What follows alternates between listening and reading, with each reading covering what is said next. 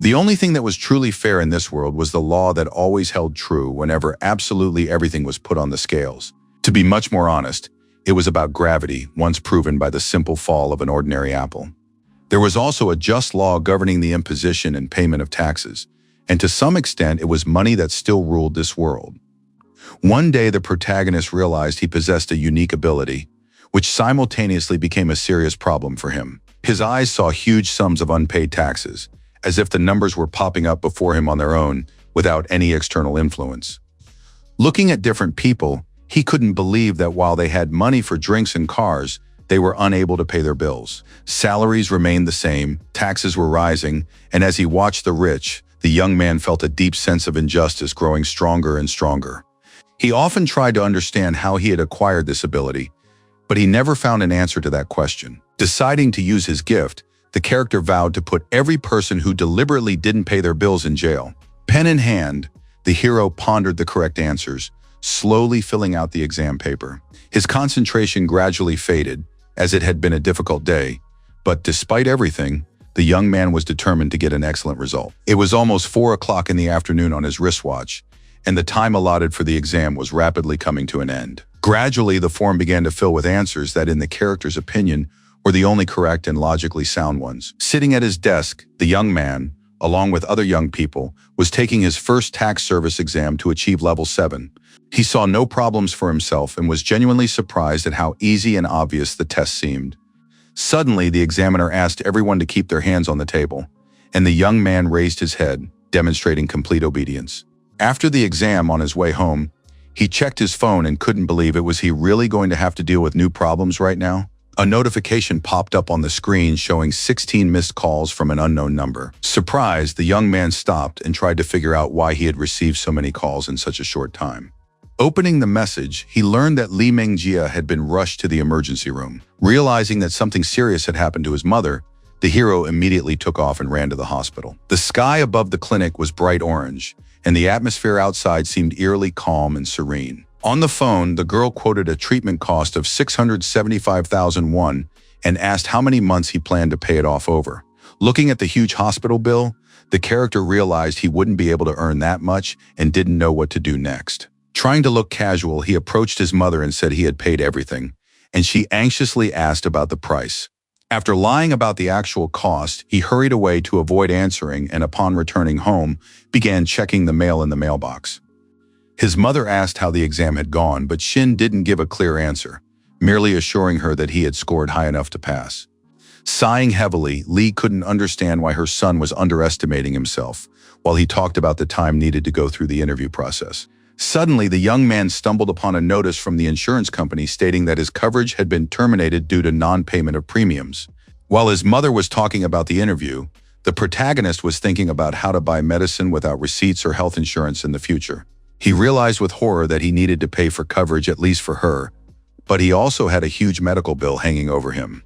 Noticing her son's strange behavior, Lee asked what he was holding, wanting to look at the papers to understand the reason for his reactions. Lying that they were gas bills, he hid the paper behind his back, but the woman tried to snatch it away, not understanding the reason for his refusal. Taking the sheet, she told him to be quiet and began to read the insurance notice carefully with interest. Her expression changed, and she asked her son not to worry and promised to find a way to pay the insurance premium herself. Realizing that his mother was completely dependent on medication, Shin pointed out that she shouldn't even think about working right now. Setting the grocery bag on the table, he declared that he would get a job, but Lee objected, thinking her son had lost his mind. Refusing to listen to her, the young man knew he couldn't turn a blind eye to his family's problems, but Lee feared for his unfulfilled dream. With a heavy heart, the woman felt guilty toward her son because of her husband and second son, who had left them, and decided not to hold Shin back. She assured him she was fine and told him to get ready for the interview, but the protagonist trembled with anger, clenching his fists, realizing that all the problems stemmed from money, realizing he couldn't bring himself to pursue his dream. Despite the promise he'd made to his mother, the protagonist picked up the phone. Realizing he had no other choice, he dialed the number of his older brother, who had abandoned the family once and for all. A harsh voice on the other end coldly reminded him that he had previously asked him never to call again without a good reason. Trying to end the call, Hen said he was in an important meeting and didn't have time, but Shin explained that their mother was sick. His brother asked dismissively if their mother hadn't been sick before, but the character tried to prove that this time it was very serious. After asking to be notified when she passed away, Hen was about to hang up, while the protagonist, furious, shouted that she was still alive, unable to comprehend how a person could lack compassion. Ducks swam peacefully across the lake while Shin continued to argue with his brother, realizing he wouldn't get any help and oblivious to the silence around him. Shocked by Hen's words about their mother, the protagonist couldn't believe his own ears and felt surprised and depressed. As he hurled insults at him, the brother believed the protagonist was using the old woman as an excuse, claiming he had neither money nor any obligations to strangers. Fearing that help would lead to new demands, Hen hung up the phone, despite the character's pleas and desperate words. The young man's loud shouts even startled the ducks, causing them to take flight over the calm surface of the water. The sun was slowly setting, and a pleasant atmosphere reigned in the city. People were relaxing on the lawns and having picnics. Some were walking their dogs and running after them, while others were simply strolling leisurely, enjoying the evening tranquility. Looking at the city by the river and the people on the embankment, the protagonist was convinced that clarity was the only thing that made them believe in the country. He considered the diversity of opinions a sign of growth, listening to those around him while people relaxed and enjoyed life. Walking past the noisy highway through the nighttime city, Shin pondered how to cope with the difficulties that had fallen on his shoulders. Sipping an energy drink, he felt it was unfair that he had secured the interview only to lose the chance to go because of his mother's illness. Turning to reason, the character couldn't understand how he could be such a son and brother, unable to buy medicine for a loved one. Standing on the bridge, the young man decided to die to spare himself the need to make decisions and keep fighting.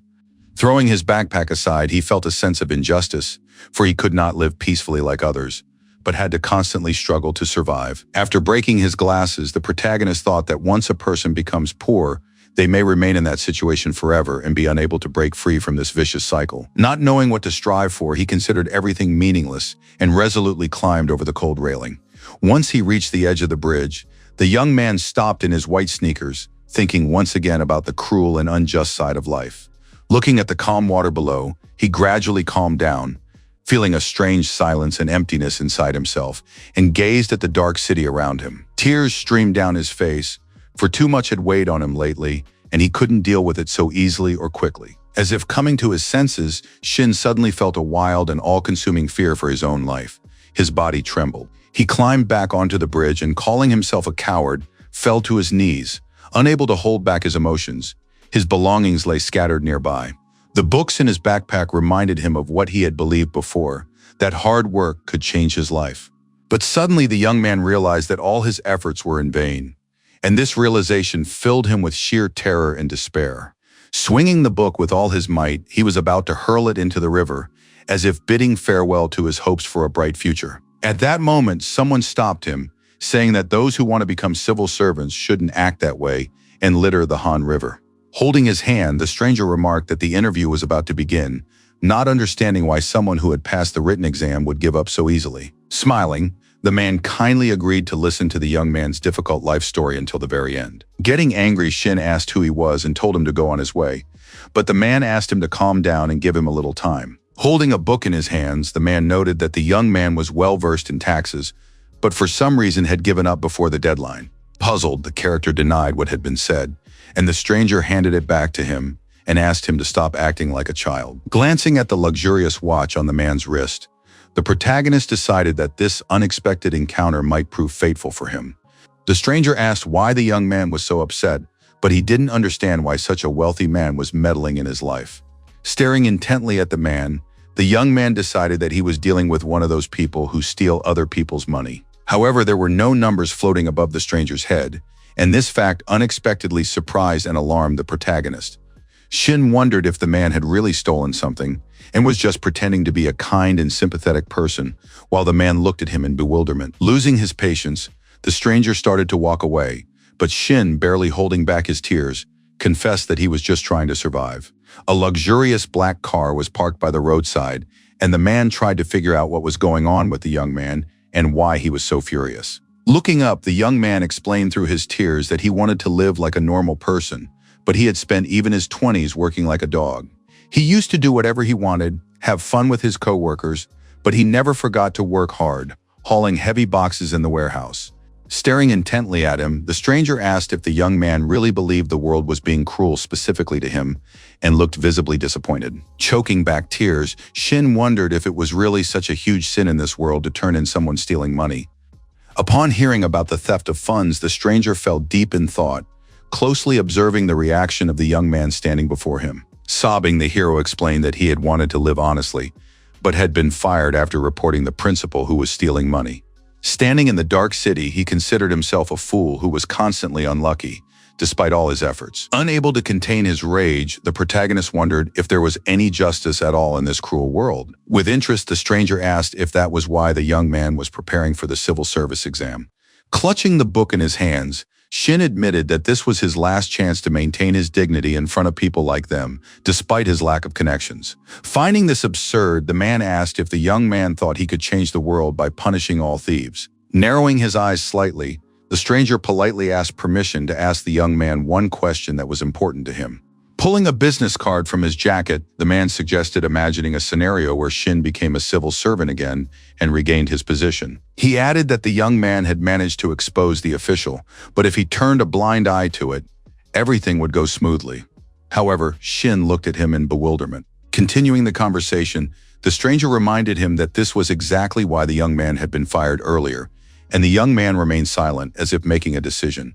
Staring intently at him, the man asked what he would do if he found himself in a similar situation again. After a moment's thought, Shin recalled the saying that a sword has no eyes and does not choose its victim to kill. With fury, the young man declared that he would definitely report the crime regardless of the corrupt official's status.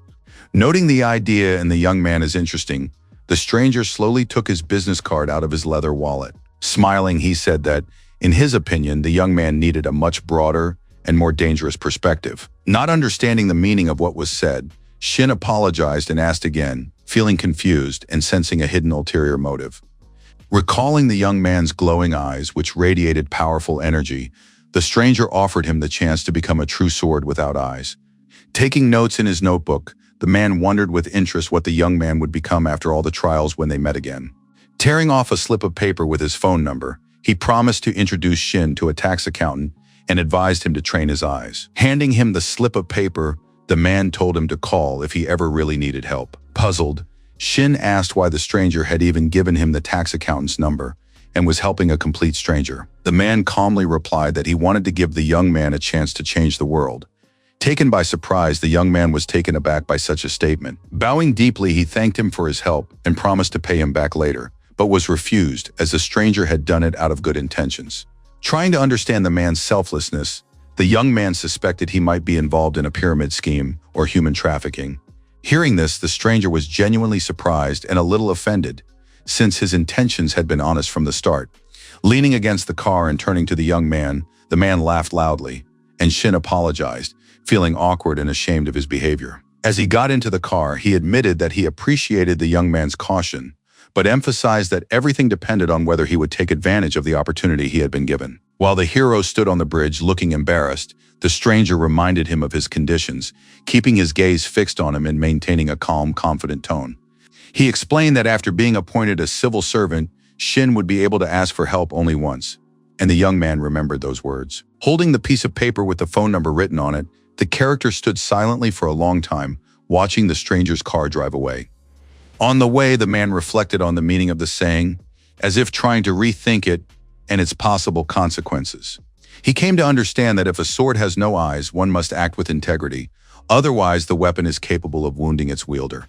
Shin studied the phone number with interest, hoping deep down that fate would bring them together again soon. The days flew by quickly, and every morning the hero went to lectures, and in the afternoon he worked in the office, gradually settling into a new rhythm of life. The tax office building was bathed in bright sunlight, the weather was clear, and a calm atmosphere prevailed. His main task was manual typing, which required patience, attentiveness, and complete concentration. Thanks to this, he was able to listen closely to the conversations around him, gathering useful information. While brewing coffee or typing documents, he caught the tiniest details as women discussed their affairs on the phone. Finally, the day of the interview arrived, and dressed in a suit, Shin headed to the massive building, trying to stay calm. Folding his hands, the head of the committee decided to ask the young man one last question closely watching his reaction. Standing before the committee members, the protagonist answered what kind of civil servant he wanted to become in the future.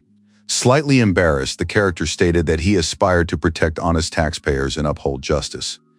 He also added that he intended to make those who evade taxes pay their bills in full. Upon returning home, his mother, taking off her shoes, reminded him of the sour milk she had previously asked him to throw out. With tears in his eyes, Shin turned to her and told her that he had officially become a civil servant. Looking at the family photo, Lee couldn't believe her son's success and was genuinely happy for his achievement. Thanks to his high grades at the training center, the hero was accepted into the tax office of Seoul's Bimsan district. Looking at the building of the firm where he would be working, in the early days, he constantly felt as if someone was watching him closely. His thoughts kept returning to the mysterious man he had met on the bridge at a turning point in his life. Looking up, the hero was determined to catch all the cowards and liars with his own hands. The tax office building, adorned with flags, stood tall in the sunlight, and the character believed in a bright future for the country. Groups of school children were making money through real estate, formally increasing the national rental income. However, in reality, it all turned out to be a shady scheme by their parents and a carefully concealed lie to avoid paying their bills. Thinking about the numbers, Shin couldn't believe that the CEO of such a large company was only 12 years old. Adjusting his glasses, the protagonist realized that companies were being registered in the names of minors on purpose to evade taxes. This didn't mean the children had actually become elementary school students for a second time. It was a complex financial scheme. All these figures flashed before his eyes, revealing the true scale of the unpaid taxes owed by the brazenly wealthy. The income tax department was a hive of intense, non-stop activity. Everyone was busy with their own tasks. A dozing employee couldn't believe that the lunch break had ended so quickly and was still savoring the last moments of sleep. Rubbing his hands together gleefully, the boss ordered everyone to stop yawning and get back to work immediately. Sighing heavily, he searched for his nail clippers, which he had once again stashed away somewhere, clearly intending to focus on his appearance rather than his work. Suddenly, Shin walked in and, startling him, announced that he wanted to show him something, and the man screamed in fury at the surprise. The protagonist sternly informed him about the owner of a 12-year-old shopping mall with an income of over 108 million won, but the boss, examining his nails, saw no problem.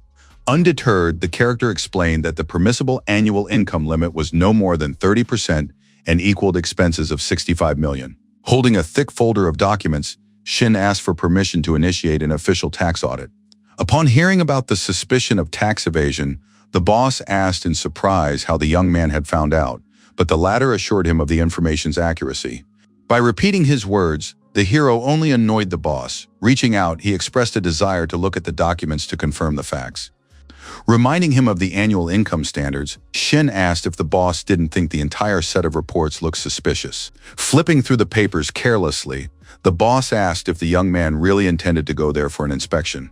Jabbing the folder against Shin's chest, he ordered him not to even think about it, but the young man tried to object, striving to maintain a calm demeanor. Unwilling to listen to explanations, the boss insisted that the young man leave everything as it was, which completely stunned and shocked him. Frowning, the boss argued that it wasn't their concern, citing the property tax department and the young man's lack of experience.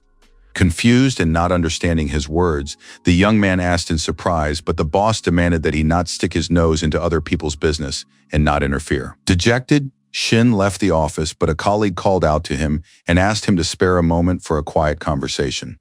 With interest, she asked if the young man's sad expression had anything to do with Lim Seong-san, trying to understand his true mood and thoughts. In a whisper, she advised the young man not to get involved in this matter, warning him of the risks and potential problems in the future. Quietly, the colleague explained that all these people knew the manager personally, and upon hearing this, Shin's eyes widened in surprise and alarm. Patting him on the shoulder, the girl reminded him how hard he had worked for the position and believed he should be especially careful. Hopefully, she mentioned that the manager was planning to retire soon, hoping to calm him down and ease the tension. Recalling the man's taunts, the young man felt anger and indignation.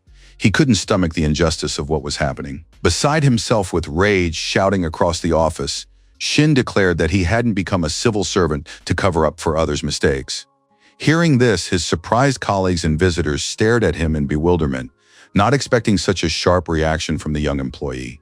The young man kept insisting that they weren't gangsters and didn't understand why they were bullying defenseless people.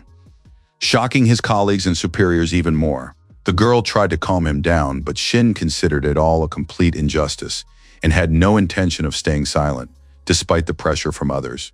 Standing in the middle of the room, he wouldn't back down, asking how long this had been going on, wondering if he had really said something out of line. Beside himself with rage, the furious boss stormed out of his office, trying to catch up with the young man, while his colleagues tried to resolve the conflict peacefully.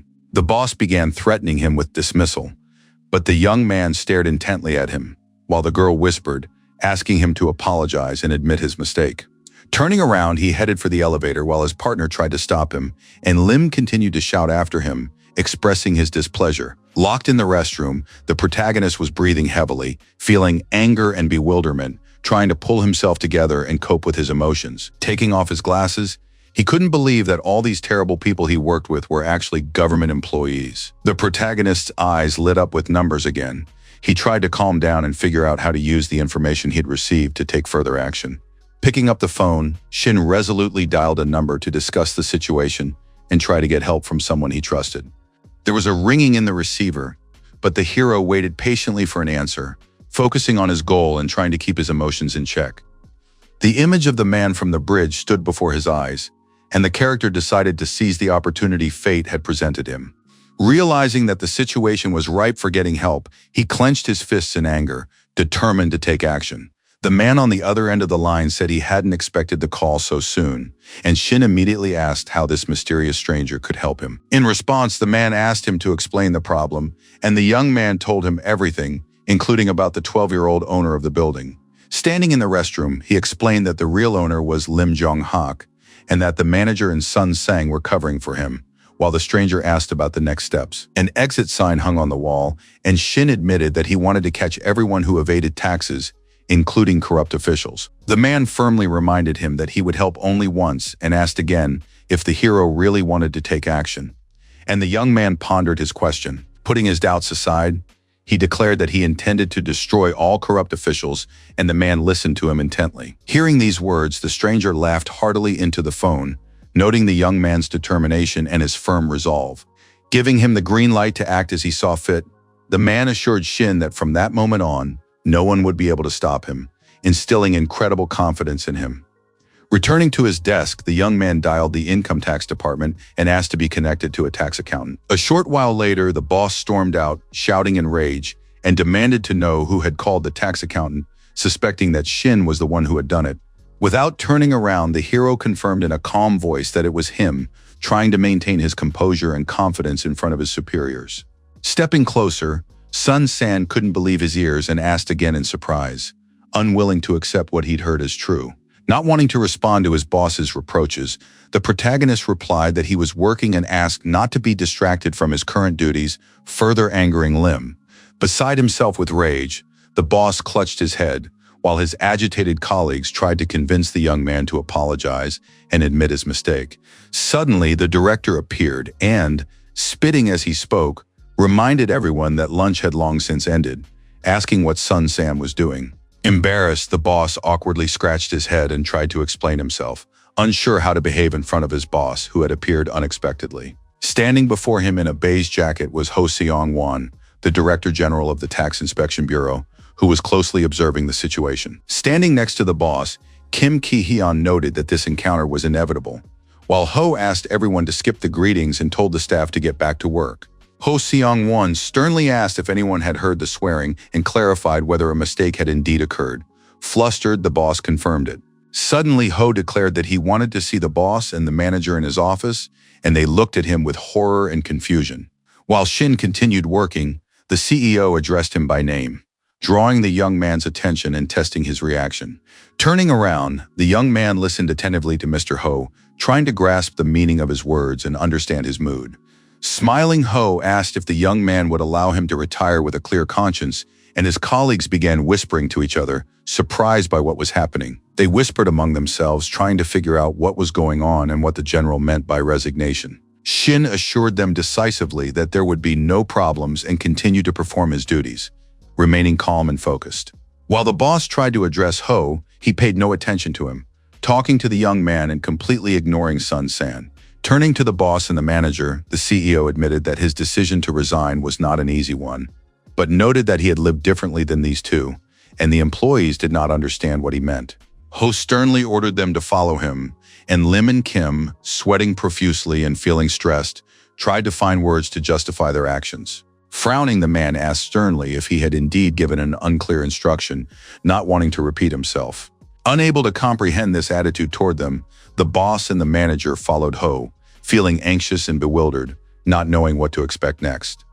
Shouts could be heard from behind the closed doors, and the rest of the colleagues, having stopped working, listened intently to what was happening. Meanwhile, Shin, as if nothing were wrong, continued working at his computer, displaying complete calm and confidence. With tension and bewilderment, the employees watched the young man's reaction, realizing that he was involved in the incident. Their faces betrayed anxiety and despair because they realized that the outcome could be extremely unfavorable for them. Catching their attention, Shin merely stretched lazily at his computer, showing complete indifference to the commotion and chaos unfolding around him. Adjusting his tie with a smile, the man asked, "Is the new employee really causing everyone trouble?" As he watched his colleagues' reactions. In the office of the head of the income tax department, he explained that this was perfectly normal, since he himself had been working there for 20 years and had seen it all. Seeing Lee and Kim, he was delighted, threw open the office door and greeted them warmly, expecting a pleasant meeting. Noticing their pale faces, the accountant asked what had happened to them, sensing that the situation was far more serious than he had thought.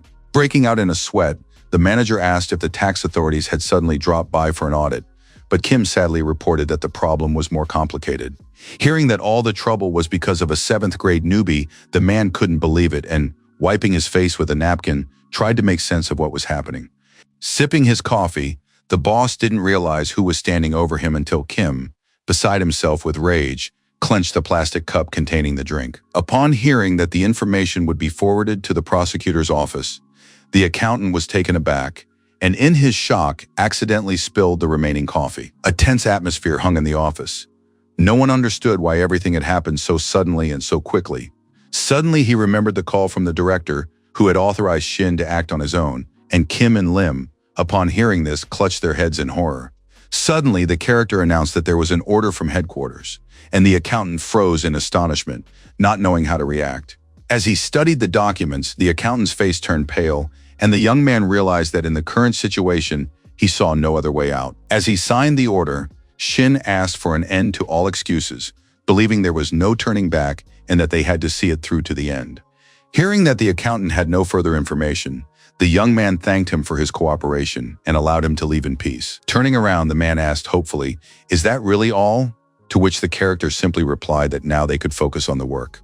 Finally, Shin advised the man to take care of himself and look after his health, realizing that tension and stress can affect anyone.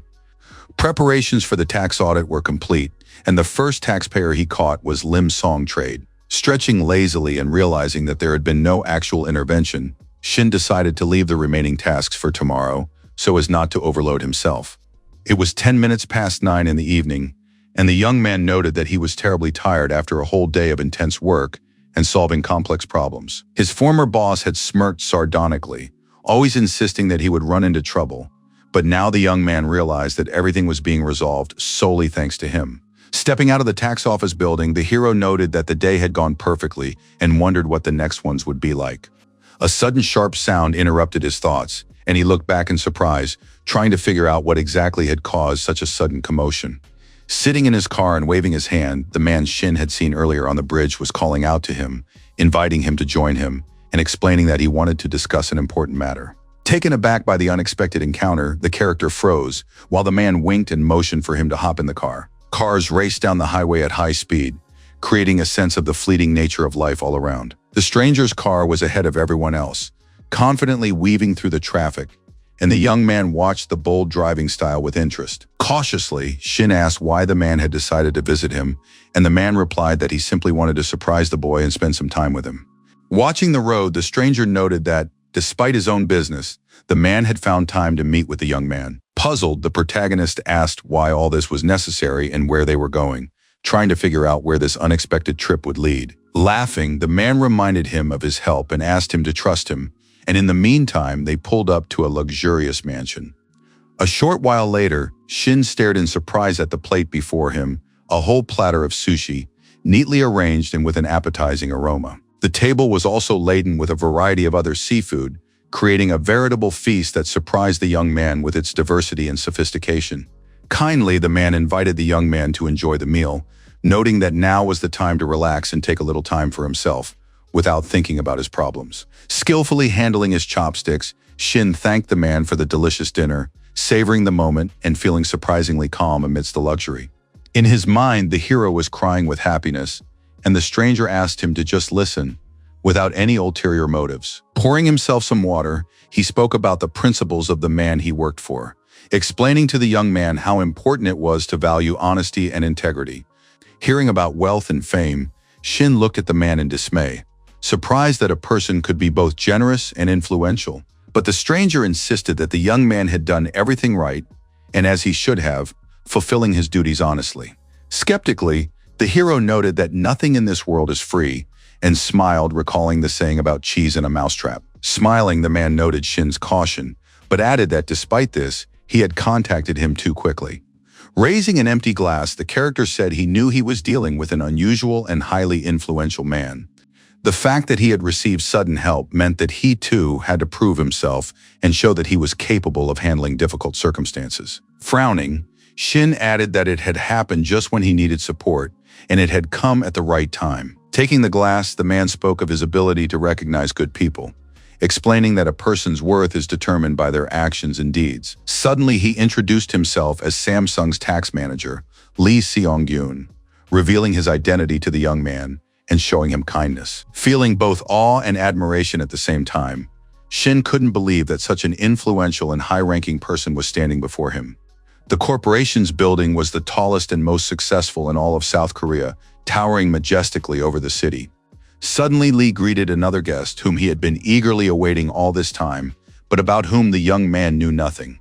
Shin stared in surprise at the man who had entered, trying to figure out his status and position, as well as the purpose of his visit. Lee himself greeted the guest as a director, bowing deeply to him, demonstrating respect and impeccable manners. Smiling, the man asked Shin to relax and inquired if he was the very same newcomer for whom the bosses had been making excuses to the director. Feeling awkward, the character introduced himself, embarrassed and realizing he had become the center of attention for people of high status. Deciding to leave them alone for a moment, Lee left the office while a frightened Shin tried to find at least some support in him. Ignoring the young man's fear, the director asked him to sit down, signaling that he intended to discuss important matters. While the protagonist was thinking about what to do next, the man burned him with his gaze, assessing every movement and reaction as if testing his honesty. Lifting his glass, he asked Shin to pour him some water, showing friendliness and an opportunity to build a rapport. With trembling hands, the young man took the carafe and willingly agreed, trying not to anger the man of high status while simultaneously showing respect. Pouring the water smoothly into the director's glass, he watched his reaction, realizing that every detail of his behavior was important for building trust. When the protagonist finished, the guest addressed him, as if intending to get straight to the point and discuss issues that had long required a solution. Looking up, Shin gave him a questioning look, expecting questions and some kind of explanation, not understanding the purpose of the meeting. Deciding to get down to business, the man asked if the young man wanted to become a sword of justice, and the hero stared at him in bewilderment.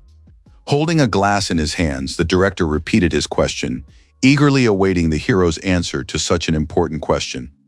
Puzzled with a glass in his hand, Shin asked again, trying to understand exactly what was expected of him, and watched the guest's reaction closely. Introducing himself as Min Chi-hee, director of the tax service, he emphasized that the young man was under no obligation to obey him, and that the decision was always his to make. With interest, the protagonist asked if there was any other way out of the current situation at the company where he worked. Suddenly, he noticed the man deftly moving the sushi chopsticks right toward him, as if trying to grab them.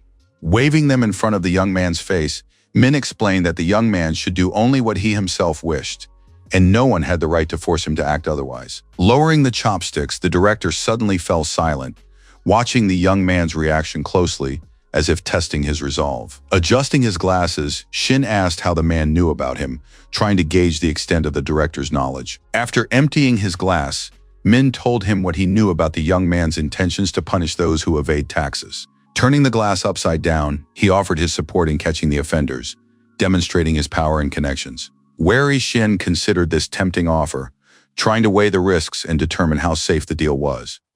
Taking the empty glass, he handed it back to Min Shi-hei, signaling his willingness to cooperate and his desire to build a relationship of trust. Tilting the glass, the young man tried to assess the potential risks, devising a strategy that would allow him to act effectively. With a puzzled look, the director watched the young man's actions closely, studying his behavior and how he handled the glass. As he poured water, Shin asked what would happen if he accidentally ran into Min Shi-hei himself, trying to understand if there were any boundaries. Raising his glass, the man replied that if that happened, there was nothing to be done, but he gave the hero the opportunity to decline his offer. Lost in thought, Shin remained silent for a long time, realizing that this decision could change his career and allow him to achieve justice in the fight against offenders. Cautiously, he took his glass and pulled it toward him, demonstrating his willingness to cooperate and showing that he trusted the director. Feeling nervous, the young man stood up and, reaching for the glass of drink, said he accepted the offer to become the sword. He resolutely expressed his desire to deal with those who don't pay taxes as soon as possible, fully aware of the responsibility for his own actions. Imagining himself standing near the massive Samsung building, the hero believed this was his only chance, one he couldn't let slip away. The next morning, the Bomson tax office building stood in the bright sunlight. Everything was calm outside, but inside passions were running high. When they spotted the young man, his surprised colleagues couldn't hide their astonishment, thinking he was far too bold to return to work after everything that had happened. Glaring at him, they thought he had lost his conscience by coming here and showing his face to all of them. Breathing heavily and feeling tense, Shin greeted them, realizing that his every move was now being closely watched. To himself, he wondered how, at 30 years old, he had managed to become an outcast at work, realizing that honesty sometimes leads to conflict. Whistling, he decided not to get distracted by such thoughts and to focus on his work, realizing that his current tasks were more important than his personal feelings. But the protagonist couldn't forget yesterday, staring at his reflection and thinking about how strangely his fate had become intertwined with that of high-ranking officials. Yesterday, he had met Samsung's tax inspection manager, Lee Seong-gyun, and the director of the tax service, Min Chi-ho. Considering these introductions extremely significant, the protagonist was lost in his thoughts and didn't even notice that the manager was trying to address him, waiting for a response. Looking up, he greeted Kim, who asked angrily if Shin had really returned to work, showing irritation and dissatisfaction with the newcomer's presence. Puzzled, the young man asked what exactly he meant, trying to understand the reasons for his aggressive behavior. Hurling insults and nearly lunging at him, almost knocking the monitor off the desk, Kim furiously repeated his question. While they were arguing, Hwang Seong-hae approached them, closely observing the situation and ready to intervene to resolve the conflict. Asking him not to disgrace Bomson, the manager inquired why Kim had picked on Shin, trying to figure out who was to blame for the situation. Pointing a finger at him, Kim demanded that he not meddle in other people's conflicts and mind his own business. But pointing back at him, Hwang asked if the manager knew that it was precisely because of him that they had come under criticism, embarrassing his colleague and making him think. Pushing the enraged man in the back, he asked him not to lose his temper and to behave with restraint so as not to escalate the conflict or create new problems. Turning to the newcomer, Hwang asked for a moment of his time, and Shin, raising his hand, agreed, realizing that the conversation would be important and helpful. Standing up, the young man asked with interest what the man wanted to say, and the manager invited him to go to the break room where they could discuss everything calmly. There he took out a grape-flavored lollipop and offered it to the young man, showing friendliness and his intention to create a relaxed atmosphere. In response, the character thanked him, and Hwan admitted that he didn't like the tension in the office and wanted to lighten the mood among his colleagues a bit. Unwrapping the candy, the manager shared rumors that the guy wanted to pass on important information to their department, catching Shin's attention. Confirming his colleagues' guesses, the protagonist explained that these were allegations of tax evasion by the Imsun shopping center. The building was managed by a 12-year-old girl, and according to the financial reports, construction had cost about 1.5 billion won, an amount of money that couldn't possibly belong to a child. Hwang asked with interest if, in the guy's opinion, everyone had profited from this, and Shin confirmed his colleague's suspicions. Suddenly, the manager reached into his pocket and asked to see another document, preparing to explain the details and hidden schemes. Unfolding the crumpled document, he explained that it was Imsun's financial report, revealing key points about the structure of debt and income. The total debt amounted to nearly 1.5 billion, and another third of a billion had been borrowed, creating an impressive financial burden on the company. After crunching the numbers, Shin noted with surprise that the company had added only 200 million, and Huang praised his ability to grasp things quickly. Studying the document with interest, the character wondered if the source of these funds was known, or if he was missing something, trying to understand where such enormous sums had actually come from. Chewing on a piece of candy, the manager watched the newcomer's reaction, assessing how well the young man was able to understand financial reports and correctly interpret their content. With interest, the character asked if this was really money from the girl's parents, forming his own assumptions. But Huan explained sadly that the funds belonged to the bank and suggested that Shin think it over again before jumping to conclusions. Recalling the collateral, the young man surmised that the girl had taken out a loan from the bank for her parents' shopping center and then bought it back from them. The manager happily confirmed his guesses, praising the rookie's attentiveness and quick thinking, which had allowed him to grasp the complex financial maneuvers. Finishing his lollipop, Shin took note of the complex tricks and schemes, trying to memorize the details so he could apply his knowledge in practice. He realized to himself that his father would now have to pay the price for tax evasion, but Huang stopped him and asked if he knew anything about a gift with encumbrances. Answering in the affirmative, the hero imagined himself dragging a huge bag of money and then just giving it away to other people for free. Paying a high gift tax becomes a burden for the recipient, and they risk drowning in debt if they don't use clever schemes. However, a gift with a burden was different from a bank loan, because someone could offer a shopping center in exchange for repayment of the debt. If the girl's father had done something like that, he could easily have transferred the property by power of attorney, thereby reducing the tax. Shin noted sadly that this was illegal, but Huang patted him on the shoulder and asked him not to be upset, understanding that it was hard for the young man to come to terms with injustice. Finishing his lollipop, he promised to tell him about one way to deal with financial difficulties, but noted that it wasn't without a catch. Adjusting his glasses, the hero felt more confident in his own abilities than ever before and was ready for any surprises the day might bring. Amid the bustling city stood the tax office building, its austere facades towering over the street, drawing the attention of passers-by. The weather was sunny, nothing foreshadowed trouble at this bustling office, but no one suspected the unexpected turn of events. To himself, Khan noted the unusual situation, but he believed the young man shouldn't receive information just like that without any effort. Noticing the young man, he greeted him while standing next to his white car and waved, showing friendliness and a willingness to cooperate. To himself, the manager noted the young man's pride and composure, as well as his confident stride and calmness in such a difficult situation. In the car, he asked if, in Shin's opinion, they would be able to tax the company, and the young man confirmed this with confidence and without hesitation. On the way, they discussed the main problem, which was that the parents had paid virtually no taxes, passing the debt on to their children. According to the report, the family owed the bank 1/3 of a billion won, which came as a real shock to Huan and the young man himself. Using the child as a front, the parent was behind it all, so they were curious to see who would ultimately foot the bill for all these financial shenanigans.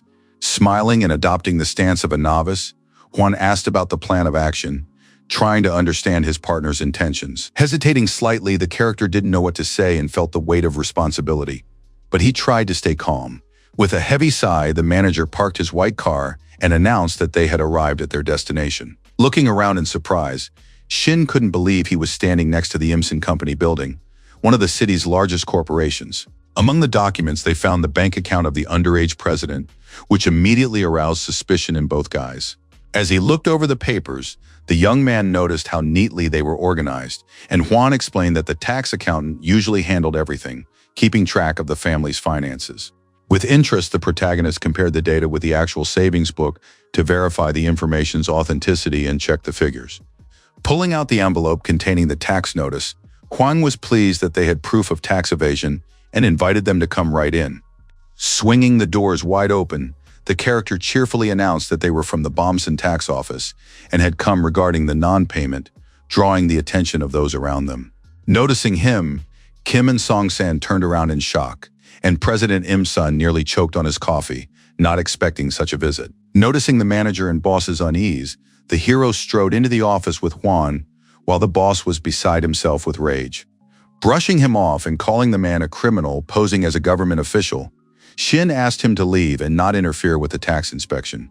Lifting his fist, Lee Song could barely restrain himself while Kim tried to calm him down, and explained that the conflict could spiral out of control. Smiling sardonically, the company president wondered what this young man was doing there at all, and how he had dared to enter without an invitation. Smiling, Han explained that this wasn't a child but a nice young man from their tax office who had come to perform his official duties. Staring intently at him, the president told the young man to think carefully before acting and warned of possible consequences. After introducing himself, the hero replied firmly that he knew what he needed to do and had no intention of listening to others' opinions. Handing the papers to the president, the character asked him to first take a look at some documents to assess the financial situation. Frowning in displeasure and folding his arms, the man asked what they were and immediately replied that he wouldn't take them, showing not the slightest interest. Smiling slyly, the hero said that in that case he would have to give it all to Lim Yeji, noting that the girl's classes were already over. Enraged at the mention of his daughter, the president snatched the folder from the young man's hands, setting about studying the contents and not wanting to involve the girl. Crumpling the papers, the man was beside himself with rage upon seeing a debt of 500 million, while Shin noted that it wasn't actually that much. His eyes glowed strangely again, and the character saw numbers above the president's head that seemed to flash a warning about the debts. Zhang Hak's actual tax evasion amounted to over 1 billion, confirming the full gravity of the family's violations. Like a cunning snake, the man insisted that this was not a gift, but a transfer of property for which he had allegedly already paid in full and owed nothing. Undeterred, the hero insisted that if the transfer were valid, the president would have received the money and asked whether he had transferred the debt along with the building. Hissing, Jiang replied that the young man was right and that his daughter was paying off the debt with the money she earned managing the company's shopping center. In response, Shin asked if the president himself hadn't paid for it, to which the man demanded proof, unwilling to admit his guilt. Deciding not to back down against such a cunning snake, the young man said he had seen the shopping center's business account, and the man asked if there were really problems with it. Reviewing the documents, the character explained that an amount equal to the repayment amount specified in the bank's financial statements had been withdrawn from the account. Stepping in to defend the president, Kim explained that if you spent 1/3 of $1 billion over 30 years, that would amount to 42 million every year. Replying that he wasn't finished yet, the hero wondered if he was really facing an official who looked like a tax agent. Meanwhile, the president, along with the chief and the manager, openly laughed at the young man's statements, not taking them seriously. Placing the folder firmly on the table, the protagonist declared that this was precisely why he had come with evidence and was ready to reveal the whole truth. With interest, Young began examining the document, while Lee wailed in horror, realizing that the situation was spiraling out of their control. Sipping his coffee, Shin explained that this was the second bank statement belonging to the shopping center president's daughter, confirming tax evasion. An ordinary schoolgirl was earning 3.5 million a month, a total of 42 million a year, which by the family standards was an unusually high sum. The hero asked decisively if the president was ready to pay off his debts using his daughter's allowance, and the disheartened Sean couldn't say a word. Realizing that the girl was involved in her father's shady schemes, the hero declared that they knew everything and were monitoring the family's financial activities. As if he had defeated the evil serpent in the form of the president, Shin said they would give him time to explain himself and clarify the situation. Angered at his partner, Lim called him stupid and said he couldn't help in any way, leaving the president to solve the problems on his own. Smiling, Huang praised the rookie for his good work and the courage he had shown in defending the law and the interests of the tax office. While the men were arguing and nearly killing each other, the guys decided to continue the investigation and not miss the opportunity to prove they were right. With burning eyes, the hero noted that he hadn't received a response and proposed proceeding with the taxation, giving Cheon no time for excuses. Demanding immediate and honest payment of the tax, he deftly defeated the vicious snake, as if cutting it down with his sword and proving the power of the law. Picking up the phone, the president merely laughed maliciously in response, realizing he stood no chance against these young men. Dialing someone's number, he asked them to wait a moment, claiming he needed time to see who would ultimately prevail. Smiling, the president spoke with Manager Ki while Shin looked at him in surprise and Han couldn't believe his ears. Delighted, Lee and Jian hoped that with the boss's help, they would send the Bombsen employees to the police station. Tense, the hero and Han eagerly awaited the answer, trying not to betray their anxiety and hide their emotions. With a sly smile, the man explained that some issues had arisen between them that could drag on and complicate the situation for everyone. Upon hearing the response, his expression changed abruptly, and he realized he had called the wrong number and now needed to quickly correct his mistake. Puzzled, Kim and Lim asked what was going on, noticing the CEO's agitated expression. Showing interest, Shin asked the manager about a certain message and didn't understand who had helped them resolve the situation. A notification from Lee Seong-gyun popped up on the phone, informing them that the police would visit the tax office that afternoon to check all the documents. Laughing happily, the guys decided to continue working, realizing that luck and the law were on their side and that they could act boldly. Realizing that Kim wasn't answering his calls, the president understood that all his plans had come crashing down, and he fell into utter despair. Horror froze in his eyes and sweat trickled down his face as if he realized the full gravity of his mistakes and the possible consequences of his actions.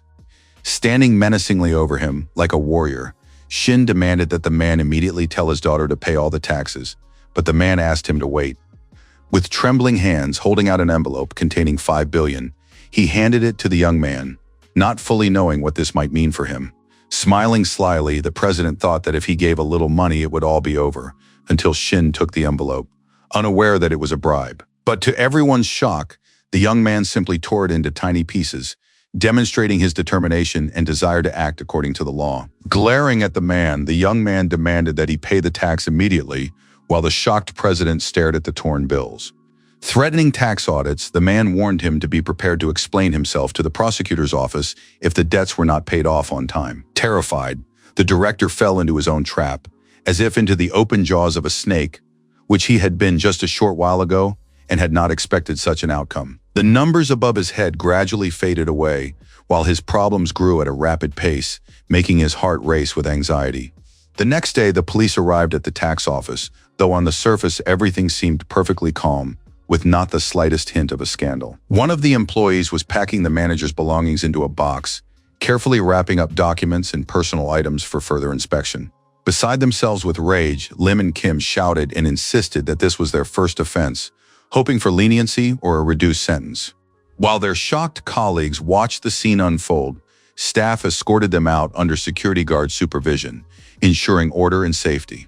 Hwang angrily asserted that the time had come for officials to be held accountable so that no one could evade taxes anymore. Smiling kindly, Ho Seong-won called out to Shin and asked him to spare a few moments to talk and exchange important work-related information. After that, they headed to the boss's office to talk calmly and discuss important matters away from prying eyes. Holding out a red, grape-flavored lollipop, the director treated the young man, showing friendliness and a desire to establish a connection. To himself, the hero noted that many people here loved candy, while Ho remarked on his excellent work and courage in solving complex problems. Suddenly, Hwang spoke up, also expressing surprise and admiration for the newcomer, noting his decisiveness and ability to take action. The man noted that, despite having only recently joined the team, Shin had managed to apprehend Im-sun, something no one had been able to do before. Smiling, the manager also mentioned the capture of a couple of officials and praised his partner for his courage, agility, and adherence to the law. Feeling awkward and a little embarrassed, the hero laughed in response, trying to hide his nervousness and show confidence in himself and his actions. Noting that there were many such people, Ho Seong-won decided to share an important decision he had made that could change the course of their work. Thinking of Lee Seong-gyun and Min Chi-hae, the commissioner believed that, together with the young man, they would be able to clean up the tax sector and establish a control system. Smiling, he claimed he was no longer such a great man, while Hwang stood behind him in surprise, listening silently, impressed by his words. Holding a lollipop in his hand, the young man explained that his father had died and his mother was seriously ill, and that he had achieved everything on his own, without anyone's help.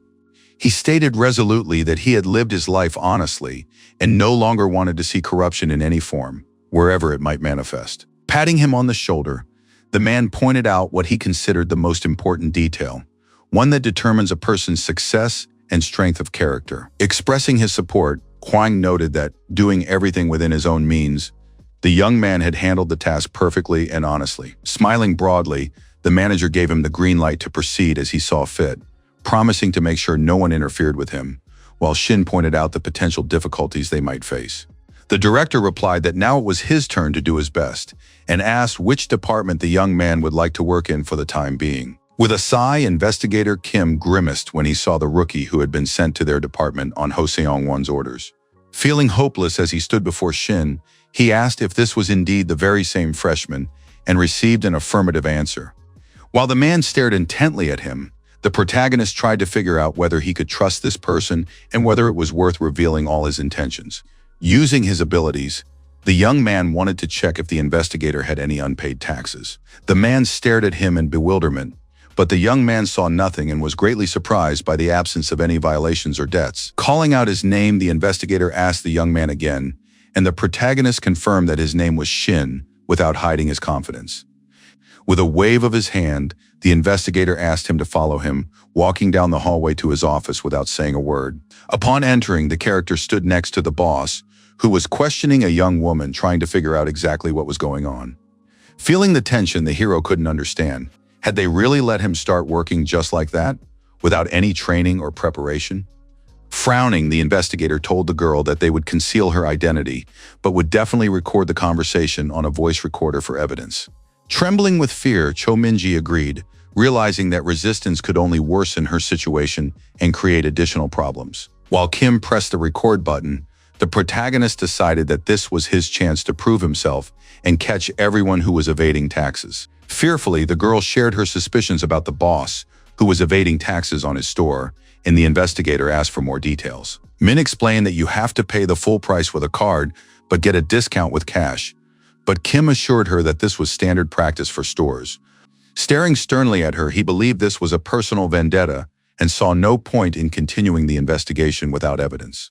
Standing next to another assistant, Shin knew that sometimes informants file complaints out of spite, but if the allegations turned out to be true, action would have to be taken. The voice recorder on his phone was recording the entire conversation, and Kim asked how many employees actually worked at the store every day. The girl was inconsistent in her testimony, but added that, despite high sales, they weren't paid on time and there were constant delays. Surprised, the investigator asked if the boss really didn't have any money.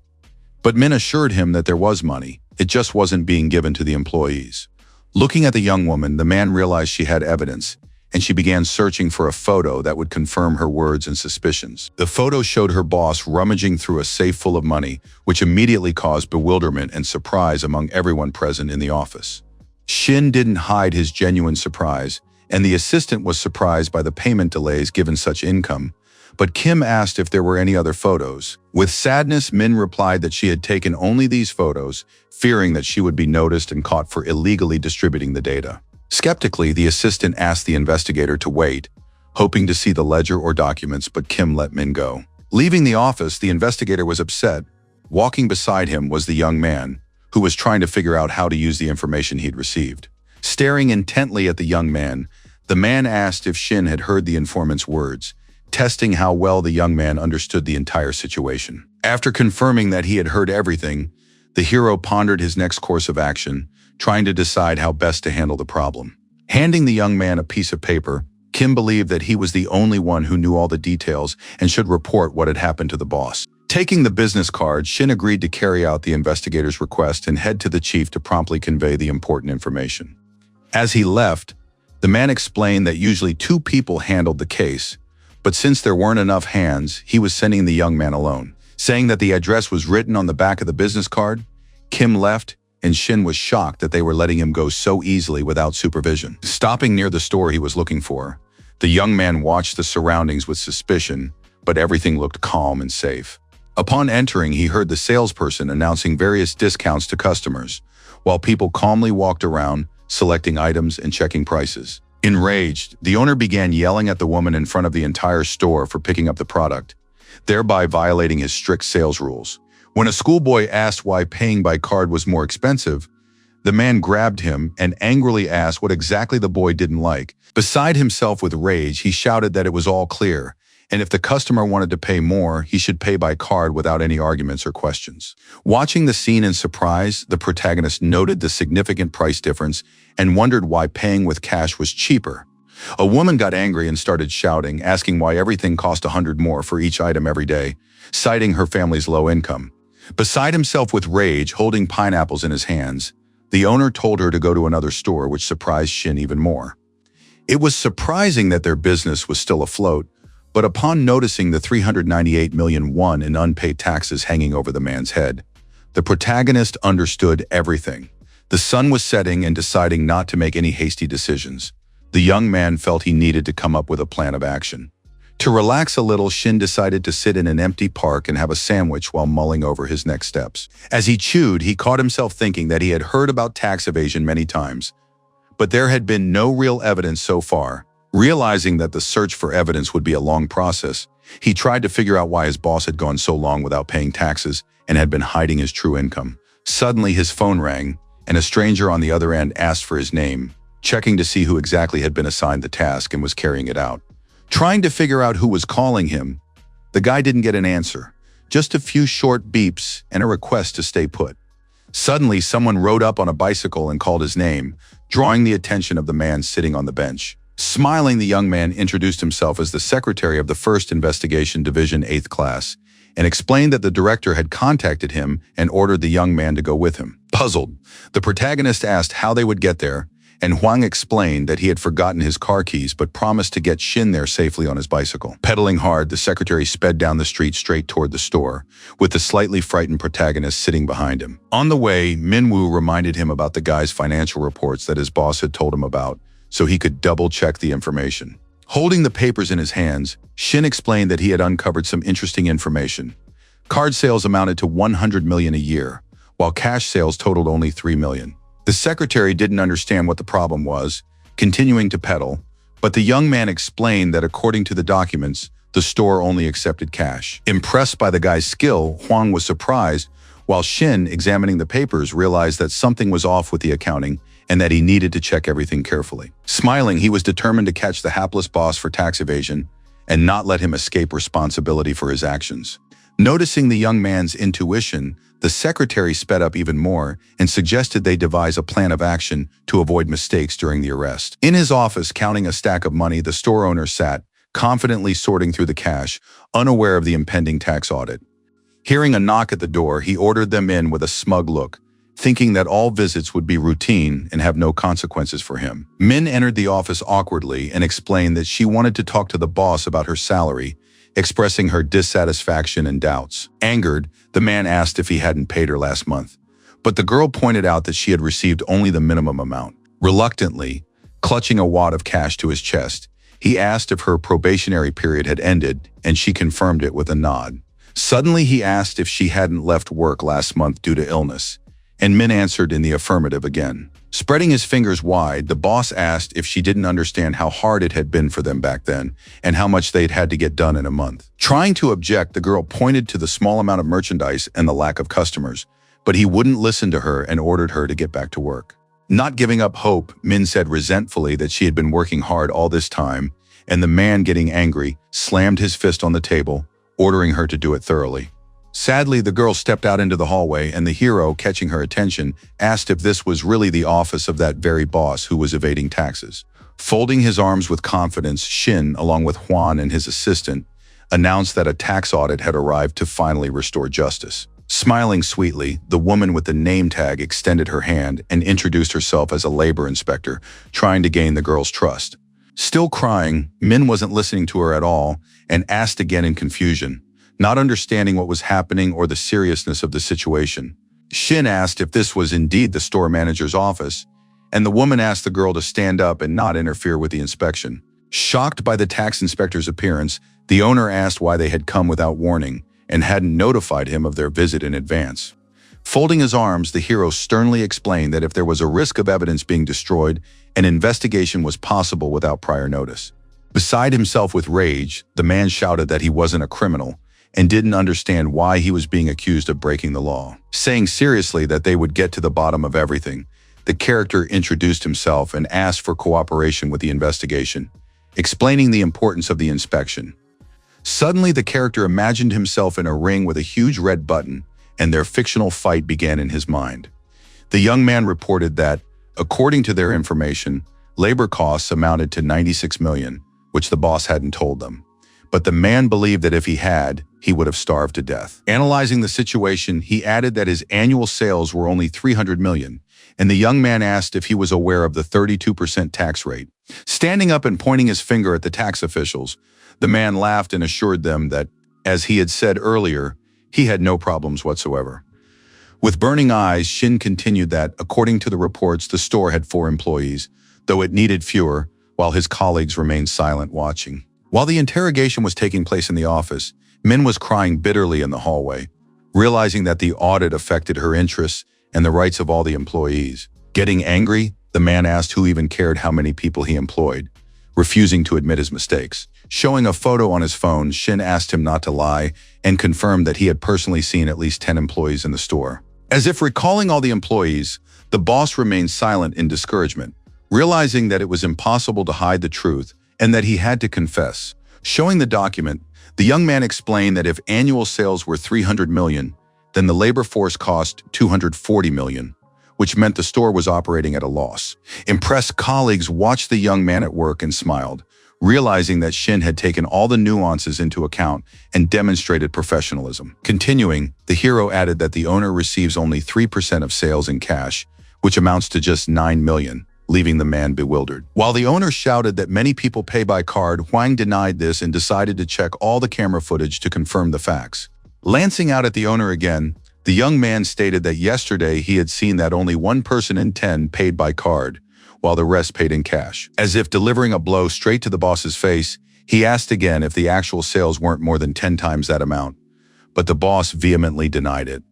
Losing his footing, the man explained that the revenue was twice as much, and Shin, after doing the math, asked, "Is that really 900 million a year?" Like a fighter in the ring, he added that there was also a problem with employee social security, completely disarming the owner with his words. There was no private insurance, no employment notifications, no compliance with labor laws. The director was choking on the complaints as if he'd been defeated. Undeterred, the hero continued, stating that there were no pension payments, the work had not been paid for, and all of this would continue until taxes were paid.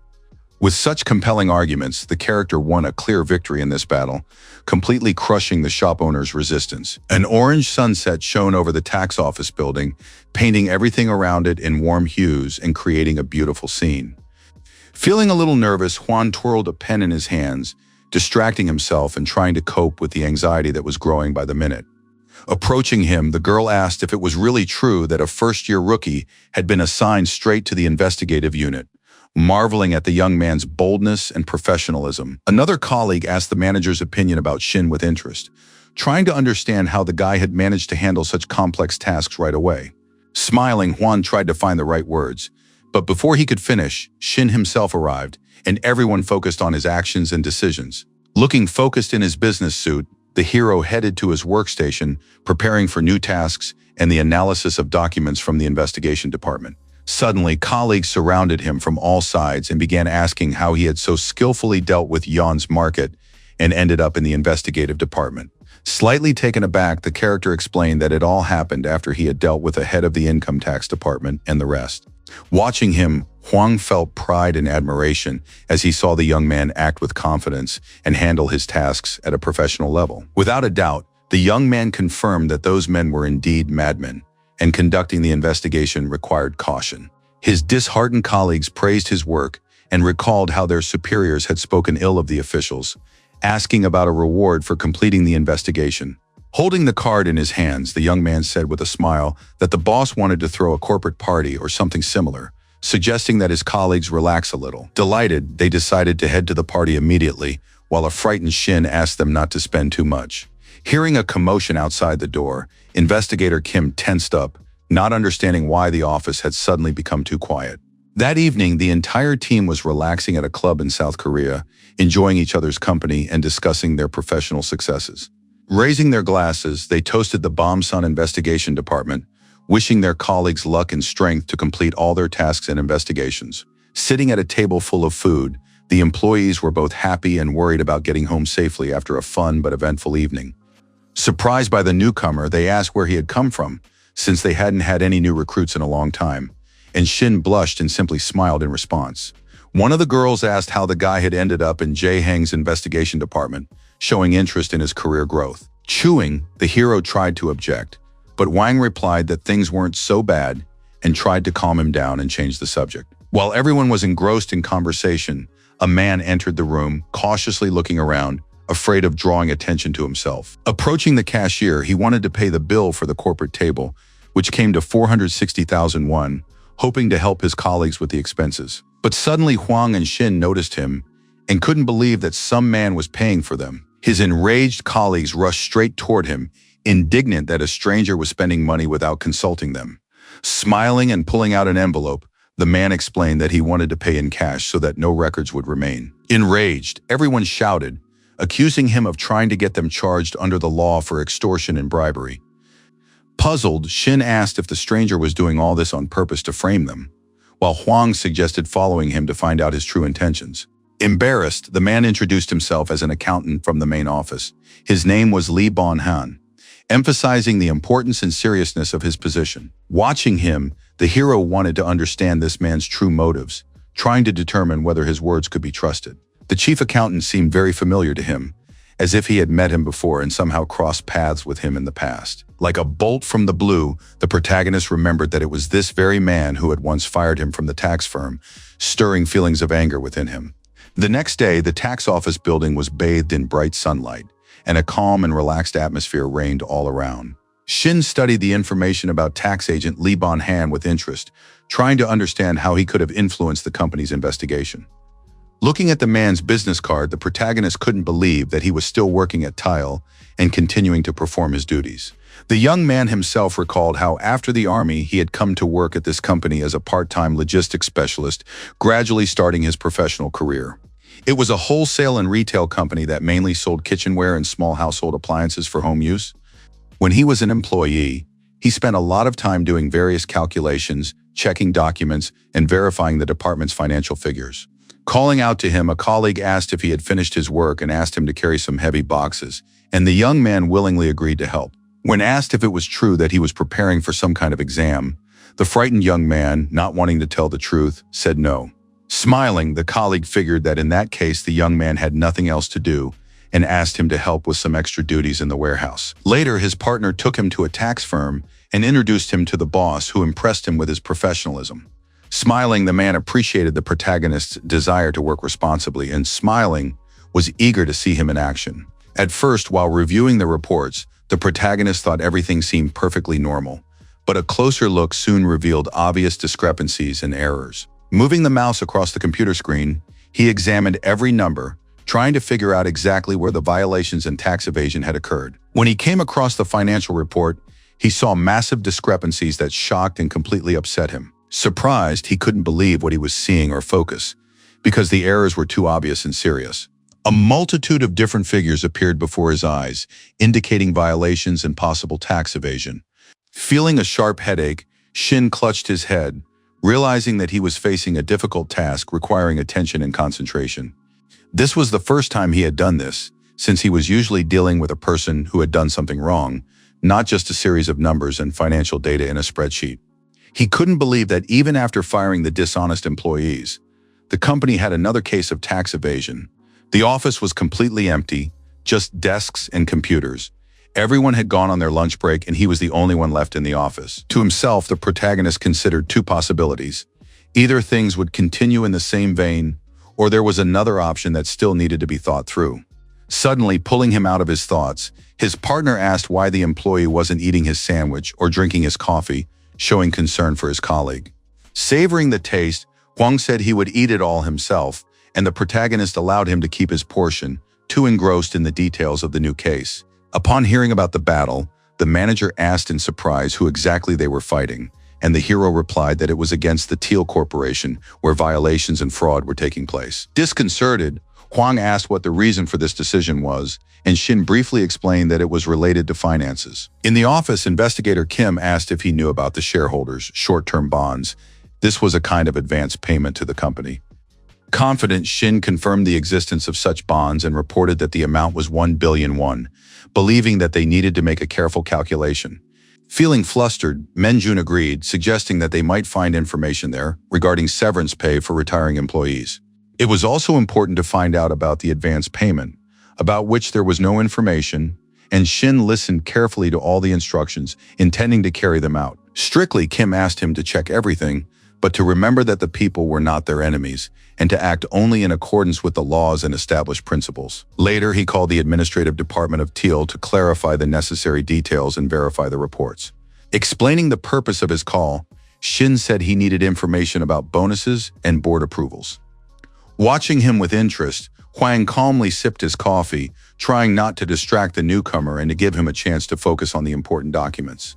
After replying that they didn't have such information, the employee offered to connect the young man with the director, and he readily agreed, understanding the importance of his request. Suddenly, he heard a rather familiar voice on the line and tensed up, realizing that this was the very person with whom he had had past conflicts. It was Park In-hall, the man who had once fired him, and now the protagonist had to conduct the conversation carefully without betraying his emotions. After greeting him, the protagonist asked for the board of directors' approval regarding bonuses, explaining the purpose of the call and the need to obtain the data. He pictured the executive's face and his haughty smile, and then asked who he was speaking to and why he was being bothered. The young man replied that he was from the first department of the Bomson Tax Service, gave his name, and clarified the reason for contacting the director. Recognizing an old acquaintance, Park exclaimed joyfully, expressing surprise and at the same time interest in how the young man had managed to advance.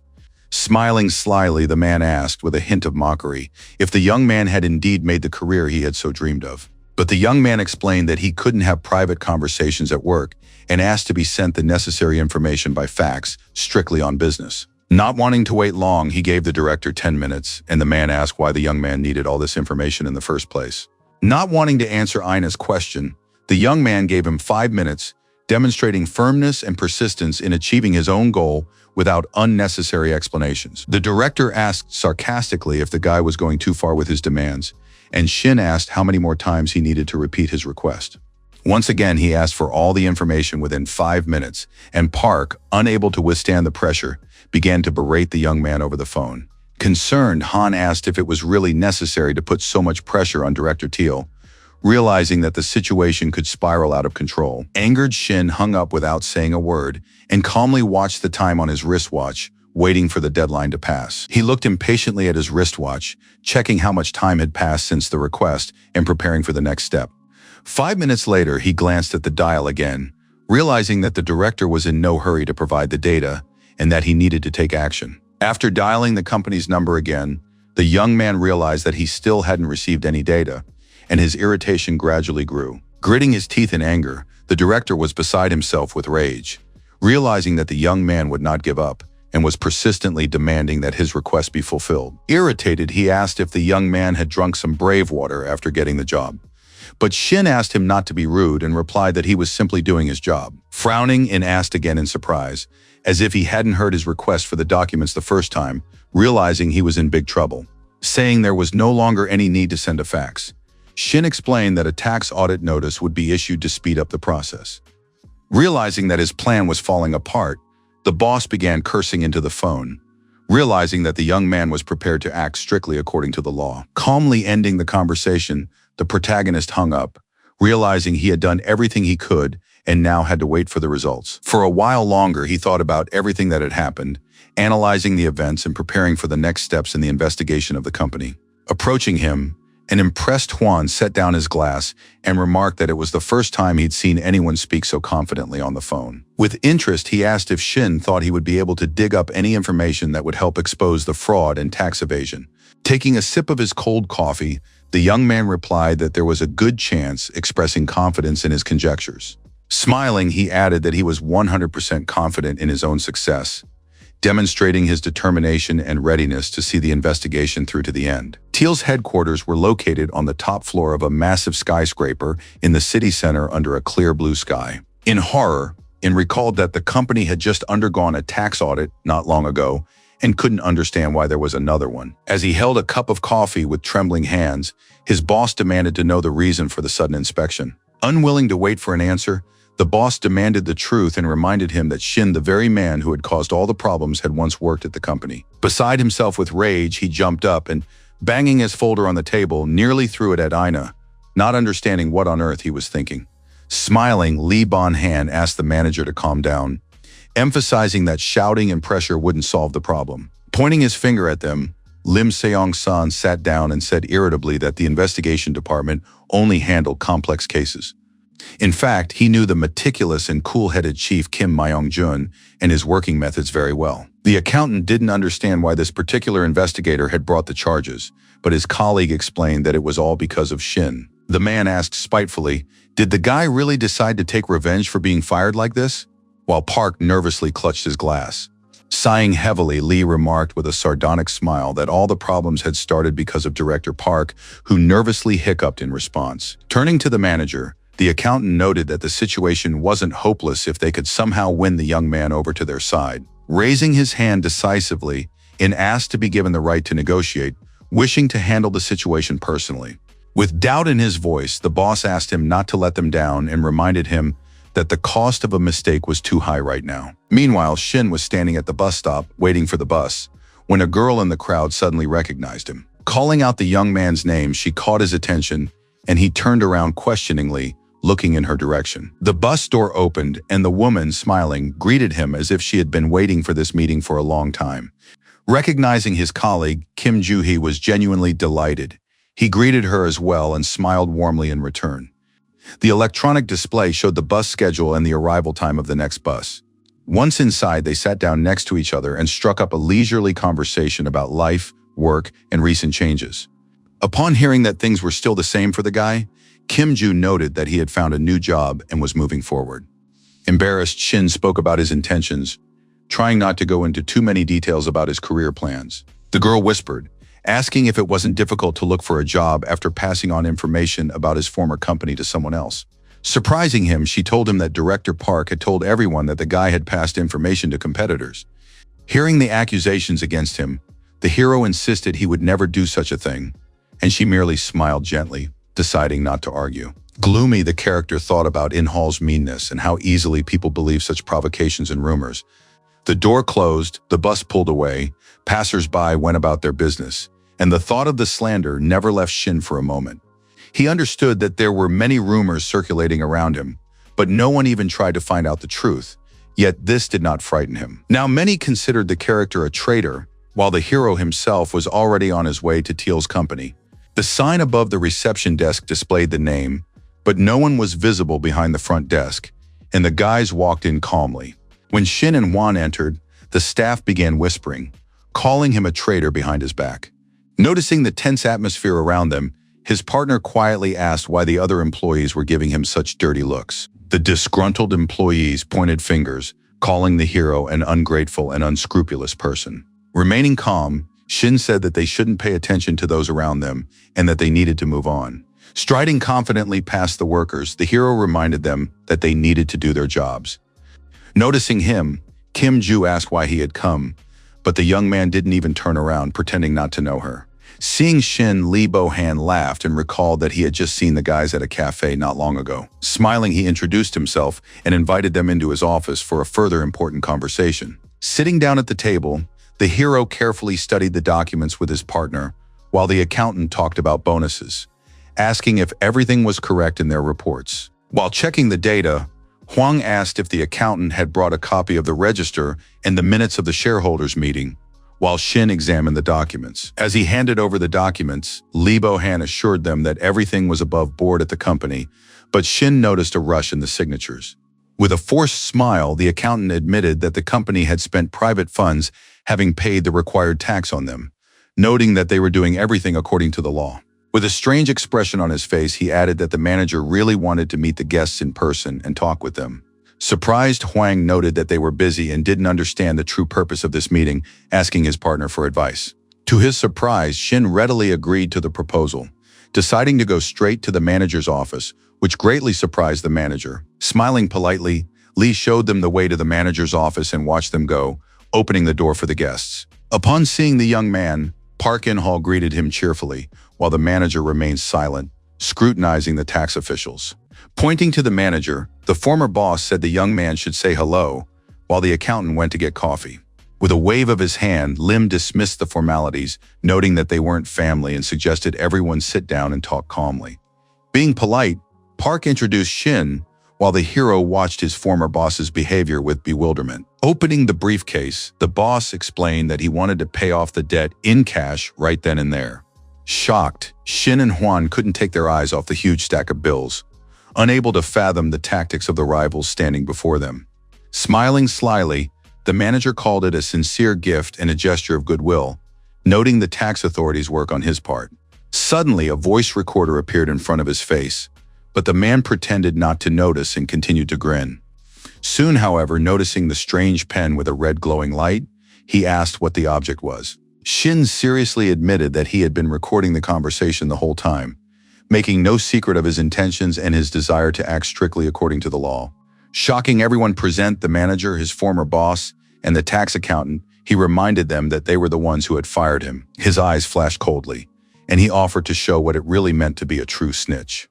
The pen in his hands continued to glow with a red light, as if reminding everyone present that every word was now being recorded. Frightened, Parkin asked if the guy was really recording, and the hero calmly confirmed it. Embarrassed, the former boss asked if Shin realized how rude this was, and the manager immediately asked if they were guilty of something. Responding seriously that they should draw their own conclusions, the hero suggested they simply go through the list of crimes that had already been committed. Turning to him, Kwang whispered, asking if the character was really still recording, and the latter confirmed it just as quietly. Suddenly, the manager asked Park angrily if he was really just going to stand there and watch what was happening without doing anything. Turning sharply toward the guys, the former boss snarled that he had to remind his former employee of something right now.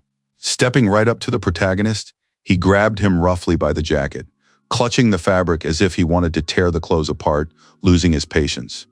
Furious, In asked if, having secured a government position, the man really thought he could do whatever he wanted now. With a displeased expression, Shin asked the man to show some respect and inquired as to why he was allowing himself to point a finger at him. Cursing, Park lunged straight at the hero, swinging his fist, clearly intending to end the conversation, not with words, but with force. Leaping forward, Huang blocked his path and prevented him from hitting his partner, standing between them without the slightest fear. Turning his phone, he announced that he had made a video call to a colleague in their department and asked everyone present not to do anything stupid. Shocked in, and the manager's expressions changed noticeably as they realized the possible consequences and just how far things had gone. Upon hearing that they were being watched, and abruptly let go of Shin, who once again asked him to behave normally, emphasizing that such behavior would only harm them. His eyes lit up again, and the character decided that this time he would act differently, choosing a more gentlemanly approach. Once again imagining himself in the ring, the hero mentally prepared to dot all the I's and cross all the T's, not missing a single detail. Looking at Park and the chairman, he saw huge sums of unpaid taxes and even horns floating above their heads. Hearing the commotion, an agitated Lee Bon-han peeked into the office and cautiously asked what exactly was going on there. Beside himself with rage, the manager, like a devil, was screaming, not understanding what resolution was even being discussed at that moment. The young man calmly explained that Teal's company had made a large profit, earned by Kim following a deal with China. As if shooting lightning bolts and dispensing justice, the hero asserted that other members of the company had also started businesses and were earning income. With a sly smile, the manager confirmed the young man's words and remarked that this was precisely why he had paid them for all of it. As he looked at the young man alongside Park In, the accountant asked if he couldn't see that there were no issues with the board of directors. Realizing that the conversation was about a recent resolution, the character replied bitterly that they had absolutely no need for that decision. Like an angel of justice, Shin, holding out the document, explained that he himself had found the tax adjustment notice and noticed the absence of a decision regarding bonuses. Embarrassed, the manager asked Lee Bon-han how this had happened, and the accountant, stammering, admitted that he had simply forgotten. As if weighing the money in documents, the hero explained that if bonuses were paid out, the expenses would be subject to corporate tax. Unfolding the scroll, Shin explained that this was an income statement where bar and hotel expenses were included in Social Security. Embarrassed, he asked in confusion what this was all about and how such a thing could have ended up in the documents. Trying to ease the tension, the accountant said with a forced smile that he would definitely explain it a little later. The young man kept revealing more and more secrets about the officials who weren't paying taxes and were partying at someone else's expense, while they clutched their heads in horror, realizing they'd fallen into a trap. Quan handed Shin another scroll, which contained a statement of the company's balance sheet. With a sly smile, the manager remarked that, in his opinion, the tax inspector had gone too far. Like the devil himself with a harpoon in his hands, he declared that he knew the hero had only recently been appointed to his position. Looking at the men, the manager expressed concern and insisted that they had gone too far in their actions. Shin replied confidently that the man was very observant, but at the same time knew absolutely nothing about him. In the guise of a devil beside himself with rage, the manager lunged at Shin, loudly demanding an explanation of exactly what he was unaware of. Lifting his head, the young man looked in surprise at the official, who didn't believe in the law and insisted that their industry had always operated that way. His eyes flashed with magical light once more, and the hero suggested continuing the inspection without cutting anyone any slack. The shocked manager froze in place, as if petrified, still clutching an imaginary harpoon in his hands. Finishing him off like a bolt of lightning, the character told him about the severance pay the man had prepaid for himself. Trying to justify himself, the manager screamed in horror that he would have received that money anyway, but Shin coldly called it illegal. Reducing lemon pack to ashes, the hero decided to move on to the next point, namely, the tax on the profits received. As if he were a dead man, the man called the guy crazy and begged him to stop, unable to resist the pressure any longer. The pale faces of the tax accountant and the manager himself were clearly visible on the mobile phone screen. The white-haired guy watched the proceedings with interest, momentarily losing all focus on his current work. Giving him a light tap on the head, his partner asked why Cha Ji-hoon still hadn't answered the questions. Explaining himself, the guy said he was watching the newbie and Juan confidently handle the tax work. His shocked colleagues rushed to the phone screen, watching what was happening with genuine interest. Upon seeing Shin and Park, they noted that, despite the fact that this was his first investigation, the young man turned out to be surprisingly meticulous. His colleagues noticed with interest the tense expression on the director's face, which betrayed his inner fear. Embarrassed, the chief accountant nervously adjusted his tie, trying to maintain a semblance of calm. Noticing him, the guys remembered seeing this man at the cafe and were outraged that he had dared to threaten the newcomer. While Shin and Lee glared at each other, the colleagues mentally rooted for the young man, hoping for justice to prevail. Night was slowly falling over the massive teal building, shrouding the glass facade in darkness and heightening the sense of impending doom. Standing upside down, Park replied hoarsely that he had been eating sashimi for 17 years, as if this strange fact could somehow justify his situation. Looking at him reproachfully, the manager coldly remarked that a lot changes over such a long period, but there are things that remain unchanged. Feeling the tension, the accountant stood nearby, trying not to interfere, while asked in a trembling voice what exactly the boss meant. Lim said spitefully that this was his place, while Park, hanging his head, begged for forgiveness and swore to take full responsibility. But the man didn't understand what In was going to do, since he hadn't even managed to handle the simple task assigned to him earlier. Beads of sweat trickled down the boss's face. The pressure intensified. His body went numb, and he writhed in pain and humiliation, trying not to scream. Asking if the request was really that difficult, the manager kicked him, and Park, losing his balance, collapsed to the floor. Kneeling In begged for forgiveness, but Lim ordered him to stand up and ask the same question again in an icy tone. Hearing himself called Hyun Nim, the manager flew into a rage and kicked Park again, making it clear that his patience had finally run out. Smiling, the accountant tried to defuse the situation by asking his boss to calm down and cautiously mentioned that he had an idea. The man asked sternly if Lee Bo-han understood that he had only one chance, and if he was truly confident in his abilities. Glancing at the suitcase full of money, the accountant reminded him that he had previously assisted the chief prosecutor, and if he trusted him, he promised to sort everything out. Recalling that strange woman, he suggested discussing everything with her and declaring that the audit had been illegal and biased. While Lee and the manager discussed their next steps, Park, hanging upside down, could barely hold on, feeling his vision darken. Reaching out, Lim grabbed the accountant sharply by the shoulder, forcing him to be quiet and listen closely to every word. Throwing his arm around his neck, Sun San said this was their last chance, and Lee hastily assured him that everything would definitely be fine. Looking at the money, they hoped that this time everything would go smoothly, without mistakes, consequences, or unwanted attention from others. Meanwhile, an old Western was playing on the TV in the room, against the backdrop of which far darker events were unfolding. In the movie, the commissioner and his partner were taking a girl into custody, talking about the law and peace, while she begged them for mercy in tears. Choosing the latter, the sheriff opened fire, and Shin silently stared at the screen, his gaze fixed on it as if comparing the movie to reality. Suddenly, the phone rang, and Lee Seong-yoon's name lit up on the screen, breaking the late-night silence. Looking at it skeptically, Shin tried to figure out the reason for the unexpected call, sensing that the conversation would not be easy. When he answered, the young man heard the director admit that he hadn't expected the boy to get this far in his investigation. Looking at the screen showing the shootout, the character calmly replied that he had merely caught the man he was duty-bound to catch. Lee Seong-yoon, shuffling through papers, clearly wanted to say something important, choosing his words carefully and with hidden tension. The shooting continued on the screen, and the director remarked that sooner or later, everyone has to come to terms with their past. Not quite understanding who he was referring to, Shin asked in surprise, sensing a hidden meaning in the man's words.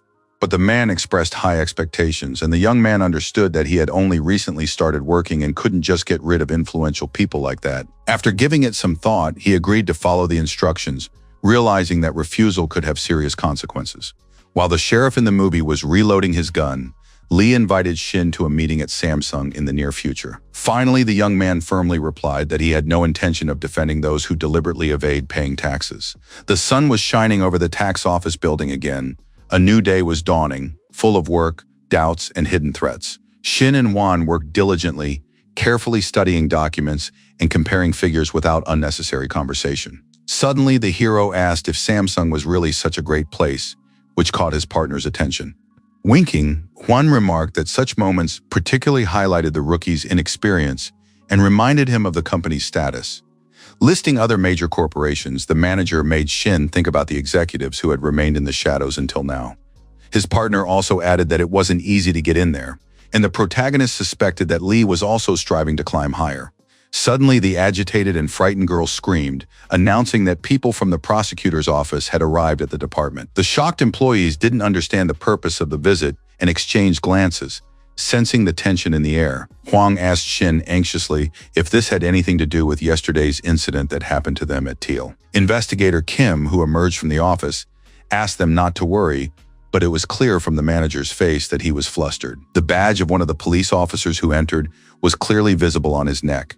They walked in confidently and calmly. Upon entering the office, the man introduced himself as Detective Ha Seong-pil of the 3rd Precinct.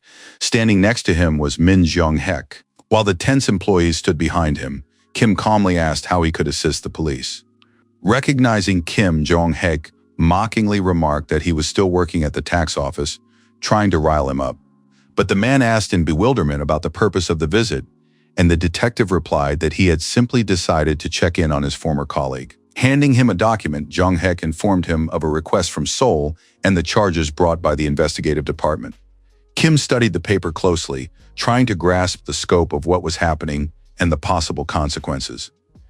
Snatching the document abruptly from his hands, the detective declared that the investigator already understood everything perfectly well. Smiling sarcastically, he said he could name the people who should be arrested immediately, noting that there were 2 such individuals. A sudden voice behind him caught Kim's attention, and he turned around, while the detective asked who the man was. Mr. Ho, the head of the Bombs and Tax Service, calmly stepped forward and introduced himself.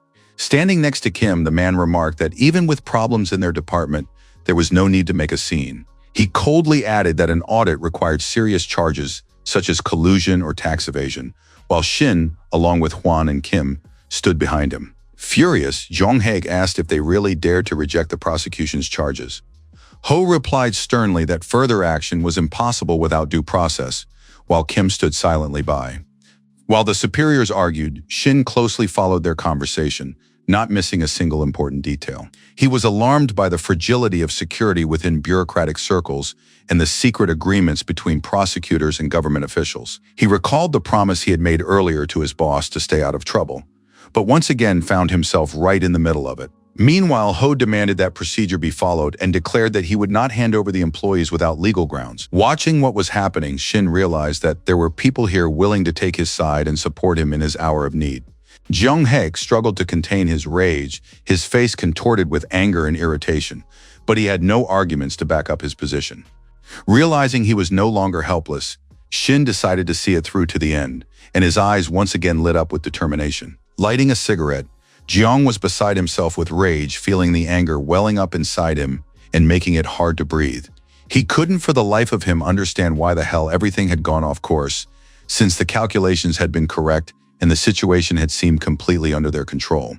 Turning to Ha Seong-pil, the detective confidently asserted that he was obliged to nip the tax audit in the bud, preventing it from developing further. Another investigator said irritably that he didn't understand why everyone around them was so determined to cover for an inexperienced rookie. Without realizing it himself, Jeong noted that usually no one ever defended average employees.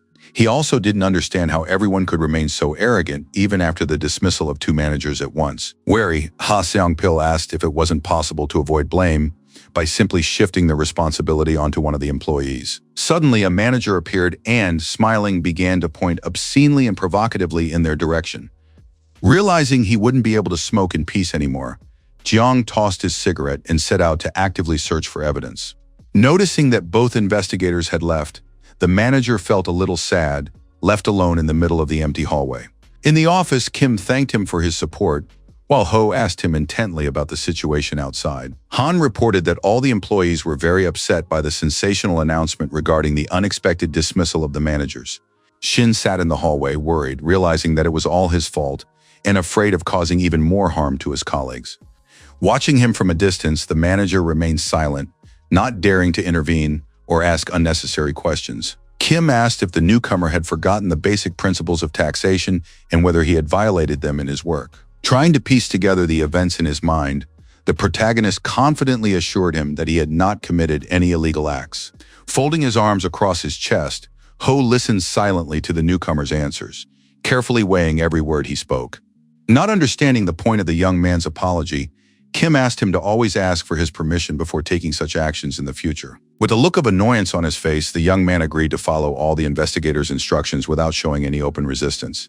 Holding the document in his hands, Ho explained that they hadn't done anything wrong and that the reconstruction would take exactly 1 month. Shin explained that Teal had evaded taxes 3 times, and Kim believed the company was obligated to answer for the violations. Recalling the young man's story about his previous job, Ho asked if that corporation was a hotbed of corruption.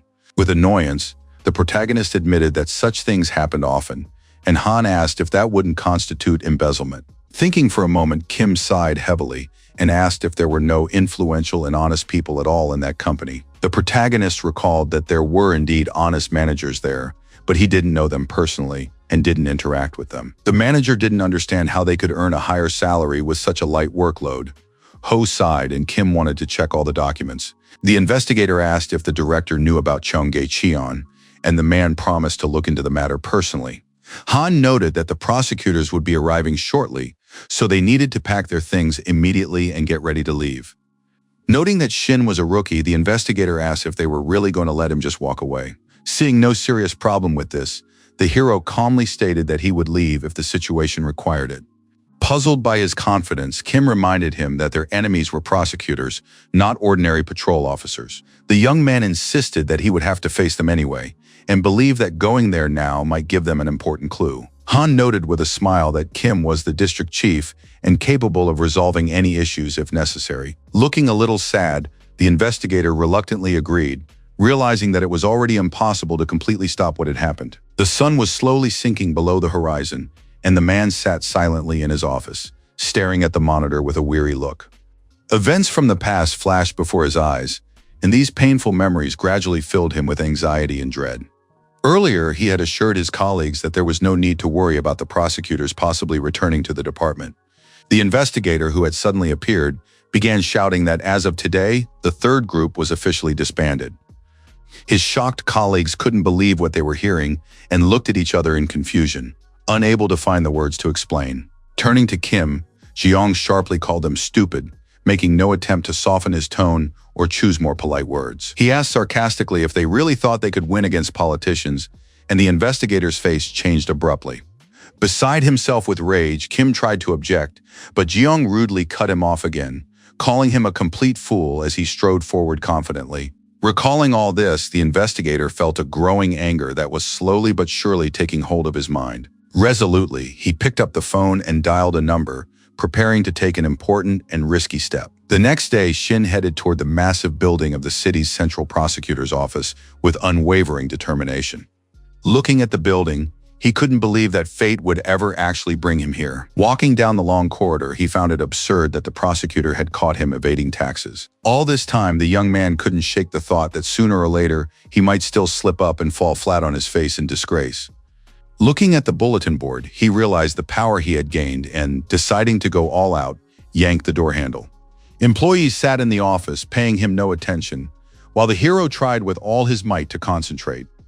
Suddenly, he felt as if he were in a jungle, where every person resembled a dangerous and cunning animal. Trying to find his accomplices, the hero scanned everyone, noticing a parrot with a debt of 54,000 won. Another employee resembled a bird and owed 3,527 won. But he was not his enemy. Suddenly, his gaze fell on a young man whose unpaid taxes exceeded 1 billion won. This was the chief prosecutor and his true rival. Like a tiger, a manager with cunning eyes sat at the table, radiating danger and carrying a massive tax debt. The girl in the reception area was nervously typing, her fingers tapping on the keyboard. Her gaze flickered toward the young man, causing a slight tension. Glancing sideways at Shin, she took a sip of coffee, trying to distract herself, but the tension in the air was palpable, as if everyone were waiting for something serious to happen. The hero observed the strange reactions of the people around him and felt a strong inner tension, realizing that the situation could spiral out of control. The reception area was empty. Everyone around behaved as if the young man were invisible, and no one noticed his presence in the quiet room. Suddenly, Detective Ha Seong-pil appeared and invited Shin into his office. The protagonist readily agreed, unable to hide his slight nervousness. Meanwhile, the chief silently watched the proceedings with skepticism, not interfering, as if evaluating the rookie's every move and action. Boxes of documents lined the shelves in the office, and the detective asked Shin if he knew exactly what the allegations against him were. Shaking his head, he listened to Sun, who explained that 3 days ago the protagonist had conducted an excessive tax audit of a private business. With interest, the protagonist asked if this was about the Teal Company, and the detective nodded affirmatively, adding that he did not consider Shin to have exceeded his authority. Calmly, the character explained that he had followed the rules and had been accompanied by another detective, but Pil noted that there was information about previous leaks. The detective also added that these leaks were linked to Teal Corporation itself, hinting that this could have implications for the current investigation. Shin acknowledged the fact, but explained that it was caused by the actions of government officials, while the detective said it looked like a plan for revenge. Laughing, Shin asked if Pil was trying to become a writer by creating intrigue and coming up with all sorts of stories. But the detective, like a hawk, acknowledged that Teal was not without fault, yet still believed there were actions that had clearly been planned by the young man. He also added that Shin must be well acquainted with the company's accounting records, and the protagonist listened intently to his every word. As if with the detective breathing down his neck, Pil asked what the young man planned to do now, assuming he had fallen into his trap and couldn't escape. The protagonist stared intently at the detective and realized that he was deliberately setting a trap to test his reaction and find out how well prepared he was. The character considered the obvious reason for what was happening to be a well-thought-out trap prepared for him in advance. Calmly, Shin explained that he had reported everything solely in the public interest, and the detective asked if he understood that he had overstepped his authority. Smiling, the hero said he was fully aware of the situation and decided that now it was his turn to ask questions and clarify the details of the investigation. Like a wolf, he explained that the video was necessary because the other side was monitoring his actions and the requested documents had not been sent. Seeing Shin's determination, the detective was taken aback, like a startled hawk suddenly confronted with unimaginable agility and strength. The young man also explained that Pil seemed unaware of the attempt to bribe him with a large sum of money, but the manager responded with a vicious retort. Like a tiger, the man asked if this was part of his own embezzlement, as if forgetting the amount of his own unpaid taxes. Pretending not to understand what was being said, Shin asked for clarification, but inwardly realized who his true adversary was. Introducing himself as Prosecutor Ha Seong-pil, the man asked why the young man didn't realize that he had previously embezzled large sums of money, thereby breaking the law. Upon hearing that the man could provide evidence, the protagonist noted that he looked younger than he had expected and wanted to examine the documents more closely. After letting Pil go, the prosecutor said he would handle the rest himself, leaving Shin with a yellow folder containing the company's accounting statements. Throwing it on the table, Ha Sung explained that these were all the accounts Shin had managed while working at Teal previously. Without even bothering to look at them, the protagonist realized that they were trying to shift the blame onto him for the money that the company's executives had used. Fierce as a tiger, the detective said that Shin, as a civil servant, was pushing his luck too far and breaking the rules of the system. Realizing that too much was at stake and that the entire tax service was counting on him, the young man decided to proceed cautiously, weighing every move he made.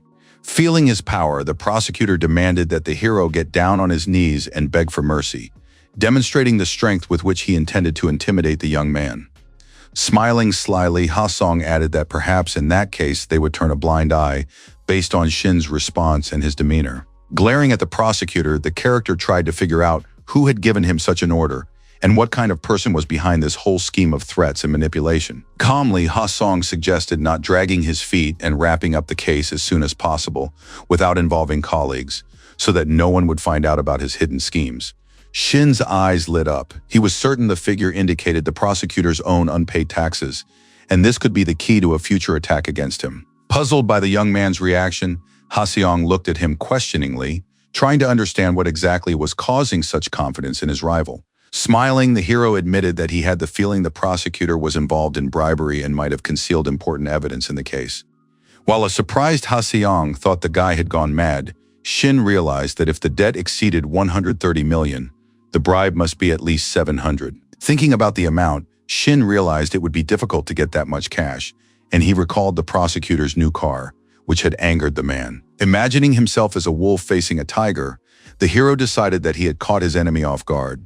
Judging by his agitation, the time had come for a decisive attack. After saying all this out loud, Shin asked if it was because the prosecutor had recently spoken about bribes, and now the young man understood his opponent's entire scheme.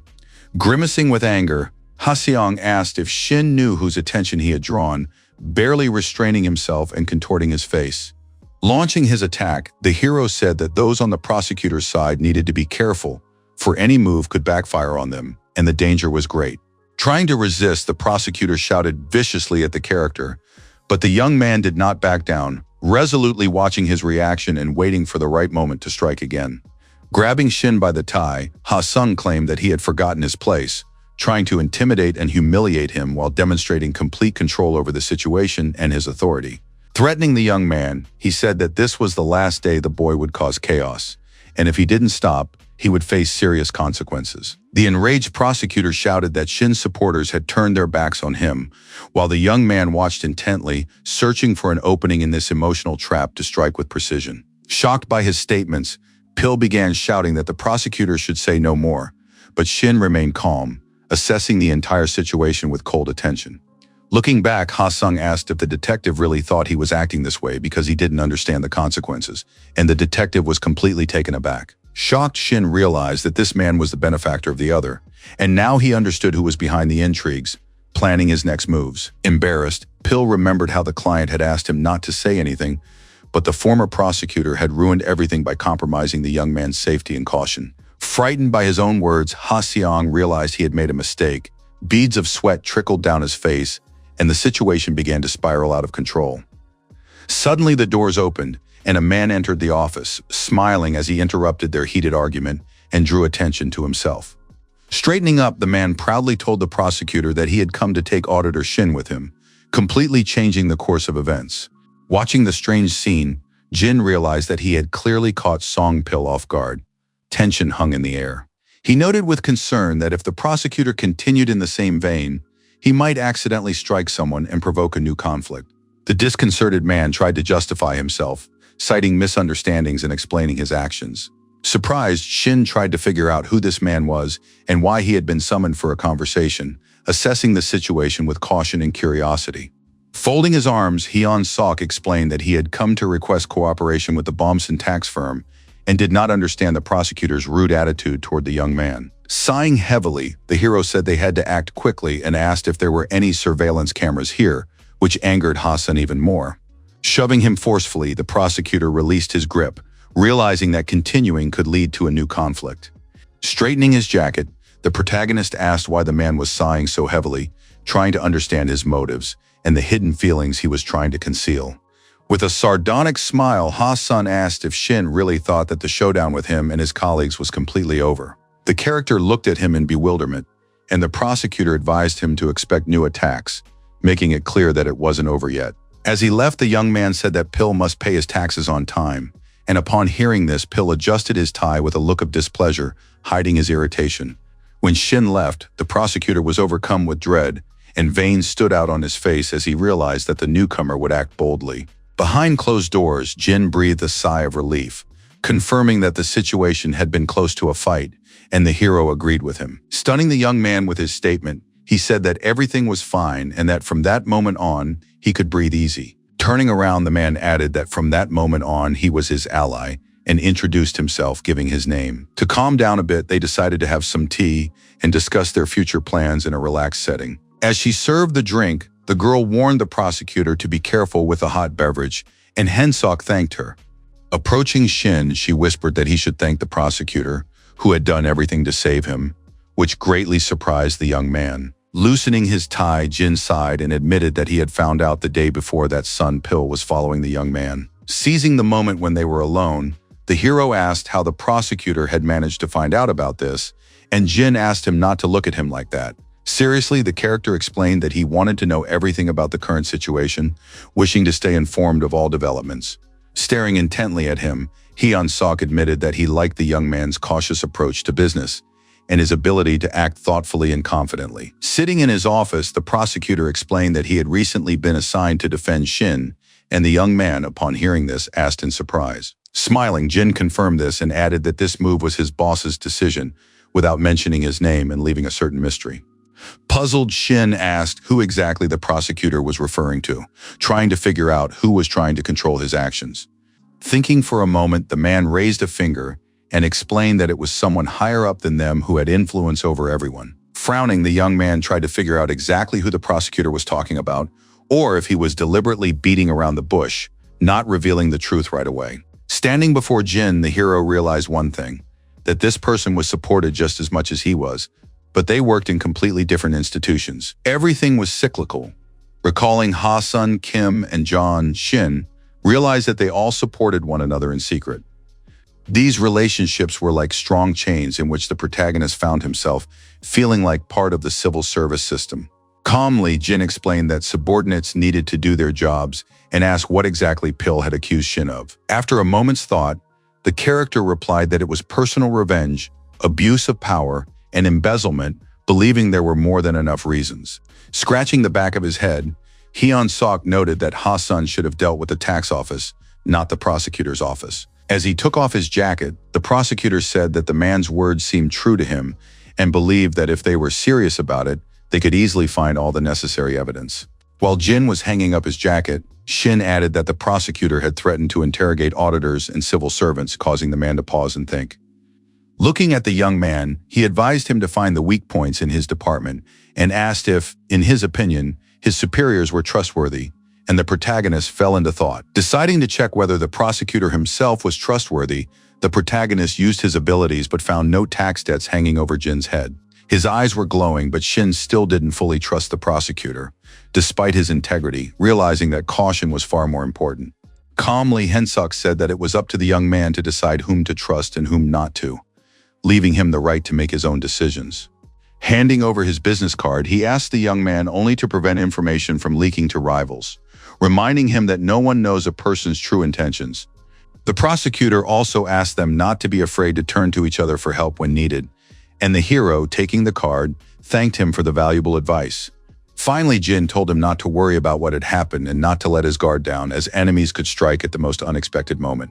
Smiling, he added that these were precisely the challenges the hero would have to face in the near future. Empty teacups remained on the table, and Shin replied that he would keep all the advice in mind and remember it. An orange sunset descended over the tax office building, casting a warm glow, while the manager yelled at Han, asking when he would be ready to submit the documents. The exhausted manager asked for more time, realizing he was completely behind schedule and in a frantic rush. Suddenly, Shin walked into the office, set a bag of food on the desk, caught his partner's attention, and offered him lunch, noticing his fatigue. Smiling, the hero asked if the prosecutor's office had seemed like anything special to his partner, and Han, noticing his satisfied expression, realized that everything had gone relatively smoothly. Looking at the bag of food, the manager suggested they go to the department head's office, explaining that everyone had been eagerly awaiting his return. Meanwhile, investigator Kim, out of sheer nerves, snapped a pen right in his hand, showing the utmost irritation and dissatisfaction with what was happening.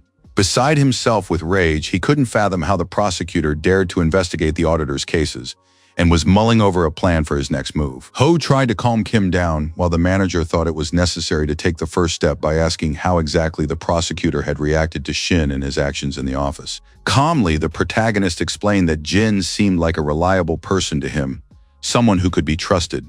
But it wasn't worth relying on him completely. Turning around, Song-won said it was time to tell the newcomer everything, and asked him to listen carefully to understand the structure of the tax service and its connections.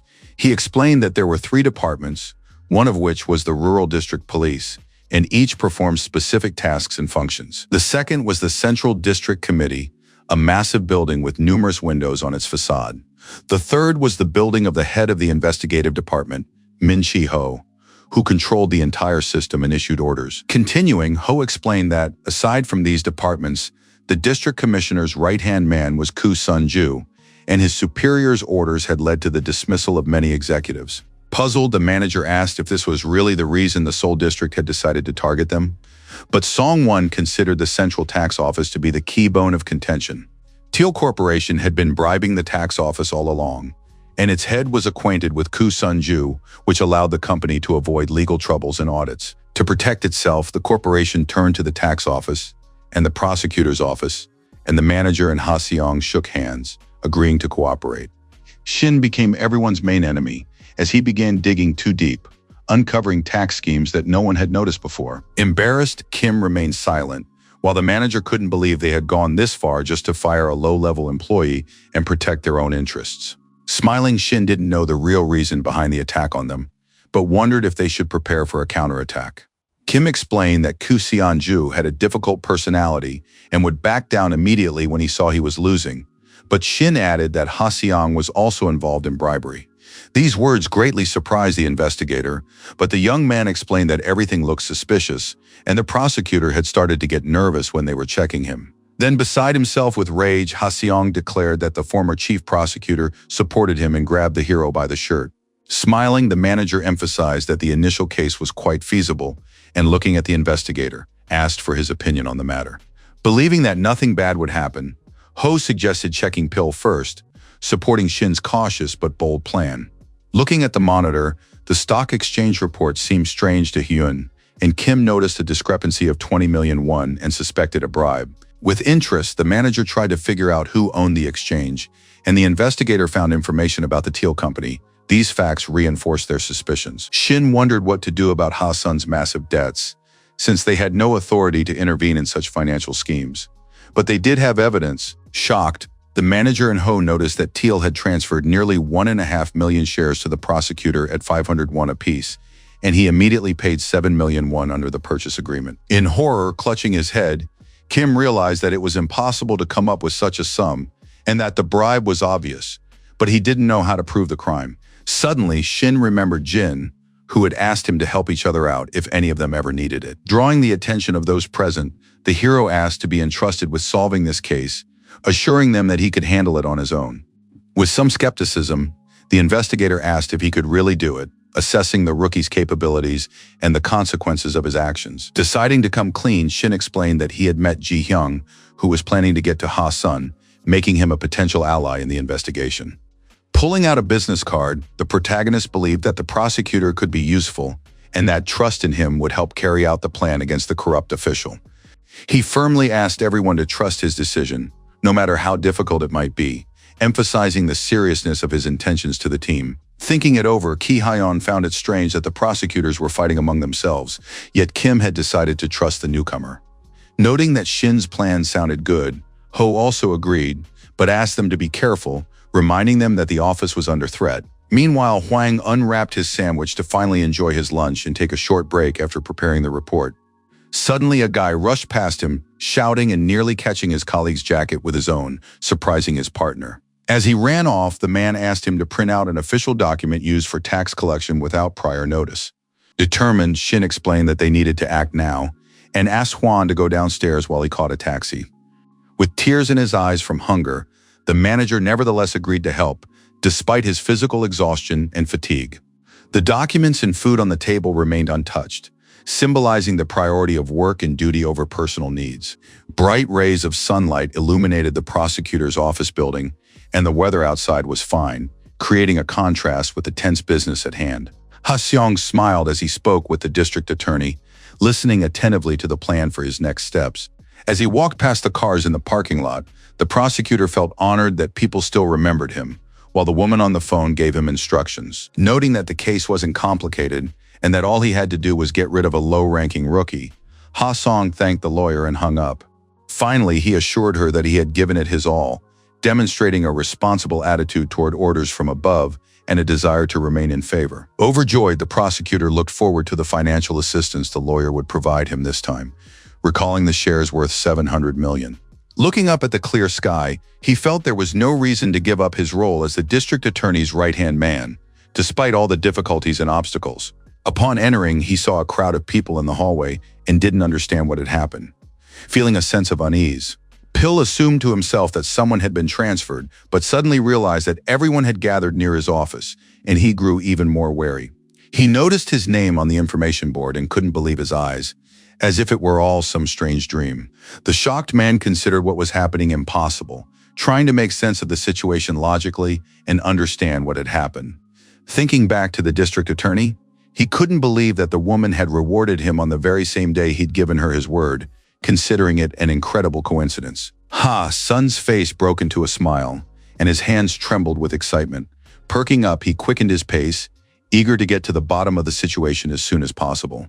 Concerned people watched him from the doorway, and he himself did not expect such a turn of events, trying to understand why this had happened. Elated, the prosecutor couldn't believe his luck, feeling as though he had suddenly reached the pinnacle. Imagining himself on a catwalk, he saw the coveted door to his office and stepped forward confidently. With a tense sigh, he turned the doorknob, preparing to meet with a lawyer and anticipating his promotion. Opening the door slightly, Ha Seong smiled but suddenly heard a familiar voice and froze in shock in the doorway, unable to move. Shocked by what he saw, his eyes widened in surprise, for standing before him were people he had not expected to see here at all.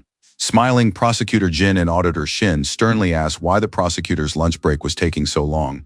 Pill, like the visitors, was also surprised by what was happening, not understanding the situation or the purpose of the tax office's visit. Not wanting to meet with these people, the prosecutor began to slowly close the door, trying to avoid a confrontation.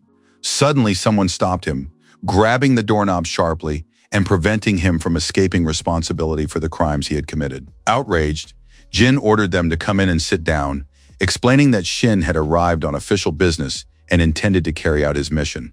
Frowning, Hyun-sok said he knew what had happened and believed Ha Seong should take responsibility, while a frightened Pill asked what was going on. To his even greater shock, the men said they had come to collect the gift tax from him, demonstrating the seriousness of their intentions. Holding a folder of documents, Shin stated that he was aware the prosecutor had been appointed without experience and had recently deposited 100 million won 7 times. He sternly asked where Hassan had gotten such money and why he hadn't paid the tax. And upon hearing this, the prosecutor, beside himself with rage, shouted, demanding where the newcomer had gotten this information. Barely holding himself back, the hero placed the documents on the table and pressed them down with his hand, demonstrating strength, confidence, and control over the situation. The young man's eyes flashed with anger, and he explained that Prosecutor Jin had personally conducted the investigation and asked Pill not to further tarnish his office. Using his abilities, he sternly asked again where Hassan had gotten such a large sum of money, emphasizing his intention to get to the truth. Grimacing, the prosecutor explained that he had borrowed the money and asked with a hint of irritation if there were any further questions on the matter. But Shin said he had a bank statement where this money didn't appear anywhere, and upon hearing this, Pill's eyes widened in surprise. Snatching the papers from the young man's hands, he asked what the young man meant by a private loan and why he should be privy to such details. Confidently, the young man replied that he was a tax official doing his duty, while Ha Seong shouted, demanding Shin to be quiet and insisting that it was none of his business. As the sword of justice, the hero asked directly whether it was true that the prosecutor had borrowed money from Teal Company, leading him to a candid confession. Having been proven right, the young man seemed to have plunged a sword into the prosecutor's chest, who didn't know how to justify himself in the face of such ironclad evidence. While the hero used his abilities and burned the man with his gaze, the latter thought in horror that Shin knew everything. Gritting his teeth, Ha Seong surmised that perhaps the young man was putting on an act to make him nervous and reveal all his secrets. Beside himself with rage, the prosecutor scattered papers in all directions and shouted, asking why it mattered to Shin where he got the money, while the hero stood proudly in place. Unable to calm down, Ha-seong explained that he had received the funds because he needed them and that it wasn't illegal, while the young man, in his opinion, was trying to find a weak link. Hearing the shouting outside the door, the staff rushed in, horrified, not understanding exactly what had happened, but unwilling to get involved in the conflict. Adjusting his glasses, Jin asked the prosecutor to listen to him carefully, showing that discipline and order were more important than emotions. Opening the doors, the man addressed the others, telling them to listen carefully as well if they didn't want to be fired. Surprised by his foresight, Pil asked why Hyun-sok had changed so abruptly and started behaving completely differently. Calm now, the hero asked Ha-sun to explain one thing to him, making it clear that he intended to get to the bottom of the matter. Finishing off his rival for good, he asked how the prosecutor had managed to acquire registered shares of Teal worth 700 million a year ago. Shocking everyone present, the protagonist also stated that a few days later, they were worth 2.7 billion won, having risen significantly in price. Explaining that this had resulted in a 2 billion won profit, he asked how the prosecutor had managed to obtain information about the shares before they were registered. Smiling sarcastically and insulting the young man, Ha-song dismissed it all as a mere coincidence, trying to hide his defeat. Undeterred, the hero asked how Pil-yu had managed to acquire unregistered shares, directly pointing out the flaw in his argument. Striking his enemy with his sword and acting as his own, Shin persistently urged the prosecutor to stop, demonstrating his power and control over the situation. Song was choking on his own greed, as if it were blood, and realized he could not escape exposure and the consequences of his crimes. Glancing at Jin, Shin asked for his opinion, and the man considered all the prosecutor's words to be nonsense and was completely on the young man's side. In horror, Pil screamed that he had simply been set up, hoping for his colleagues' support and not fully realizing the extent of his exposure. As if holding the sword of justice in his hands, the hero emphasized that he had asked the man several times about the transfer of funds. Barely dodging the blow, the prosecutor realized that no one would help him escape his own trap. Stuttering, Ha-seong tried to find at least some excuse, realizing the possibility of terrible consequences for what he had done. Smiling, Hyun-sok noted Pil's unsightly appearance and asked to put an end to this whole circus, wanting to close the case as quickly as possible. Holding out a folder of documents, he explained that it was a report on his duties, shocking the man even more. Emphasizing that Ha-seong had written this himself, Jin reminded him of his repayment obligations, while the shocked prosecutor couldn't believe his colleague would do such a thing. Pulling the papers out of the envelope, the hero began to comment on all the loans and purchases of expensive items, making it clear that the hidden deals would no longer remain a secret. Glaring at Ha-sun with his glowing eyes, Shin asked if all of this was just a coincidence and a setup as well. Beside himself with rage, the man gritted his teeth, unable to believe that his carefully concealed plans had now been exposed and would lead to inevitable retribution. Suddenly, he lunged at Shin and grabbed him by the jacket, realizing he had lost this battle while the young man remained unshaken. Looking the young man in the eyes and hurling insults at him, the prosecutor demanded how he could possibly behave this way, failing to realize that the young man was acting within the bounds of the law and justice.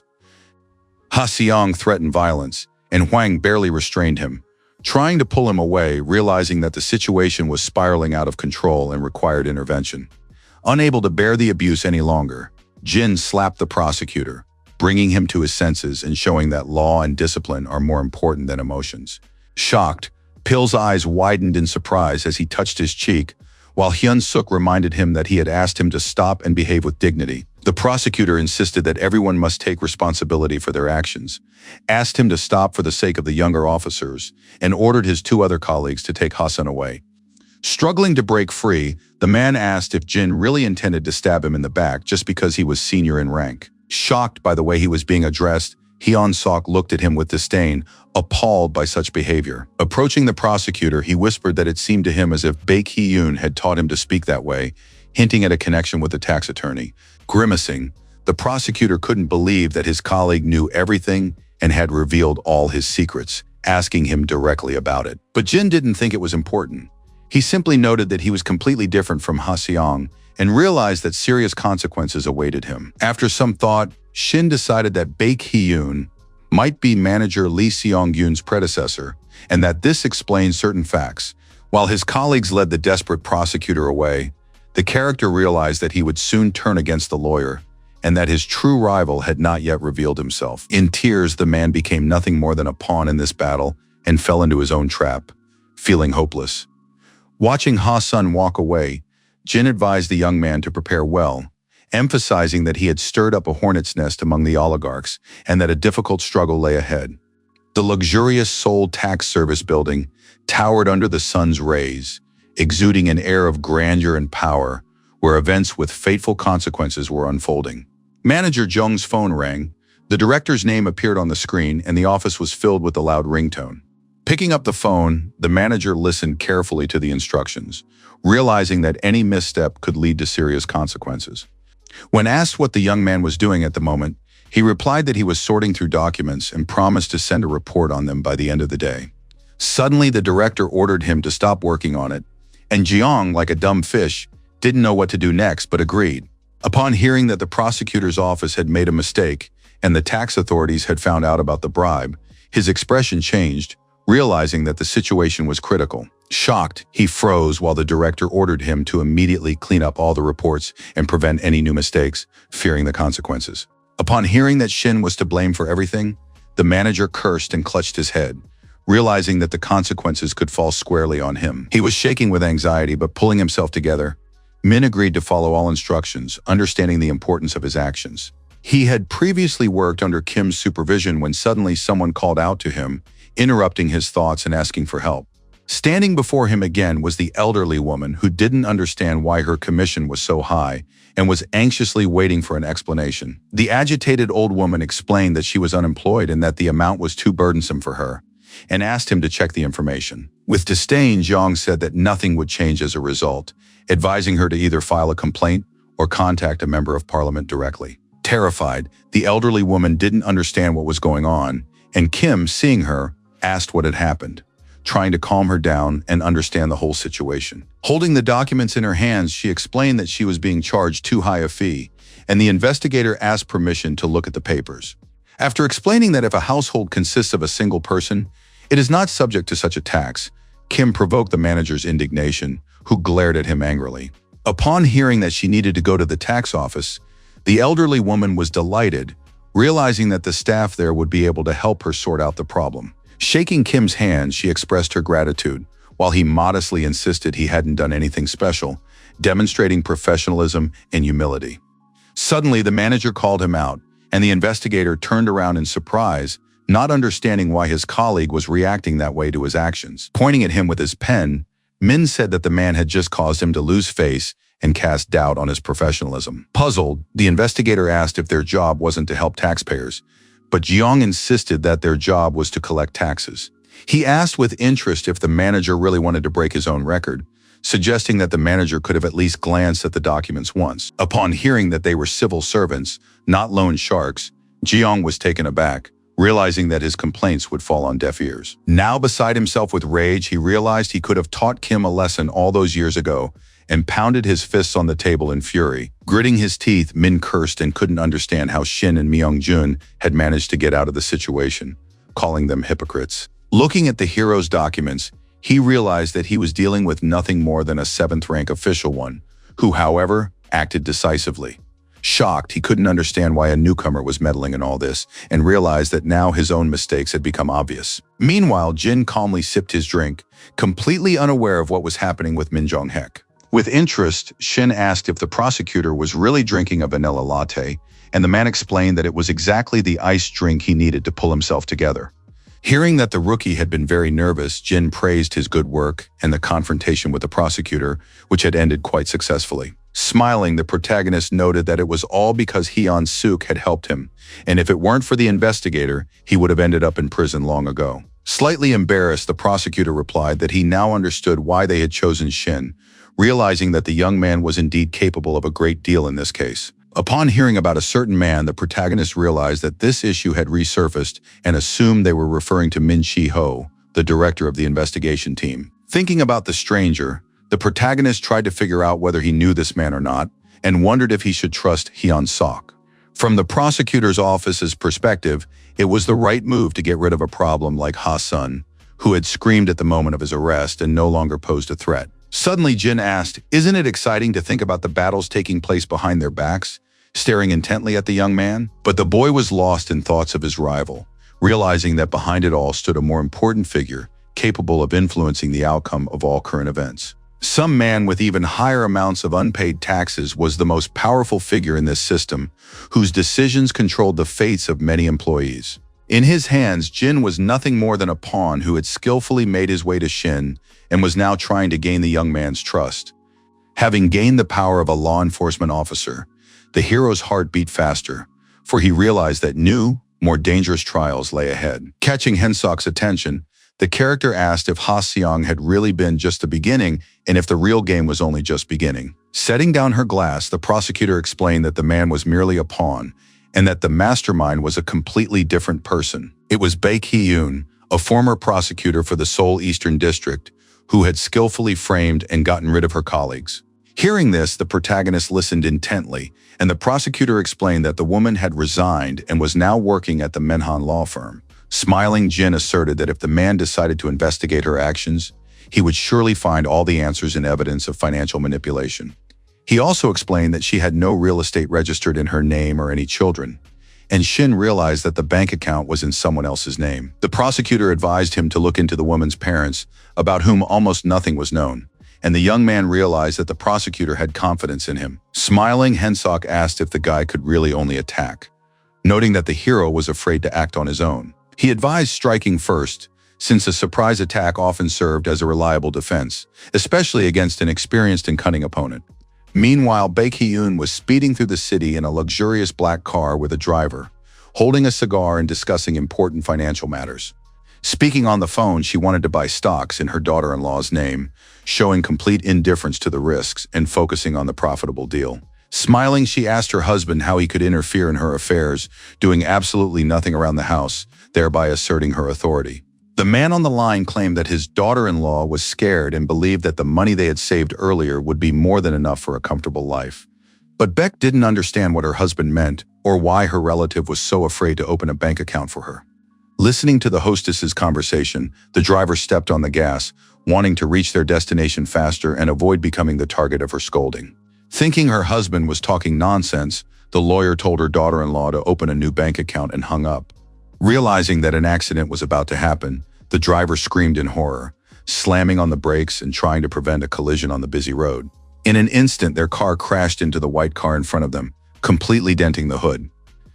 Frowning, Baek began to look around carefully, feeling a growing anger within her that intensified with every passing second. Cigarette ash fell onto her expensive handbag, causing intense irritation and surprise at what had happened. Her eyes widened with anger and horror, and she began to yell at the driver who had lost control of the vehicle. The flustered man apologized and asked the woman if she was all right, showing sincere concern and a willingness to rectify the situation. But suddenly, as if she had lost her mind, she stubbed out her cigarette on his jacket, showing her irritation at what had happened. With malice, Baek asked what he was going to do, claiming that he was a hired killer ordered to eliminate her. Bursting into tears, the driver insisted he had no malicious intent and tried to convince her that his actions were safe. The woman's eyes were visible even in the dark, and she demanded that the driver drive more carefully, emphasizing that a mistake could be costly. Meanwhile, Hwang and she were approaching the Manhwa law firm, preparing to meet with Baek Hee-yoon. Standing in front of the huge towering office building, they were struck by its grandeur, which demonstrated the company's power and status. Smiling, the manager recalled how they had returned from the prosecutor's office yesterday, and today they were already heading out on a new case, noting the fast pace of their work. In response, the protagonist asked him to put his nerves aside while working with him and focus on professional tasks. The huge logo on the building's facade displayed the company's name, underscoring the law firm's prestige and scale. With a decisive stride, Baek Hee-yoon, wearing a long coat, entered the law firm, radiating confidence and authority. Calling out to her, the secretary informed her that guests had arrived, but the woman replied that she wasn't expecting anyone and was surprised by the unexpected visit. The assistant then explained that they were a tax official and an auditor from the Bomson tax office, which piqued Hee-yoon's interest and caused her slight irritation. Turning around, Baek asked if this office had recently investigated the Teal case, and the secretary confirmed her assumption. Suddenly, the woman remembered how she had spoken with Ha-seong-pil the day before, asking about his progress and trying to understand how far the investigation had gone. After instructing them to let the guests into the office, Baek realized that the prosecutor had failed in his task and that she would have to act on her own. Upon entering, she saw the men, who greeted her with respect and attention, showing caution. Interrupting Han, she replied that she understood everything and suggested they get straight to the point of the visit so as not to waste time on empty formalities. Noting the woman's confidence, the protagonist decided to test her for tax evasion, focusing on his own abilities. Noticing a figure of over 9 billion floating above her head, he cursed under his breath, while Baek noted the young man's self-assurance as she assessed his methods. Glaring at her, Shin wondered how much she had embezzled, assessing the scale of the fraud and hidden income. He sternly asked if Baek knew why they were there, while a frightened Hwan tried to stop the auditor, anticipating a conflict with the woman.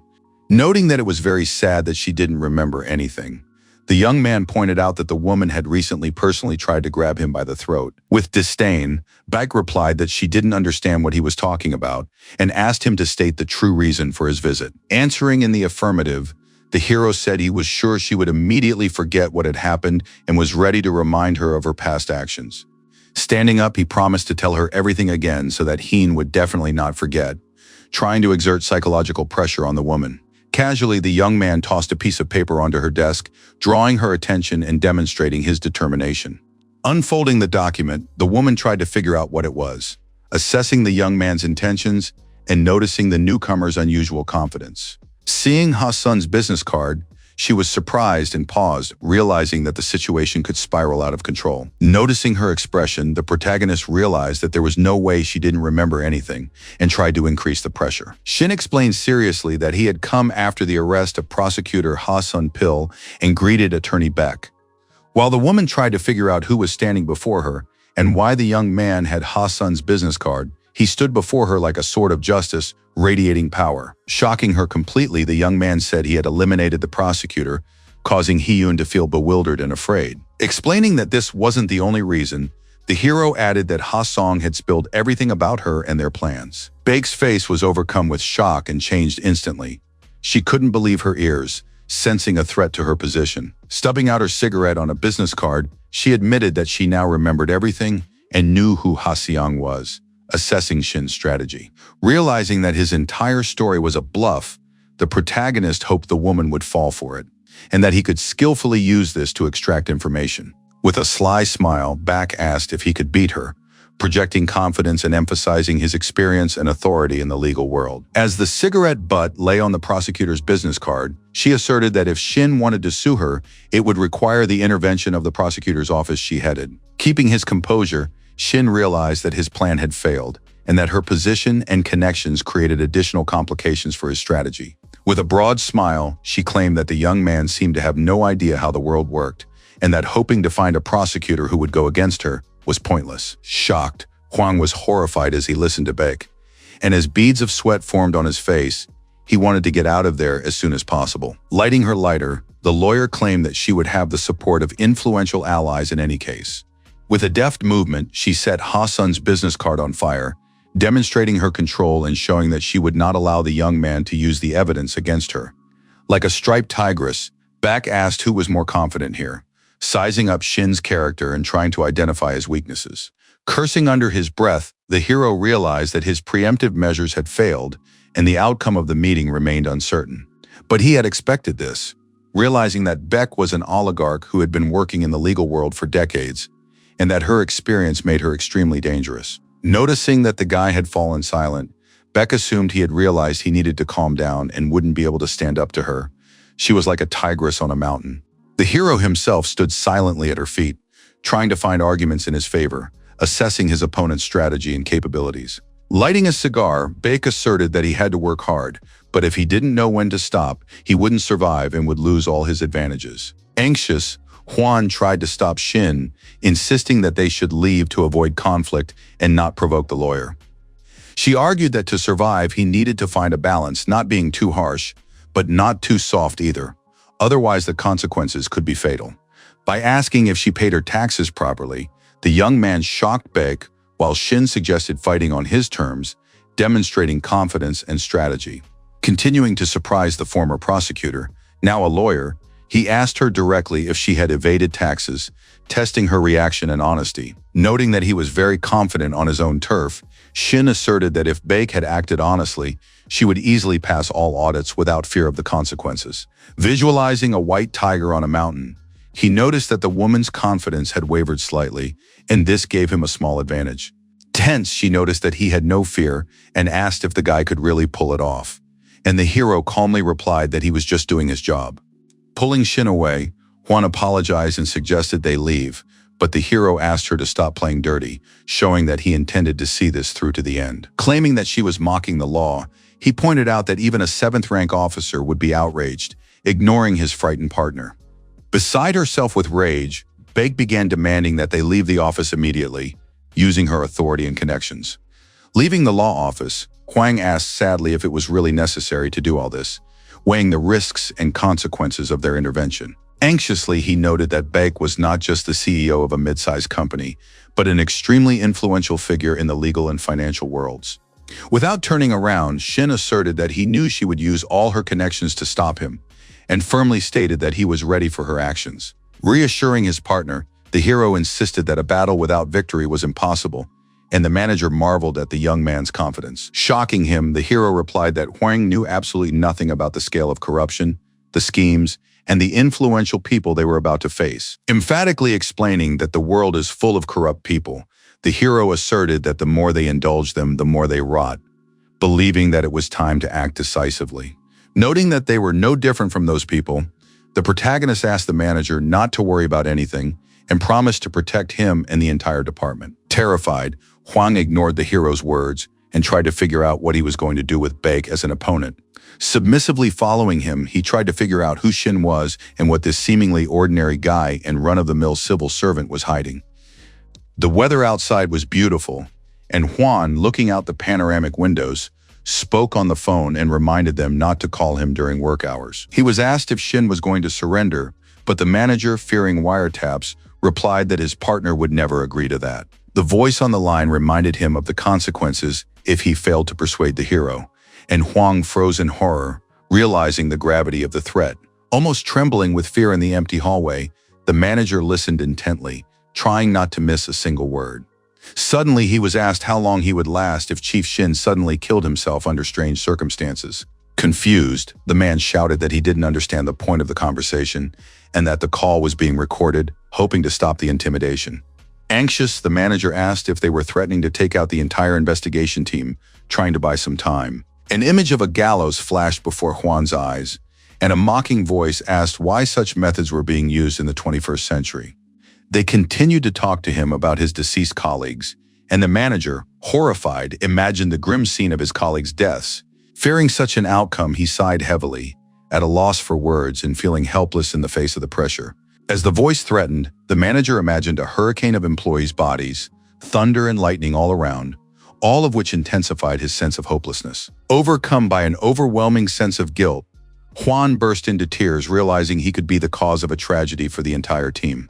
The sun was shining outside the window, and in the empty hallway, the quiet sobs of a man who had lost his confidence could be heard. Sitting on the floor and clutching his head, he didn't understand why he had been dragged into such a terrifying game or what he should do next. Choking back tears, the young man pondered what he could do in this hopeless situation.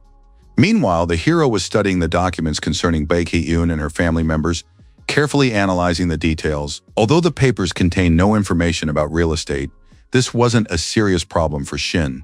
He understood that as long as the tax authorities and the prosecutor's office were working together, it would be practically impossible to bring the truth to light. As the young man was mulling over a plan of action, someone's hand touched his shoulder, pulling him out of his thoughts. It turned out to be Investigator Kim, who asked him to come into his office for an urgent and serious conversation. Inside, the man asked sternly how long the young man intended to behave so recklessly toward high-ranking officials. An indignant Kim asked if Shin really thought he could catch the former district attorney just as easily. When he reminded him that the young man was just a tax official, the protagonist calmly replied that he was obligated to see the case through to the end. Lowering his head, the young man spoke of Baek's support from the Teal Company and Ha-sun's order to attack him. Enraged, Kim demanded an explanation as to why the character hadn't gone to the police, considering his covert actions to be extremely dangerous. The protagonist solemnly declared that he was doing this to protect everyone, as he believed that any further publicity would destroy the department and him personally. Grimacing, the chief replied that the young man was deluding himself if he thought the prosecutor's office was targeting only him. After giving him permission to act on his own, Kim asked if Shin understood who would be affected by his possible defection. Like a sword of justice, the young man firmly declared that he was ready to take full responsibility upon himself without shifting it onto his colleagues or superiors. Deciding to use his abilities, the hero was ready to face his enemies head-on, without backing down or hiding his intentions. He explained that Baek's assets were likely evading taxes, believing she should be held accountable for this under the law, while Kim considered him a reckless fanatic. Frowning, the hero glared at his boss, with no intention of changing his plan of action. Investigator Kim looked at the young man in bewilderment, unable to understand how such a stubborn person had ended up in his department. The chief admitted that he knew about the list of Baek's assets and the pressure from above on him to stop Shin immediately, and the young man asked in surprise what he meant. With bitterness, the man asked how the character intended to take responsibility for his actions if he had already been exposed by the higher-ups. Shocked, the hero realized that higher-ups were already aware of his secret investigation, and his boss had called him a scoundrel. Looking at the folder with Baek's documents, he wondered if there was an informant among his colleagues who had told her about all his plans. Stepping outside, the hero asked the bewildered and dejected Hwan for a cigarette, trying to keep his composure. With a slight smile, he asked to borrow a lighter, as if nothing serious were happening, blaming his own forgetfulness. As he lit the cigarette, the manager silently agreed to help Shin and held out the lighter, avoiding unnecessary words and holding back his own emotions. To change the subject, the guy remarked that rain was forecast, and the hero nodded, looking at the gathering clouds in the sky. Suddenly, Shin asked his partner to listen to him, intending to share what had long been troubling his soul. Sitting down on a bench, the manager was surprised by the seriousness of his tone, unable to believe that such a person could be tormented by doubts. Looking at him intently, Hwang asked what exactly was causing Shin's inner turmoil and reluctance. The hero explained that he had trusted his friend, but the friend had acted in a way he never expected, without naming names and keeping some kind of secret. Hearing this, Hwan grew wary. Fearing that his betrayal had already been exposed, his gaze was frightened, but he tried to hold his composure. Calmly, the character added that his friend had passed information about him to his enemies, and the manager asked why the friend would do such a thing. Replying that he didn't know, the hero suggested that perhaps he had misjudged the man, thinking of him as a friend, and Hwan offered to listen to him later. Sitting in the parking lot, the character recalled the saying that if you want to know who your enemies are, start with your friends. Realizing that the remark was directed at him, Hwan blushed, his face breaking out in a sweat. But he remained silent. In front of the tax office building, the protagonist asked directly why the manager had betrayed his trust and treated him so despicably.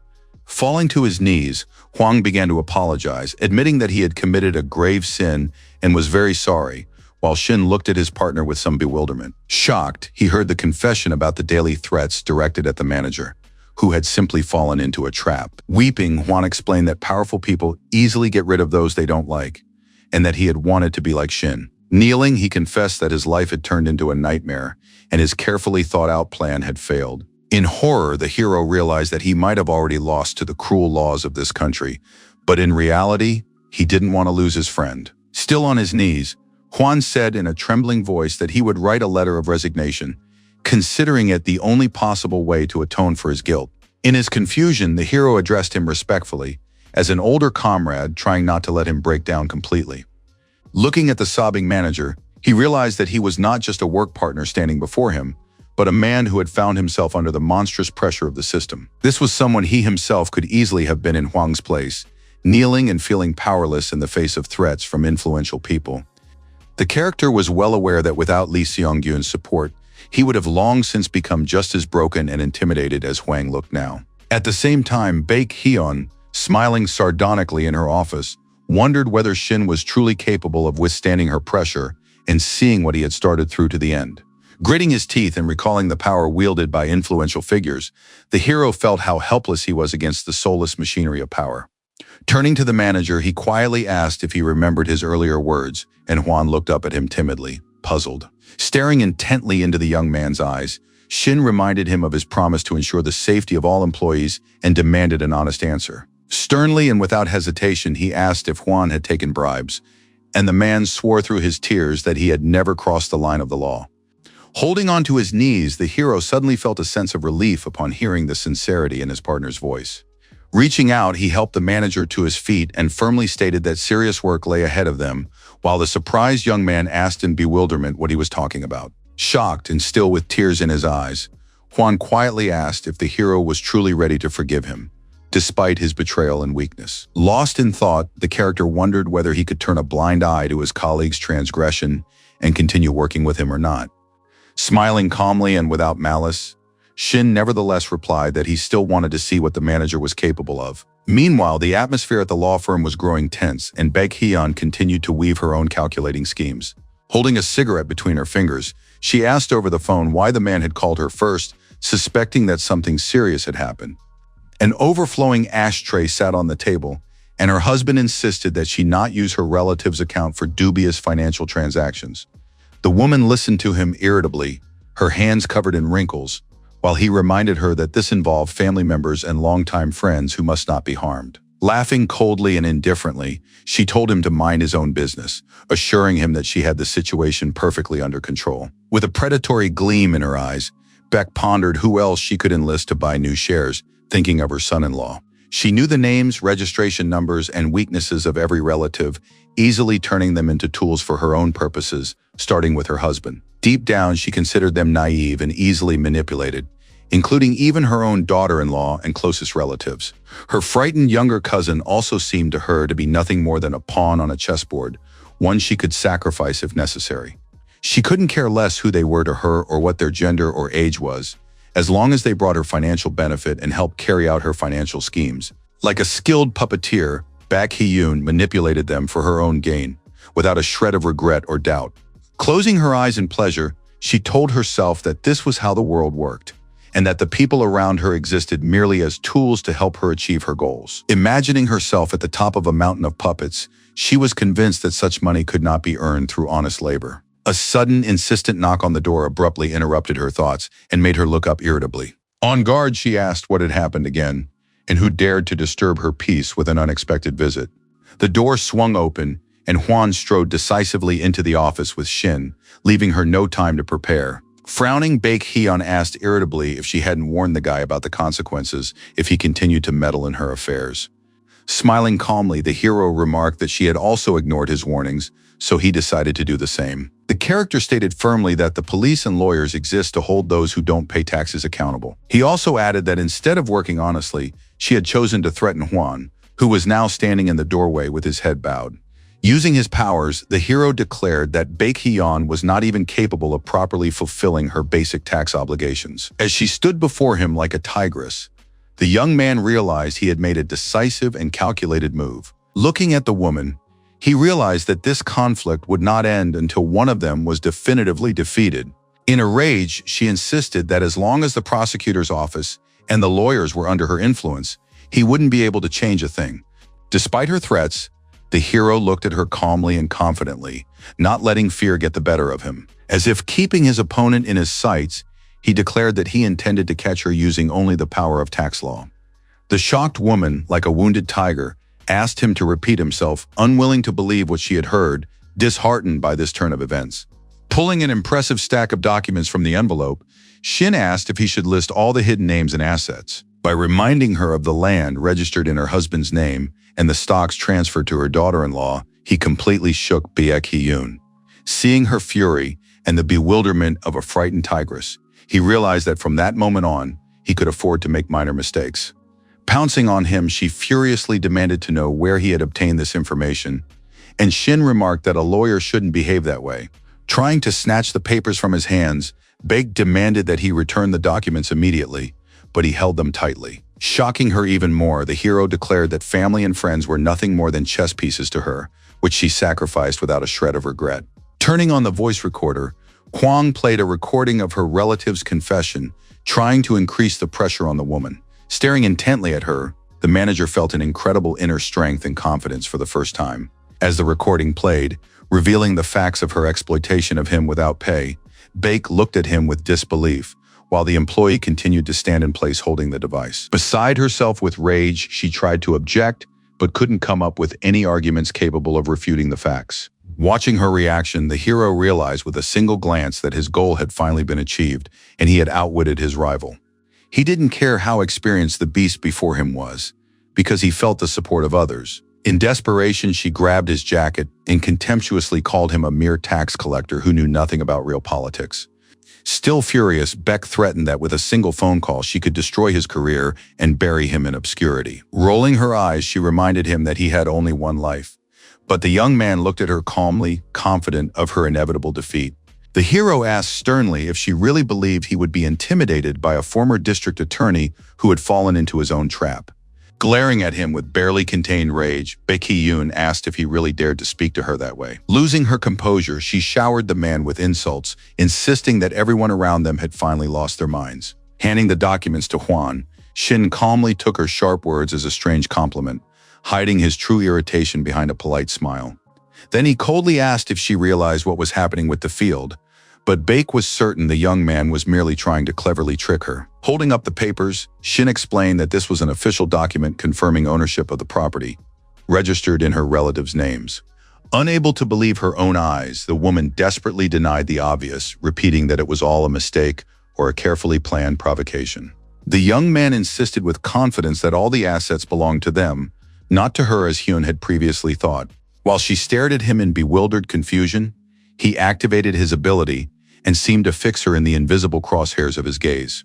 Using his powers, the hero scrutinized back intently, like a predator intently watching its prey before the decisive pounce.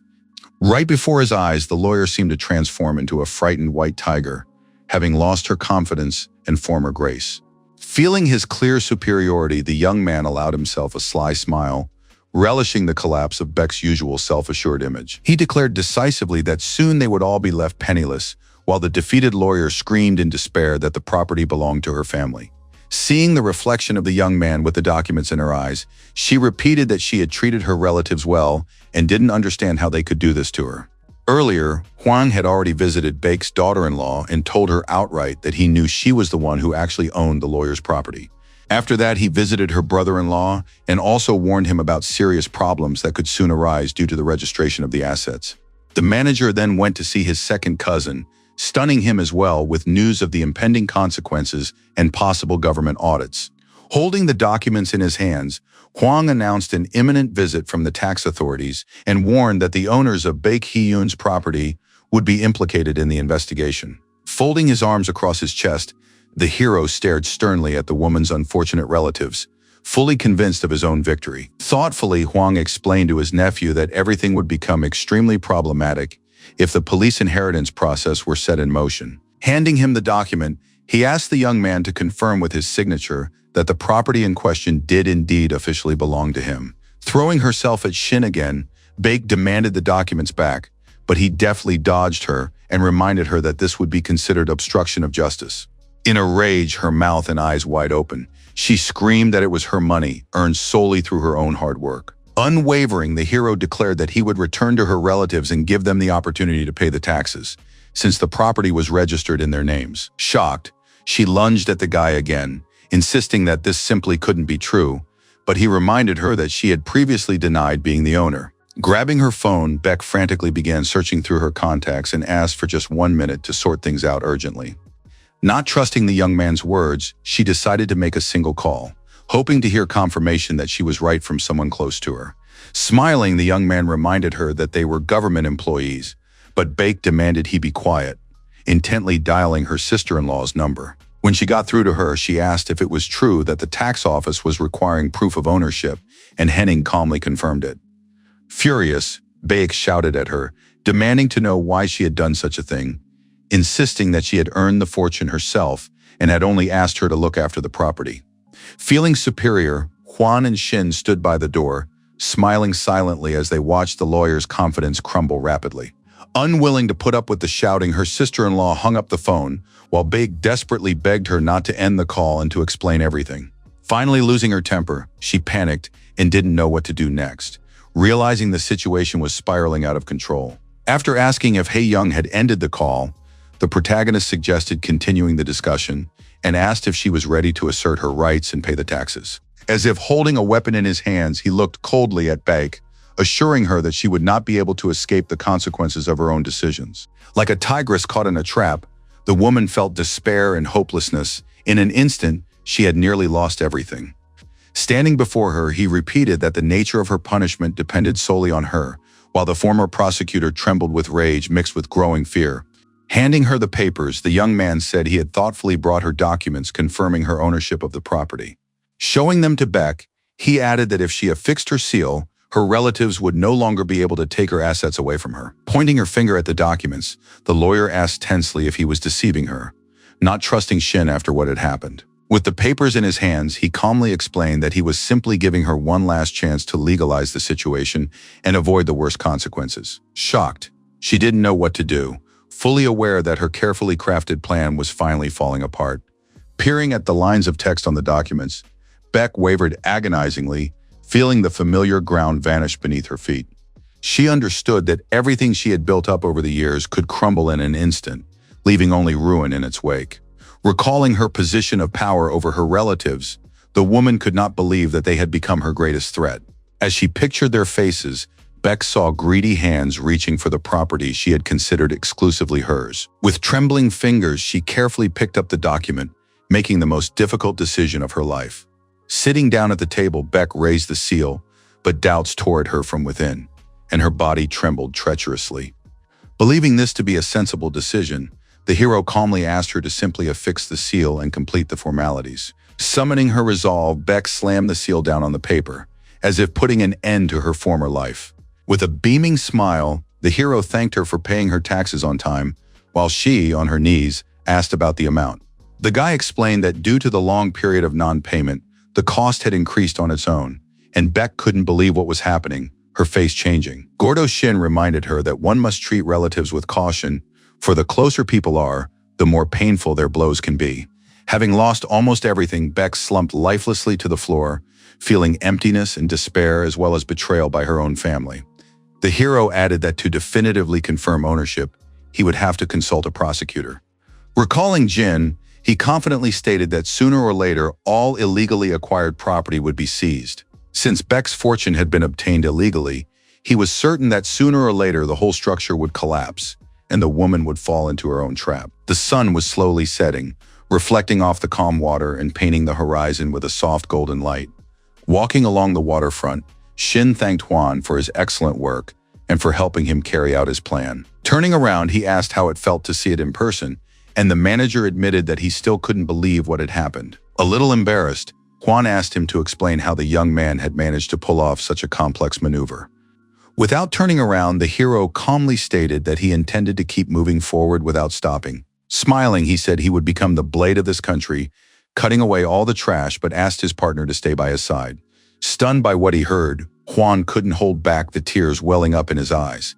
He realized he had regained his colleague's former trust. Bowing deeply and sniffling, he thanked his partner, who asked in surprise why he was reacting so strangely. Gazing at the bright orange sunset over the bridge, the hero asked him not to cry and promised to accomplish even greater deeds together. Meanwhile, the police had officially arrested Baek Hee-yoon, and news of the high-profile arrest instantly spread across all channels and major publications in the country. Reading the article about the capture of the famous lawyer, the man made no secret of his admiration for the scale of the investigation and the courage of those who had dared to act. In the published photos, the woman's expression looked frightened and contorted with anxiety, as if she were facing justice for the first time. The stunned reader pondered the hidden assets of nearly 20 billion, registered in the names of relatives. Completely engrossed in the article, the man didn't even notice Min Chi-hee entering the office silently and asking what he was reading.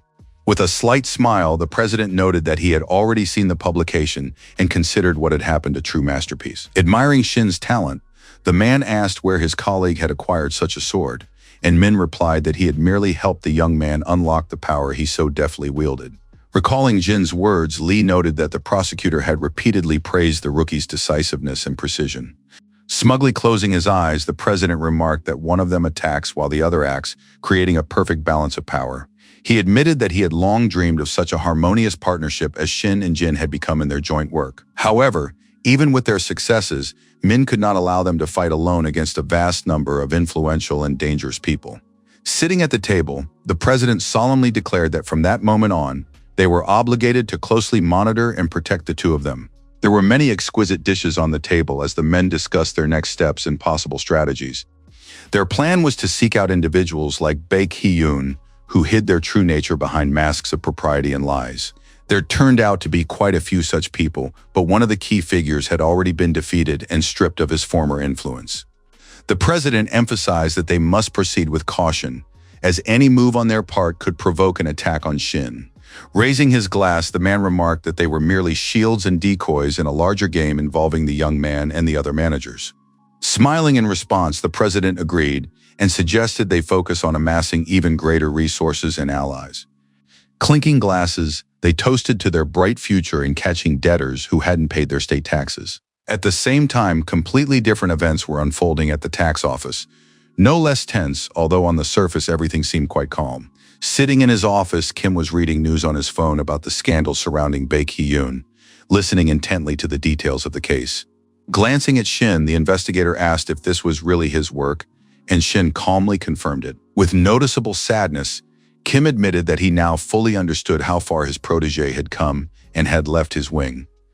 He asked seriously if the protagonist was secretly planning anything else, but Shin replied that he had no new plans at the moment.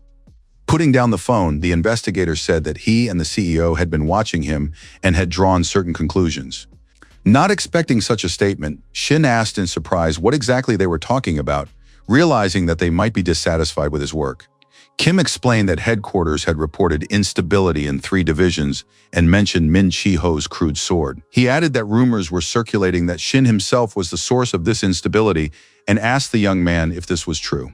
Wanting to be honest with his boss, the hero confidently confirmed his suspicions without the slightest hesitation. Kim then cautiously suggested that the power had been bestowed upon the young man personally by Min Chi-ho, who had been watching his career progress from the sidelines. The hero stood upright, neither denying what had been said nor shirking responsibility for his actions, as if he were completely unafraid of the consequences. Staring intently at him, Kim asked if he had been carrying out the director's orders, but Shin stated that he had acted on his own. Comparing himself to a sword, he admitted that he had sought power in order to capture all those who evaded taxes. The young man further explained that he had taken every step of his own free will without being anyone's tool. After some thought, Kim realized that this young man would never be a mere informant and was not afraid to take responsibility. Lowering his head, he struggled to accept the idea that Shin was so closely connected to Min Chi-ho and served as his sword of justice. Surprised, the hero asked if the director himself was aware of such rumors, fearing that he might be displeased. The investigator replied that the country was in turmoil due to the confrontation between the Seoul government and the central authorities. It was during that period that Min Chi-ho created 3 divisions that still exist today. As he signed the papers, Kim noted that this would spell the definitive end for the Teal Company and Baek Hee-yoon. Handing the documents to Shin, he asked to be kept informed of all further steps the young man intended to take. Later, the hero went out into the courtyard to catch his breath and drink some hot tea, pouring the beverage into a plastic cup. Suddenly, Hwan called out to him, drawing attention with his unexpected appearance and loud voice. Holding a bag, his partner reported that he had bought some steamed buns, but Shin assured him that he shouldn't have gone to such trouble for him. Laughing and pulling out the snack, Hwan insisted that the hero simply accept the treat for the sake of proper etiquette. Jokingly comparing them to Alfred and Batman, Shin took a bun from his hands with a smile and laughed out loud. Suddenly, he heard someone's voice and pricked up his ears, trying to figure out who exactly was calling him, not expecting to see anyone else. Hwan also looked around in confusion, not understanding what was happening or who his partner had heard or seen. Jumping up abruptly, Shin ran toward the building, saying goodbye to the manager on the way and citing an urgent matter. Lee Seong-gyun was waiting for him with a smile at the set table. He had called him earlier and now invited him to sit down. Out of breath, the hero awkwardly apologized for being late, standing in the doorway. But the man assured him that there should be no excuses between them. Stunned, the hero thought he had never before seen such exquisite and expensive food, and now he would be served high-quality beef sashimi. The man openly admired the fact that the young man had dared to stand up to such an influential figure as Baek Hee-yoon. Picking up a piece of meat with his chopsticks, Shin emphasized that he owed his success to the support of the CEO and the department head. With sincere childlike joy, he remarked on how delicious this exquisite dish turned out to be.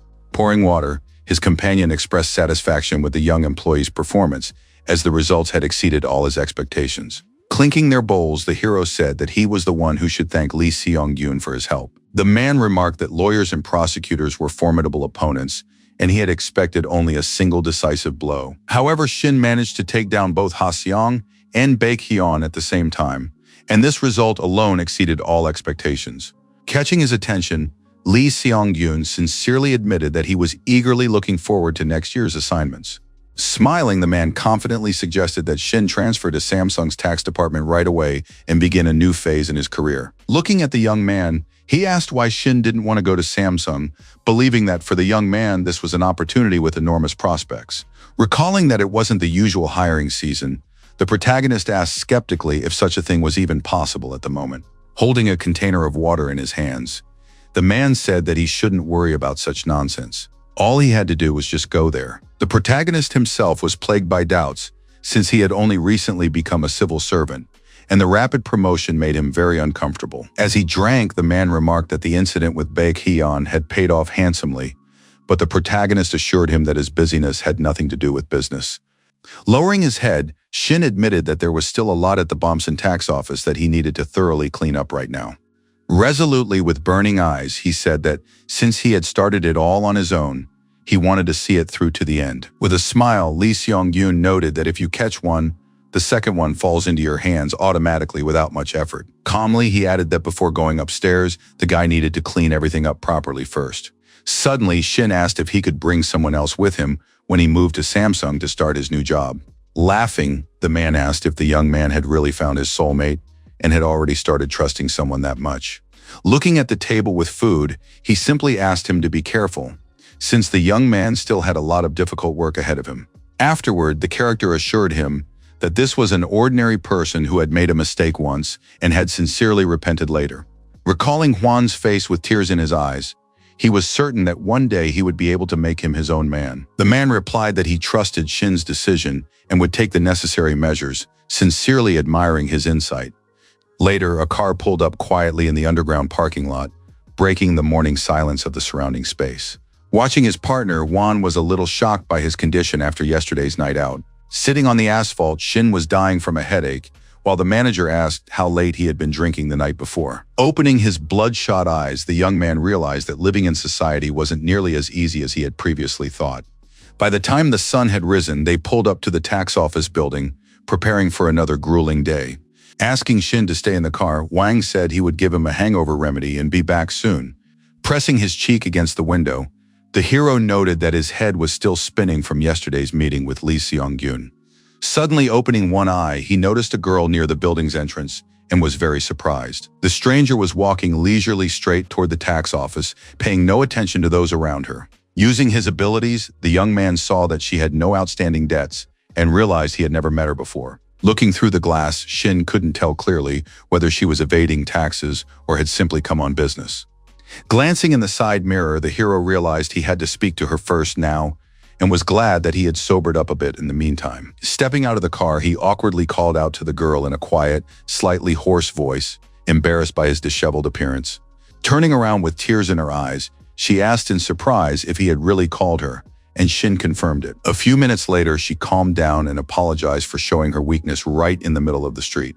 Recognizing Yoo Ji-hyun in her, the hero noted that they used to work in the same office, and she too recognized her former colleague. Sadly, she regretted having shown her tears, and he asked if his acquaintance was really so upset over taxpayers. Surprising him, Yoo Ji-hyun began to talk about the problems with billing clients and the conflicts that had arisen. The protagonist asked with interest if those people had provided proof of their claims, and she replied that they had sent a photo. The photo showed an office, and the girl explained that it was a startup company developing apps, while the protagonist noted the mess inside. She said with horror that it seemed they hadn't sold a single thing in 4 years, and that was even more alarming. Upon hearing all this, the protagonist asked for the address, wanting to see everything with his own eyes. Fearing trouble, Yoo Ji-hyun was hesitant to share the information, but the protagonist promised to figure it all out on his own. Sometime later, he found himself on the outskirts of the city, surrounded by a multitude of high-rises, and noted how far this office was from the center. Meanwhile, manager Hwang was frantically running around looking for his partner, who had completely forgotten about him. Noticing a huge, brown, and gloomy building in front of him, the hero realized he had arrived at the designated location at the address Yu Ji-hen had given him. As he made his way up to the 6th floor, Shin realized he should have come here with Hwan, but now he would have to act on his own. As he stepped out, he was determined to act alone, realizing that the situation could not be changed. Seeing a sign with the name Will on one of the doors, the protagonist couldn't understand how anyone could develop apps in such a primitive setting. After saying hello, he began knocking on the door firmly and loudly, eagerly awaiting a response from inside. Suddenly, a burly man opened the door, and Shin stared at him in silence, not expecting such a turn of events. The stranger asked him angrily who he was, and the young man replied that he was from the tax office. Surprised by the office manager's appearance, the man noted that he had already called them and called the young man a nuisance, not understanding the purpose of his unexpected visit. Using his abilities, the character had anticipated this outcome and decided to check the stranger for any outstanding debts. Above the man's head, he noticed unpaid taxes totaling over 2 billion won and couldn't understand how a successful corporation could have such problems. Considering this impossible, the hero realized that everything was just as he had expected, and that this was a shell company posing as a successful app development firm. With a smile, Shin explained that he had come to check things out because of a mistake he'd noticed the employees making and promised to finish quickly. Smiling slyly, the man told him to hurry up, citing the heavy workload and agreeing with the young man. Leaning in sharply, he asked if this was really what the hero had expected to hear and told him to get lost. The self-assured Shin had no intention of backing down, noting the arrogance of the head of the phantom company standing before him. Still, upon entering the room, the hero couldn't believe his eyes and asked again if this was really the company's office. Grinning, the man confidently confirmed it and asked the guest mockingly if something had really surprised him so much. Surveying the mess and the pile of empty liquor bottles, the young man quickly realized that the owner's stories were nothing but lies. The burly man insisted that such squalor was perfectly normal when starting a business, and Shin decided to play along by feigning agreement. The office layout matched the photos Ji-hyun had shown him, but the total area looked significantly smaller, raising serious suspicions in the hero's mind. The hero was glad he'd reviewed the case files beforehand, but the actual dimensions didn't match, and there should have been another room here. Noticing a closed door in the distance, the hero felt certain that behind it lay something important, carefully hidden from outsiders. Turning to the owner of the premises, he calmly asked what was behind that door, and the man replied without hesitation that it was just a regular boiler room. Saying that he was curious to take a look, Shin quickly headed for the door, surprising the burly man who had been watching him closely. Trying to stop the young man, the man grabbed him sharply by the jacket, but the guy insisted that he had to make sure the equipment was in working order. The owner grabbed his arms, repeating that he was a government official, not a plumber. But the young man pushed him away and froze in the doorway, stunned by what he saw. Various people were sitting on the floor of the utility room, playing cards for money and smoking cigars, looking at the unexpected guest with surprise. Large bills lay at their feet. Some players were clearly winning, while others were visibly losing their last bit of money. With pale faces, the people looked at Shin in bewilderment, trying to figure out what was going on and why a stranger had suddenly burst in on them. With his eyes wide open, the hero couldn't believe that this wasn't an app development firm at all, but a real underground gambling den. Suddenly, a burly man yanked him backward and threw him roughly to the floor like a rag doll, causing those present to burst into loud laughter. While the hero was trying to recover, people quickly surrounded him, asking the boss what to do with this uninvited guest. Glaring at him, the owner explained to his friends that the young man had come to collect taxes, and everyone laughed, claiming that the place wasn't really in use. Standing around him, they openly mocked Shin, while the young man tried with interest to make sense of their incomprehensible words. Meanwhile, Hwan asked the driver to go faster, promising to quadruple the fare, but the man kept insisting on the speed limits. In desperation, the manager berated himself for letting Shin go on such a dangerous mission alone without any support. Not wanting to delay any longer, he suddenly jumped out of the taxi and ran off, forgetting his promise to pay the driver the increased fare. Rushing past the tall buildings, Hwan called out loudly for the inspector, but his voice only echoed off the walls of the surrounding structures. As the manager ran, he recalled Shin's words that he had only intended to take a look around, but from the very beginning, he hadn't liked the place at all. From the very beginning, the young man had refused to submit to someone younger than himself. Yet later, he revealed what he had become, having sunk to the very bottom of life. Back then, sobbing, he looked like an indecisive and frightened civil servant who had lost all confidence in his own abilities. Kneeling before him, Shin calmly looked him straight in the eyes and decided to believe every word his partner said. Despite Juan's weaknesses, the hero smiled and promised to always protect him, no matter what happened, in their future work together. Lifting his tear-stained eyes, the young man realized that standing before him was a man who would never back down in the face of life's harsh realities. Now, with all his might, Juan ran to Shin's aid, beads of cold sweat quickly trickling down his tense face.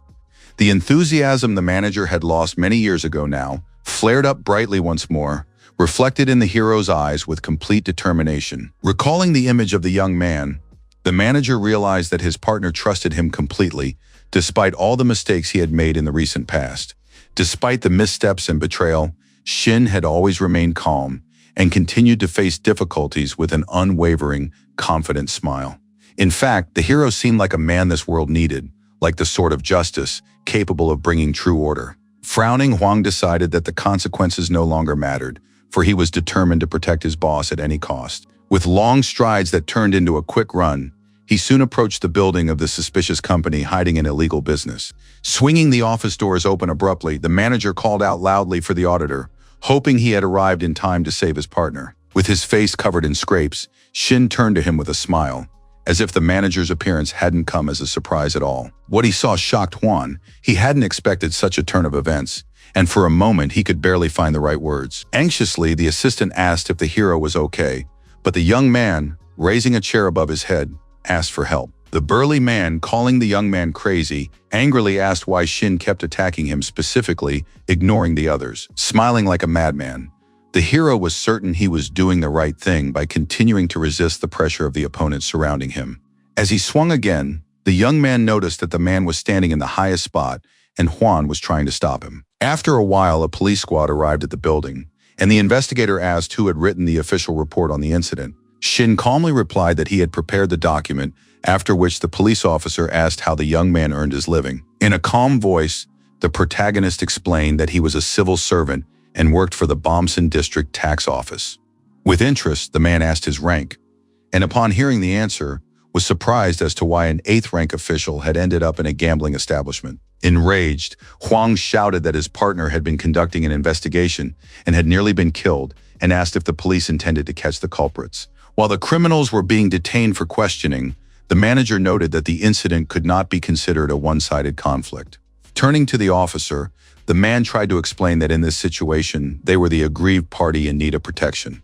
Turning his back on them, the man assured them that the police would definitely look into what had happened and asked them to wait a moment. Angry, Huang tried to prove that a public servant, just like the officer himself, had just been beaten up, but Shin asked him to calm down. The hero himself had almost no strength or desire left to continue pointless arguments that could only make matters worse. Using his abilities, the young man gradually realized the real reason why the police officer had lashed out at them so harshly.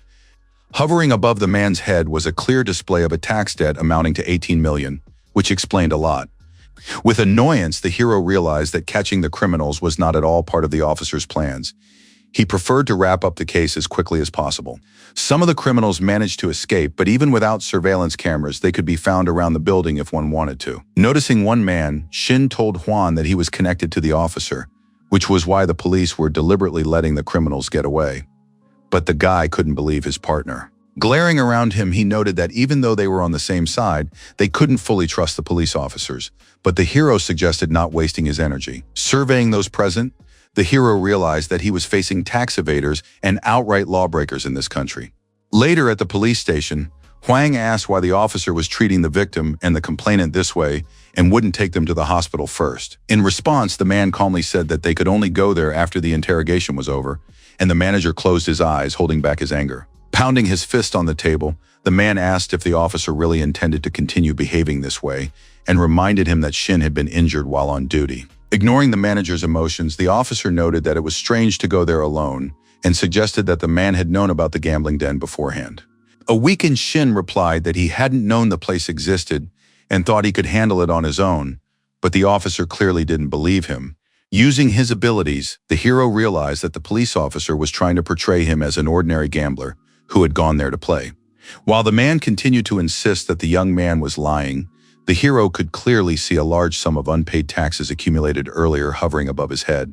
Winking with his black eye, Shin calmly asked the officer what kind of story he was planning to make up for his report. Puzzled, the man asked again what exactly the character meant, not understanding why he was speaking to him with such confidence. Peering into the office, the chief asked if Cho really hadn't finished questioning the injured civil servant yet. Furious, Huang declared that if the officer continued, they would file a complaint, and the man asked what had happened between them. While the manager and the officer continued to argue, the protagonist suddenly felt a wave of weakness and nearly lost consciousness. Later, he was lying calmly in the hospital watching hockey on his phone screen, trying to take his mind off the events of that day. While his partner slept on the cot next to him, the young man couldn't understand why they had decided to hospitalize him after all, despite his minor injuries. Juan snored loudly, completely unaware of how angry his boss would be when he found out about everything that had happened. Cakes were neatly arranged on the nightstand next to the bed, and a large basket filled with fresh fruit stood nearby. Meanwhile, the young man imagined an angry Kim and Min who would surely want to take revenge on the people who had harmed him. Unwrapping a pastry, the hero thought that he had considered these people his family and could never say he didn't know the details of the case. As he savored the taste, he realized that sometimes he went to work just for the sake of moments of rest and pleasure. Suddenly, the ward door swung open, and a serious and determined Lee Seong-gyun walked in confidently.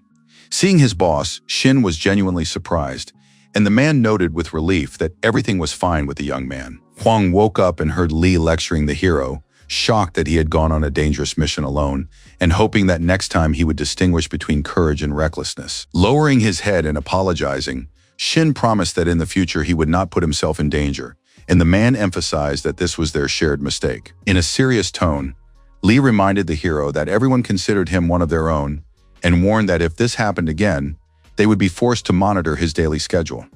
Feeling ashamed and awkward, the character promised once again that he would take care of himself from now on.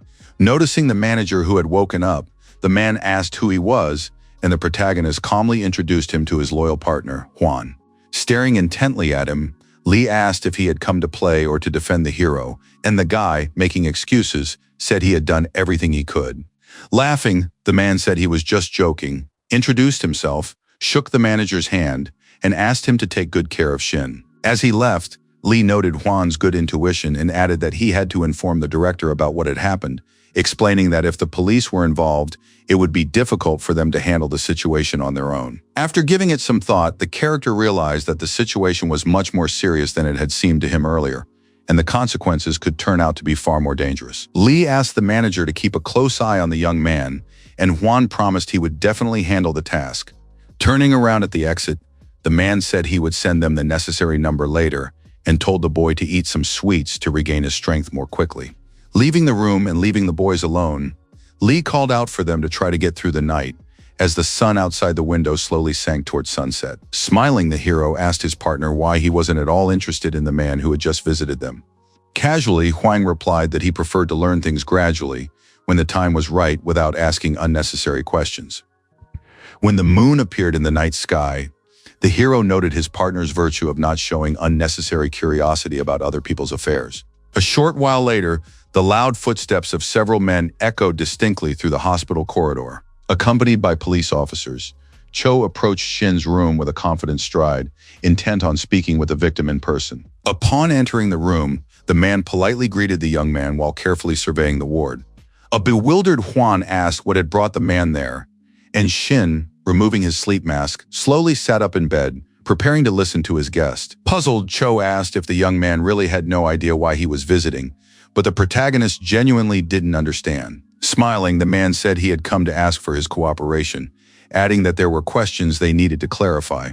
But Shin reminded him that he was now just an ordinary patient. Resolutely defending his partner, Huang reminded him that this was a hospital, and the police had no right to simply take people away from here. As if turning into a dark shadow, Cho coldly asked if the manager was meddling in his affairs again, stating that in that case he would have to arrest the young man first. To get his attention, Shin said he understood everything and agreed to go with them, asking the officer to stop making further threats against Juan. Before leaving, he asked permission to make a quick call, explaining that he had to report to his superiors. The man, looking at him skeptically, feared the call would be long, while Shin himself realized he needed to use the number Lee had left him. While the police officers watched the scene in bewilderment, Shin decided to take his chance at escape.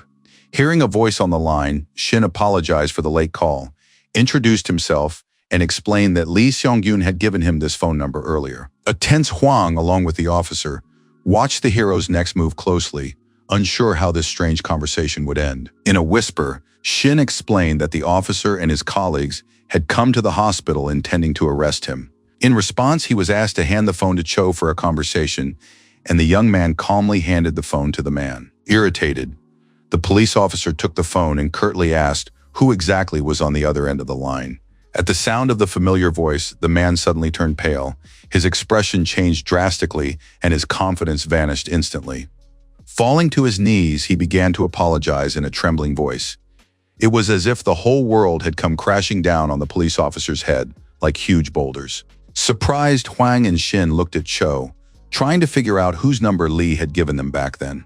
Cold, torrential rain fell slowly among the city's dark alleys and old buildings. The passage between the houses was cordoned off with tape.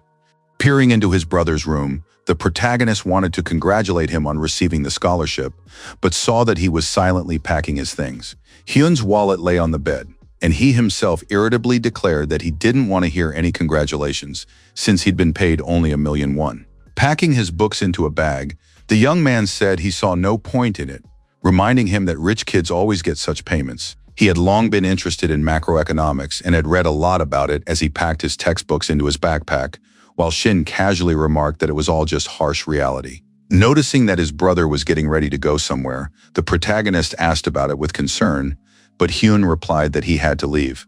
Looking at the shelf with the awards, Shin guessed that his brother was going to class, but he reminded him that he was in his senior year and too busy. As he zipped up his bag, he emphasized that he had a girlfriend from a non-traditional family and added that they had decided to officially get engaged. Surprised, Shin asked if his brother had asked their parents for permission to marry, but Hyun angrily replied that his brother was talking nonsense. Furious, he shouted that they were talking about the daughter of the Chisun company and asked if his brother really thought that was a reason to doubt it.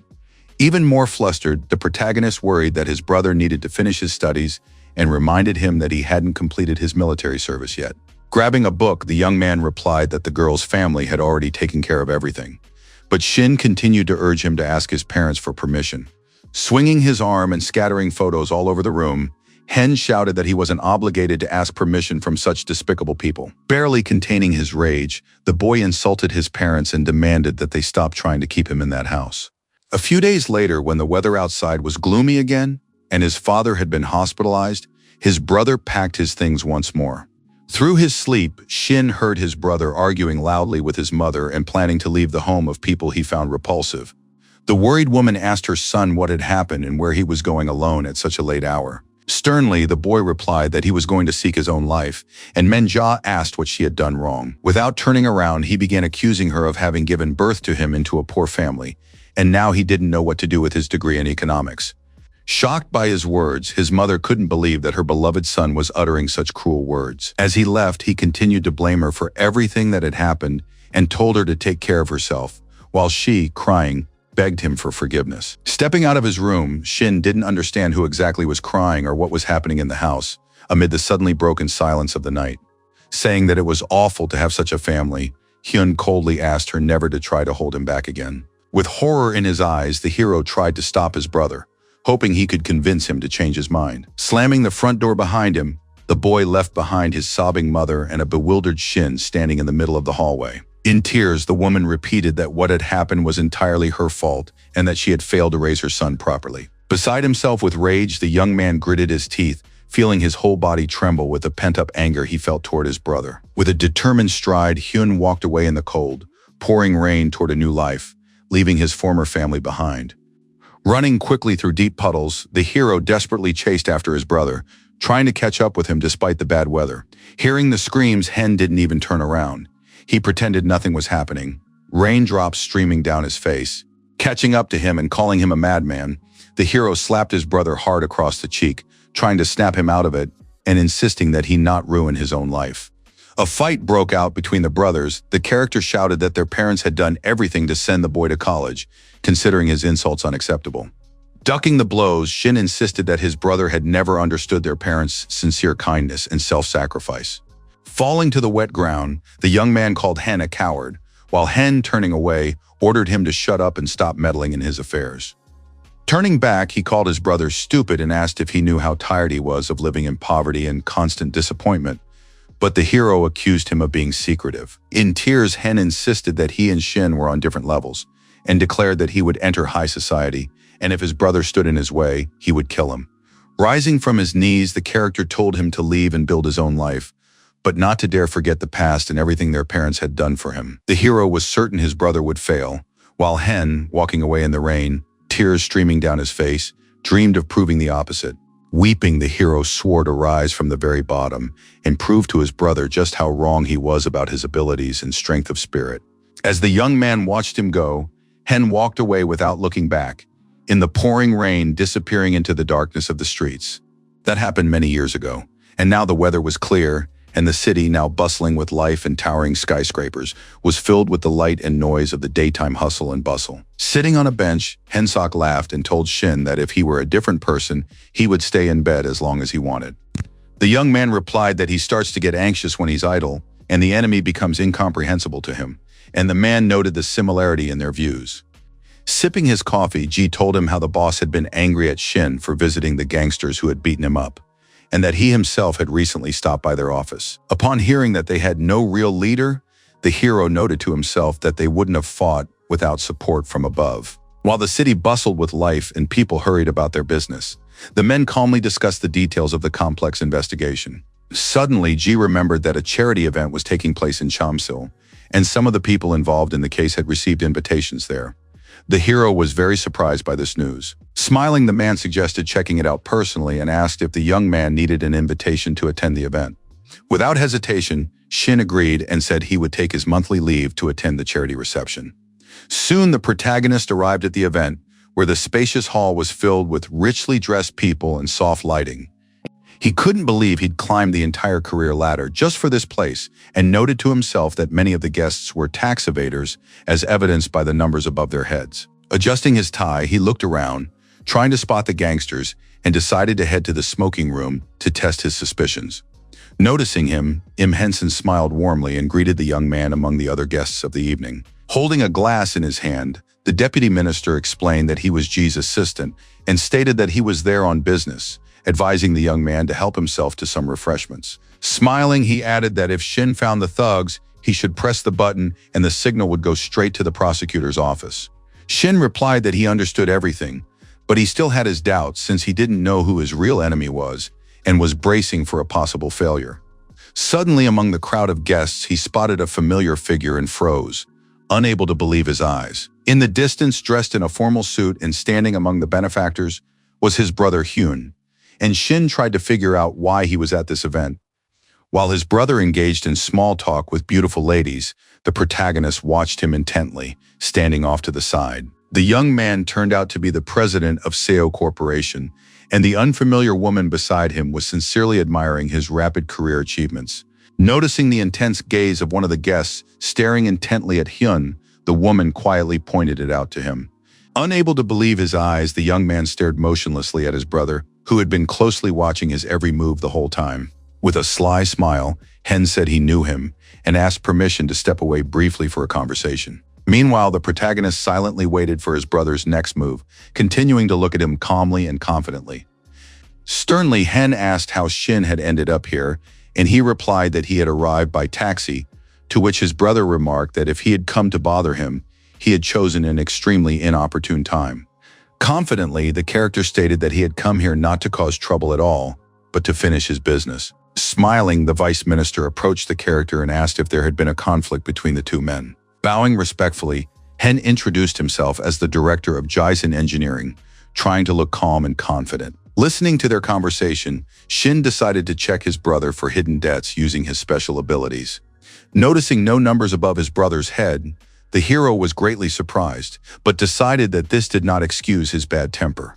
Despite the time that had passed, he still couldn't forgive his brother for abandoning their family, and sipping champagne, he turned to him. Saying that their meeting felt like fate, the character suggested exchanging business cards and handed his card to his brother.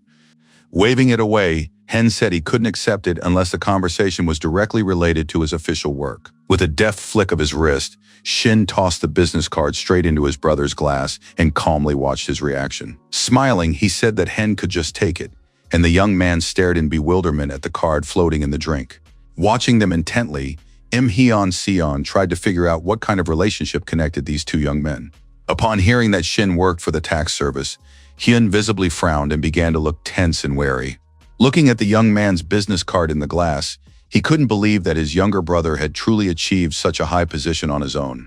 The young man downed the glass of champagne in one gulp, while the man watched him intently, never taking his eyes off him. Shocked, Shin froze in a daze, while the vice minister continued to smile, trying to maintain a calm and businesslike demeanor.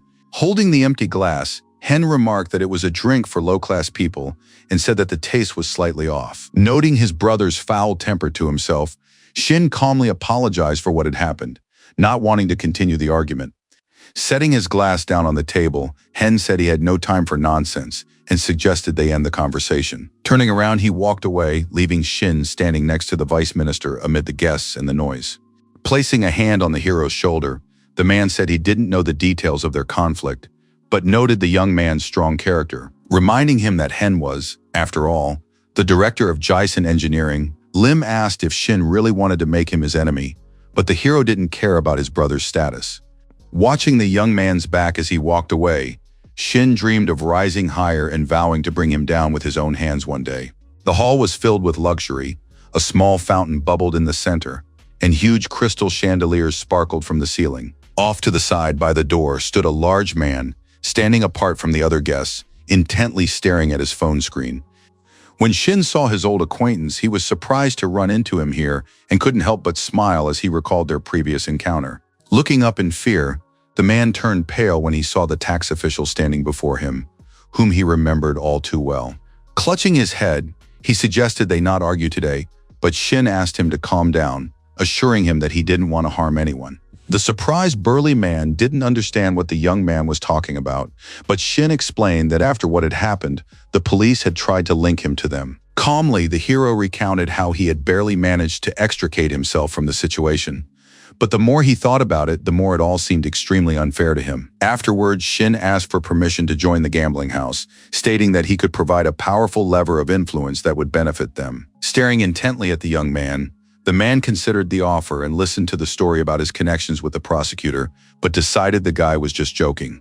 Laughing, the character asked why he thought he was lying, keeping his gaze firmly fixed on the burly man and preparing for any turn of events. Opening the door, the burly man said that, for starters, he needed to discuss the proposal with his family before making any decisions. Seeing Shin in the doorway, the players at the tables were surprised by his appearance, since they knew who he was, and the young man saw the amounts of their tax debts floating above their heads. Glaring at him, the men noticed that the game was starting and demanded that the hero leave the room immediately. Pointing a finger at Shin, the burly man claimed that the young man was trying to interfere with their work, while Shin, adjusting his jacket, insisted that prosecutors were simply civil servants. Discreetly pressing the beacon on his collar, the young man wondered if his partners had received the signal to act and were ready for the operation. One of the gangsters didn't understand how Shin could be of any use to them and declared with contempt that they had absolutely no need for people like him, while the other, wearing glasses, silently watched the proceedings. Undeterred, the hero asked if they were really only interested in corrupt detectives and pointed out that perhaps they should bring in more of their superiors. He confidently asserted that they would regret not accepting his offer, but they all just laughed in response, not taking the threat seriously. Suddenly, one of the men suggested calling the prosecutor right away, threatening to slit Shin's wrists if he turned out to be a liar. Taking the phone, the hero replied that he didn't want to do that, remaining calm and confident and surprising everyone present. Upon hearing the young man's statement that all orders must come from their boss, the gangsters were outraged by the young tax inspector's behavior. Using his abilities, Shin was certain he had entered the room where the person with the largest unpaid tax debt, and who was in fact the boss, was located.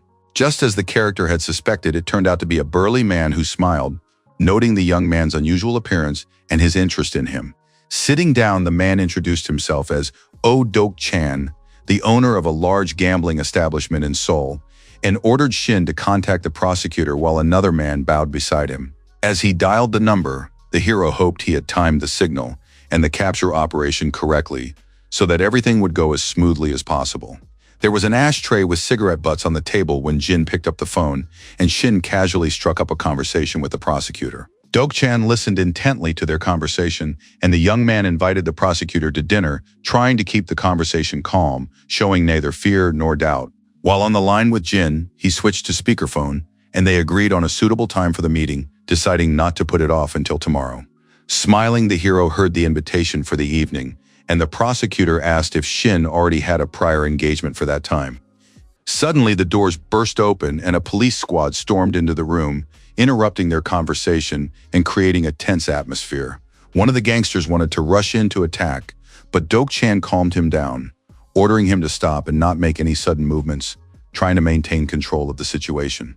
Angrily, he ordered everyone to remain silent, watching Shin's actions and barely containing his rage.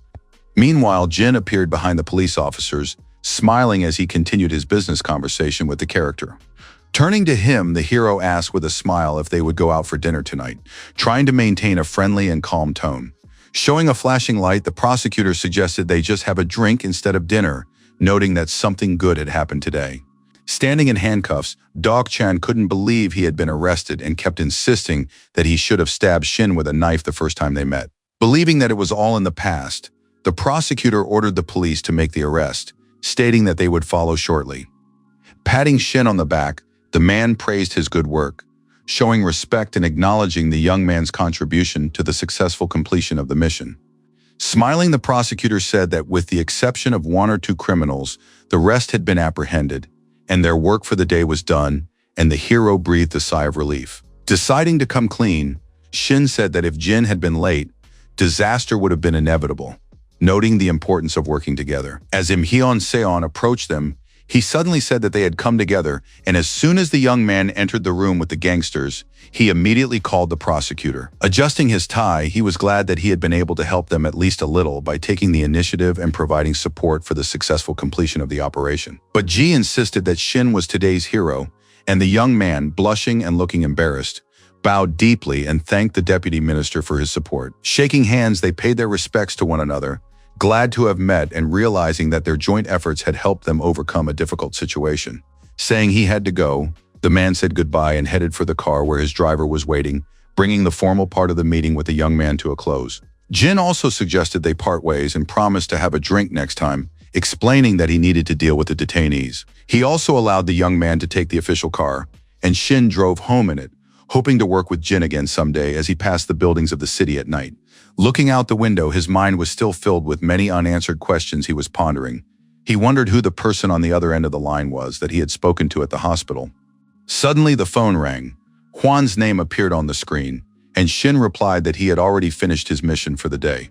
Looking over the papers, his partner sitting in the office reminded him that the auditor had assigned him to investigate a corruption case at the Bomson tax office. Claiming he was almost done, Hwan noted that it looked like a tax evasion ring, continuing to sort through the documents on the table. Asking if Shin knew about our society, the manager made the hero think even more about the next unfinished case. When the young man worked in the income tax department, people approached him, calling themselves civil servants and offering to join forces to survive.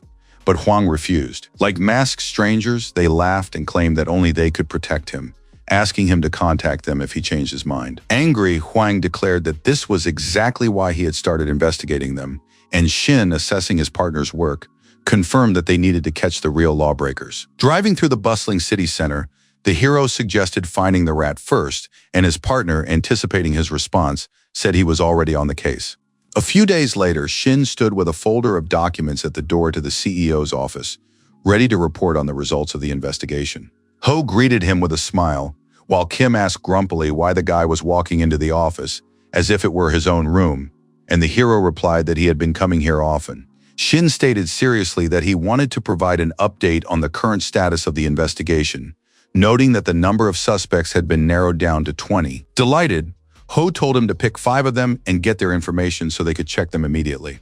Flipping through the documents, Shin named the suspects, while Kim watched intently, assessing every word and action of the young man. Lowering his gaze, he sighed heavily and sipped his coffee, pondering the consequences, weighing the risks, and realizing that working with corrupt officials was always dangerous.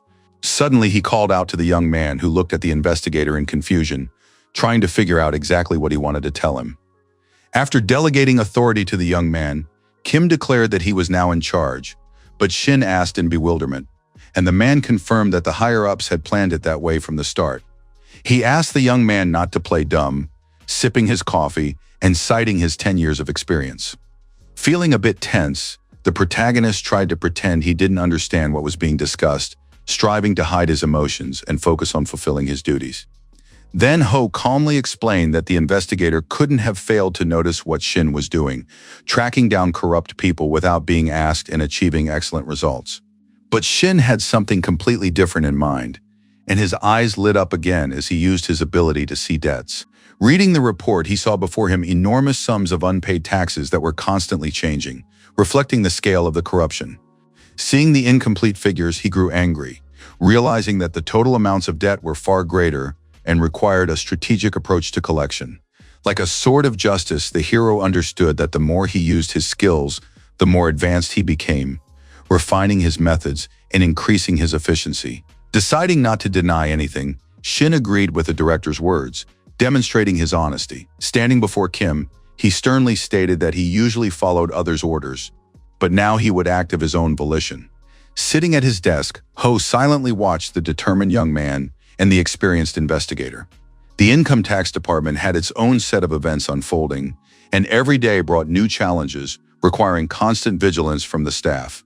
Her partner, turning to Yoo Ji-hyun, asked about a man her friend had recently told her about, but the girl didn't understand who exactly was being referred to. Smiling, her colleague asked her not to pretend and reminded her of the taxpayer.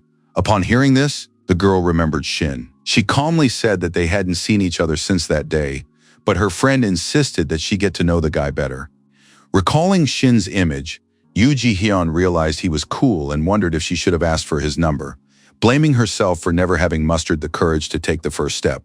Suddenly, she heard a familiar voice greeting her from behind and blushed with embarrassment and surprise. With interest, the hero asked why she was so surprised by his appearance, not hiding his sincere smile. Looking up, Ji-hyun smoothed her hair and mumbled a thank you, recalling the day she'd needed help and had complained to the guy about the boss of the Phantom Company. Her flustered colleague also noted Shin's coolness, despite his bad reputation and less than stellar reviews of him as a person. After asking if Jong Jong-min was there, the hero saw the doors swing open, and the very guy he was looking for burst into the office. Beside himself with rage, Min started yelling at the girl, accusing her of not doing her job and chatting with some guy. Shin replied sternly that he wasn't her boyfriend, but Jeong told him to leave in that case, insisting that people in this department had to work even during lunch. Stammering, the girl rushed back to work, afraid of her boss's wrath, trying not to hold up the process and to complete her tasks on time. Stopping Mina, the hero said he had to verify whether the guy was indeed the one he was looking for, using his abilities for precise analysis. Using his skills, Shin confidently stated that he had come already knowing everything about Mina, but had decided to test his assumptions to verify the accuracy of the information. Furious, Jeong asked what was wrong with the hero, claiming that he was spouting nonsense and trying to meddle in his affairs. Seeing the amount of unpaid taxes hovering over Min's head, which totaled over 4 million, the character called him a criminal. Suddenly, employees from the head office's audit department entered the office, and Shin ordered Min to go with them, agreeing that he was crazy. Drenched in sweat from fear and shock, Jung began to curse at them and asked why they had come here at all, not realizing he had fallen into a trap. Looking at him sternly with his colleagues, the protagonist declared that he was doing him a favor by preserving his reputation in front of his subordinates, but realized it was useless. Resolutely, Shin said he had come here to put an end to Cheon's career as a civil servant, exuding complete confidence. Gritting his teeth, the man asked again angrily, not understanding what on earth was going on. His eyes flashing with irritation and rage. Shouting, he demanded to know if the young man had any proof that he was evading taxes, demanding an immediate answer. Shin's eyes gleamed as he asked if Jeon really wanted him to tell him everything in order, starting with his very first schemes. Showing the document, the hero began listing numerous instances over the course of the year, demonstrating Min's financial schemes and dishonest actions. Realizing he was powerless against the hard facts, the man felt as if the ground had fallen out from under him, unsure of what to do next. Under the protagonist's intense gaze, he claimed that the protagonist was simply trying to sabotage his work and threaten retribution from the CEO. Asking him not to get angry, The hero explained that the investigation and taxpayer registration were complete, and they had come only to take Jong to the police station. Losing his dignity as if it were a piece of clothing, Chong shouted that Shin was lying and tried to defend his reputation. But the evidence against him was too obvious. Caught in his own trap, the man screamed in terror, unwilling to go to prison, realizing that his schemes had been exposed. Suddenly, his shocked colleagues saw the boss emerge from his office, and the atmosphere in the office became too tense. Clenching his fists in anger, he asked where Shin was going to take their employee, not realizing that resistance was now pointless. Confidently holding up the document, the young man explained that the CEO had personally approved the actions and provided all the evidence. Hurling insults at Shin, the man demanded that he call Ho immediately, but the hero asked who he was anyway and learned that he was the deputy department head. Flipping through the documents, the character saw Kama's name on the list of executives and reported that he must also be detained. Swinging his arm, the boss tried to strike the character, but Huang rushed to his auditor, trying to protect his partner. Blocking the way, he received a hard slap, barely staying on his feet, and everyone present froze in shock. Shocked by the manager's action, the hero's eyes widened in surprise, realizing that the young man had saved him. Surprised and frightened colleagues screamed in horror, unable to believe that such a young employee dared to stand up to his superiors. Cam asked angrily why Juan had appeared in front of him, and the manager winced in pain but remained calm and confident. Once he had calmed down, the young man suggested looking at the documents and talking, hoping to find a suitable solution for all parties involved in the conflict. Puzzled, the manager asked reproachfully why the investigators had come to their department and started a fight, unwilling to compromise. Suddenly interrupting their conversation, the protagonist called out to Kama, and the shocked department head froze in place along with the manager. Stepping forward, the protagonist declared that they hadn't wanted this themselves, and explained that if the manager didn't want any audits, he shouldn't have evaded paying taxes. Shocked Cam, not expecting such pressure from a newcomer, took a few steps back, feeling that he was losing control of the situation. Demanding that everything stop immediately, the manager insisted that there wasn't a single person in Seoul City Hall or Sejong's headquarters whom he didn't know. Upon hearing about the headquarters, the hero considered it no mere coincidence, and his eyes lit up as his abilities activated. Pointing to his colleagues, the young man explained that the two of them were from the National Tax Service headquarters. Upon hearing this, Kang's expression changed, and he was overcome with terror, realizing that all his lies and schemes had been exposed and that there was no way to justify himself. The hero confidently asserted that perhaps his colleagues knew the same people as the boss who had recently spoken of his connections. Gasping, the man realized he had no arguments left in his favor, and his usual self-confidence began to crumble in the face of irrefutable facts. When Shin suggested calling headquarters and naming the people Kang knew, Kang began to refuse in horror, and his glasses cracked from the scream. The manager and Kang were taken into custody, while their colleagues whispered among themselves, unable to believe that the special services were taking them away. As they were led away, some were tormented by doubts about whether they had actually evaded taxes, and fear and anxiety gripped those present. As he was led away under guard, Kan suddenly turned to Shin, trying to say some final words that might influence the young man. With hatred, he asked if anyone would notice the young man if he kept working like this until his death, accusing him of being uncooperative and stubborn. The shocked protagonist listened as his boss railed against the country, citing low wages and the injustice of a system that was destroying people. In a rage, Kang shouted that no one would protect people like them and asked if the young man really thought he could remain uncorrupted. Puzzled, the character asked if the man was suggesting he lived like him, breaking the law. Seeing the amount of unpaid taxes hanging over Kang's head, he asked if that was really an excuse for the man stealing money. Recalling his career path from an accomplice to a handyman, Shin asserted that there were many people in the world about whom the man knew absolutely nothing. In utter despair, he had stood on the bridge trying to take his own life, and at that moment could not have imagined that he would one day rise to such a position. Listening to all this, the manager looked at the young man in bewilderment, unable to understand how the young employee could have gathered such evidence against him. The young man said bitterly that a man like Kang had trampled on the efforts of people who lived honestly and faithfully every day, fulfilling their duties with integrity. Comparing the man to a traveler who had chosen the easy path and gone with the flow, the young man asserted that he did not understand the value of hard work. Therefore, he would easily fall from a high waterfall and crumble, just as the manager had done now, without understanding the consequences of his earlier actions. After a while, journalists surrounded Ho and reported that an organization of civil servants had been caught helping taxpayers evade taxes. They eagerly asked the CEO for his opinion, and he apologized for causing concern to ordinary people. After turning off the TV, John Sang-hoon couldn't believe that such people existed and felt that this shouldn't have happened. The director of the litigation department agreed with him, confirming that the events required immediate action and strict control over the process. Min-ho, sitting with them, believed they couldn't just let these thieves off the hook. But he understood that there was one complicated problem that needed to be resolved. Sitting at the center of the table during the NNS directors meeting, he stated that all of these people were their employees, and it was precisely this factor that complicated the punishment process. Upon hearing that they were being treated as buds to be pruned away someday, John asked in surprise, unable to believe his ears.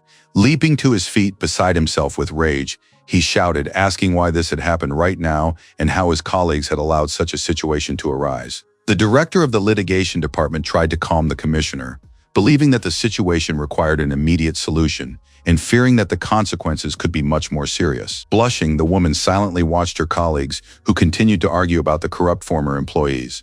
Folding his hands, Min-ho said he was very sorry, but there was nothing he could do about it, acknowledging the limits of his authority and power. Suddenly, he asked why they shouldn't use the current situation to their own advantage, hinting at the possibility of turning the crisis into a strategic advantage. With a smile, Min-ho stated that they could call the incident that had occurred this time a secret operation by the commissioner, aimed at identifying and correcting errors within the tax office. Frowning, the man told him to continue, not understanding where the director was going with this or what his proposal entailed. Sitting in the company's massive building, he believed this opportunity should be used to clean up the tax services. When he finished, Min-ho asked his colleagues for their opinions. They found his arguments convincing but still felt doubts and anxiety. After some thought, John noted that their company's actions had influenced public opinion, believing that the incident could not be ignored. Suddenly, the director of the litigation department reminded everyone that Min himself had appointed Shin, arguing that if they followed his plan, it would benefit only him.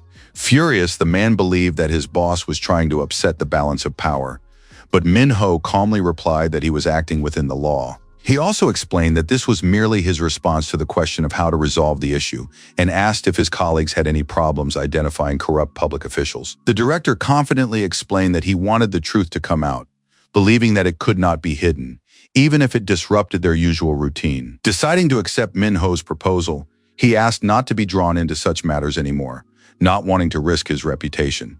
Smiling, the president assured him that he would take responsibility and oversee everything, and the man asked him not to delay and to call a press conference. Sitting at the round table, the man declared that they could not allow the prestige of Korea's tax authorities to be completely destroyed. Meanwhile, an orange sunset was descending over the city, bathing the skyscrapers and streets in the soft light of the evening sun. Shin was preparing a delicious Korean soup, which was bubbling in a pot, filling the kitchen with aromas that made you want to taste the dish immediately. Turning around, he heard his mother come in and called out to her that dinner was almost ready, so she should sit down at the table. Sighing heavily, the woman complained about the heat, and Shin scolded her for carrying heavy bags, insisting that she didn't need to go grocery shopping. Anxiously, he asked her to call him and take care of her health, but his mother brushed him off, insisting that she was fine and he shouldn't worry. Clutching his head, the young man insisted that Menja take care of her health, reminding her of her recovery period. Looking at the table piled high with food, the woman asked why her son had prepared so many dishes, believing that a simple dinner would have been enough. As she sat down, she realized it had been a long time since she'd had dinner with her son, and Shin suggested they begin eating, delighted to be spending time together. Smiling, his mother offered to prepare some side dishes to go with the rice, but the protagonist declined and asked her to relax and enjoy her dinner. Meanwhile, a press conference featuring the detained Beamson employees was airing on TV, and the protagonist closely followed the proceedings and the comments. So engrossed was Shin that he almost forgot about his meal, but he learned a lot about the details of the case and its implications for the company. Standing at the podium, Jung Sang-hoon explained that it was a covert operation carried out by their special investigation team. Upon hearing this, Shin could barely contain himself, realizing that everything had been staged in advance for the press conference and knowing the real truth. Smiling, the stranger asserted that as long as he held the position, he would not tolerate corruption and would ensure the integrity of all his employees' work. Picking up his phone, the hero hadn't expected the commissioner himself to put on such a show in front of the public, and he was curious to see what people were saying online.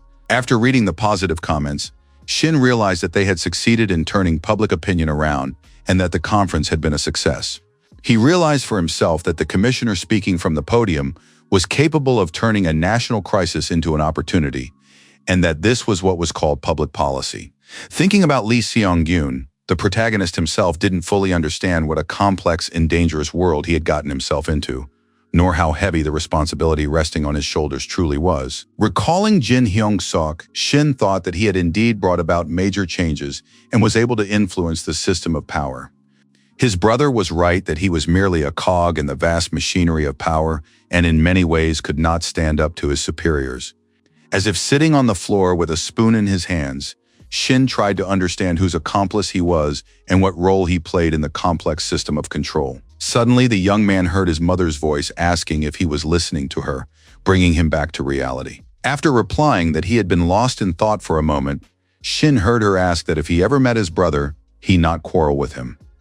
Calmly, the woman recalled how her son had told her about his meeting with Hen and noted that despite the difficulties, her other son was doing well. An image flashed before the character's eyes of a young man holding a glass, who had said that the champagne tasted slightly off after his business card. Worried about her son, Menja asked if he thought that those who had stayed with the family should look ahead and move straight toward their goals. Smiling, the hero replied that he knew everything and felt the same way, understanding the value of his mother's advice and her concern for her loved ones. Later, he headed to the tax office, focusing on the work ahead and the opportunities to improve the system. Timidly peeking into the director's office, Shin announced his arrival, ready to submit his report and receive new instructions. Upon seeing department head Ha-sun and investigator Kim, the protagonist asked in surprise what had brought them there, and the man explained that he had come to share the reward and see the young man's face. Munching on rice cakes, the manager remarked that Shin was like a hunting dog tracking down corruption, and that over the past few days he had visited nearly every department in the company. Hearing that his work was making things difficult for other employees, Shin awkwardly scratched the back of his head and apologized for it. While they were talking, Huang walked into the office and was delighted to see the auditor, eager to share some important news. Upon hearing that someone was looking for Shin, Director Ho asked who exactly it was and suggested bringing them to his office to discuss all the details. Suddenly, without being invited, Lee Seong-gyun walked in and noted that he had probably arrived at an inopportune moment, greeting the protagonist and everyone else. Stepping forward, the man introduced himself as the manager of the property tax department at Samsung, clarifying that he had come on official business. Puzzled, everyone began asking the reason for his visit, and Lee, placing a hand on Shin's shoulder, said there was nothing to it. Smiling, he explained that he was interested in the young man's whereabouts, and Shin, sensing something was off, grew wary, trying to figure out what was going on. Suddenly, the manager pointed at Huan, which greatly surprised him, showing that he knew all the details of the work and had been observing the employees for a long time. Angered, Ha-seong asked how anyone dared to come from Samsung to take two guys away, but Kim asked him to calm down, claiming that they had been waiting for this visit for a long time. Glancing at Shin, Lee realized that he hadn't explained anything in advance to his colleagues and superiors, which was precisely what had caused their bewilderment. Feeling ashamed, the protagonist apologized and explained that he hadn't been able to find the right moment to warn everyone about his departure. Trying to defend his employee, Kim said they felt awkward, but believed the man could have warned them, and Lee, agreeing, explained that the young man had a heavy responsibility. Stepping forward, Ho said that it was natural for high-performing employees to receive rewards, reassuring his colleagues. Sternly, the man asked if the manager intended to use Shin in a political battle. Without hesitation, Lee admitted that the young man was their ace, while the hero himself tried to explain, stuttering and searching for words. Upon hearing the true reason for the young man's departure, Ho said angrily that he could not allow Samsung to take him, expressing his dissatisfaction with the visit from the Samsung employee. Puzzled, the manager asked why the director was refusing him, and the director replied that it was all because they intended to use Sheena in political battles. Beside himself with rage, he asked if they were really going to make the young man a scapegoat or use him as bait. Trying to object and calm the CEO down, the protagonist chose his words carefully, wanting to explain how important his transfer to Samsung was. Looking sternly, Liu said that the young man's situation would become dangerous if he didn't take him away from there, given the recent events. Perplexed, Aho asked why, watching the manager intently and unwilling to simply lose a valuable employee. Then Liu explained that within the National Tax Service, under the leadership of Jiang Sang-hoon, there were three factions that kept each other in check. Closest to the position of commissioner was the unassuming sole commissioner, whose actions rarely drew attention but carried weight within the system. Not far behind him, almost hot on his heels, was Commissioner Jiangbu, an authoritative and influential woman capable of intervening in any process. There was also a man whom Ryu served personally, Director Minho of the Investigation Department, under whose cover Shin worked, drawing the attention of the other two forces. For these forces, it was only a matter of time before an ordinary young man could become a threat to them and a sword of justice. With interest, the manager asked Ho how far the Bomson Tax Service was willing to go if pressure arose from these people. He also asked if the man was confident they could protect Shin and prevent the young man from becoming a victim of political games. A long silence followed, and the director, frowning, looked at the manager, pondering possible ways to solve the problem. Turning to Juan, the young man didn't know what to do. The atmosphere was tense and heavy, and the fate of the company depended on his decision. Agreeing to hand Shin over, Ho asked that under no circumstances should he be left unprotected or put in danger.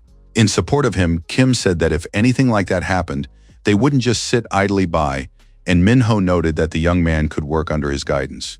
Shocked by his colleagues' argument over him, Shin was surprised and wondered who he really was that everyone was so worried about him. Modestly, Juan firmly stated that he, too, would be by the hero's side to support and help him in difficult situations and at his new job. As his immediate supervisor, Kim asked Liu to take responsibility and protect Shin as they approached the three major powers in Samsung. In agreement, the investigator, along with the manager and the director, bowed deeply, showing respect for the young man and his achievements. Calmly, Ryu admitted that as long as Shin was their sword, his path would not be smooth, hinting that he would face various trials regardless. Placing a hand on the hero's shoulder, he said that even if a sword were thrust into his throat, he would be able to save the young man. Upon hearing this, the character was even more shocked. Resolutely, the young man said he was glad to have been under Kim's guidance and was very sorry that he had to suddenly disappear. Bowing deeply and thanking the investigator, he said he would never forget his kindness and the support he had given him. Smiling, Ho thanked him in return for allowing them to witness and feel his dedication and professionalism. Offering some final words of advice, they told him to grow and climb the career ladder, while bright rays of sunlight illuminated the tax office building through the windows. A few days later, holding his phone, Shin mapped out his route to Samsung, thinking about his new responsibilities and the challenges ahead. On a crowded bus, he rode to work, thinking about his colleagues, bosses, and future opportunities for career growth and personal development. Getting off at the right stop, the protagonist found himself surrounded by towering skyscrapers, feeling that a new chapter of his life was beginning at the largest company. Looking around, Shin couldn't believe he had finally made it here and would be working at such a massive company, one that opened up vast opportunities for him. A massive glass building with countless windows towered before him. It was the Samsung headquarters, one of the largest companies in the city. Stepping into the elevator, he and the manager began ascending to the right floor, anticipating the new atmosphere and tasks ahead. When the door opened, Shin and Juan broke into smiles, looking happily at the spacious office corridors and the clean, bright offices. Looking at his partner with a tired gaze, the manager asked how his night had been, admitting that he himself had slept only a few hours, and Shin replied that he too had barely slept. As he entered the property tax department, he was extremely nervous, filled with expectations and hopes for a successful start at his new company. As they burst into the office, they were surprised to find it completely empty, and this fact made them even more anxious. Puzzled, Huang asked if they had arrived too early, but Shin was sure they had arrived on time, looking around in surprise. Suddenly, they heard heavy sighs. Someone clutching the monitor screen was trying to stand up to see what was going on. Peering out from behind the desk, the guy asked what had brought them there, and the hero replied that starting today, they would be working there. Admitting that they had had a company party last night, the stranger suggested that the rest of their colleagues would arrive later. Puzzled, the protagonist asked where they should go in that case, and the guy advised them to check out the CEO's office. Bowing deeply, they replied that they understood their superior, and the stranger was a little startled, not fully understanding what they meant by calling him that. Submissively, the protagonist and Juan went to the office of the head of the district tax office to receive new work instructions. Holding the papers in his hands, Ha De-yoon noted the unusual mix of employees and thought it would be difficult for the guys to adjust to the new environment. As they stood before the director alongside Ryu, he asked whether Shin and Hwan would be able to work under such a demanding manager. Hearing this, the man laughed heartily, and the young man replied that he was ready to learn a lot and prove his abilities in his new position. Pointing at them, Ha said that besides them, there were many others behind the three forces that controlled the processes. He sternly stated that he would judge the young men solely on their abilities, while Shin and Hwan stood at attention, like soldiers, listening to their superiors' orders. Meanwhile, the rest of the staff began arriving at the tax property department, surprised to find Yoon Ji-sung alone in the office. Seeing his colleague, the young man greeted her wearily. He looked slightly disheveled and exhausted. The corporate party was taking its toll. Setting a stack of papers on the desk, the woman asked if he knew where the tax manager was, and Yoon replied that he had taken 2 new employees to the director's office. Hearing about the new hires, the girl asked again, irritated, and the guy explained that he'd heard they'd been specially transferred from the Bomson tax office. The guys were returning to their desks, laughing and joking among themselves, trying to ease the tension after the official instructions and greetings. Chang Se-hyun asked spitefully, "Do these guys really have connections?" Clearly unhappy with their sudden appearance in their department.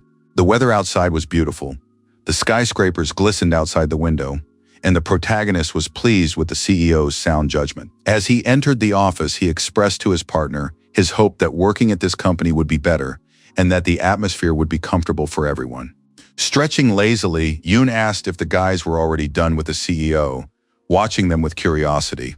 Shin walked up to him and asked where their workstations were, and the guy replied that he wouldn't be able to explain everything to them for another 10 minutes. Suddenly, Chang asked them accusingly if they had really come from Beomson and how long they had worked there before transferring here. Upon hearing a year in response, she couldn't believe they'd managed to get into a major company so easily, and asked if Shin was related to their manager. Apologizing to his colleague, Yoon suggested that the guys might have come to them for some reason they hadn't mentioned yet. With a sardonic smile, the girl dismissed the guy's words as nonsense and noted that their team was a tough department, hoping for support from the other employees.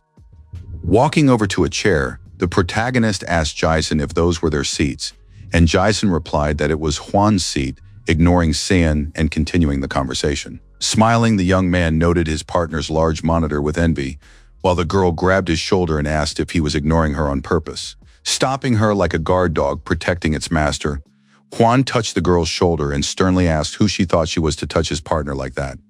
Enraged, Chang started screaming for him to let her go, while the manager demanded he take his hands off Shin.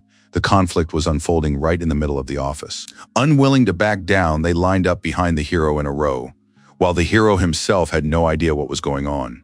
Frowning, Yoon realized he wanted to join in too, while Ryu, watching the scene unfold, took some pleasure in the tense office atmosphere. He sternly reminded the guys that they were both 7th rank and asked them to keep an eye on each other so that work could proceed without conflict. Indignant, the girl pointed out that this was Samsung, but the man assured her that Shin and Hwan had earned their positions fairly and asked her to train them. Responding that she understood everything, Chang wondered who this guy was and why she was being scolded because of him, feeling irritated and bewildered. Calmly, Shin also promised to do everything in his power to ensure the work ran smoothly and the tension between colleagues gradually subsided.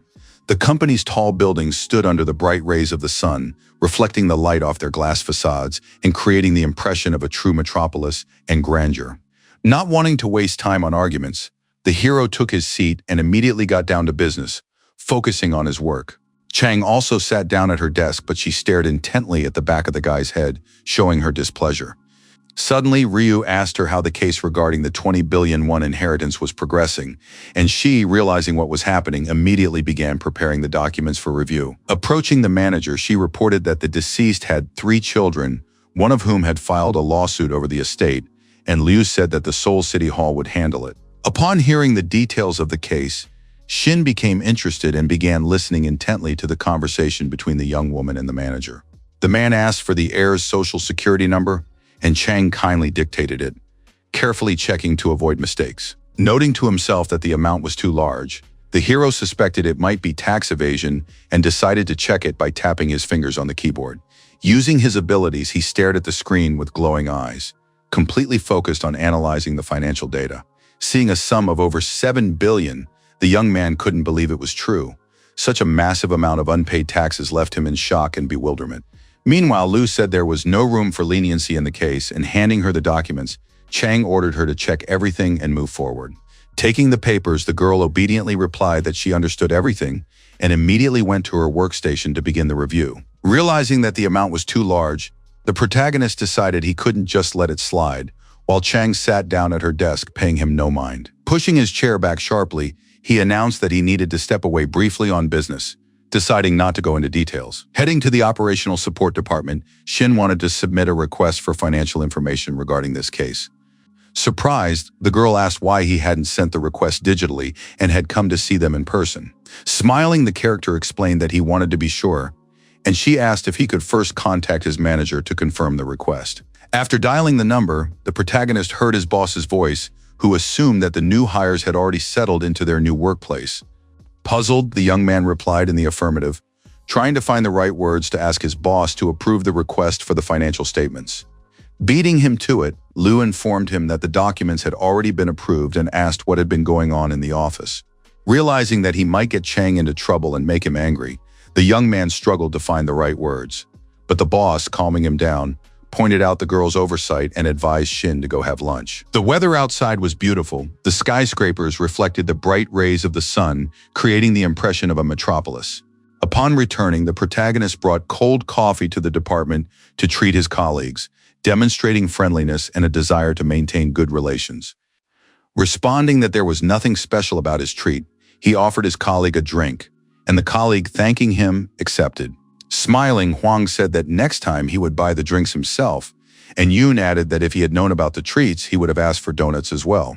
Noting that it was all nonsense, the protagonist smiled, fearing that sooner or later they might fall for Kim Yeon-ran's trick and face the consequences. Suddenly, an angry Chang pushed her way past her colleagues into the office and asked how Shin dared to take on her case without warning and even get the manager's approval. Yoon, horrified, asked her to calm down, but she demanded that he not interfere, asking if it was normal for a newbie to meddle in other people's cases. With shining eyes, the hero wanted to reply that he couldn't help himself, since there was clear tax evasion involved, and that was precisely his area of expertise. In reality, he simply apologized, explaining that he had made a mistake since it was his first time, and promised to be more careful in the future. Hearing that the guy knew about the large sum of money involved in the case and that he couldn't let it slip by, she froze in shock. Rushing toward Shin-chang, swung her arm to strike him, and asked if he really thought she would let it slide, but the hero deftly dodged her blow. As if burning with rage, she noticed this, while Yoon begged her to calm down, realizing that the conflict could escalate into a serious argument with consequences for everyone. With a sharp movement, the girl snatched the coffee cup from his hands, not giving her partner a chance to object. The drink flew with force straight at the hero, who stood there bewildered, not expecting such a sharp reaction from his colleague.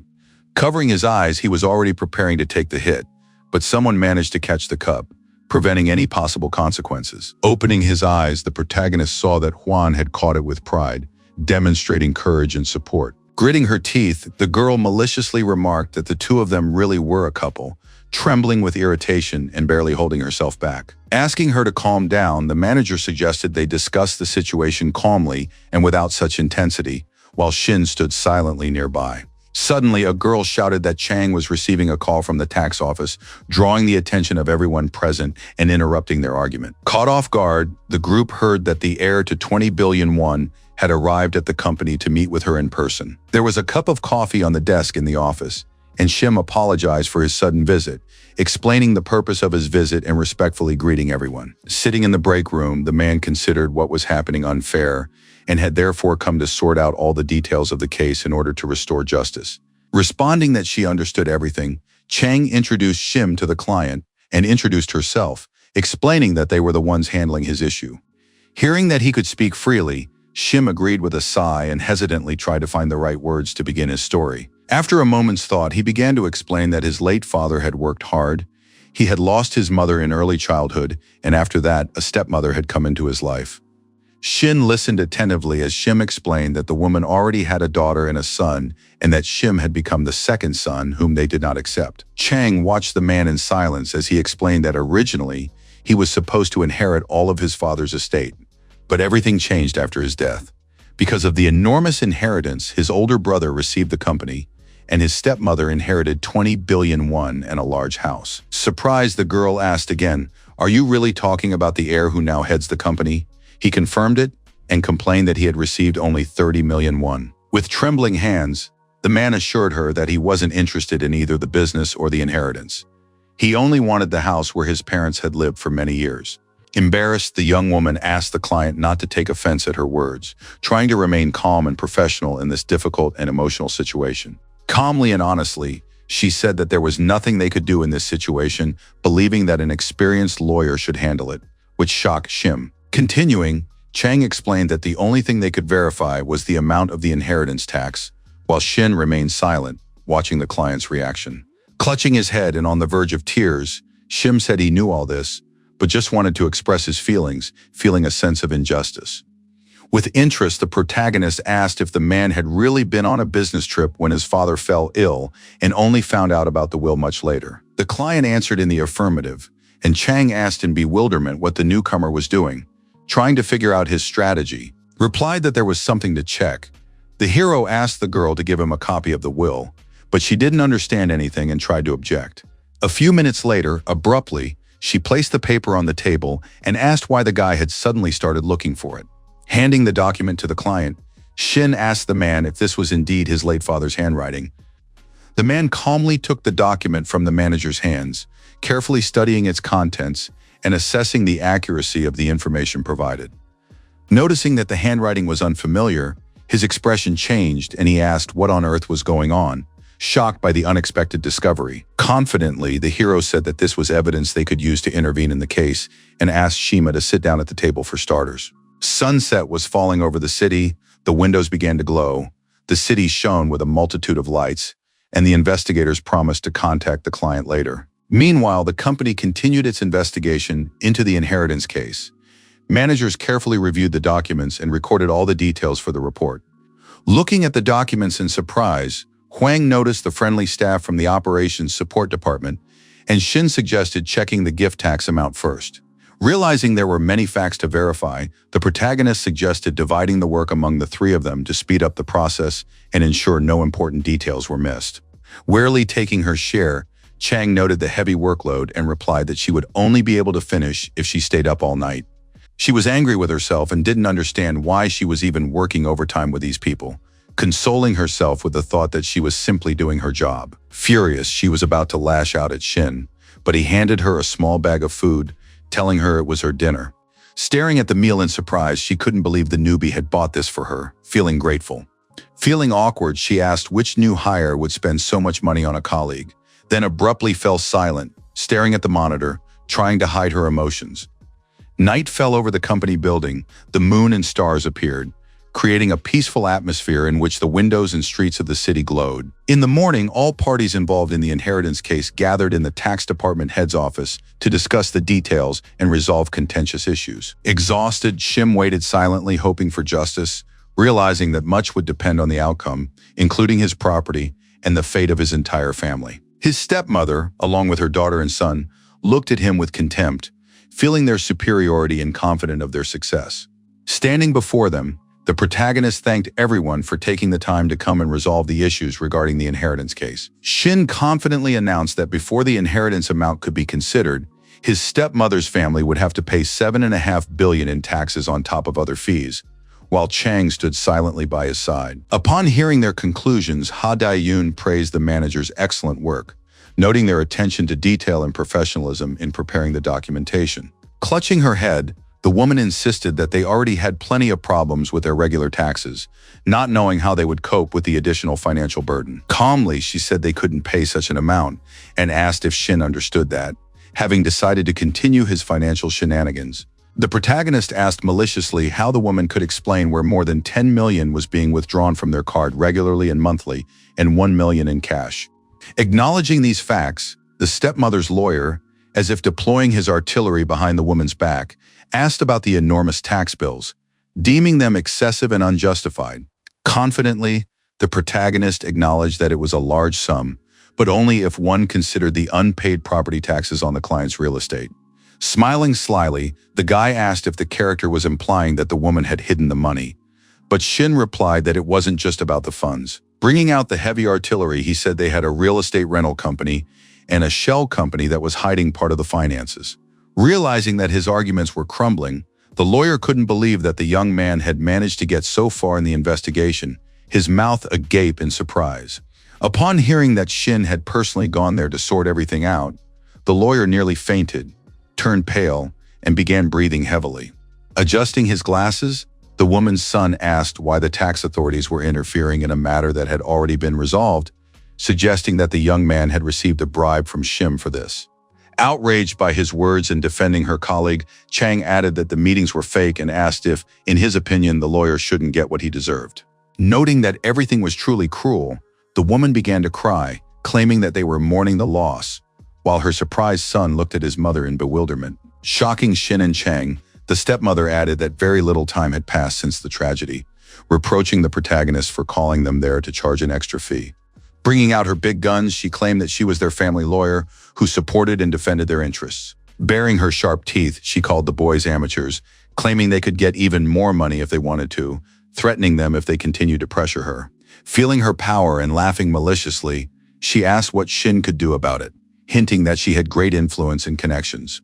Dialing someone's number, the hero asked why she thought they couldn't do anything about it, with no intention of giving up. In front of everyone, he asked loudly if Prosecutor G had heard everything they'd said, shocking everyone present with his unpredictability. Hearing the reply that it had all been entertaining, Chang froze in bewilderment, trying to figure out how her colleague had managed to outsmart the clients. Responding that he could investigate tax evasion, the prosecutor asked about other illegal activities by the lawyer and his stepmother, terrifying them. Listening to their conversation, Ha Dae-yoon couldn't help but marvel at the rookie's skill and cunning, assessing his strategy and connections. Caught in their own trap, the detective and stepmother's tactics were completely shattered. They seemed to be burning along with their artillery and strategic plans. After what had happened, the staff decided to have some coffee to relax a bit, discuss the situation, and recover from the stressful workday. Smiling, Hwang was pleased that the CEO highly valued their abilities, noting Shin's achievements and the successful resolution of a complex case. Dae-yoon was stunned by how far the hero had gone to deal with this lawyer and asked if he was really that confident. Calmly, the young man explained that he had dealt with similar situations and believed it was necessary only to stand up to his opponent and create the conditions for his own victory. Sipping his coffee, the CEO simply laughed and replied that he understood everything, trusting Shin's experience and professionalism. As he stood up, he reminded him that as long as the young man had the skills, he wouldn't worry about anything, placing his full trust in the newcomer. Finally, the director added that he had no reason to stop the character as long as he was doing a good job collecting taxes and following all the rules of the job. Placing a hand on the young man's shoulder, he noted that since the hero had been doing this job, it belonged to him, and the shocked young man remained silent in response. Noticing Chang's gaze on him, the boss commended both employees for their good work and allowed them to leave early. The company building stood under the bright rays of the sun, and the light reflected off the glass facades. The weather was beautiful. Suddenly, Chang handed Shin a yellow folder containing documents related to the inheritance case and asked him to take it. Puzzled, the young man asked why she was giving them to him, and the girl explained that although she had handled the case, he had resolved it, considering it an official success for his colleague. He wanted to object, but she asked him to let it go in exchange for a future favor, clearly proposing a mutually beneficial agreement. Taking the folder, the protagonist apologized once more with a sigh for his interference, realizing he had disrupted the usual order of things. Chang replied confidently that everything was fine and that she already had a positive attitude toward newcomers and their collaboration. Suddenly interrupting their conversation, Shim appeared in the hallway and called out to the young man to thank him. When they saw him, they were surprised to find he was still in the office. Out of breath and bowing deeply, the client said he wanted to thank him in person, showing sincere gratitude for the help. Taking out an envelope, he handed it to Shim, asking him to accept it as a token of gratitude, hoping that this gesture would be taken the right way. But the guys looked at him sternly. He was eager to say something, but the hero sharply replied that if they accepted a bribe, they would automatically become criminals, breaking the law. Puzzled, the man asked what they meant, and the hero explained that if they accepted the money, it would be interpreted as personal gain. Calmly, he added that he wasn't helping Shima make money, but was merely fulfilling his duties as a public servant by restoring the rights of an innocent man. Hearing this, the man was struck by the young man's integrity and honesty, realizing that he was acting strictly within the law. With a smile, the young man replied that he appreciated the client's gratitude and added that with this money, the man could do a lot of good for his family. Upon hearing about his parents, Shim was amazed by such a decent civil servant, not expecting such honest and principled behavior from a rookie. Lowering his head, he said he would never allow himself to do something so foolish again, and Shin and Chang went back to their workplaces. Barely holding back tears, the client wanted to win the lawsuit to achieve success and help the boys in the future. Meanwhile, the CEO came to the boss and said he was a little disappointed by recent events. Yu couldn't believe that Ha Dae-yoon had witnessed such a scene involving him, to which Ha replied that this sort of thing happened quite often. Laughing, the man expressed surprise that the prosecutor himself had never seen it firsthand, noting the uniqueness of the situation. Liu couldn't believe that the CEO had such high praise for the newcomer, but he himself noted that the young man was both an interesting and engaging person. At the same time, Ha Dae-yoon was surprised that the young man was merely a newcomer who possessed such sharp wit and determination and was capable of competing with the company's experienced employees. The office was lined with bookshelves, and they all admired Shin, noting his professionalism in resolving complex tax issues.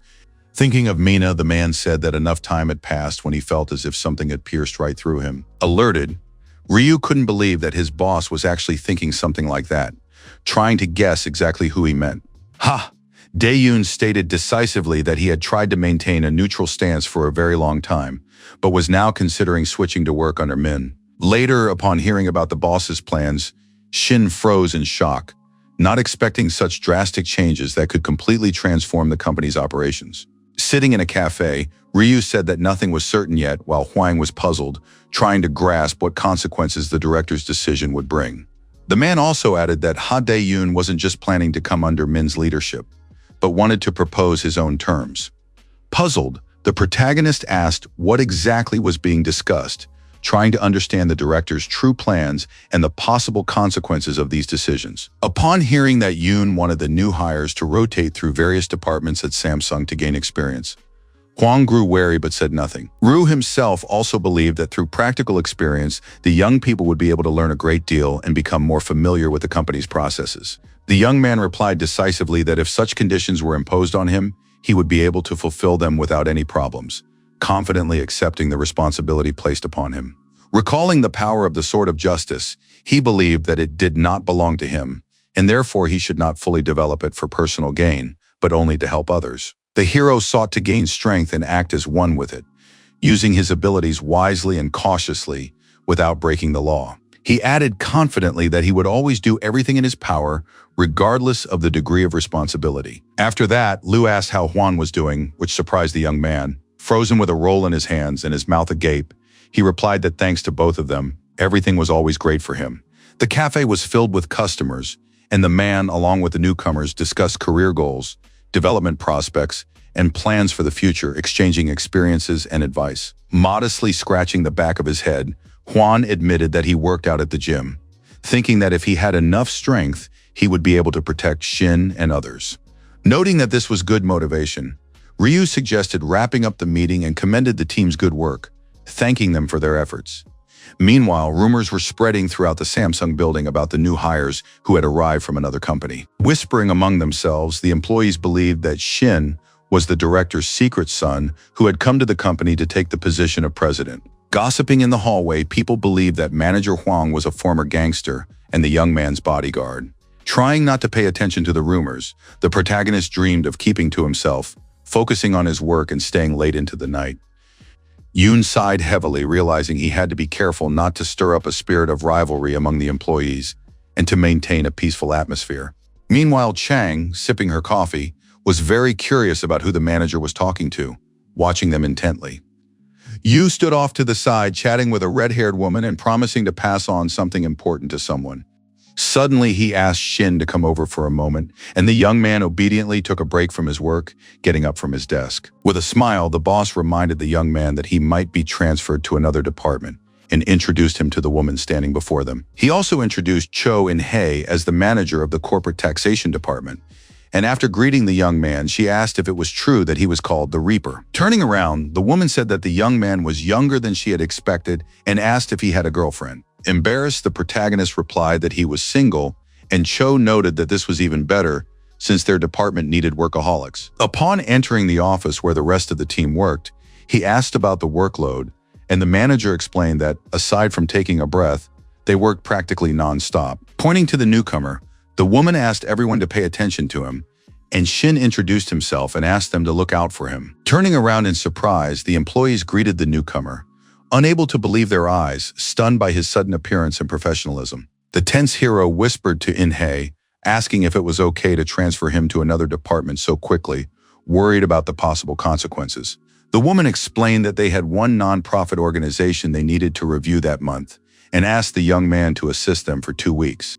One of the employees sat the young man down at a computer, showing Shin his workstation, and the character said he would start by reviewing the guidelines for such companies. Noting that most elementary and middle schools would be clean, the colleague advised the young man to start with the basics, and the protagonist thanked him for his help. Suddenly, the man asked if Shin had a blanket, explaining that if the young man worked overtime, he might get cold, and the protagonist asked why they couldn't just turn on the heat. While they argued about the broken boiler and heater, Cho watched from the sidelines with a smile, enjoying the light-hearted, comical situation with the newcomer. A new day dawned, and the sun rose over the skyscrapers, illuminating the windows and signaling the start of the work week. Having fallen asleep right at his desk, covered with a blanket, Shin sighed heavily in his sleep, feeling the intense cold in the office. Suddenly, he heard the manager's voice. She had noticed that the young man hadn't run away after all, and had shown some responsibility, so he snapped his eyes open. Approaching his desk, Cho remarked that working for them wasn't easy, and the protagonist, standing up, replied that he could handle the workload. Mentioning the daily routine, the manager offered him a cup of coffee, and the protagonist readily agreed, realizing that the drink would help him pull himself together. In the break room, they discussed the demanding overtime work they'd loaded onto the newbie. In-hae thought it was a very difficult task. Leaning against the wall, the woman said she would exempt him from extra work today, and the protagonist replied that he had almost finished the main part of his tasks. The manager firmly noted that the young man loved his work, but she couldn't let him overwork himself, and explained that she would give him a different assignment today. Surprised, the protagonist asked what new task she was referring to, and she explained that she had heard from Lee that Shin was excellent at catching tax evaders. Calmly, the character replied that he was simply very lucky, showing modesty and believing that his successes were more a result of circumstances than talent. But Cho concluded that the man had found a valuable employee and asked if he had encountered any unusual corporations before. Clarifying, the protagonist asked if In-hae was referring to corporations evading taxes, and she asked him to elaborate on all the information the young man knew. Realizing that he had been summoned to the department specifically for this reason, the character reported that Yushin's company was a very strange place no matter how you looked at it. As night fell over the city, and the windows glowed with a multitude of lights, the young man explained that scholarship funds were often used as channels for money laundering. On paper, everything looked clean, but he saw clear tax evasion and money laundering, so he considered it necessary to continue the investigation. Noting that the young man was good at digging up rumors, the manager added that she herself was interested in this place and asked if he'd like to try a sword dance. Smiling with a glass in his hand, Shin readily agreed, and 4 days after transferring to the new department, they finally set out on their new assignment. Together with Hwan and his partner, they strode purposefully toward the Yushin Society to gather more information. The hero himself was a famous reaper from the Samsung company, attracting the attention of the other employees, and his loyal assistant Hwan was always by his side. Behind them walked an unknown girl who, as if spellbound, simply followed close behind, remaining unnoticed. As if coming to his senses, the manager spun around abruptly and asked who she was and why she was following them, and the girl introduced herself as Ju Minji and explained that Cho had sent her along with him. Terrified, Hwan asked Shin if this might be too dangerous, and the girl, scratching her head with a smile, asked if there really was a risk. Turning around near the community center, the hero replied with a smile that everything was fine, while Hwan couldn't believe the young man was so calm as he continued to panic. On the table in front of them lay 3 envelopes from community leader Yushin, and the man explained to the investigators that he had contributed some amount. Puzzled along with his colleagues, Shin asked what it all meant, trying to understand what the man in front of them was after. Smiling, the man hinted that there were many other victims besides them and advised them not to throw the envelopes away, but to look inside first. Barely holding back his anger and indignation, Hwang asked if they were really being offered a bribe to just take it and leave. Shrugging, the man remarked that the young man hadn't seen a real bribe, explaining that in their day this wasn't even considered a bribe. Waving his hand sharply, Shin declared that they would not accept it, and the bills spilled out of the envelopes, scattering in all directions. Furious, his eyes blazing, the hero asked if he really thought they would turn a blind eye to this, and demanded that the man call his assistant immediately. Frightened and breaking out in a cold sweat, the secretary asked angrily how the young man dared to behave this way. Stepping close, the hero asked if he really had a problem seeing the criminal's face, while the man demanded that they leave. With concern, Ji asked the manager if everything would be all right with the secretary, and Juan replied with a smile that the situation would now become even more complicated. Shin asked again if it was true that the man wouldn't let him meet with his boss, but the man, blocking the passage with his body, flatly refused. Turning around, the character sighed heavily and pretended there was nothing he could do, agreeing to leave while the man, breathing a sigh of relief, asked him to calm down and consider their offer. Seizing the right moment, the young man deftly slipped past him and rushed toward the doors leading to the community director's office. Darting out into the hallway, he ran toward the administration, while the man shouted after him to the guards that Shin was crazy and demanded they catch him. Blocking his path, the guards ordered the young man to stop, asking if he even knew where he was. Without backing down, the character ran resolutely straight at them, determined not to give in to corruption and to act according to the law. Deftly throwing himself to the floor and shoving them aside, the young man shouted that he would no longer allow them to launder money. Deftly breaking free from the guards, he rushed toward the chairman's office while they tried to stop him, fearing their encounter. Seeing the right door in the distance, the character rejoiced that he had almost reached his goal and sped up, striving to get to the director before anyone could stop him. With little chance that the door wasn't locked, Shin ran as fast as he could, while the secretary and the guards, in a panic, clutched their heads and shouted that he wouldn't be able to get in. With a single blow, the character easily kicked the door open, moving like a fighter and demonstrating his physical fitness and determination. Upon seeing him, the chairman calmly said that he had heard of the young man's courage and had been observing his work for some time. Looking intently at Shin, the man at the table remarked that he was certain the young man would not be tempted by a bribe and would not betray his principles. He also mentioned that he had long heard of the self-assured tax collector from the National Tax Service, while the young man himself stood in the doorway with a proud smile. Apologizing to the chairman and pushing the guards aside, Huang ran toward the office with Ju, promising to bring the young man out of the office. The man said angrily that they should forget about everything, claiming he didn't need a dog that couldn't even protect his own home, while Shin noted that it was difficult to meet with the director. Laughing, the man praised his courage and asked what grade he was in, and the character, adjusting his tie and standing with his colleagues, explained that he was a 7th-rank investigator. But the chairman believed that, despite his courage, the young man should know his place, explaining that acting too defiantly could lead to irreversible consequences. Thanking him for the advice, Shin asked permission to make a call and demonstratively dialed Hensok's number, who asked how he could help this time. Embarrassing the chairman, the character explained that he was currently on official duty and would like to request a check of the community's background information. As he listed various surnames, the hero heard Ji, who was reviewing papers in his office, reply that all these people were the children of high society figures. The secretary stood silently nearby. Hearing his suspicions confirmed, the young man smiled and said that it really was a case of tax evasion, then asked the prosecutor if it wasn't time for them to have dinner. After getting the go-ahead for the meeting, the protagonist angered the chairman, who asked angrily what could have happened to make Shinu need to call Hensoku personally.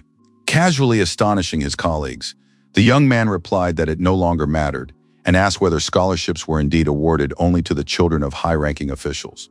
Recalling various figures, the protagonist noted that without a solid understanding of the law, it was impossible to exploit loopholes to evade taxes, and concluded that this was proof the chairman had an accomplice. Carefully concealing his identity, the unknown man said that the arrival of the inspection in their community would be a mere coincidence and nothing more. With a sly smile, the man confirmed that he had created a scholarship fund to preserve his own money and asked if, with the prosecutor's support, the young man really thought he could defeat him. The chairman didn't believe that 7th-grade investigators were capable of destroying him. Upon hearing this, Huang could barely contain himself, while Ju remained silent, looking sad. Standing before him, Shin was struck by how eloquently the man spoke, even after committing a crime, while the man asked how the newcomers could be so confident. Waving his hand, the chairman unexpectedly offered the hero a position as a consultant in their organization. The shocked young man asked again, trying to understand what was being said, and the chairman explained that this was a system he had been developing and maintaining for 15 years. He also added that it was all made possible thanks to the help he'd received from a consultant, a smart man the same age as the protagonist. Lost in thought, Shin caught himself thinking that his suspicions had been confirmed. But he still felt repulsed by the idea of a man who developed systems for tax evasion. Still smiling, the man praised the young man for having come this far and asked what he thought of a generous reward. Proudly and confidently, the character refused the offer, calling him a criminal, and the shocked chairman asked again, not believing his ears. Unflinching, Shin explained that he had no interest in associating with people who broke the law, stunning him even more. Furious, the man asked how the young man dared to defy him, and the character, having received no explanation, said that in that case he would have to arrest the chairman. Staring intently at him, the man suggested that the young man's confidence was based on his trust in the prosecutor and admitted that even low-ranking people received benefits from him. Unable to believe that such a thing was possible, Shin picked up his phone and decided to consult with someone to find out if this was true. Apologizing for the disturbance, the protagonist turned to Lee, and when the man asked what the problem was, the young man clarified whether he could hold the land resources officials accountable. Upon hearing that second-class officials were involved in the case, the manager was delighted and replied that they definitely had to investigate the matter, while the frightened man, trembling with fear, crouched down. Realizing he had fallen into a trap and had no way to defend himself, the chairman shouted for security to immediately seize the young men. While Lee remained in contact with the young man, bodyguards burst into the office, surrounding the hero from all sides and preparing to attack. The manager promised to help the boys within 5 minutes, while Hwan shielded Ju from the guards approaching them. Turning to the new security guard, the chairman demanded that he show off all his skills, and the guard obediently rushed to carry out the order. Trying to pull himself together, Shin shouted to his colleagues to hold out for 5 minutes and that backup would arrive. Several guards blocked the manager's path. While one approached Ju, the character deftly dashed off in an unknown direction, surprising the security guards. Grabbing the frightened girl by the shoulder, the man with the menacing face sternly told her that if she stood still, they wouldn't hurt her. Summoning her courage and shouting that she wouldn't, Minji punched him with all her might right in the jaw, and the guard's head snapped back. Deftly grabbing the window frame, the hero jumped onto the windowsill, while the shocked men, trying to catch up to him, stopped, deciding that Shin had gone mad. Trying to reason with the character, who was standing fearfully on the edge, they shouted for him to get down from there immediately. While Shin demanded that no one come any closer, the surprised chairman asked what he was even doing there and insisted he come down. Pretending to be insane, the character shouted that if they tried to do anything to his colleagues, they should be careful, warning that he was going to jump down. Holding a small tree in his hands, the frightened manager and Ji anxiously called out to the investigator, worried about his emotional state. Smiling slyly and folding his arms, the chairman, standing alongside the security guards, declared that he wouldn't do anything, wanting to see how long the guy could hold on to the edge of the windowsill. Looking down, the character realized he had been in too much of a hurry and had made a mistake. Realizing that it was much higher than he had imagined, Shin wondered what to do. The strong wind outside only intensified his fear and created more obstacles, while cars raced down the highway. Hearing the ringtone, the chairman glanced at his phone screen with interest, anticipating that he would soon deal with the guys. Leaving the office, he explained that he had an important call and asked security to make sure Shin and his colleagues behaved quietly. Drenched in sweat, the young man barely clung to the edge of the cliff, realizing how foolish his tactics and decision had been. His legs were shaking. He remembered that when he'd seen something like this in the movies, it had seemed easy, but in reality the young man was barely managing. Meanwhile, the chairman, answering the politician's call, cheerfully asked what had prompted him to call, since they hadn't spoken in a long time. Minister of Land, Infrastructure, and Transport Go Yang Moon, whose name appeared on the mobile screen, asked furiously, "Does the man really not understand why I contacted him?" As if he were right there, he slapped the chairman and shouted furiously, calling him a stupid and unscrupulous man. The shocked security guards in Huangju stared at the chairman, while the minister asked if the man really didn't have a shred of common sense. While Go insisted that he shouldn't trust foolish people, Shin smiled, realizing that the backup Lee had promised had arrived. Staring at his phone in horror, the chairman asked Go in a trembling voice what on earth he was talking about, failing to grasp the politician's indignation. Shocking him even more, Yang Moon declared that from that moment on, they would have nothing in common, as he refused to cooperate with such a person. Hearing the politician hang up right in front of him, tears welled up in the chairman's eyes. He realized he had fallen into a trap and that no one would save him. Falling to his knees, he seemed to lose the rest of his hair in an instant. His head was rapidly going bald, and he desperately called out to the minister. Suddenly, behind him, the man heard the familiar voice of the hero, who was approaching him in his black shoes and reminded him of the 5 minutes. Turning around in fear, the chairman looked at the young man. Beads of sweat were streaming down his forehead and face. He was nervous, and his self-confidence had vanished. Taking the man by the shoulder, Shin confidently declared that this time was more than enough for the man to meet his end. A little later, he headed to the politician's office and knocked loudly on the door with his fist, hoping to explain himself to his superior. Begging Go to come out, the chairman was convinced that the man simply didn't want to see him and was in utter despair. Clenching his fists, he reminded him that Yang Moon had previously told him to report any incidents and that they were one family. Receiving no answer, the man sighed heavily and rested his forehead against the closed door, realizing he had lost his support. Realizing he couldn't just let his superior off the hook and do things differently, he dialed his number again, hoping to hear the minister's voice. Hearing the phone ring, Go grimaced and cursed, noting that the employee had latched onto him like a leech. Answering, he angrily ordered the chairman to return to his workplace immediately, but the man, trying to object, reminded him of the 7th stage of punishment.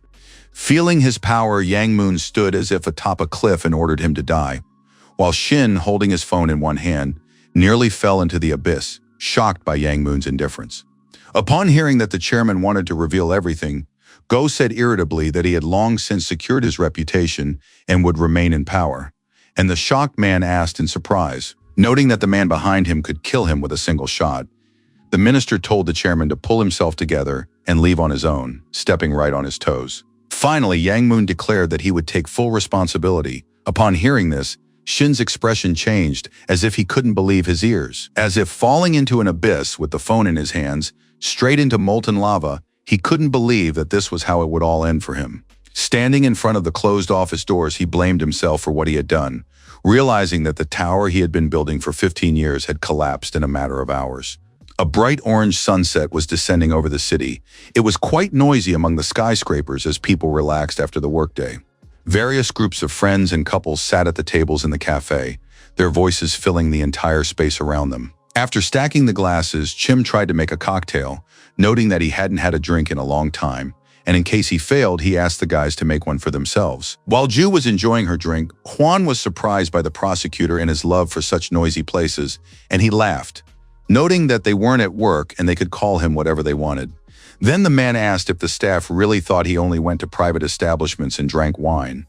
But the manager reminded him that he took soju seriously, and the girl remained silent. Raising his glass, Min Hai explained that he had devoted his entire youth to his job and now, sometimes, pretended to be young. After downing the cocktail in one gulp, he handed it to Shin, and the surprised young man began to stutter, not expecting such a turn of events. With a smile, the prosecutor reminded him that the young man had asked him for help 3 times and now owed him a drink, and the young man replied that he understood everything. Amid the loud and surprised exclamations of his colleagues, he resolutely took a sip of the drink, tilting his head back for greater effect. A few seconds later, in a few gulps, the hero practically downed the glass in one go and set it down on the table. The concerned manager asked his partner not to overdo it, and the intoxicated young man nearly lost consciousness. Chi laughed, and Ju handed him a few chicken drumsticks. Coughing and grimacing, the young man sighed and remarked to the prosecutor that he found it very difficult to drink and relax. Upon hearing Min's request to recount what had happened in the community, Huang smiled and explained that this time Shin had latched onto the window frame, ultimately defeating the chairman. Laughing, Ju admitted that she had been very upset at the time, but now it all seemed too funny to her. Night had fallen over the city, the windows of the high-rises glowed in the darkness, and a huge moon shone brightly in the sky, illuminating the streets. There was a bottle of wine and several dishes on the table. Some colleagues had already gone home, but the hero and the investigator remained in the cafe. The concerned boss asked how the young man was feeling, and Shin, propping his cheek with his hand, replied that he was fine and could handle a couple more glasses. With an air of sophistication, Min took a sip of red wine and with a smile asked the young man to congratulate him, maintaining a bit of mystery. Afterward, he admitted that he was being honored for everything from his home to the fight against corruption, and that the manager was personally behind it all. Upon hearing this, the hero was surprised. Sitting at the bar, the man said that the young man also deserved a reward, believing it would be better if Shin were a prosecutor, and the young man fell deep in thought. While the food was on the table, she explained that before becoming a civil servant, he had worked in small business and had wondered whether he should keep quiet about the manager who was embezzling money. Still, he decided to report the tax evader, and the character looked at him with interest and surprise, holding a glass of wine. Somewhat dreamily, the hero said that he still couldn't believe he had personally ended up in the world of prosecutors and lawyers, and now lived according to his conscience. Staring intently at the young man, Min noted his composure and marveled at how a newcomer could be so self-assured. Through the window shattered into tiny shards, a bright moon shone, and the prosecutor recalled how the deputy director general had yelled at him back then. Standing before him, Chi asked, "How many times have you asked me to cover up a crime?" Unable to bear it any longer. In desperation, he began to shout, arguing that even the status of a member of parliament did not give anyone the right to kill people, while the official asked how he dared to speak to him that way.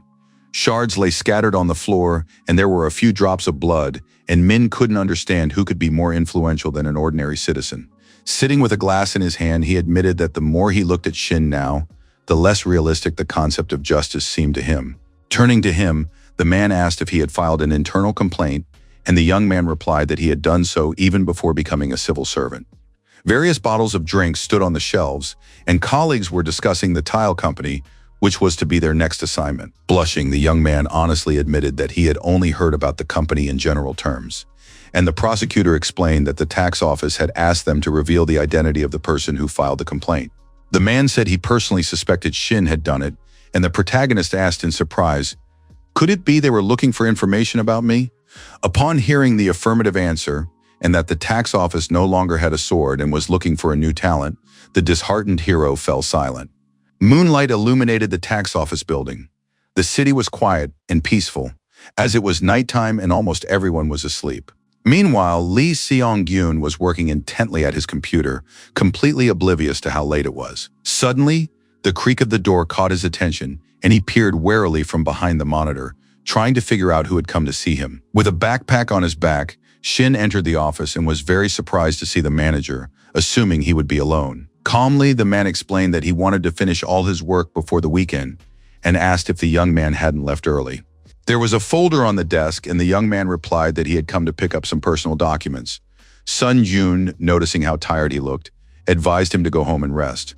Without turning around, the young man asked if the manager passed the Panpo Bridge on his way home, and the man replied that he drove through Cheongdam and lived in Gwangjin. Pausing in the doorway, folder in hand, Shin suddenly asked if their first meeting had really been just a coincidence. Catching Lee's attention and surprising him, the protagonist declared that the person who had requested information about the identity of the individual who filed the complaint against Teal was the man himself. An awkward silence hung in the office, and the character, looking his boss in the eye, asked once more, could this fact really be a mere coincidence? A few years ago, in a cozy cafe with a bar counter and a display case full of pastries, colleagues were congratulating director Min on his promotion. Slightly embarrassed, he held a cup of coffee in his hands and asked them not to praise him so much, explaining that there was no one else they could send to the main office. Setting his drink down on the table, Lee, knowing a little more about office life, admitted to his partner that his appointment wasn't just for the sake of a promotion. Taking another sip, he explained that the main office was short-staffed, which was precisely why they had sent the director of the investigation bureau there. Almost certain that everything would go smoothly until the end of the year, Chi-hye savored the taste of his coffee before his first day in his new position. Suddenly, Song Dae-hui approached them and shouted upon seeing Min, happy about his promotion, while the director himself asked why the guy was making such a fuss. Lee sat silently nearby. With a sly chuckle, the deputy prosecutor from Seoul's Western District asked if he shouldn't just get to the point. Squinting, Chi acknowledged his colleague's insight, but reminded him that they had always had two tasks to achieve their long-awaited ideals. Embodying justice, the white statue of Themis stood in a solemn pose, and politicians understood that all their actions were aimed at creating a just country. To achieve this, they needed to bring state power under strict control, shackle it with many chains, and establish clear rules. Wanting to be honest, Min smiled as he shared the news from headquarters that the operational support unit would be renamed the Tax Collection Department. The main desire of the resolute department head, John Sang-hoon, was to collect all overdue taxes and bring order to the affairs. Striding confidently down the hallway, Chi-hee was convinced that he and his boss would go their separate ways, since he was seeking something greater, while Lee followed him in silence. With shining eyes, he understood that the search for money would not solve the problem, and with his fortune at stake, he needed to dig much deeper. When unknown masked figures judge others and realize that the price they must pay will haunt them until it is paid, the world will change. Apologizing, Song De-wee noted that his words would shatter Min's dreams, but he still asked if the director was too deeply lost in his own thoughts. Every person should have a weapon, but Chi-hee didn't have one, and so the tax evaders, like zombies, could easily surround the man. With interest, the deputy prosecutor asked what the director had, and he realized after some thought that his colleague was absolutely right.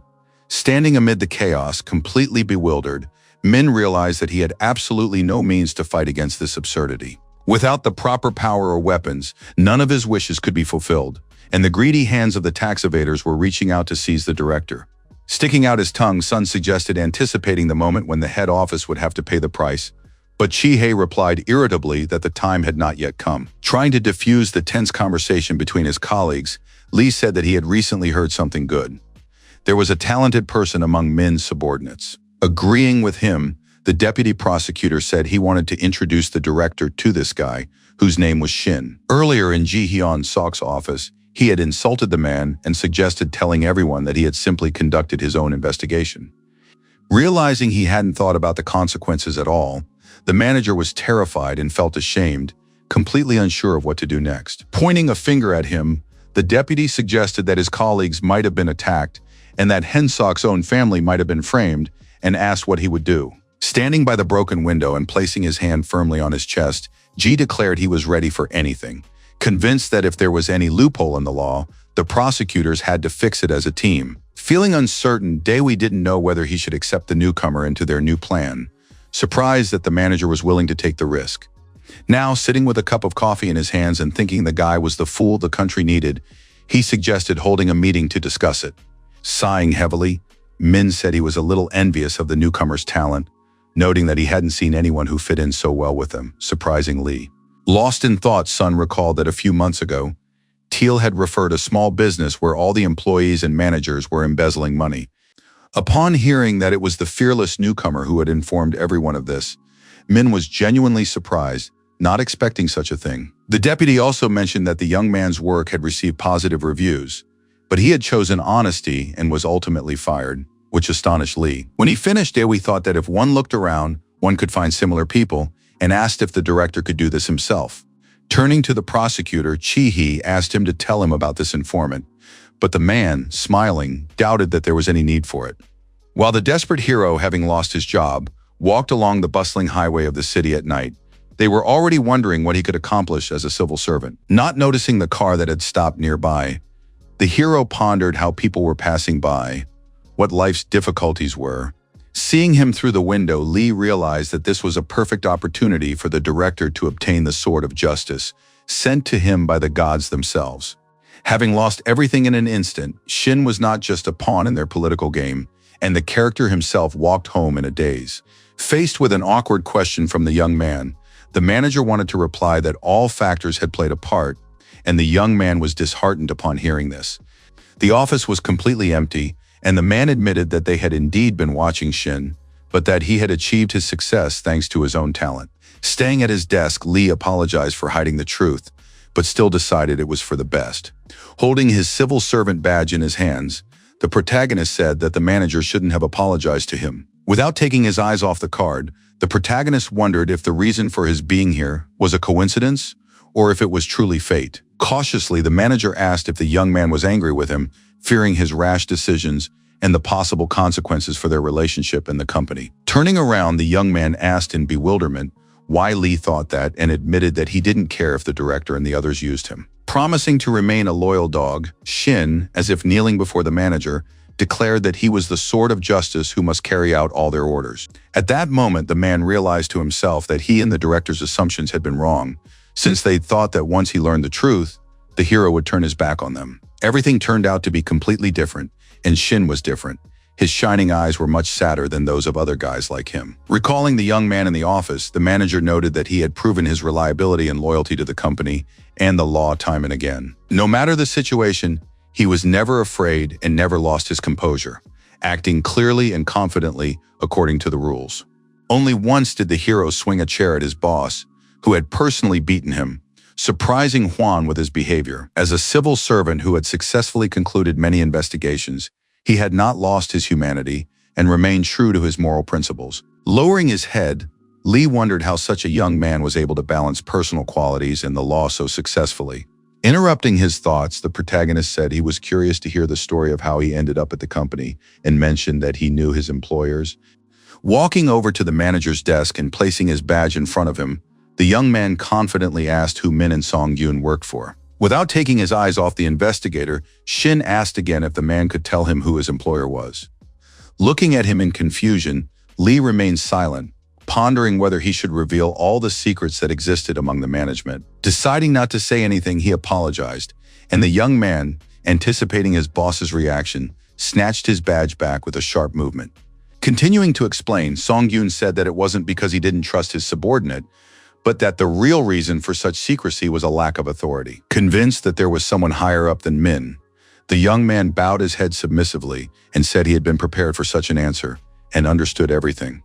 The office was still empty and quiet, with order reigning at every workstation, and the manager still wanted to say something. Lifting the veil just a little, he revealed that the man at the top is very powerful, like a serpent the character will have to fight. When his identity is revealed, Shin's eyes will light up with realization and he will feel a heavy weight on his shoulders. While in the man's imagination the boy stood amid the chaos trying to resist an unknown power, he wondered if it was right to confront the youth with the truth. Facing a huge serpent head-on, would the boy be able to accept the truth he had been so eager to know? Realizing that he didn't need to know this at the moment, the manager promised to tell him about the goal and the man who stood at the top when Shin came to Sejong's headquarters. After thanking his boss, the hero realized that this was enough for him and that, for starters, he needed to become a better person. All the shelves in the office were filled with various folders of documents.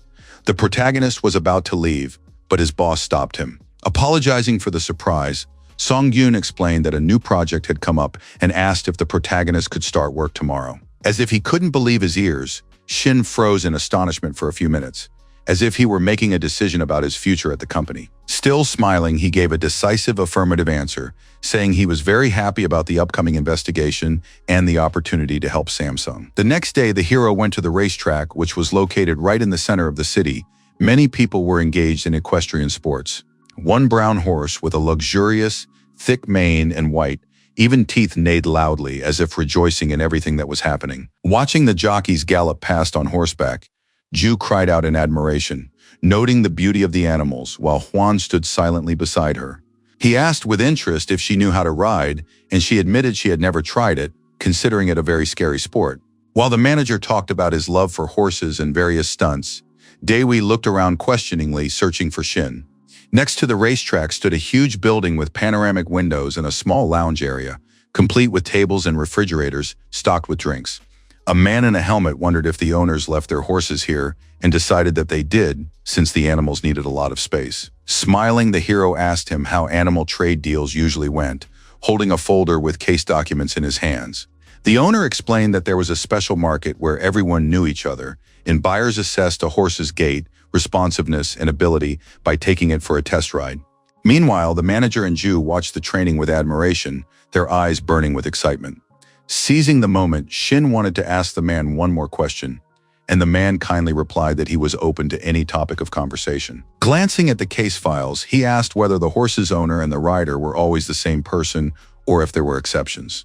Surprised by the question, the owner replied that it was possible to rent a racehorse, and that in general, there were many other scenarios. With respect and admiration, the hero thanked the man for his help, concluding his unspoken interrogation and learning some new details.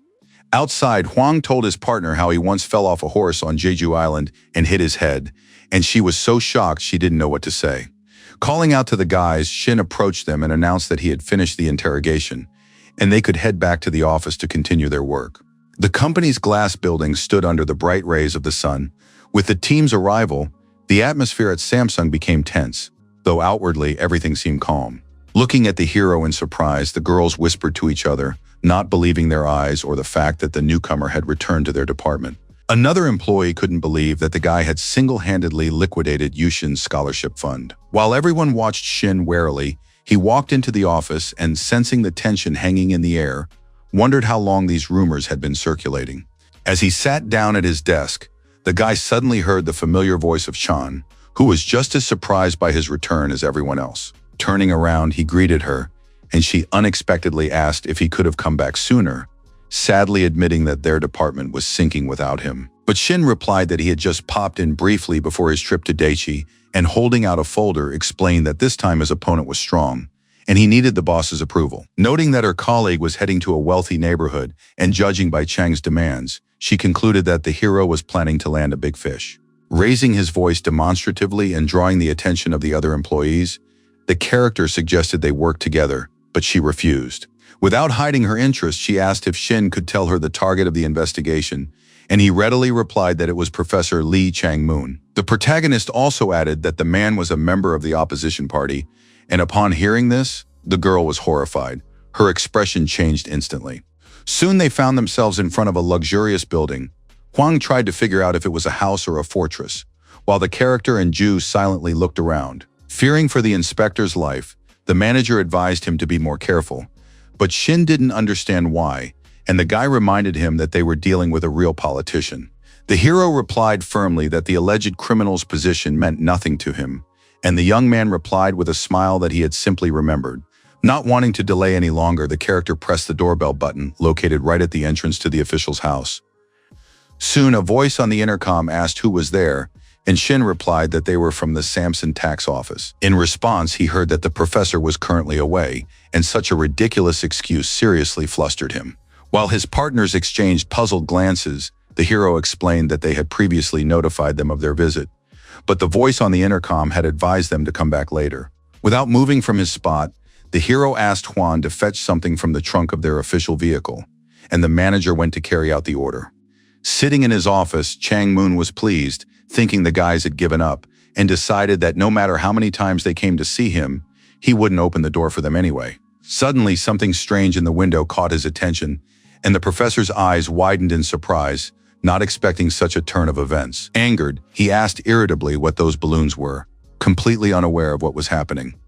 Right in his yard, a huge cluster of balloons shaped like emojis was floating, with a sign attached to it announcing the amount of unpaid taxes in the criminal living there. The entire contraption was attached to Shin's backpack, while Ju filmed everything on her phone. The kids were thrilled and hoped that, having no other choice, the politician would let them inside. Looking at the balloon in his window, the professor called the guys rats and couldn't understand how they dared to do this to him. With a sly smile, Chang ordered them to be let in, wanting to deal with the tax team himself and hatching a cunning plan. Upon entering the office, the protagonist and his colleagues noted how difficult it was to meet with the professor and asked if the man really hadn't known about their visit. Sitting in a wheelchair, Lee replied that promises are made to be broken, and if it was so important to the young man, he should have drawn up a formal contract. With shining eyes, using his abilities, the character declared that he would accuse the professor of obstructing his official duties. A sum of 2 billion in unpaid taxes appeared above Chan's head, but he was outraged by the young man's behavior. Earlier, the character had asked Song-gyun if it was possible to investigate cases involving people connected to the National Assembly, and the chief asked if the young man really thought he would be pursued like in the movies. Alerted by this, the protagonist asked if such an outcome was possible, but the man replied that it all depended on Shin's own actions. While the young man kept his eyes fixed on the criminal, the professor remarked on how difficult it is to lose a government job. Confidently, Sean said that only a puppy would dare to fight a tiger, wanting to see how far the character was willing to go, and asked Butler if she remembered the salesman. The frightened woman behind him answered in the affirmative, and the man, continuing his questioning, asked her to explain what had happened to the guest. The maid replied that he had been arrested for trespassing, and an irritated Lee suggested that the men get down to business immediately and leave his house on their own. Confidently, with a folder in his hands, the manager announced that they had come to inform him of the 2 billion won tax that Chang was required to pay. Surprised, the man dismissed Juan's words as nonsense, but Juan explained that it was a gift tax on the 5 horses the professor had given to his children. Denying everything, Lee said he had merely rented the horses. imagining a stallion chewing on banknotes, but the hero explained that even animals are subject to tax. Glancing at the papers, Shin asked why a man who couldn't walk due to his health would buy 5 horses. Sighing heavily, the man asked, "Does being confined to a wheelchair really mean I have no right to own horses?" As if justifying himself, Lee insisted that he enjoyed watching the horses, and that the young man had simply attacked him without cause because of his love for animals. Staring intently at the politician, the hero caught himself thinking that his suspicions had been confirmed, and that the officials simply wanted to play on their emotions. As if standing on opposite sides of a scale, Shin drew his sword of justice and declared that the law and love for racehorses must be kept separate. Waving his weapon, he insisted that everyone was equal before the law, and that the reason horses should be taxed was that Chang was no longer their owner. Smiling, the politician realized what game the young man was playing and noted that he was very different from most young people. Without backing down, the young man explained that the tax was 400,000 per horse for a total of 2 billion, and the man, nervously tapping the carriage, allowed him to take the money.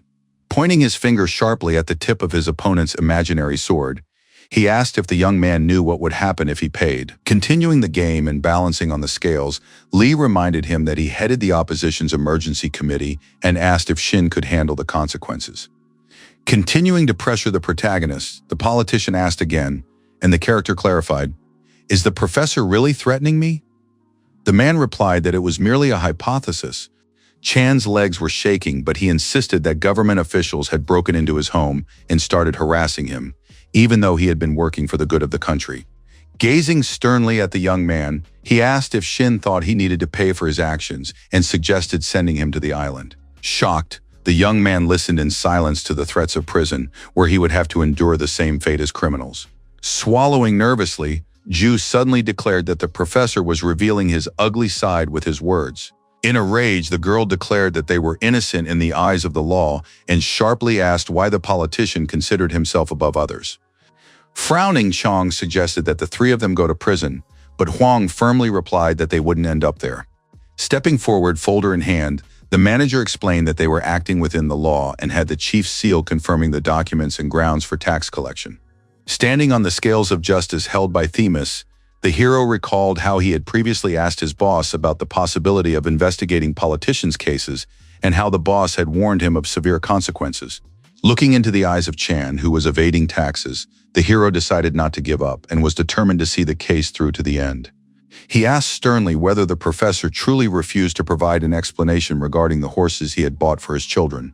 Earlier, Shin had already mentioned that the market of justice was blind, and at that moment, the statue seemed to begin crumbling under the weight of truth and lies. Not knowing how to respond to the young man's intensity, the politician was flustered and could barely keep his balance on the tipping scales.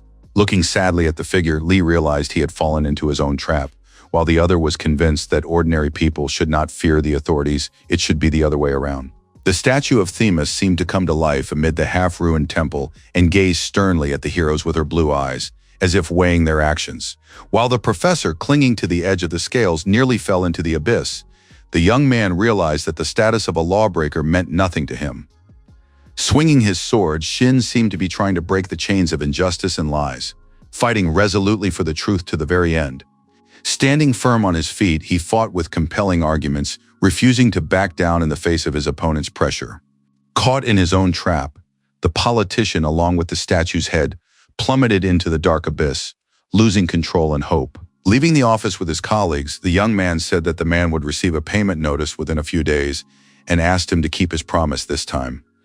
Shaking with anger and indignation, Lee insisted that the country had gone mad and couldn't understand how they dared to demand money from him. The veins on his face bulged, his eyes widened. He couldn't understand who this 7th-rank official thought he was, and wondered if no one knew who he really was. A bright moon rose in the sky, but despite the late hour, the company's windows remained lit, as if work there had not stopped for a moment. The news on his phone screen reported that today the opposition party had decided to expel Professor Lee Chang-moon from its ranks. Smiling, Ha Dayun couldn't believe that the newcomer had handled the politician so skillfully and asked how he'd managed it. The young man awkwardly apologized for the inconvenience and explained that in his opinion everyone is equal before the law. Friendly, the boss said it was time to take on another job and asked if Shin was ready for the next stage. Full of determination, the hero happily agreed, realizing that a new phase and an important mission lay ahead of him. A new day dawned, and the first rays of the sun slowly rose above the skyscrapers, bathing the city in warm light. New developments were unfolding in the income tax department, disrupting the usual workflow and heightening tension among the staff. Yeon-soon was on the phone when one of the employees asked if she had finished gathering the information he had asked her for yesterday. She casually replied that she hadn't done anything, and the indignant man, barely containing his anger, asked why that was the case. Looking up, Yeon said it wasn't her responsibility, that the case had been transferred to the taxpayer department, and asked why he was bothering the income tax department. Shocked by her behavior, the employee stammered that he had merely asked her politely to do her job and hadn't expected such a response.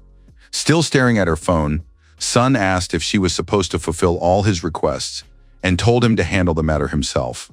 The disappointed man left. Peering intently at the screen at a 10,001 manicure set, she didn't understand why he was pestering her so persistently. Suddenly, Yeon had the idea to suggest that Soo-jin buy it for him so he wouldn't have to spend his own money and could get what he wanted for free. Suddenly, Shin approached her with a folder in his hands and, addressing her by name, caught her attention, interrupting her thoughts and drawing her away from the screen. The young man politely explained that he had come to ask for help with an investigation into the Soran Sports Company and asked if he could get copies of the files. Looking down at him, she replied coldly that he would have to resolve the matter himself, making it clear that she didn't care. Surprised by her reaction, Shin asked if she really couldn't help, explaining that the documents were needed by the Taxpayer Advocacy Division. Rising abruptly from her desk, Yeon declared that as soon as a case left their department, it was no longer her problem. Leaving the disheartened young man alone, she walked out of the office, dialed Soo-jin, and asked about the salon where she'd gotten her manicure. While the protagonist watched her leave in silence and bewilderment, Moon suggested to her colleague that they buy some sets that were currently on sale. Pausing by a column in the hallway, the girl discussed a little-known bar with her friend, assuring her that they would have no trouble getting in. Suddenly, something caught her attention, and she asked her friend to hold on a moment while she looked around carefully.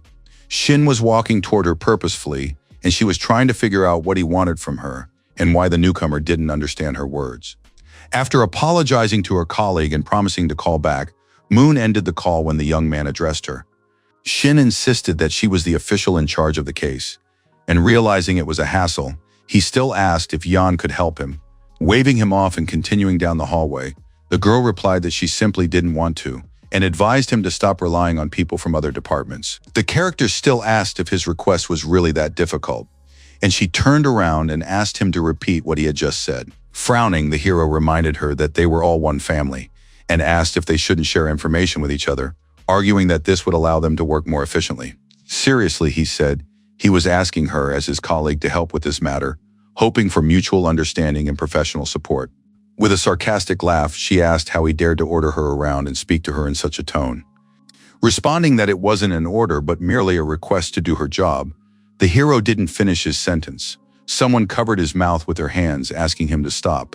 Turning around in alarm, he saw that it was Ji-hoon, and she was apologizing to Yeon, explaining that the guy was new and needed to be spoken to in private. Moon advised them to train the newbies better, noting that he was causing trouble, and the girl, still covering Shin's mouth as he looked on in bewilderment, promised to take care of him. There was a vending machine in the break room, and the guys came here to discuss the situation. Ji insisted that he stay away from Moon, but he, reminding her that she was merely an 8th-rank employee, asked why everyone was so afraid of her.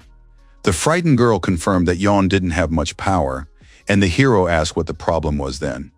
While the character stared in bewilderment at his reflection in the coffee cup, his colleague explained that it was all about her father. He was a big shot at headquarters, which is why she behaved so irresponsibly, constantly tapping away on her phone. As if caught in a web of power, the hero wondered who the girl's father was, assuming it was someone high up. Ji explained that it was precisely because of the quarrel with Yeon that Inspector Yoo Ji-hyun had been denied a promotion, and the girl, like a spider, had caught him in her trap. Deciding to play along with Moon, Shin resolved to use the barbarians against their own kind, and, thinking of the company, realized that her father would be unable to defeat the man standing behind him. The streets were bustling with life and the weather was nice, and cars raced non-stop along the highway past the skyscrapers, creating noise and the feeling of a big city. Working at his computer, a colleague noticed that Sun had fallen asleep behind him again while shopping online, and sighing heavily, wondered how much longer this would go on. Another girl staring at her monitor remarked that Moon never stopped clashing with other departments, constantly creating tension. A guy immersed in spreadsheets remarked that all they could do was dream of her leaving, since with her arrival their department had been doomed to failure. Completely ignoring their conversation, Moon slept soundly at her desk, oblivious to the noise around her. Holding on to the doorknob, Shin heard everyone wishing someone would scold the girl for her idleness and negligence. Swinging the doors open abruptly, Shin burst into the office, drawing the attention of everyone present and waking Yeon. He addressed her sternly, silencing everyone in the office and barely containing his rage and irritation. Leaning on Moon's desk, the character said he had come again regarding the Soren Sports Company, while she looked at him in bewilderment. Glaring at her, the guy asked if she was sure she had investigated everything correctly, and Yeon asked why he was asking her that question again. Adjusting her manicure, she reminded him that he was only a 7th-rank employee and coldly pointed out her 8th rank, advising him not to treat her with contempt. But Shin replied that he was merely speaking his mind and asked her if she didn't think she should do her job conscientiously. Her shocked colleagues couldn't believe their ears, amazed that someone had finally dared to put Moon in his place.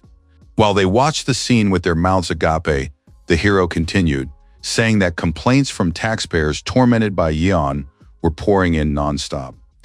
As if relaying the people's complaints, he said they had asked for unqualified employees to be fired, while she, with her head bowed, remained mysteriously silent. With a wild look in her eyes, the girl suddenly asked if the newcomer knew what position her father held at headquarters. As if weaving a web of authority, she remarked that she didn't understand his nitpicking, warned him of possible problems, and asked if he had anything else to say.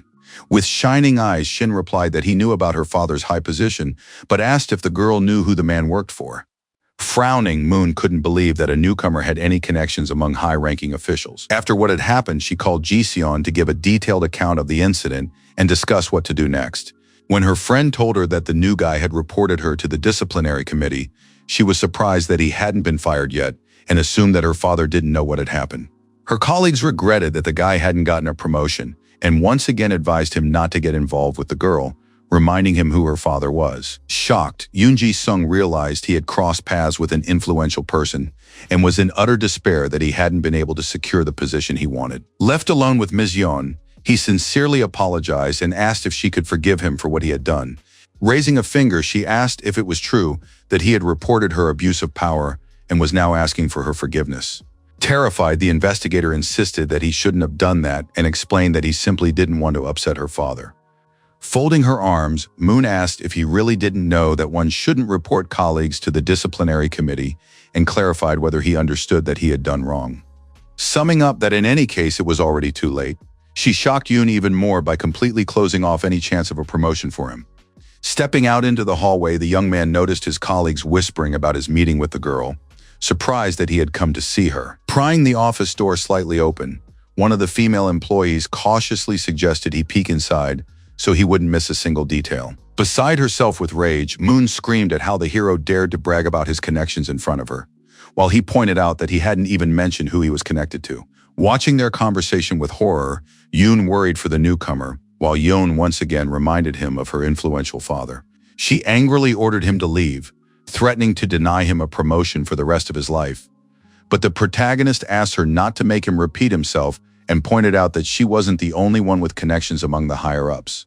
Folding her arms defiantly, Moon demanded that the man tell her who he was connected to and, not waiting for an answer, decided he was bluffing.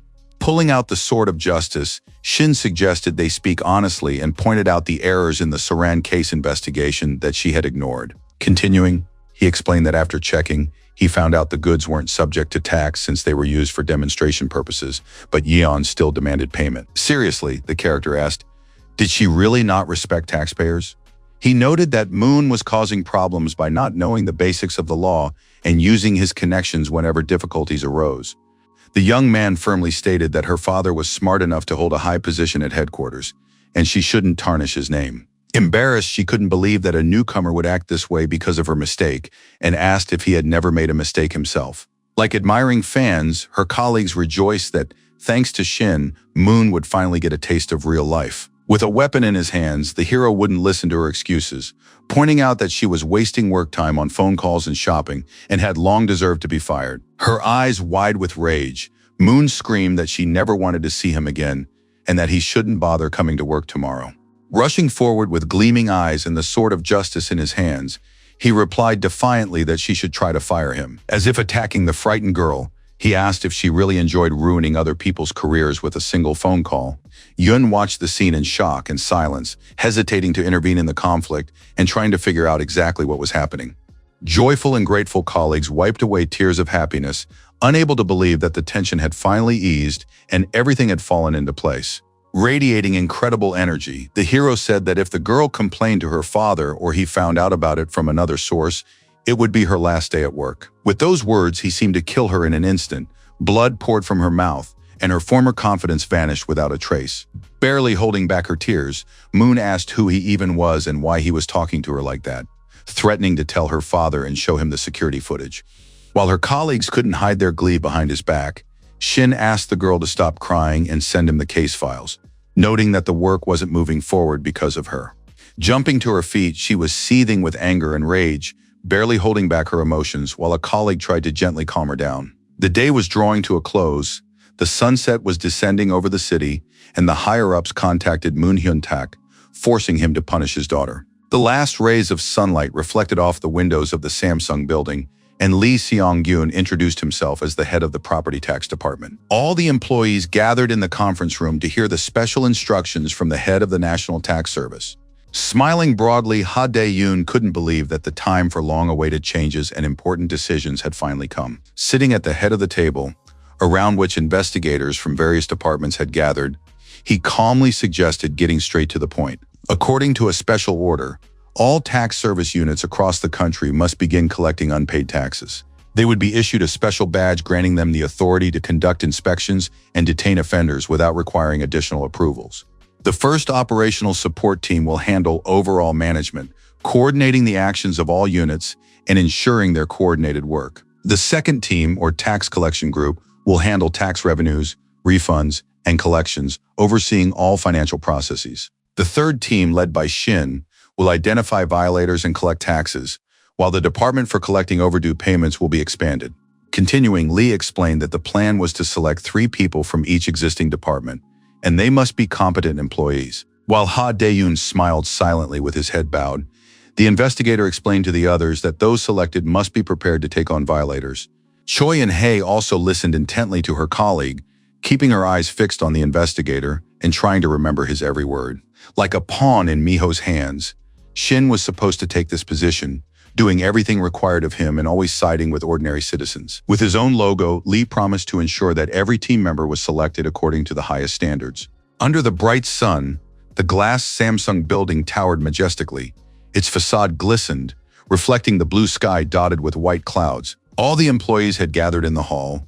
Dae-yoon, on stage with the executives, explained that the director was striving for change, that tax evasion was on the rise, and that funds were not being used for the common good.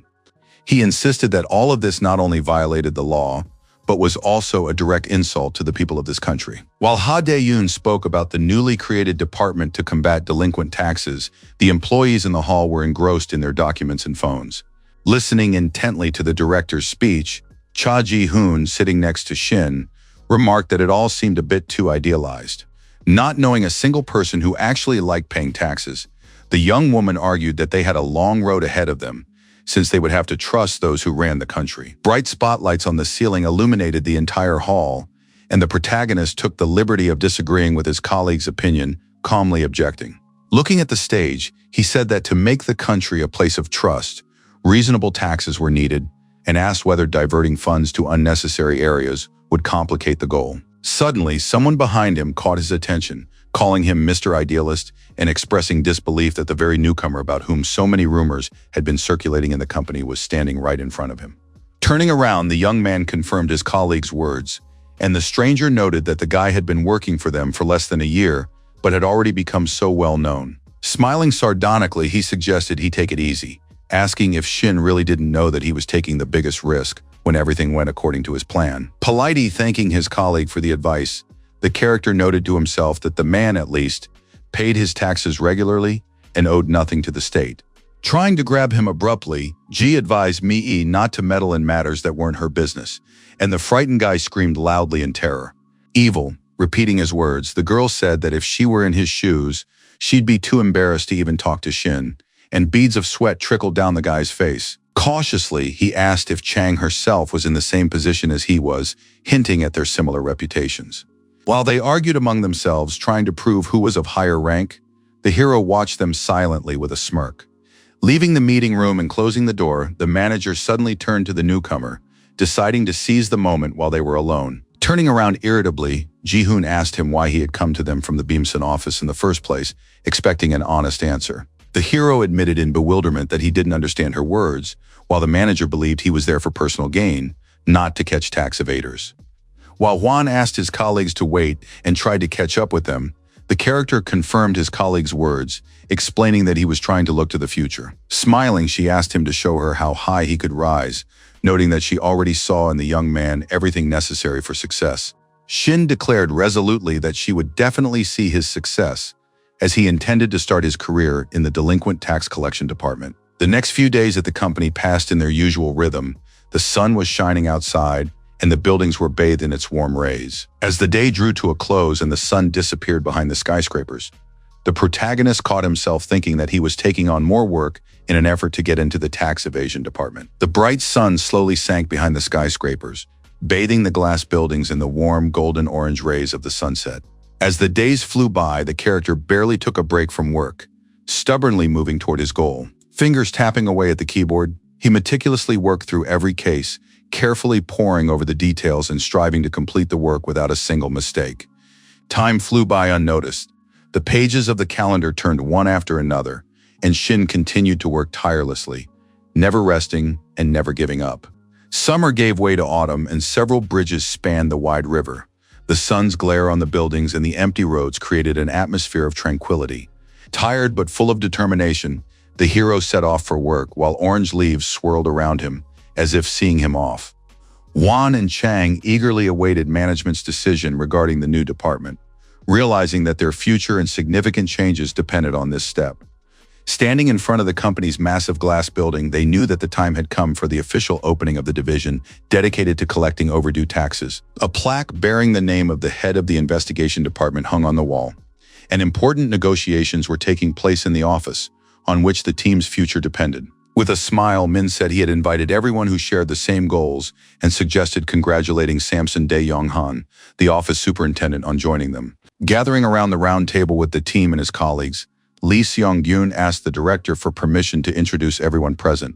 First, he greeted Man Chol, a prosecutor from the Seoul Western District Prosecutor's Office, and the man noted with a smile that he was glad they had finally gathered together. Next, Lee introduced Public Prosecutor Hyeon Sok-ji, who was soon to be appointed to the Central District Court. Finally, he introduced investigator Min-ha Kim, praising her professionalism. A white tea set sat on the table, reflecting the soft light of the room and creating a cozy atmosphere for a peaceful evening. Moving on to colleagues from the tax office, the first to be introduced was Sun Yoon, head of the Property Tax Division. Next, Inspector Hwan from the Real Estate Tax Service was introduced, and the young man remarked warmly that he was pleased to meet his colleagues. The new colleague was none other than Superintendent Ha Dae-yoon, the former CEO of Samsung. The room was decorated in gold tones, with elegant vases on the cabinets and ornate patterns adorning the walls, giving the space a solemn air. Finally, they introduced Shin, without whom this meeting would have been impossible, and the hero could hardly believe that all this was really happening to him. Raising their glasses and clinking them together, they joyfully celebrated their new alliance, filled with hope and mutual trust. Sipping his drink, the character couldn't quite believe that what was happening wasn't a dream, but reality. A joyful Hwang and Ji laughed as they animatedly discussed future plans and the next steps in their collaboration. Man Chol spoke amiably with Lee Seong-gyun, exchanging views in a calm and respectful atmosphere, while the protagonist decided to move forward without looking back. When a new day dawned and the sun illuminated the company building, everyone inside was busily discussing the list of scheduled meetings, unaware of who had taken the helm of the unpaid taxes department. Exchanging glances, the disheartened employees realized that none of their acquaintances had secured the coveted position, and they themselves had failed to get it. While they were discussing just how high the management standards were for this position, the hero was already wearing the badge on his chest. Shin Jae-hein, Chang Se-hun, and Wang Min-hu, employees of the new department for collecting taxes from offenders at the Samson office, entered the hallway with determination. Also entering were the department head, Lee Seong-yoon, who was eagerly looking forward to the opportunity to work with the guys, and Ji Sun-yoon. Hwang and Chang glared at each other defiantly, realizing that they would now have to work on the same team. The hero, with a badge on his jacket, firmly declared that the boss should have no doubt that everyone was ready to roll up their sleeves and get to work. Later, it was reported that the new year began with an unprecedented tax project, and Sang Hoon-jung's statement caused a media frenzy, with bills flying around the building. Journalists with cameras surrounded the Samsung delegation, and upon spotting the director, began bombarding him with questions about whether it was true that the DTCD was merely a pilot project. As John walked through the crowd accompanied by a colleague, the journalist persisted, asking him to comment on public opinion regarding tax breaks and the inheritance tax. Astonished reporters noted that Sang-hoon had issued a serious challenge and wondered if he was considering running for president. Watching his proud stride amid the camera flashes, people noted that this man was not usually so ambitious. Suddenly, a young woman in the crowd spotted the company's CEO and cried out in surprise, drawing her colleagues' attention. Greeting the journalists, Min Ho came out to them along with the Seoul Regional Commissioner and the Yeongbu Regional Commissioner. Suddenly, someone called out to the CEO, and the man turned around questioningly to see who was addressing him. Bowing deeply, the commissioner greeted the CEO, and Min returned the greeting. Noticing Dae Yoon-han, the other commissioner's expressions changed, and they looked at him warily, clearly tense at his appearance. No one could believe that Samsung's representative and the CEO were shaking hands under the flash of cameras. Smiling politely, Dae-yoon thanked Min for asking how his trip had gone the day before, and said that everything had gone well. Happy for his colleague, the man suggested repeating their informal meeting again soon, hoping to get to know him better. The Seoul Police Commissioner noted irritably that Yoon made no secret of whose side he was on and asked Commissioner Yeongbu about the troublemaker, and the woman confirmed it. With a malicious glare, he asked that a message be sent to the audit department to gather dirt on him, wanting to find out everything about the director.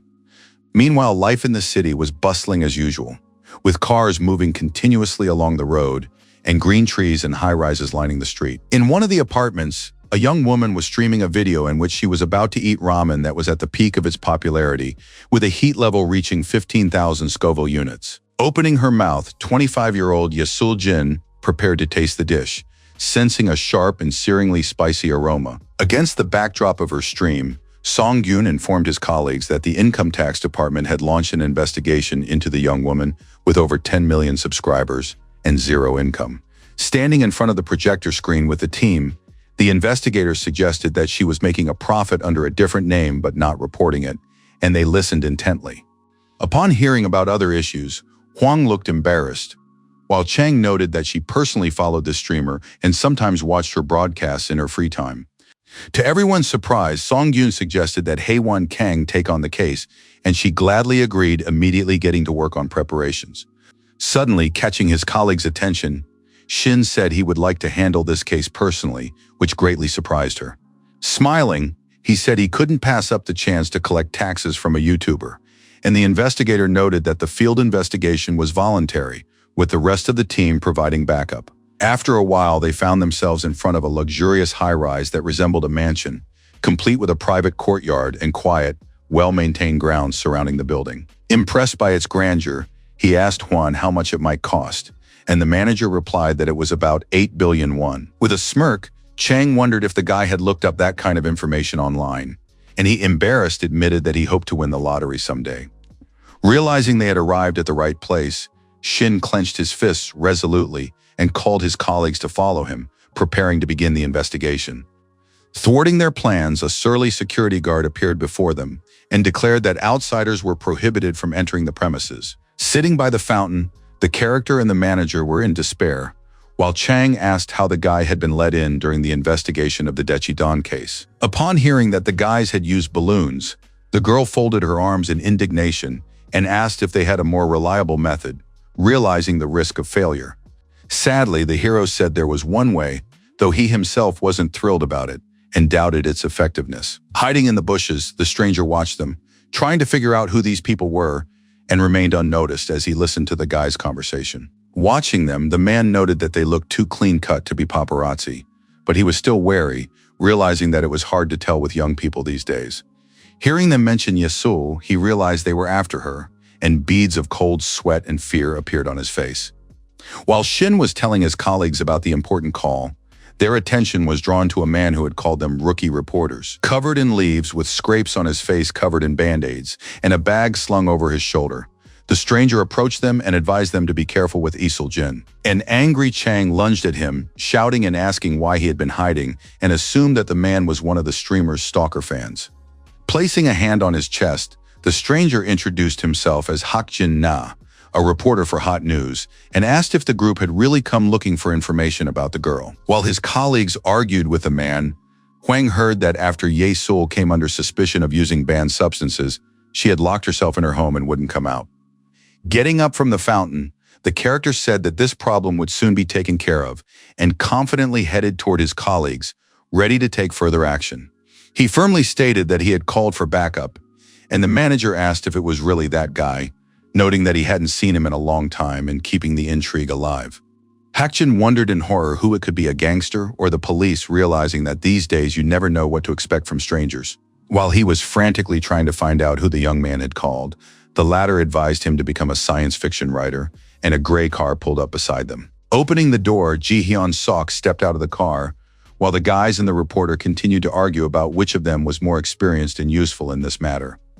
Noting that the man was also hunting for Yesul Jin, the hero nevertheless offered to work with him to find the girl faster. Shocked by the young man's boldness, Hak Jin appreciated it but said he couldn't trust him or the people he worked with. Deciding to tease him, the character said that the reporter had mentioned the devil and called the prosecutor, and upon hearing this, the man became even more frightened.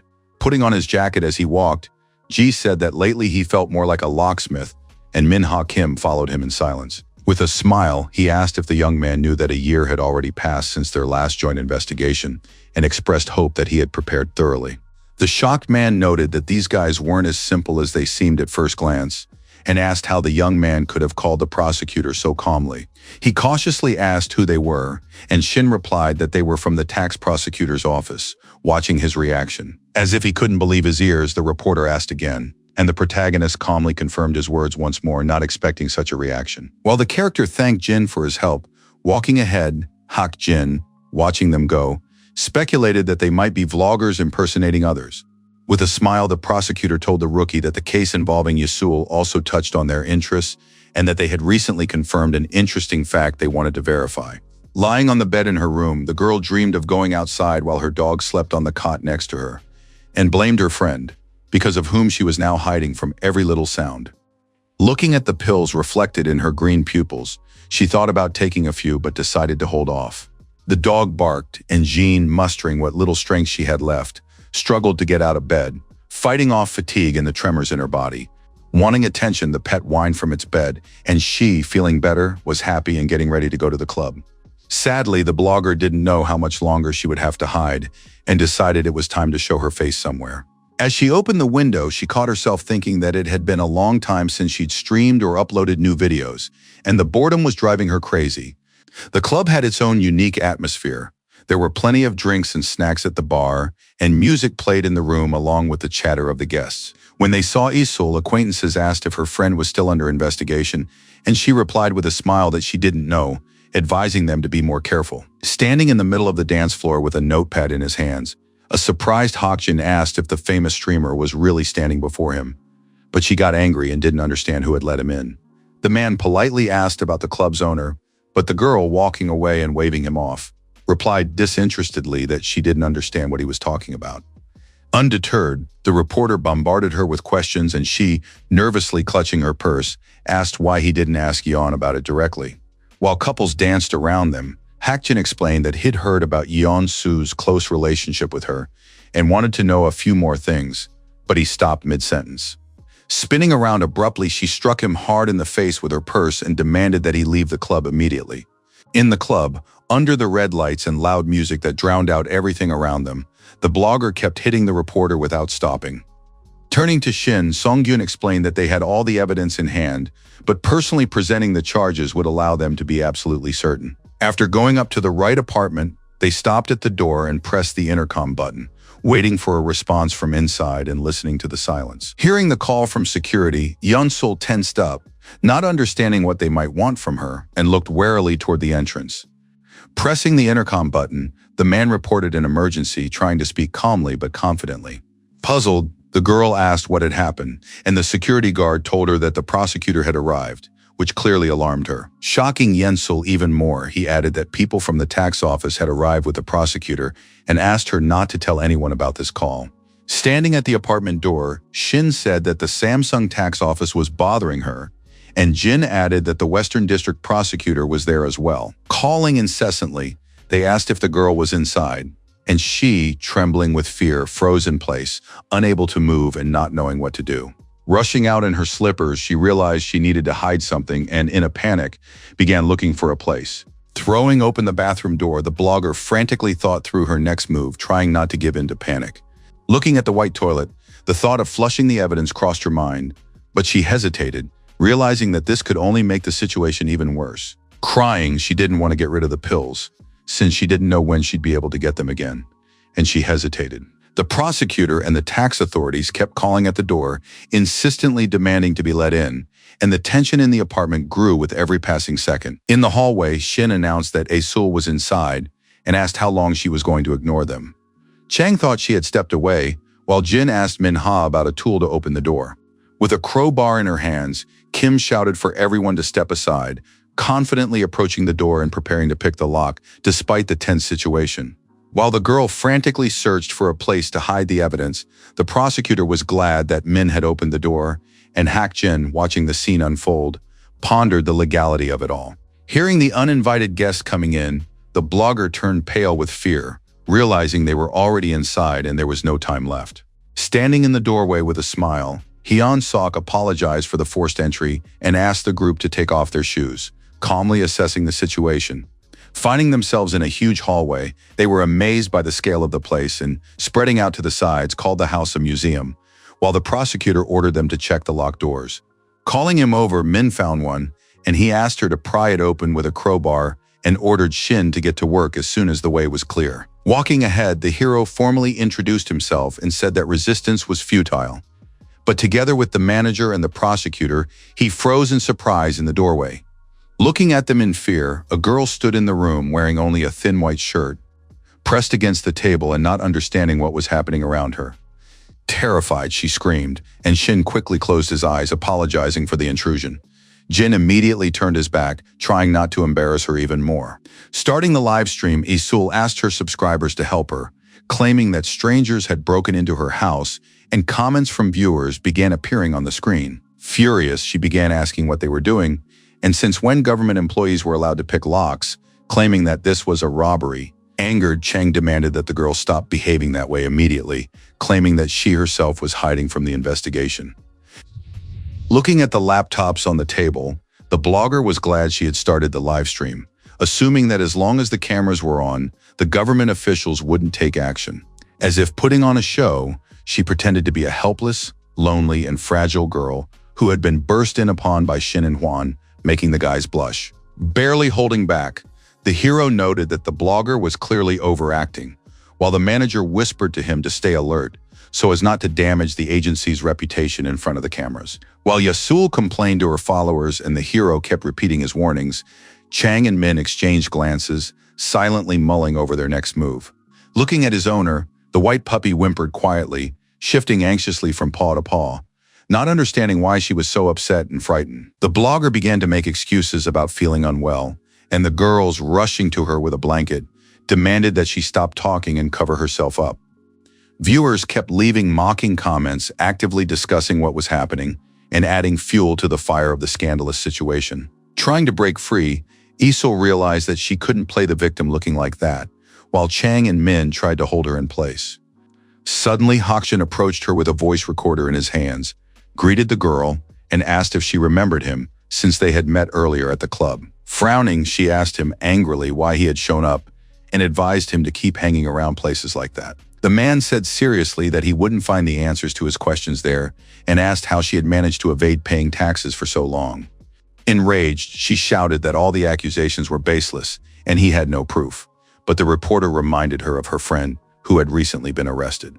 Undeterred, Hakjin asked why Yasul had attacked him at the club if she knew nothing, and she, feigning surprise, asked what on earth he was talking about.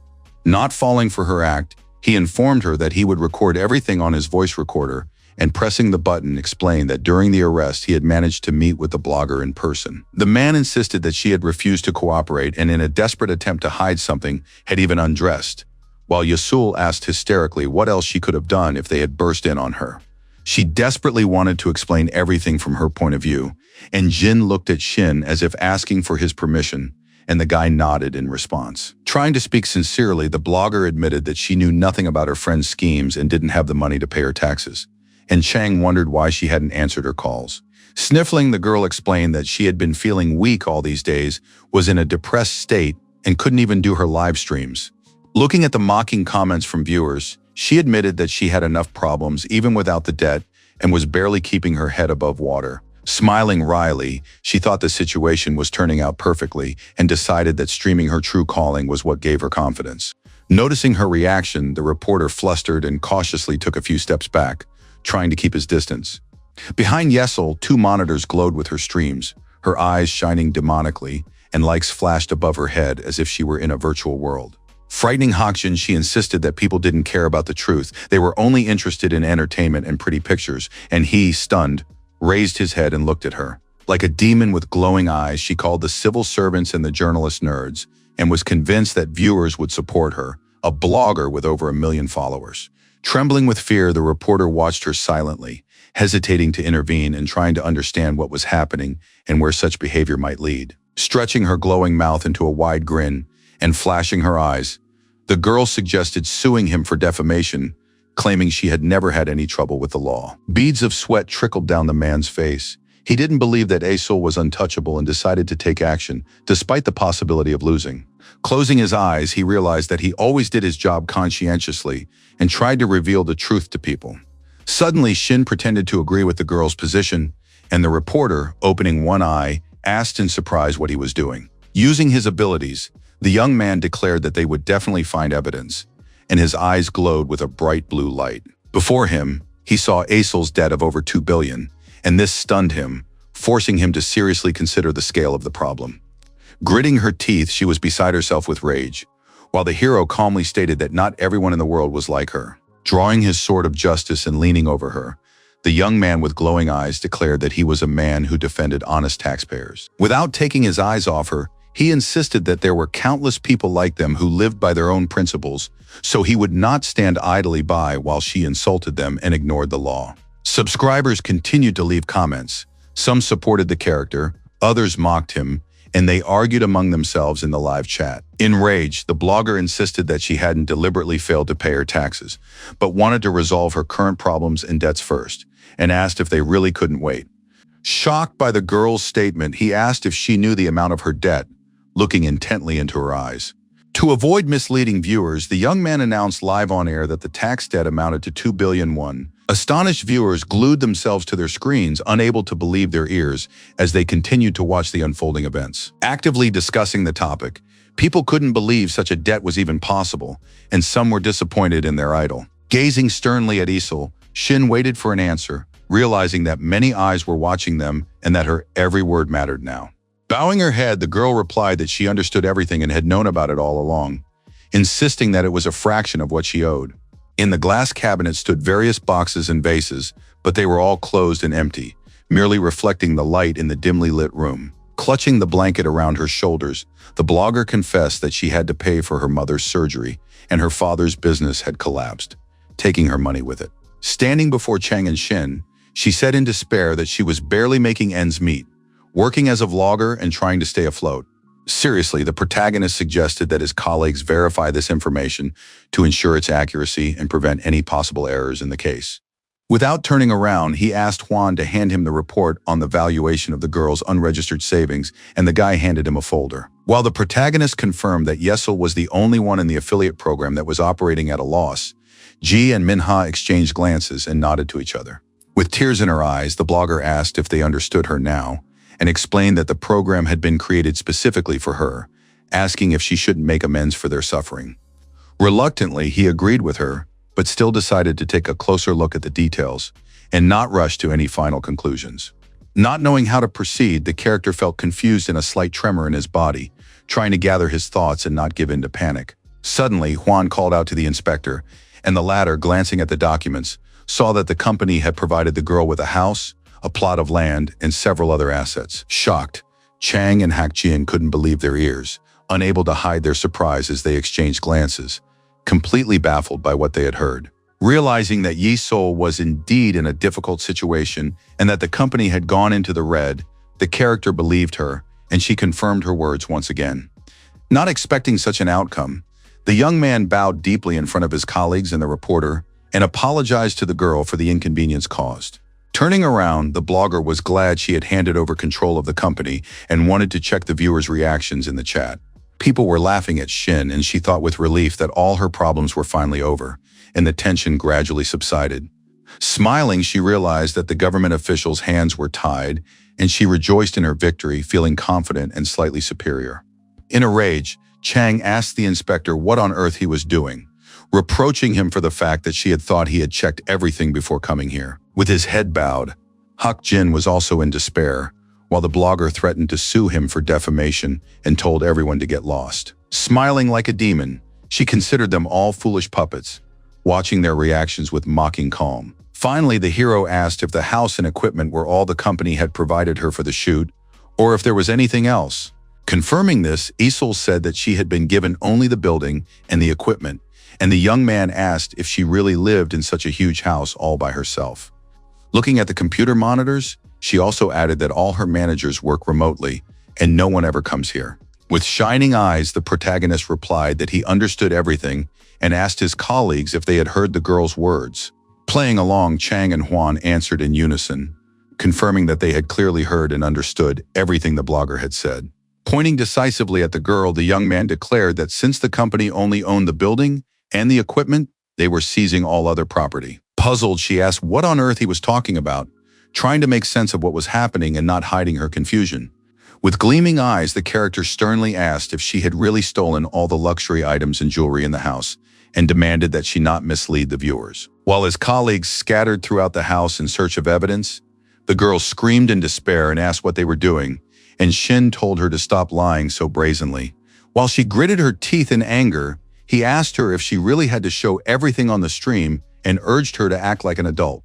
Opening the dresser, Huang told his colleagues that he had found stacks of cash inside, filling every drawer. There were also designer bags and expensive perfume, all top-of-the-line models from well-known brands, with many duplicates. Trembling with fear, the blogger realized she had fallen into a trap and frantically tried to figure out how to buy time and turn the situation to her advantage. As if she had lost her mind, she wrapped herself in a blanket and screamed loudly that her friend Yen was to blame for everything, trying to shift the blame. The hero gave her a stern look, and Yesel began to explain that she was also a popular YouTuber and that they were quite close. Undeterred, the girl insisted that it wasn't her fault, but that her friend had simply deceived her, and the young man asked again in surprise, trying to make sense of the situation. Shocked viewers, glued to their screens, couldn't believe their ears and didn't understand why she had dragged Yo Yan into her story. Beads of sweat trickled down Isol's face. She trembled and insisted she hadn't wanted this, trying to justify herself and contain her mounting panic. Embarrassed, she explained that this had led her to make poor decisions and that she hadn't intended to evade taxes, admitting that she didn't even know how to pay them. After listening to her, Shin asked if the blogger had really done all this because of a temporary lapse in judgment, and she, seizing the chance, nodded frantically in response. Approaching them, Hak Jin asked if perhaps the real problem was that she had been lying to everyone all along. Closely watching her reaction, the reporter firmly asserted that Yeon had been interrogated and detained and asked how, while in custody, her friend could have prevented Yi-sul from paying taxes. With a sudden movement of her hand, the blogger grabbed a small phone tripod standing nearby and raised it, ready to use it as a weapon. Swinging it in all directions, she tried to hit the man, but he deftly dodged her blows, shocked by such a sudden turn of events. Suddenly, Ji Hyun-sok came out of the room and asked loudly if he could have everyone's attention for a moment. Upon hearing this, the blogger froze with the tripod in her hands. Upon seeing the evidence the investigator had found, Ye-sul's expression changed, and the reporter looked at him in surprise as the man explained that she had the right to an attorney during the interrogation. Holding the bag of the illegal substance and adjusting his glasses, he said that she also had the right to remain silent. Panic gripped the blogger again. She didn't understand how this had happened, and she began to tremble once more, breaking out in a cold sweat and struggling to hold back her tears. Sighing heavily and looking hopefully at the officials, she didn't know what to do next, waiting in confusion for their next move. Sinking to the floor, the girl realized that her end had come, and the sum of unpaid taxes, more than 2 billion, hung over her head. Tears streamed down her face, and Aesol resignedly told them to arrest her, accepting the inevitable outcome of the situation. Turning to Shin, Ji said it was time to turn off the stream, seeing no need to broadcast the rest of the proceedings for all to see. Over 200,000 followers were leaving comments, shocked by what they saw, actively discussing the events unfolding live without pause. The camera lens was reflected in the hero's pupils. He couldn't believe that such a huge number of people were watching them. Without moving from her spot, the girl continued to sit on the floor near the table, while the guy walked over to turn off the equipment. The camera was still running. The red light in the center indicated this, catching the young man's attention. Coming to an abrupt halt, Shin paused, staring straight into the lens as if trying to make an important decision in front of tens of thousands of viewers. As his face appeared on the computer monitor, he wondered why he should interrupt the broadcast at all, and whether it wouldn't be better to end it all publicly. The desperate girl sat on the floor as if under the spotlight with bills flying around her, while Shin looked at her, realizing that thousands of people had witnessed the forceful tax collection. The habitual tax evader was crying, and everyone agreed that involvement with illegal substances was a serious crime. But the situation was different when it came to debts owed to the state. The character himself realized that the government officials took their work extremely seriously, acting strictly according to the law and not deviating from the rules.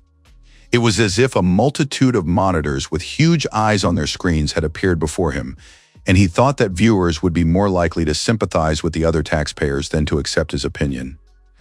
Closing his eyes sadly, the young man realized that he really should stop the stream, aware of the gravity of the situation and the possible consequences. He also wondered if he should be ashamed of his actions, recalling how he had studied and worked his whole life for the sake of justice in the world. The character took pride in the fact that he had always lived honestly and worked at various jobs, ranging from warehouse worker to courier, never shying away from hard labor.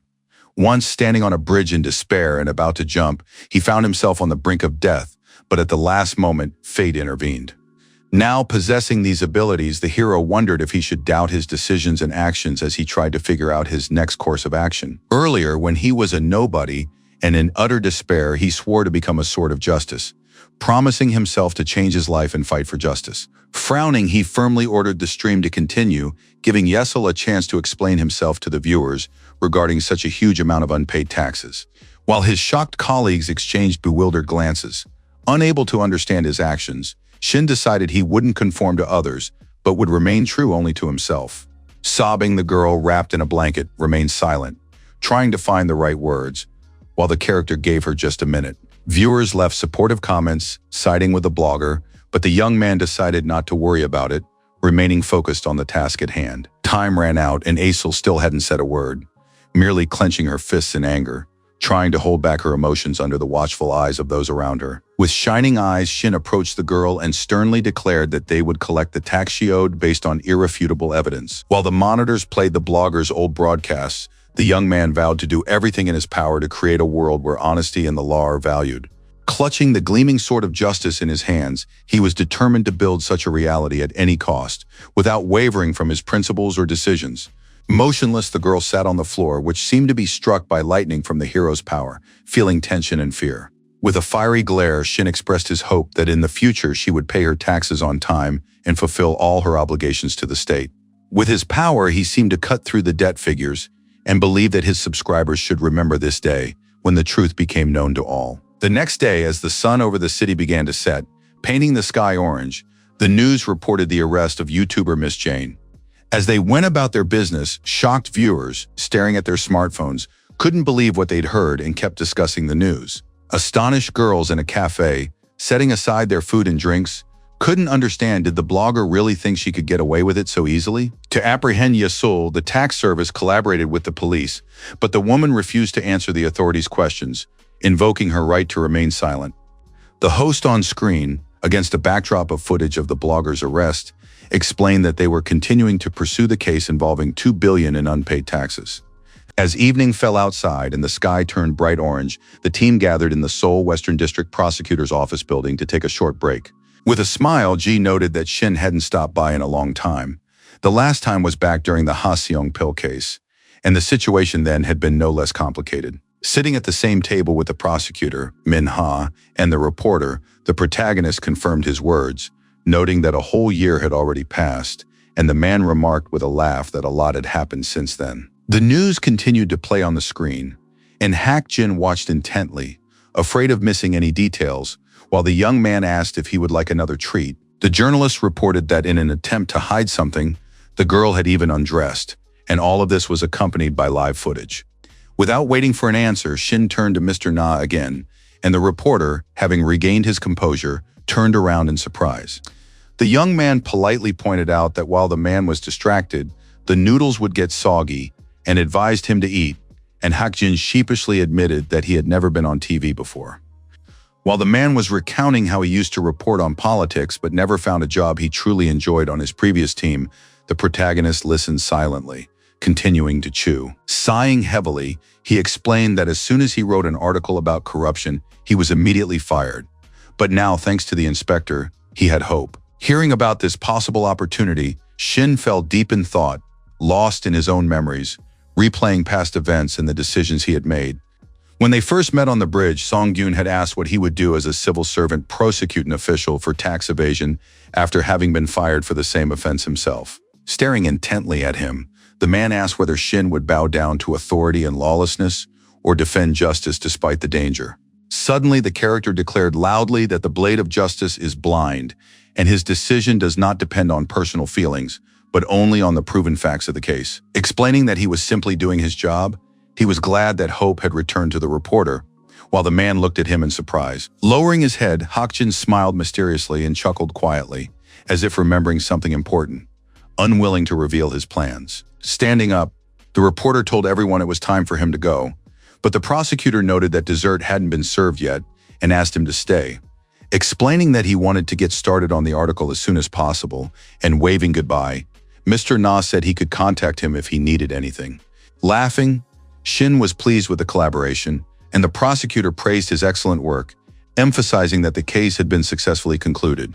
When the man left the office, the protagonist confessed to Ji that he had been thinking about Mr. Na for a long time, trying to understand his motives and actions. Holding a glass of cold cola, the man noted that the young man himself had invited him to their office, assuming that he held Hak Jin in high regard.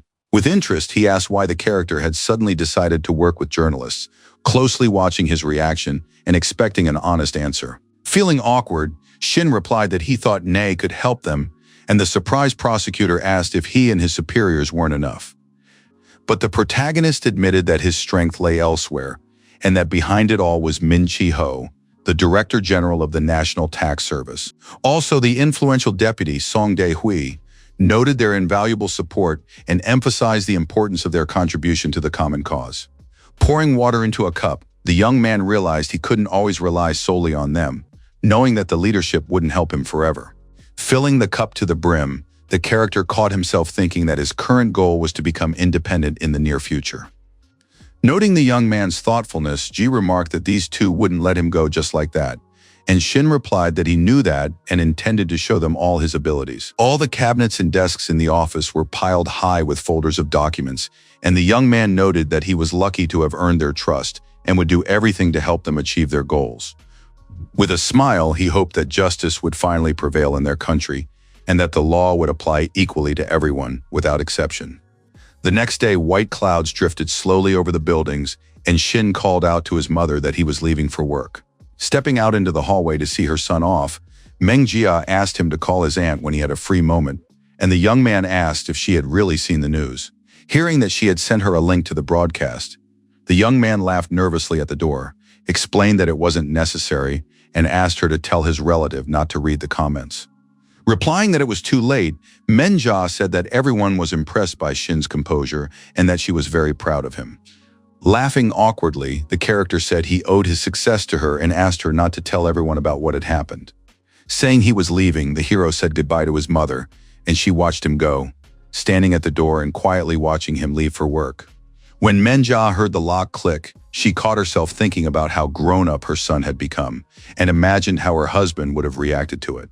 Under the bright rays of the sun, the young man walked to work, while she still blamed herself for not being able to pay for his education and for not giving him the attention he deserved. Looking at the framed family photo, the woman was certain her husband was watching over them, and she felt proud of Shin. The company's glass building towered over the city center. Everywhere, people could be heard shouting, asking others not to push and to keep order. Blocking the way, a crowd of journalists with cameras had gathered near the entrance, hoping to get answers to their questions and comments. Noticing them, the surprised man stopped nearby, trying to figure out why a member of the National Assembly had come to the tax office. Suddenly, Huang called out to him in greeting, and the protagonist, turning around, asked his colleague what on earth was going on here, surveying the crowd around him. Standing amid the towering skyscrapers, they discussed the situation, as the unexpected visit had disrupted the company's usual routine. It was Ryu Seok-ho, a well-known lawmaker from the ruling party, and stepping out to speak to reporters, he spoke regretfully about the situation with the YouTuber, believing that such an incident should not be repeated. Waving his arms, the man insisted that this was a serious crime, and taking the opportunity, wanted to ask citizens for help, as well as promising to donate 30 million won to the tax office. Hearing this, the protagonist was genuinely surprised, while the manager couldn't understand why not, believing that it worked in their favor and was in the spirit of Assemblyman Ryu, whom the people loved. The man was about to propose amendments to the tax violation law, but suddenly spotted Shin, who was investigating the case, in the crowd and stopped mid-sentence.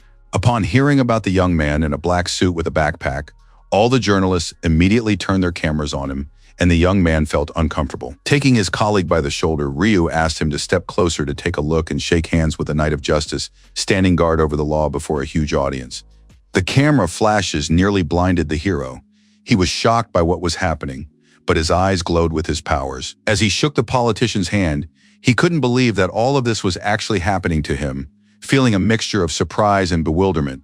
With respect, Ryu thanked the young man on behalf of the entire Korean people, acknowledging his contribution and emphasizing the importance of the work he had done. Asserting that the country needed people like him, ready to fight for its citizens and justice, he noticed a sparkle in the young man's eyes. Looking at the member of the National Assembly, the character wanted to be mistaken, for the amount of unpaid taxes hanging over his head totaled more than 3 billion. A crowd of journalists continued to take photos and jostle, unable to believe that the very same guy from YouTube was standing right in front of them.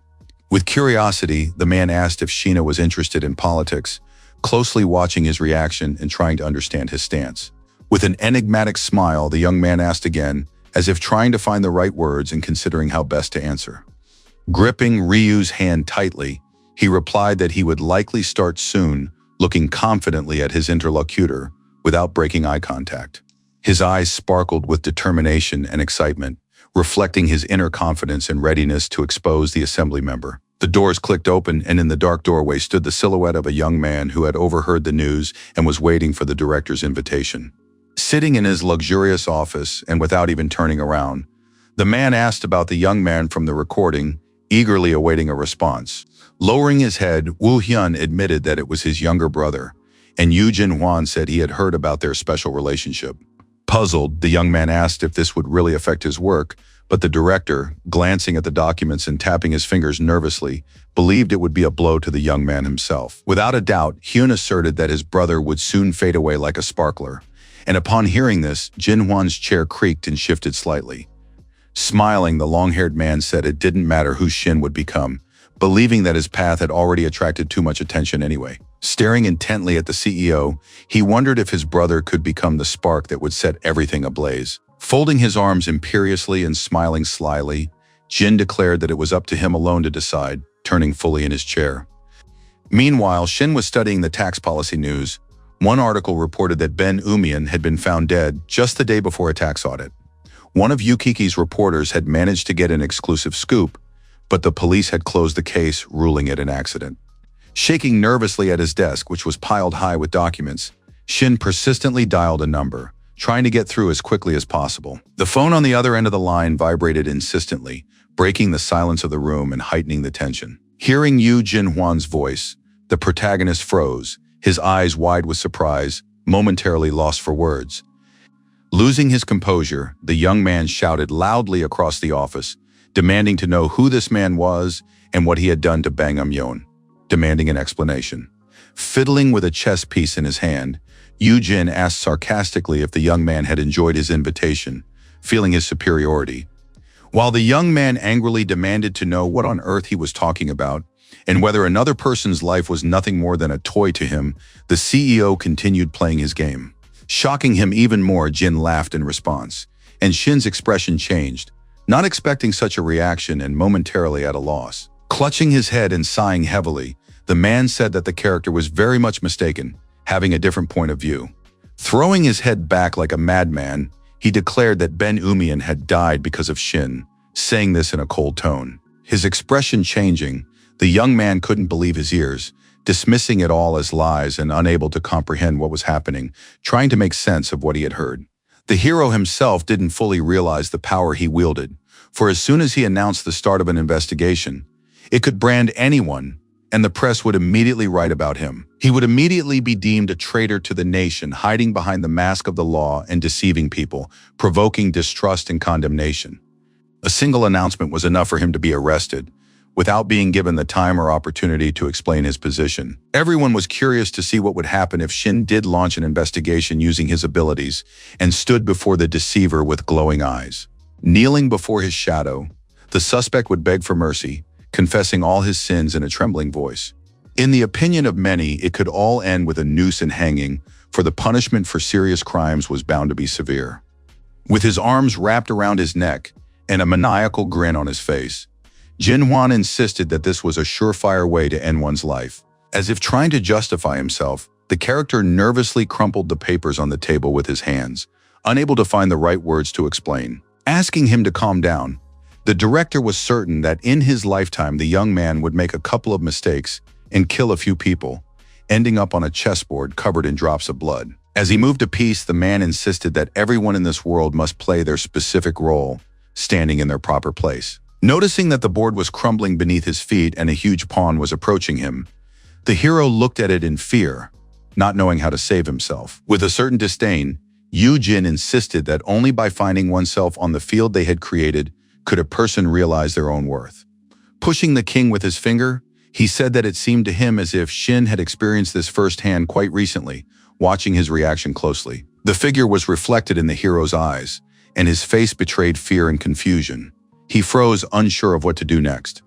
Upon seeing the image of Jin, the character opened his eyes even wider, and the director asked maliciously what it felt like to realize that someone else's life depended on him. As the figures fell in different directions and everything crumbled, the man waited impatiently, hoping that he and the protagonist would form a special bond.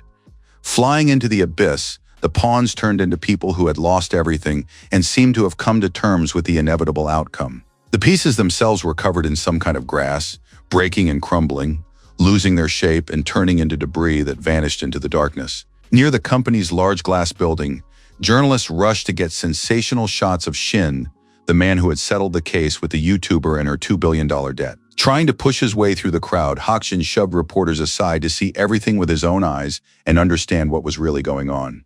The press believed that the member of the National Assembly had come personally to meet the young man and shake his hand, and they were constantly filming everything on camera. With a smile, Ryu hoped to work together with the young man for the good of the people, noting that the country needed his talent. Interrupting his rambling, Shin decided to address the man, trying to speak calmly and confidently. Pulling his hand sharply away from the man's firm grip, he thanked him for his kind words, and explaining that he had urgent business to attend to, hurried away. Shocked by his behavior, the journalist shouted angrily after him, while a disheartened Ryu silently watched him leave. Hearing the journalist's shouts that fame had gone to the hero's head, the man merely smiled enigmatically, as if he understood something more.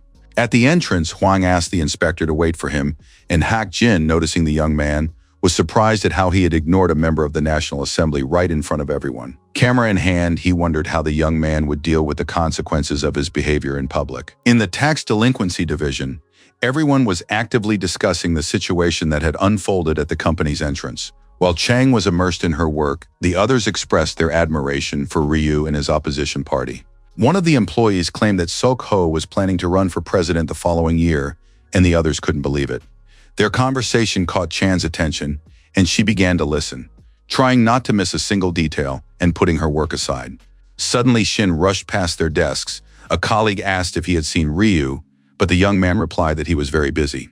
The manager tried to keep up with the inspector while Chang watched them go in surprise, trying to figure out why the guys were acting so strangely. Thinking they were oddballs, she sighed heavily, reflecting on what had happened and analyzing their behavior, but hesitating to intervene. While the girl hoped that Ryu would soon come to power, and they would be able to collect taxes without fear of the public, her indignant colleague pointed out the hero's arrogance. Folding her arms, the woman declared that all rookies were like this solve one case, and they think they're great detectives. While they continued to admire Ryu and believed that Shin wasn't even fit to be his footstool, Chang, frowning, kept a close watch on them. As he prepared to enjoy his drink, the man said mockingly that the guy had no right to act that way, since he was only a 7th-level agent. Apologizing, Chang pushed him and asked him to move over, and her colleague, spilling all his cola, nearly choked. Noticing that she had also been involved in the incident, Ji believed that the hero had solved the case solely thanks to his competence and experience. Wiping his chin, the guy asked indignantly if she was really defending him, reminding her that she herself had disliked the newbie from day one. She replied dismissively that she didn't remember anything like that, but Haewon said she had seen her on the stream during the investigation, and Chang felt ashamed. Reassuring her friend, the girl admired her, calling her an actress, and the manager, hearing this, blushed, and they didn't notice the inspector approaching from behind. With his hands in his pockets, An Gil-jin asked if they didn't think the YouTube video might backfire on them. Not understanding what her colleague meant, Chang remarked that it wasn't up to them, while Haewon, smiling broadly, realized the guy was stirring everyone up again. Undeterred, Gil-jin insisted that all eyes were on them and that if they made a mistake, it would turn into a witch hunt, while the girl asked him to stop. Dismissing superstition, he declared that he was merely stating facts, while she asked if he really couldn't see that people were on their side. There were many folders on the desk and they continued to argue.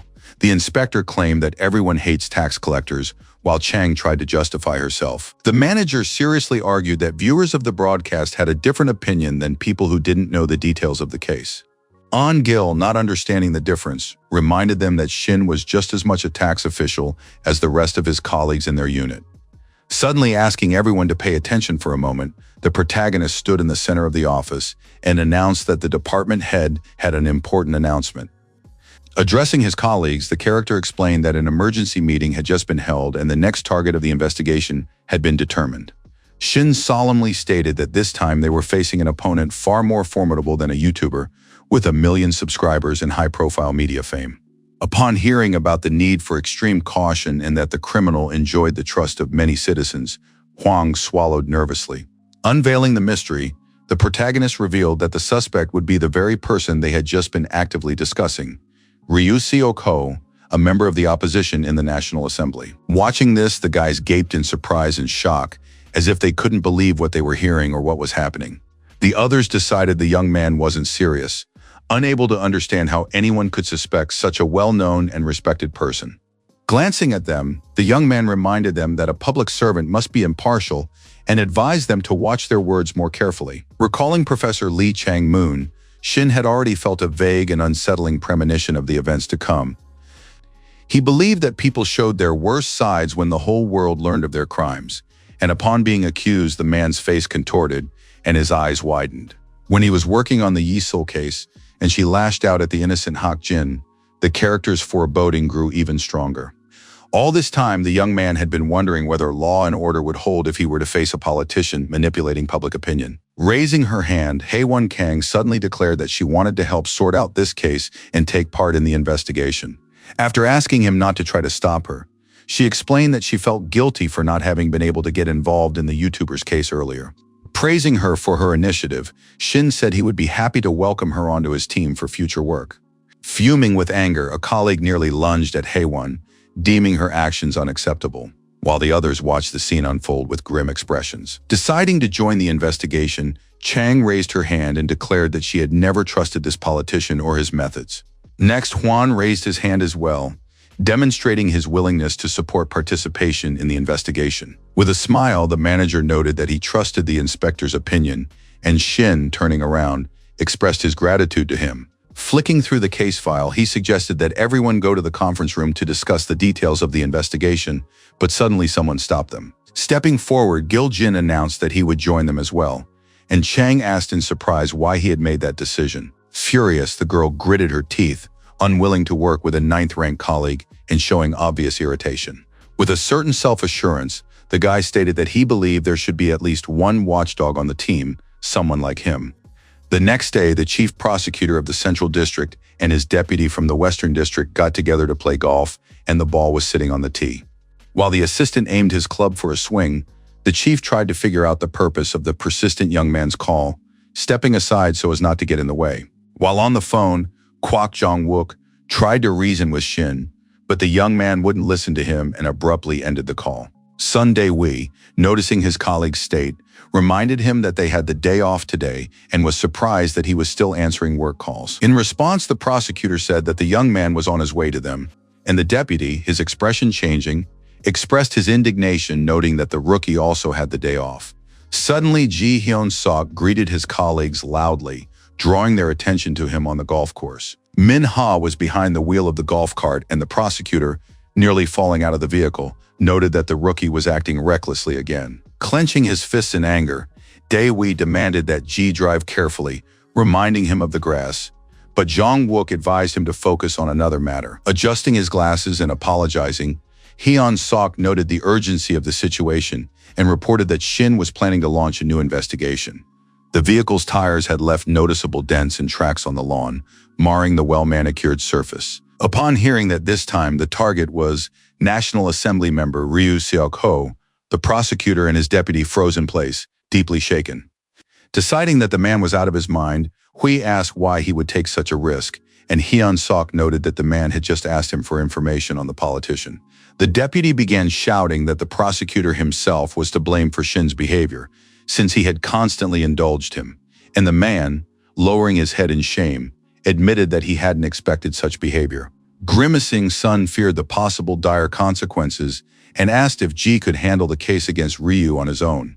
Not expecting such a decision, the investigator was genuinely surprised and asked if he had understood the leadership's instructions correctly. Staring intently at him, Dae-hui noticed that, by all appearances, the assembly member was corrupt, and he himself began to doubt his integrity. The man replied seriously that if Seok-ho had broken the law, he would certainly deal with him and see the investigation through to the end. The weather outside was beautiful, with everything green and the sun shining, and the leadership made the final decision to act. Ji was instructed to provide the rookie with all the information he needed on the case and ensure access to the necessary materials. While Kwak Jun sighed heavily with anxiety, the deputy reminded the prosecutor of how they had spoken to him earlier on a similar topic. Manhwa silently watched what was happening, while Dae-hui recalled Ji's promise to promptly patch any loopholes in the law should they arise. Resolutely entrusting the case to him, the assistant told him to prove himself and demonstrate his professionalism, looking the investigator straight in the eye.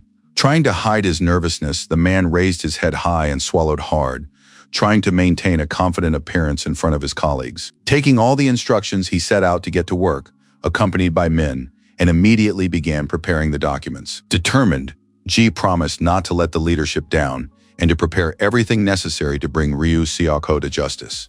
Turning his back, Dae-hui asked him only not to overdo it and to act as cautiously as possible in the current situation. Irritably tugging at his cap, he sighed heavily, expressing his hidden anxiety and inner tension.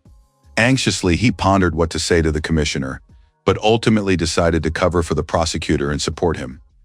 3 days had already passed since the investigation into the National Assembly member began, and Hwang continued to carefully examine the stack of documents on his desk. Another 5 days flew by, and Eun-gil hadn't slept a wink either, afraid of missing even the slightest details and important clues.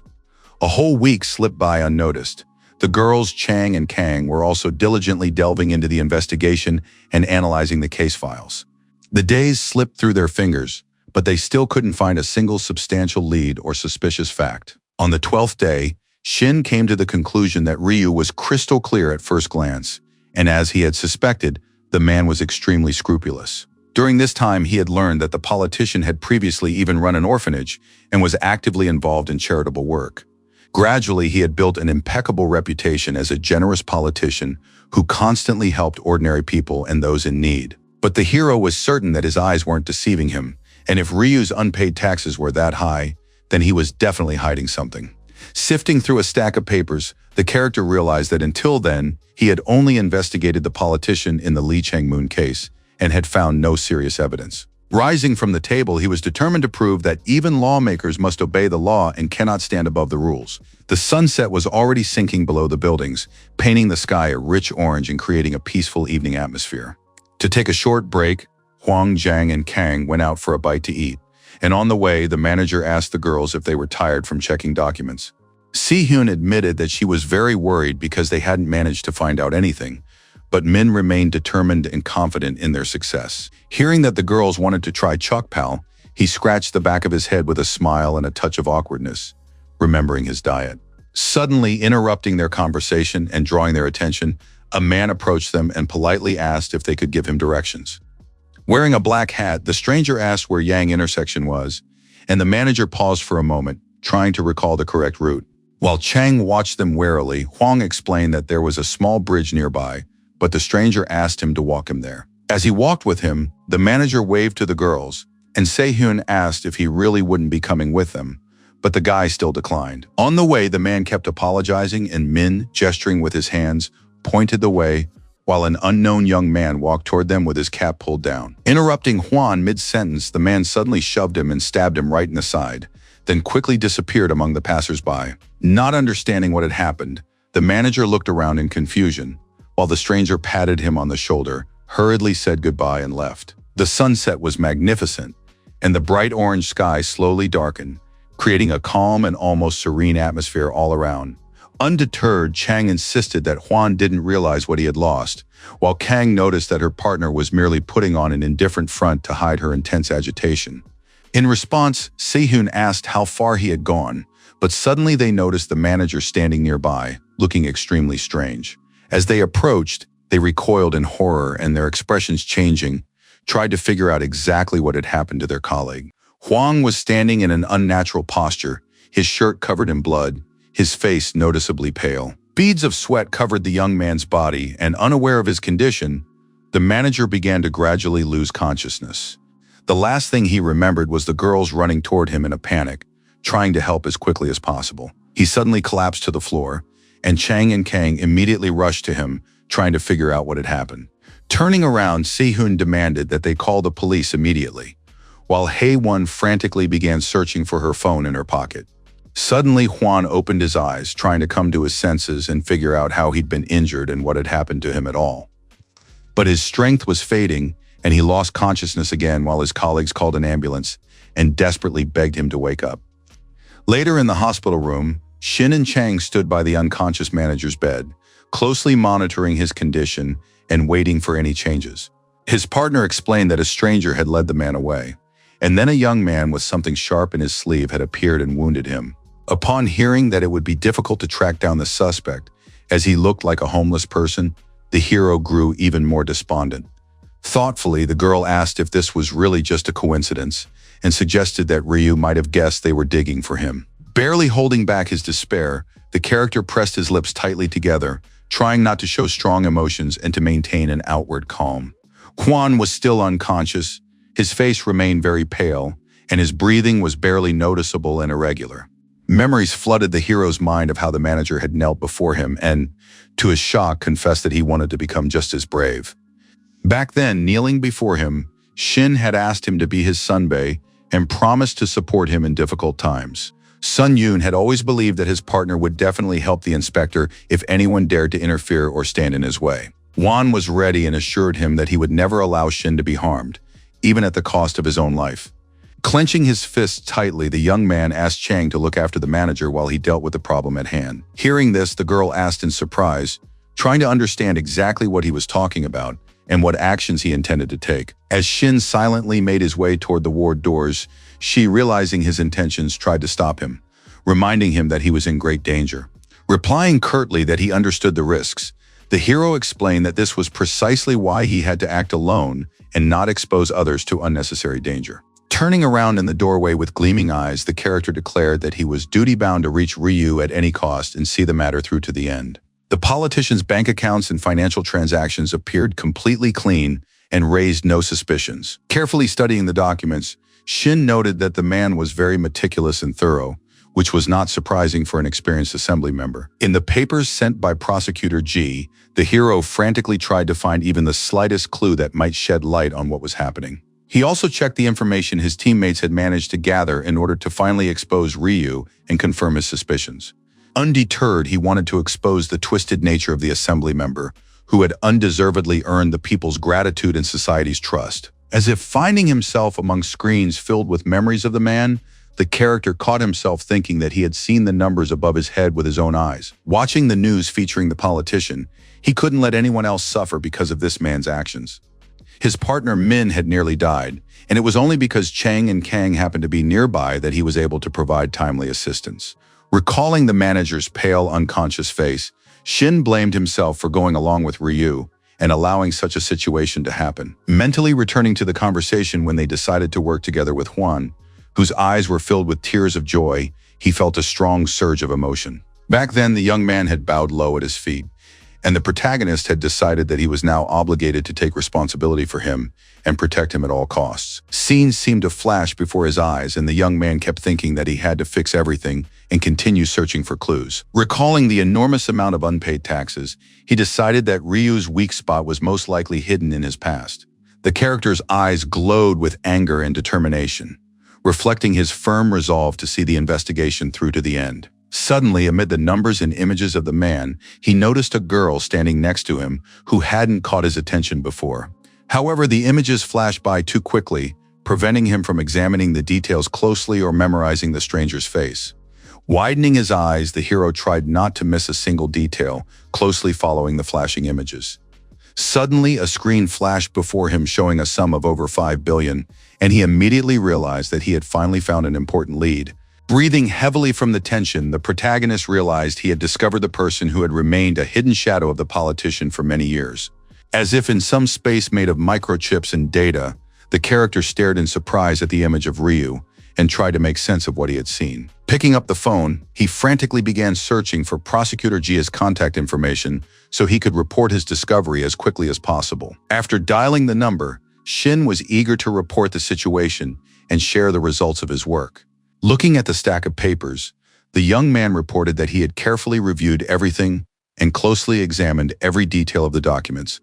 The sun had set over the city, lights were coming on in the windows of high-rise buildings, and the hero confidently declared that they would be able to catch Ryu Seok-ho. The next day, shocking the public, the character called a press conference and reporters eagerly awaited his appearance. Armed with tripods and equipment, they understood that the guy had no choice, given the commotion he had already caused online. Standing among the crowd, Hakjin listened silently to the journalists' conversations, in which they praised the politician and believed that Shin had crossed the line. Stepping up to the podium, the hero introduced himself as an inspector from the tax department and confidently began his speech. Surprised reporters pointed their cameras directly at him, and the hero thanked them for coming.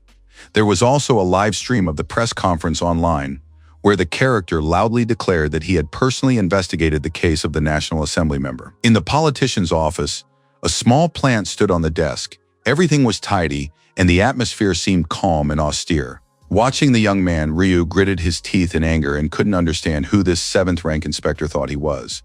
Sitting in his chair, he decided to watch the newcomer make a fool of himself in front of everyone and the reporters. Lee Sung-gyun also watched the broadcast with interest, closely following the young man's every word. Ji Hyun-sok and Min-ho also kept their eyes glued to the monitor, waiting to see how events would unfold. Shin confidently insisted that he and Mr. Ryu shared similar views on justice and the rule of law. Shocked by his statement, the journalists exchanged glances, as they had expected the young man to discuss the investigation rather than make such claims.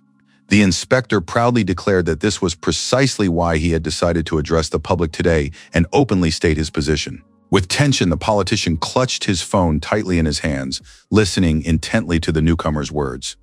Suddenly, the young man declared that Assemblyman Ryu was suspected of tax evasion, and upon hearing this, the man froze in utter horror. Standing behind the podium, Shin confidently repeated his words once more, making it clear to the journalists that he had no intention of backing down. The reporters asked for clarification in surprise, snapping photos of the hero, and the bright flashes of the cameras continuously filled the entire hall. Calmly, the man began to explain that 2 years ago, a box containing 500 million won in cash had been discovered in a garlic field in Jeonju. The media reported that no one had claimed the found money and the case was closed, but the prosecutor's office continued to conduct a secret investigation. Upon hearing that the funds belonged to an international trading company involved in smuggling, Hak Jin began carefully jotting everything down in his notebook. Amid the incessant flashes of cameras, Shin declared that the owner of this company turned out to be Ryu Seoko himself, sparking a new wave of commotion. The agitated journalist began shouting loudly, asking who his source was and whether he really thought the case had been closed on purpose. Meanwhile, Song-gyun reported to the CEO over the phone that everything was going smoothly and that he shouldn't worry about what was happening. While the media representatives were asking Shin numerous questions, he cast a brief glance at Chang and Kang, who were standing behind the scenes. As if exchanging secret signals, the girl nodded silently in response, confirming that she was ready to carry out her part of the plan. Then she decisively pressed the button on the remote control, which she had been holding tightly in her hands all this time, waiting for the right moment. Hearing the sudden noise, the reporters looked up, trying to figure out what exactly was happening in the hall and what to expect next. Suddenly, they noticed that a bright light had come on in the spotlights, drawing the attention of everyone present.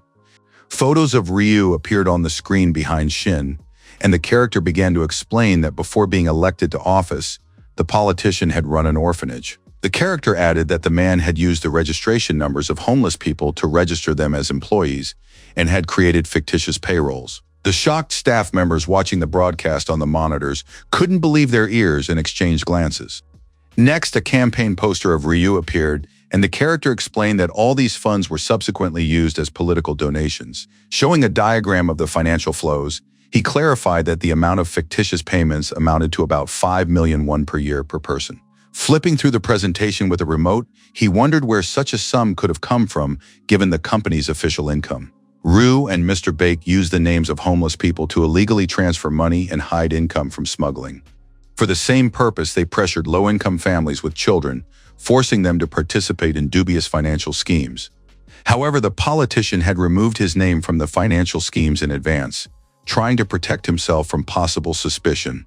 Hearing all this, Ryu trembled with anger and panic, clutching the TV remote tightly in his hands and keeping his eyes glued to the screen. Raising his hand, one of the reporters asked if Shin had any real evidence, while Hak Jin watched the protagonist's reaction closely. Standing under the cameras trained on him, the young man confidently answered in the affirmative, but explained that the investigation was not yet complete and he could not elaborate. He added that everything he had said was based on a series of clues and testimonies already in the possession of the investigators. Widening his eyes and frowning in anger, Ryu could no longer contain his growing irritation and tension. He clenched the remote control with all his might so that it broke into small pieces right in his hands. Upon hearing that the tax service was working on the case and intended to collect all unpaid taxes from the politician, he flew into a rage and swept everything off the table. The flying objects caused the TV screen to crack and start flickering, distorting the broadcast. The politician recalled how a few days earlier, he had visited the tax office where Shin had flatly refused him, but despite that, he had declared his intention to carry out the reform. Sweat trickled down his face. The man had hoped that their comrade's injury would dampen the team's resolve, but he realized that the warning had not been enough. Looking at the shattered screen broadcasting the young man's speech, he decided he would not allow the investigation to continue. A broken remote lay on the floor, and he considered the newcomer and his team fools who didn't know their place. Clenching his fists until they hurt, Ryu mentally repeated that they would all answer for their actions and face a deadly punishment. Slamming the door open, the frightened secretary addressed him, and the politician asked irritably why he was barging into his office without knocking. Apologizing, the assistant reported that the prosecutor had arrived, and upon hearing this, the association member froze in place, his expression changing abruptly. In a panic, the secretary explained that Ji had insisted on an urgent meeting, not noticing that he was already standing right behind him. After showing his ID and introducing himself, Hensok noted that this was their first face-to-face meeting and that he was pleased to meet Ryu. The investigator remarked that there was a lot of buzz in the news right now, and the man casually asked if the prosecutor really believed such accusations. Sticking his hands in his pockets, Ji calmly pointed out that a politician's salary is also paid for by citizens' taxes. Placing his hand on his chest, the assembly member asked indignantly since when law enforcement had begun persecuting him, insisting that he had worked honestly. Adjusting his glasses, Hensok respectfully noted that it was not up to Ryu to decide what constituted a crime and what did not, as this was determined by law. Reaching into the inside pocket of his jacket, he explained that he had received an official order and asked the politician to cooperate with the investigation. Enraged, the man raised his voice and asked how the prosecutor dared to behave so insolently in his own office.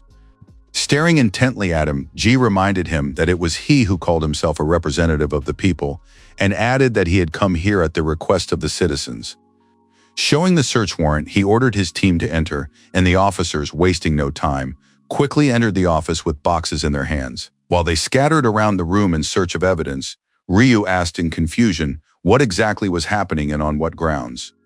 Suddenly, his phone vibrated, and a notification of a new incoming message immediately appeared on the screen. With tension and hidden excitement, Ryu decided to open it, thinking that there might be something important in it that would help him. Upon seeing the sender's name, the politician froze in complete shock, his expression changing abruptly as he was unable to hide his alarm.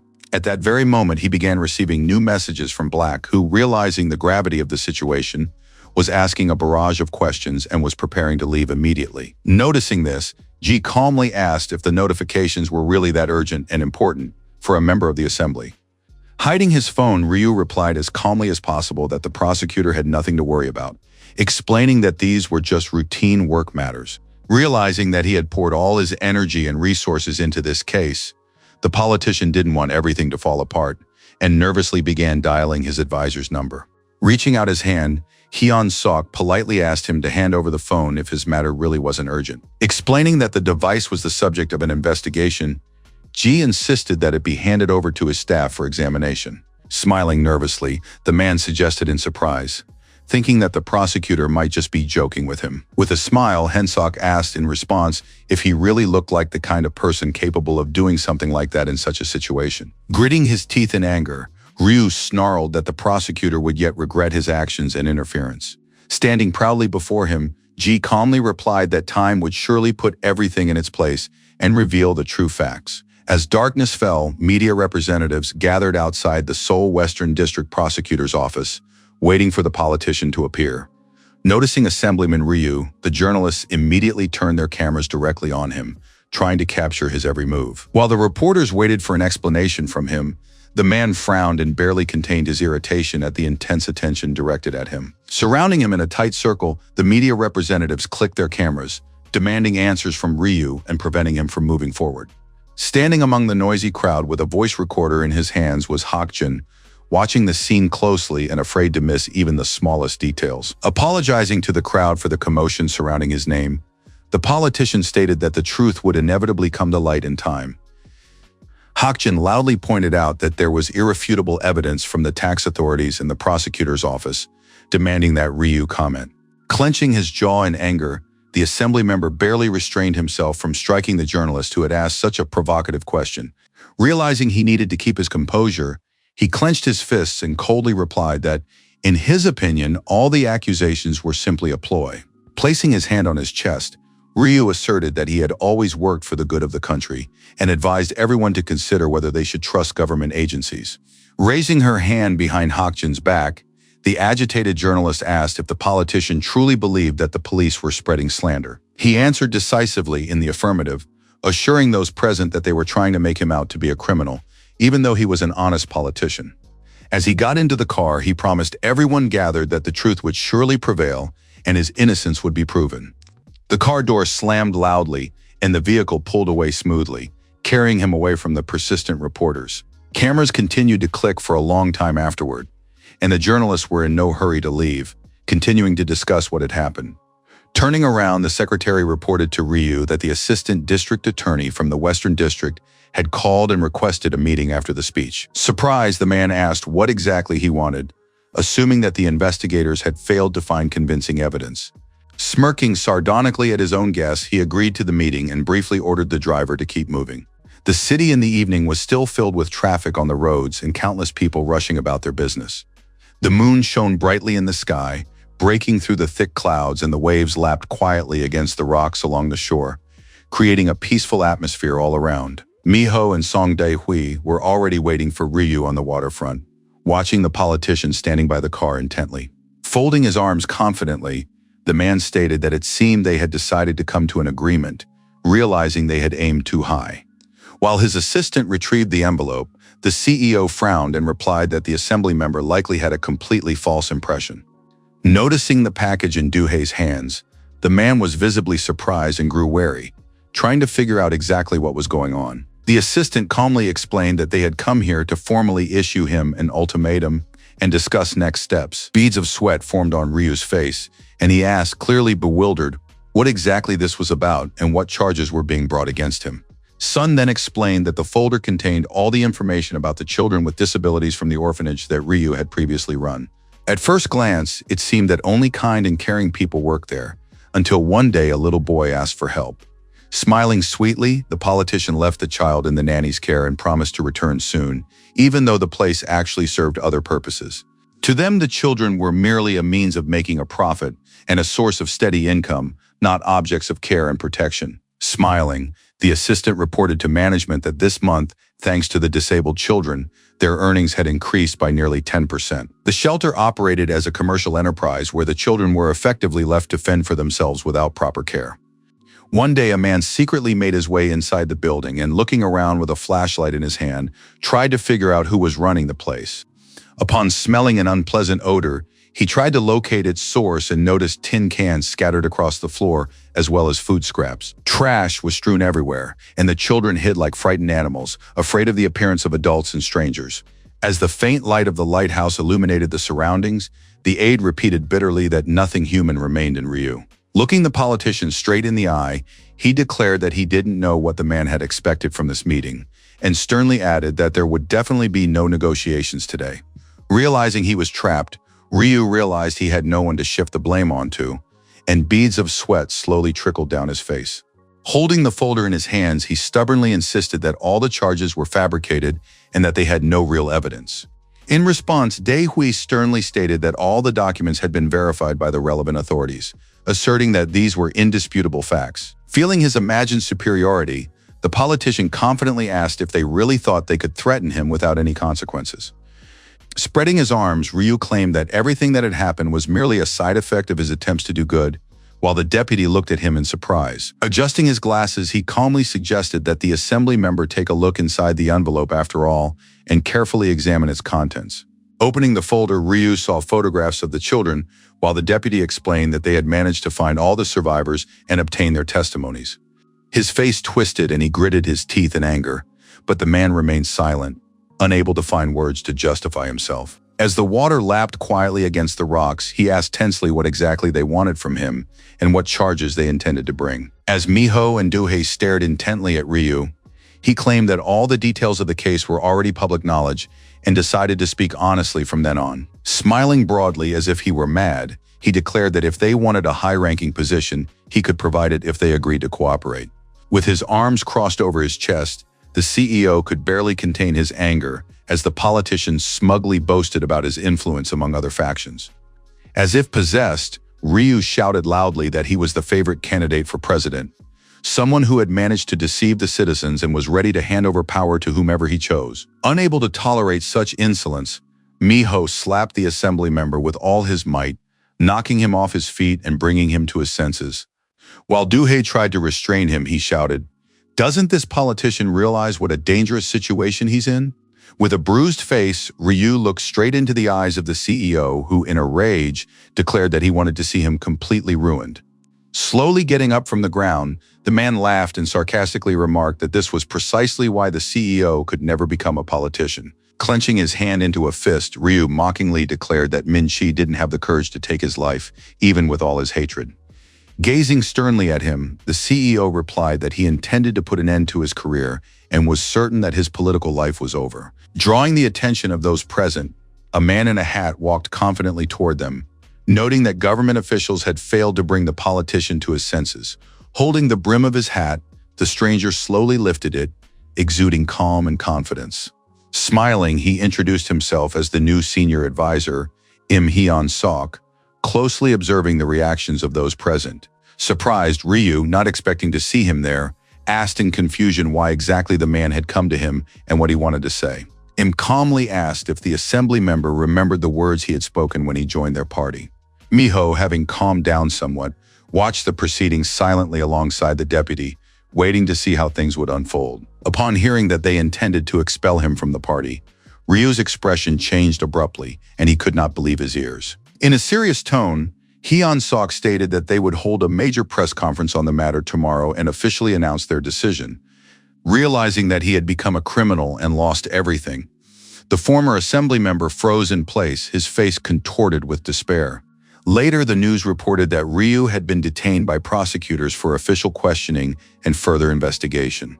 Everyone involved with the politician's orphanage began to be suspected of abusing the children and committing serious violations of the law. In the chamber, the shocked children watched the report in surprise, noting that Ryu was not the kind of person to give up so easily. Hwang asked Shin seriously what exactly he thought about the whole situation and what consequences the politician might face in the near future. In response, the protagonist expressed doubt, concluding that the CEO had already made his crucial move and was now waiting to see how events would unfold. He understood that what was happening was merely a small ripple before a massive wave that was soon to engulf him completely. Playing Jenga and carefully trying to pull out a block, he caught himself thinking that it was time to get used to constant danger. Noticing that the tower had suddenly collapsed, Chang let out a joyful cry, declaring that she'd known it all along, and reminded Shin that he had to buy her coffee for losing the bet. Suddenly, Haewon rushed into the room, showing everyone her phone screen and grabbing the guy's attention. She excitedly announced that reporter Hak Jin, with whom the hero had become friends, had given a major interview on a program called Tangled Stories. Surprised, they asked for clarification, and Kang added that this was great news, since the journalist had appeared in an episode about Ryu's famous garlic fields. The host confidently asked Hakjin questions, and he calmly and thoroughly answered them, explaining his position and the details of the investigation to the viewers. With genuine interest, the guys glued themselves to the phone screen, playing the relevant episode of the show and listening intently to every word. The reporter confidently stated that the politician had been seriously hindered by a tax inspector named Shin, who had launched an active investigation.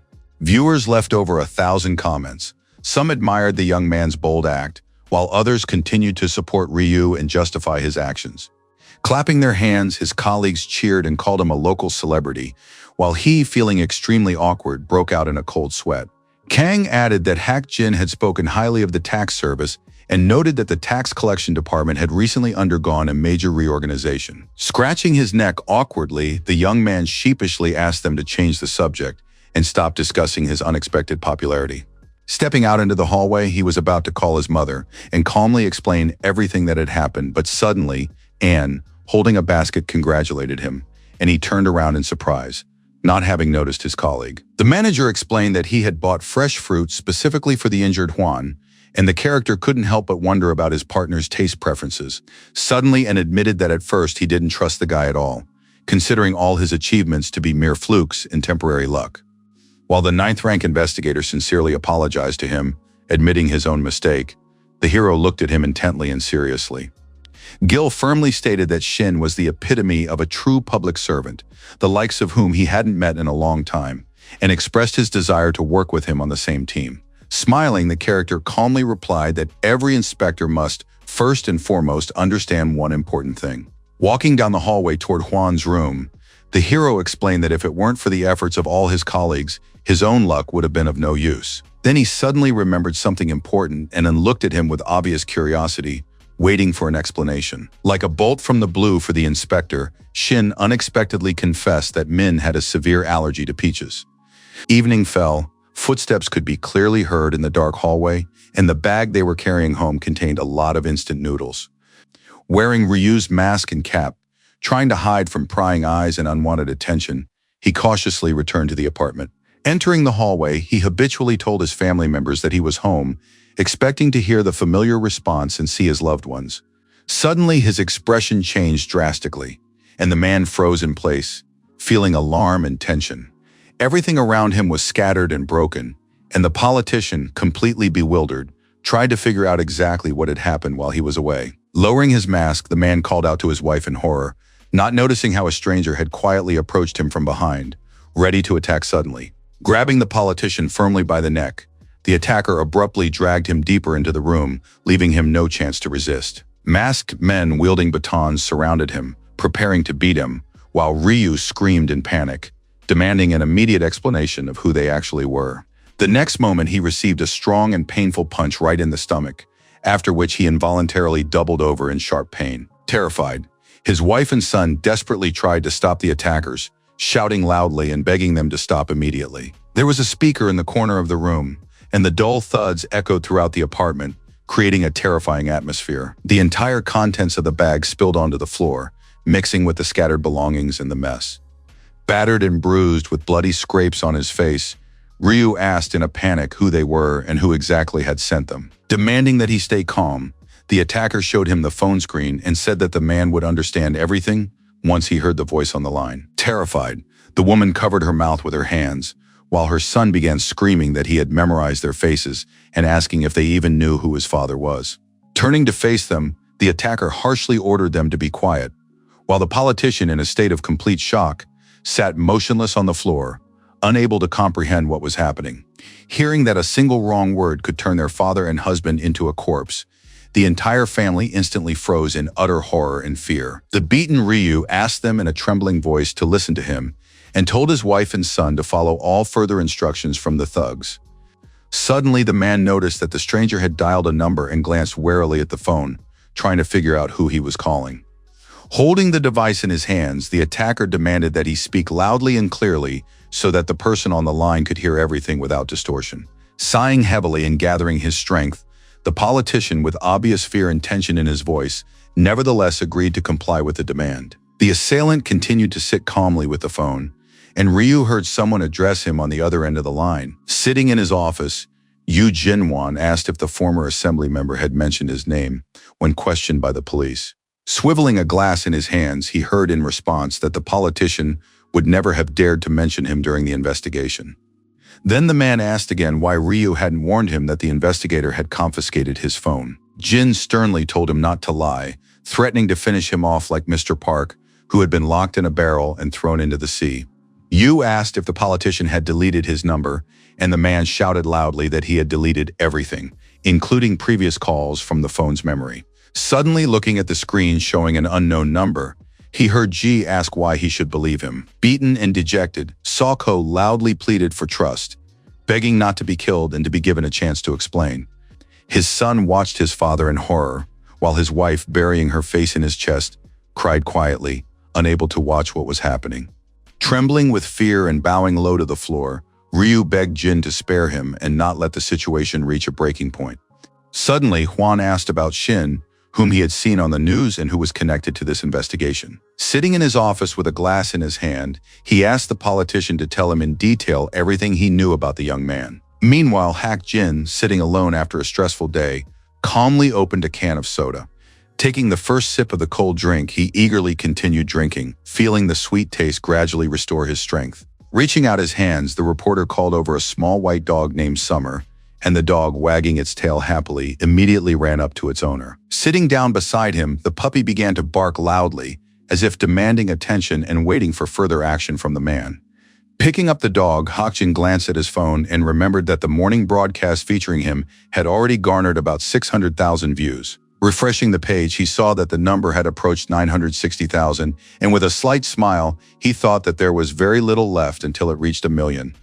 The puppy suddenly licked his cheek, and Hakjin felt genuine joy at finally receiving recognition. Watching the playful dog, he reflected on his career path and realized that it was moments like these that made him love his profession and keep working as a journalist.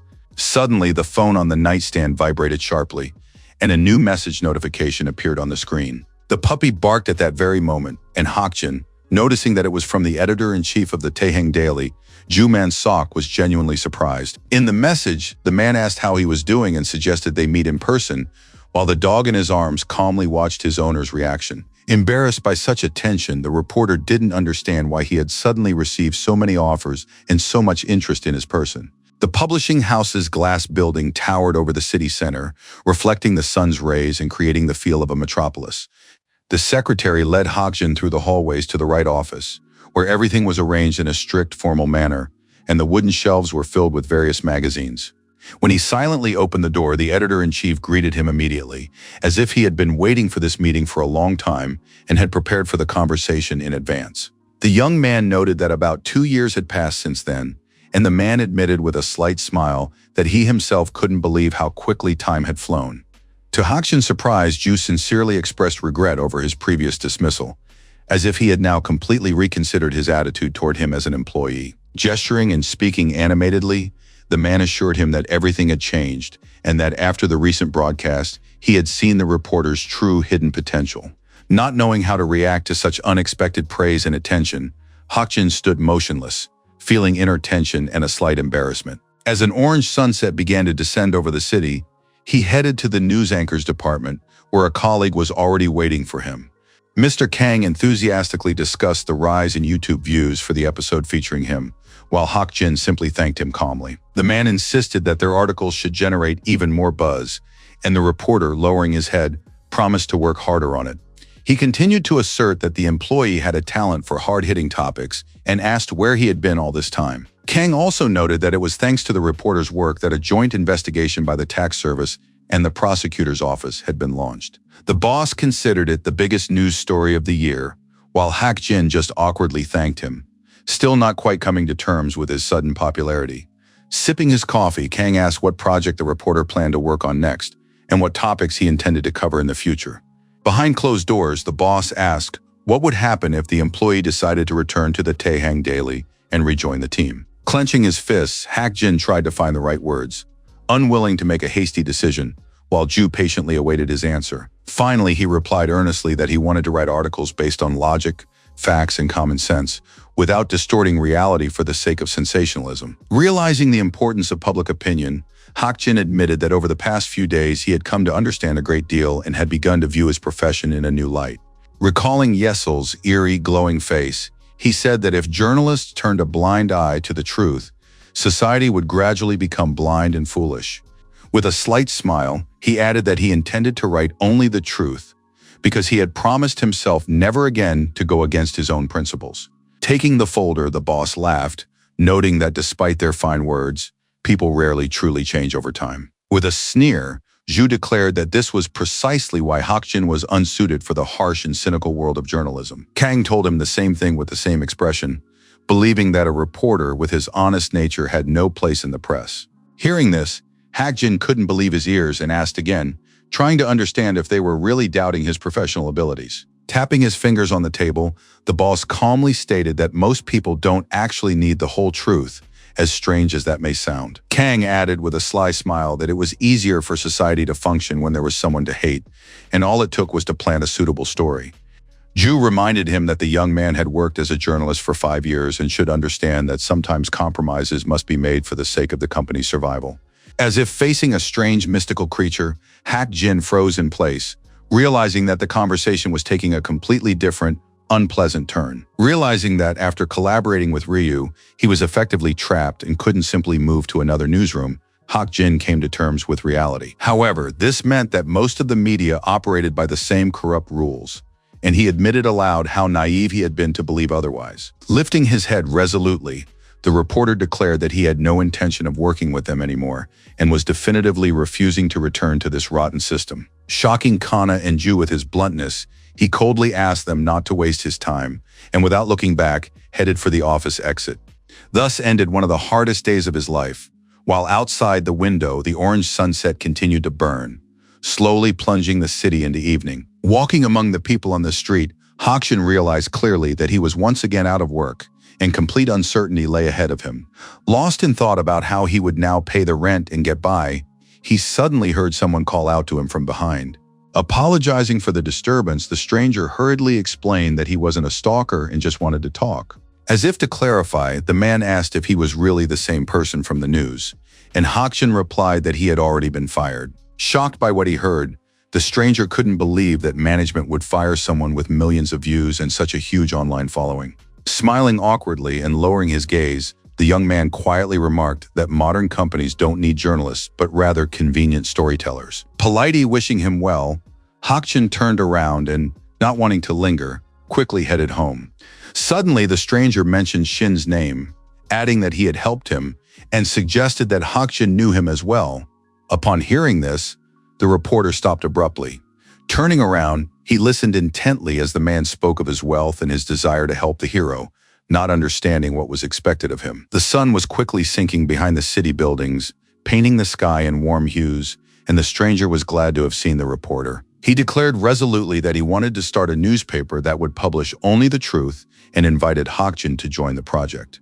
There was a moment of silence, the stranger smiled, and the young man asked with interest exactly who he was dealing with. Placing his hand on his chest, the man calmly introduced himself as Benchel, closely watching the reporter's reaction. The next day, the National Tax Service building was bustling from early morning, with employees actively discussing the sensational program Tangled Stories. In the hallways whispering to one another, colleagues claimed that Ryu's case had been assigned specifically to their department, and many were convinced that Shin was behind it. As he approached the office, Miho heard snippets of conversation, after which the secretary opened the door for him without a word, letting him in. Keeping a stony expression on his face, he took his seat at the head of the table, while his colleagues couldn't help but think that the director had become colder and harsher. People were discussing how the tax service had managed to get to such an influential politician and speculating on when Shin would be promoted to commissioner. Some, smirking, said that titles no longer mattered to him since he had stepped outside the system, but not everyone agreed with that. Thanks to recent events, Min had significantly strengthened his influence among key figures such as Nahan-oh and Genjin. Among the influential figures in the tax service, he held a fairly secure position and feared nothing. As he sat down, the commissioner noted that the CEO had successfully brought the latest case to a close. While Sun sat next to him, he advised Min to be more careful, hinting that he was acting too recklessly, as if walking on thin ice. Casually, but with a slight smirk, Ho asked what exactly his mistake was, disagreeing with the criticism. Looking at him seriously, Mr. O replied that if Ryu were acquitted, the director and his entire team could lose their positions. Tapping his fingers on the table, Min calmly asked if he really had to seriously fear for his position because of a single incident. Laughing, he added that he always acted cautiously and, unlike him, understood perfectly well where the line of acceptable risk lay. Jumping to his feet abruptly, the commissioner shouted furiously, demanding to know how Min dared to speak to him in such a tone. At that tense moment, the conference room door suddenly swung open, interrupting the escalating conflict between them. Striding in proudly, John Sang-hoon asked irritably what was going on and ordered everyone to take their seats immediately. Looking at the director, the commissioner asked with displeasure how much longer they would have to watch all this chaos. Frowning, the man urged everyone to calm down and noted that, judging by their reactions, most had already heard the latest news. While Oh remained standing at the head of the table, he reported that he had recently met with the president in person to discuss the current situation. Upon hearing this, the commissioner of the Yongbu regional office, Song Gyeong-jin, raised her hand in slight surprise, wishing to ask a question. Ignoring her, John continued, saying that the president had been closely monitoring the tax service's activities and had been impressed by their work. With a slight smile, he added that the head of state had even shared his vision of what a modern system should look like. Upon hearing these words, the employees began to whisper among themselves, clearly not expecting such high-level attention from the leadership toward their work. Slamming his palm down on the table, Sang-hoon announced that a special team would be formed at the Seoul branch as early as next year. Surprised, Hyun and Min looked at the commissioner with excitement, closely watching how events would unfold. Mr. O, unable to hide his irritation, asked if he had heard correctly, as he could not believe what had been said. Confirming his words, Jin stated that the president was eagerly awaiting the results of their work and was counting on impressive results. Gritting his teeth in anger, Nahan barely held back his emotions, realizing that the situation was spiraling out of his control. Standing up, he declared that all matters related to the Seoul office were under his control and proposed moving the project to headquarters. His colleagues began whispering among themselves again, looking anxiously at their boss and waiting for further explanations and instructions. Despite their anxious glances, Sang-hoon calmly explained that this was a pilot project and they had plenty of other tasks. Upon hearing that the new team would include the same staff members, including Shin, Hyun sighed heavily, realizing the consequences this could have. An agitated Nahan sharply declared that Shin was too dangerous, and that a single mistake on his part could spell disaster for the entire department. Objecting to him, John calmly noted that their leadership existed precisely for the purpose of oversight, adding that the young man's actions would be strictly monitored. Realizing that he would now have to work side by side with a rookie who had effectively been made the main asset, Mr. O's expression visibly changed. Having calmed down somewhat, he cautiously asked for permission to at least choose the rest of the future team members himself. At that moment, Miho intervened in the conversation, emphasizing that Shin was the center of the entire operation, and without a well-coordinated team, he would not be able to operate effectively. While Hyun watched the proceedings closely, Na-hyun assured them that the hero would eventually get used to it and be able to adapt. The commissioner asked, with a hint of irritation, why he should even bother listening to Ho's opinion, but Ho just stared at him grimly without answering. Drawing attention to herself, Hyun unexpectedly sided with Min, stating that the public might lose interest if the team changed drastically. However, trying to remain neutral, she added that since the project would be implemented in Seoul, the final decision would rest with the commissioner. She also advised taking into account the balance of power within the organization, while Mr. Oh merely watched her attempts to smooth over the conflict with irritation. Suddenly, the director asked if John was worried that someone might take his place in the future leadership. Addressing him directly, Min asked if he intended to choose a successor from among the current tax service employees.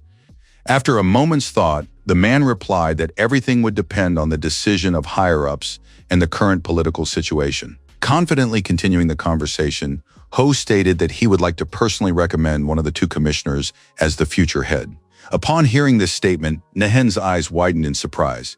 He couldn't believe his ears and asked again in astonishment. At the same time, Jen's mouth dropped open as well, and beads of sweat appeared on her face from the tension and shock. She didn't understand what was happening. Calmly observing their reaction, Min added that he didn't mind stepping down and as he stood up, expressed his hope that Shin's team would retain its current lineup. Surprised by his behavior, John jumped up, trying to stop Ho, but Ho silently left the office, unwilling to engage in further discussion.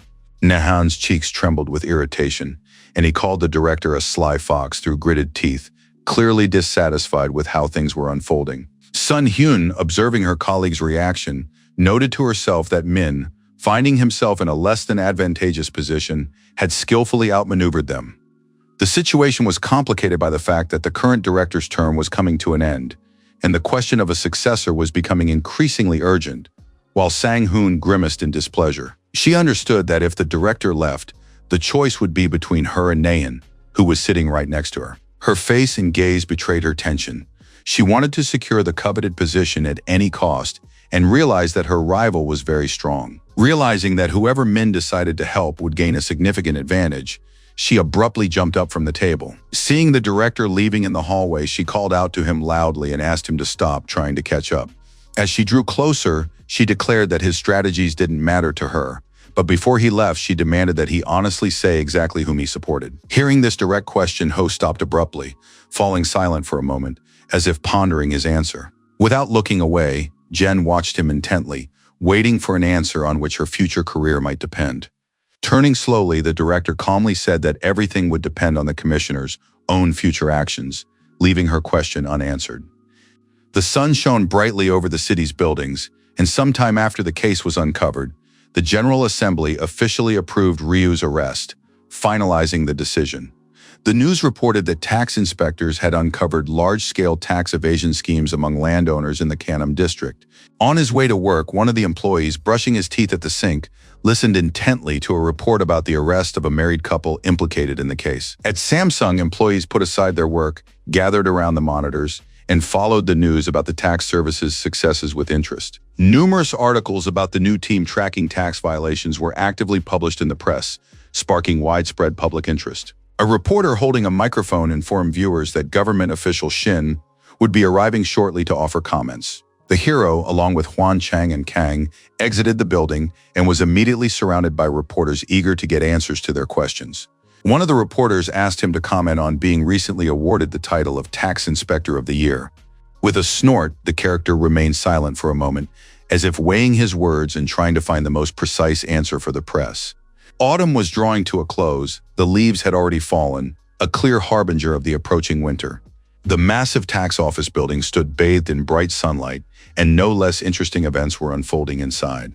In the administrative office, the director anxiously asked Hama if he could open his eyes yet, but the manager asked him to wait a little longer, keeping the suspense alive. Ho, still keeping his eyes closed, asked in confusion what was going on around him, and the assistant, squinting, finally allowed him to look. When he opened his eyes, his colleagues surrounding him threw him a surprise party and gratefully congratulated him on his long service. sending him off to a well-deserved retirement. Watching this scene from the sidelines, investigator Kim merely smiled slightly, viewing the events with irony. While the director fretted that everyone had been delayed because of him, and Ham tried to calm him down, the investigator heard a knock on the door and turned around.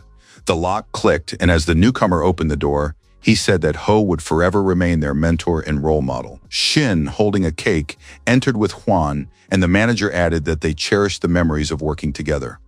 Smiling, Kim asked in surprise how the young man had managed to get out and come, and the others, delighted as well, thought that the young man must be extremely busy right now. Shin replied sincerely that he wanted to say goodbye to the director in person before his departure, continuing to hold the cake with a lit candle. Sun noted that during his time working at Bomson, the young man had grown noticeably and gained experience, which was evident even from a brief conversation. Embarrassed, the young man asked if he had really changed that much, and the director, looking at him closely, nodded in affirmation.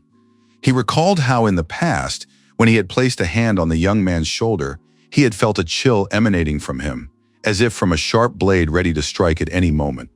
Back then, it seemed that a single careless move would be enough to face the danger hidden behind his focused gaze. Now, however, Sun laughed and noted that experience had done its work, and the young man had become noticeably calmer and more self-assured. Hearing words of gratitude for his hard work, the character was slightly embarrassed and sighed quietly, not expecting such praise. Giving him a firm hug, Ho thanked him for becoming an outstanding inspector, and Shin was genuinely surprised by such a display of emotion. The other employees jokingly shouted that they wanted praise too, and Ho assured them with a smile that everyone deserved recognition. Waving his hand, Ham noted Hwan's achievements, and the manager in turn asked how his former boss was doing. While his partner chatted animatedly with the management, the protagonist watched the proceedings from the sidelines, lost in his own thoughts. Suddenly, Kim approached from behind and gave him a friendly pat on the shoulder, drawing his attention and bringing him back to reality. Gathering his strength and taking a deep breath, Sun leaned toward the cake and carefully blew out the candle, eliciting joyful cheers from his colleagues. Everyone present applauded in unison, set off party poppers, and sincerely wished him all the best in his new life after many years of service. After 32 years of service, the director officially retired, and on this day the staff stayed late to celebrate the occasion. Hwan took photos trying to capture every moment, and he did so not out of politeness, but of his own volition. Wiping away tears of joy, Ho looked like the happiest person in the room, savoring this warm and meaningful moment. Outside the windows, thick clouds drifted slowly, tinged with the bright orange hues of the setting sun, creating a peaceful atmosphere. Holding a can of soda in his hands, the hero, standing on the roof, heard words of gratitude for having found the time to attend the event after all. Turning around, he saw investigator Kim, who had come closer and greeted him with a slight, barely noticeable smile. The man replied that he couldn't miss this event, as he felt he owed the director a great deal, and the investigator listened silently to his words. Admiring the sunset and gazing at the tall buildings in the distance, the man asked how things were going at Samsung, and the young man calmly confirmed that everything was fine. The investigator noted that Shin had become noticeably softer, and the young man acknowledged this with a smile, noting that the director had told him the same thing. Recalling their first meeting, Kim noted that back then the young man had been as tense as a string, ready to snap at any moment from the strain. When the protagonist first approached the prosecutor handling the Ku Seong-jun case, he and Seong-ho both doubted his abilities. At the time, gripping the handrails, Kim even considered going to his superiors to ask them to help the rookie, believing he was acting in his best interest. However, at some point in his office, a sudden realization dawned on him that completely changed his perspective on the situation. He realized with sadness that Shin understood better than anyone else what a dangerous game he was getting himself into and what risks he was taking. Walking through the corridors of Bomson, he decided that the reason for the hero's rapid rise was his excessive self-confidence. But when he met the young man's gaze, he wondered if perhaps the boy could see what was hidden from the eyes of others. Surprised by this thought, Shin wondered to himself if the prosecutor had guessed his hidden abilities. Pointing at him, Kim declared that he was a true blessing for the civil service, as if sent from above. Hearing such words about his insight and humanity, the hero scratched the back of his head sheepishly and smiled broadly. The man honestly admitted that the system needed people like him because their example could make those around them wiser. In response, the hero merely nodded silently, expressing his gratitude and accepting the investigator's words without further comment. Standing on the roof of Bomson under the last rays of the setting sun, he thanked the inspector for his support and understanding. The very next day, he returned to the Seoul District Tax Office building, ready for new challenges. Numerous boxes of documents were scattered across the floor, and his colleagues were surprised at how calmly he took it all in. Meanwhile, Ji, enjoying a rare moment of free time, was calmly sipping coffee while observing the surroundings. Yawning out of boredom, the prosecutor asked Manhwa if there was anything interesting going on, but she replied that everything was unusually quiet. Scrolling through data on her computer, the young woman noted that if the situation didn't change, they might not have any work left at all. Ji casually replied that they needed a break too and suggested they just enjoy the weekend, like the rest of their colleagues were doing. He had already started dreaming of a break, but suddenly Minha's expression changed when she noticed something on the screen. Hearing her ask when he had last been in touch with Shin, Ji tensed up and immediately asked what was wrong. After finding an article about a special tax task force, the girl began to study the material closely, her eyes fixed on the monitor. Reflecting on what was happening, she concluded that something interesting was coming their way soon, even though the tax office building looked completely ordinary from the outside. Jumping abruptly from his seat, Juan asked loudly, with obvious excitement in his voice, if their entire team was really being transferred to another office. He couldn't believe they'd managed to keep the same team, and Chang, looking at him, asked if he was really that worried, while Shin was completely absorbed in his work. With a slight smile, the young man confirmed her words and wondered if what was happening could be considered a mere coincidence, to which Kang remarked that it was all thanks to him. However, Shin, ignoring the conversation, was lost in his own thoughts, staring motionlessly at a single point, as if trying to piece all the facts together. He recalled that the commissioner of the Seoul Tax Office was Oh Na-hyun, a man who wielded considerable influence within the system. Moreover, it was he who had previously been behind the scheme to set Koo Seong-jun on him, which made the situation even more tense. Suddenly, the manager announced that the list of appointments to Seoul had already been published, and their transfer had been officially approved at the highest level. Sighing heavily, On noted that they had already grown accustomed to working as a single unit, and it would be extremely disappointing if they decided to split up their team after all. Angered that her colleague had once again failed to remember her name, Kang snapped and introduced herself sharply, while the protagonist calmly asked her not to get so worked up. Lost in thought, he tried to figure out why Min had sent them specifically to his rival, and came to the conclusion that serious problems had clearly arisen at the top. With a sigh of relief, Hwang announced that their unit would now be called the Special Investigation Team, and the girls enthusiastically welcomed the news. Upon hearing that they would be working directly with the commissioner of the Seoul Police Department, the hero visibly tensed, realizing the gravity of the situation. His eyes lit up when he realized that now it would be up to him to report to Nahan as the team leader. Suddenly, Wan raised his hand and awkwardly addressed him, while Chang stood nearby, watching the scene intently. Announcing that work was done for the day, and that they were going to have duck and rice for dinner, he offered to treat everyone and was about to leave when Chang hurried him along. Upon hearing that his colleagues had ordered a whole duck each, Shin was genuinely surprised by the scale of their dinner. The hero caught himself thinking that he didn't understand management's intentions at all, but decided that it didn't matter anymore.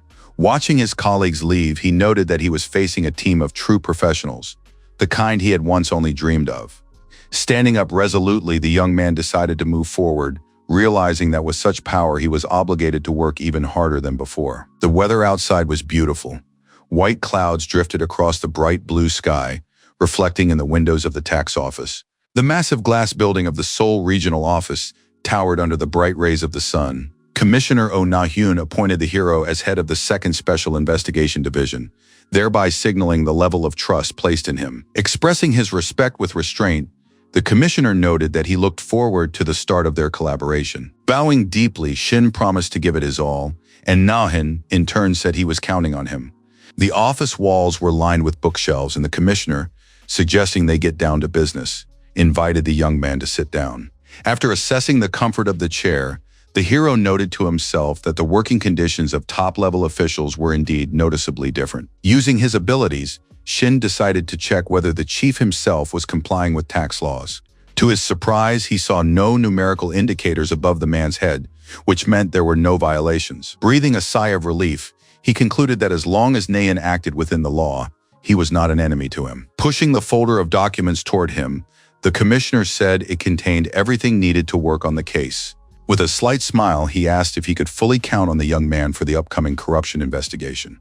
Confidently agreeing, Shin noted to himself that this outwardly calm man was Min's main rival. Their rivalry resembled a battle between fire and water, with each side striving to take the lead. Sitting in his chair, the hero pondered what the commissioner's attitude toward him would be going forward, and whether they would be able to work together. Folding his hands, Nahan asked if he could speak to him frankly, without unnecessary formalities, having decided to share something important. Somewhat surprised, Shin agreed, though inwardly he felt a growing tension that was gradually taking hold of him. The commissioner noted that enough time had passed since those events, and expressed his admiration for how the young man had handled the Ku Seong-jun case. The office was filled with books and folders, creating an atmosphere of austerity and order befitting its owner's position. Slightly nervous, Shin smoothed his pants with his fingers and asked if he could ask one important question that had been bothering him for a long time. Looking him straight in the eye, he asked if the commissioner intended to try to eliminate him again, as others had done. Laughing with a touch of irony, Nayan asked what had led the young man to that conclusion. Not understanding the newcomer's mood. Keeping his composure, Shin suggested that everything that was happening might be aimed at weakening Minna's influence. Grimacing, the commissioner confirmed this and noted that the young man had grown stronger due to the lack of restrictions. Though Shin realized it was a test, accepting this calmly, he stated that it was a great honor for him to hear such words addressed to him, deciding to play along with his superior. Placing a hand on his chest, he admitted that he was surprised by such a high assessment from the commissioner, having expected a completely different attitude toward him. Nehen stared intently at him through his glasses, saying nothing, assessing the hero's every movement. Tapping his fingers on the table, he was clearly about to ask the next question, carefully choosing his words. Suddenly, the commissioner asked point-blank what was stopping him from getting rid of the young man right now without delaying the decision.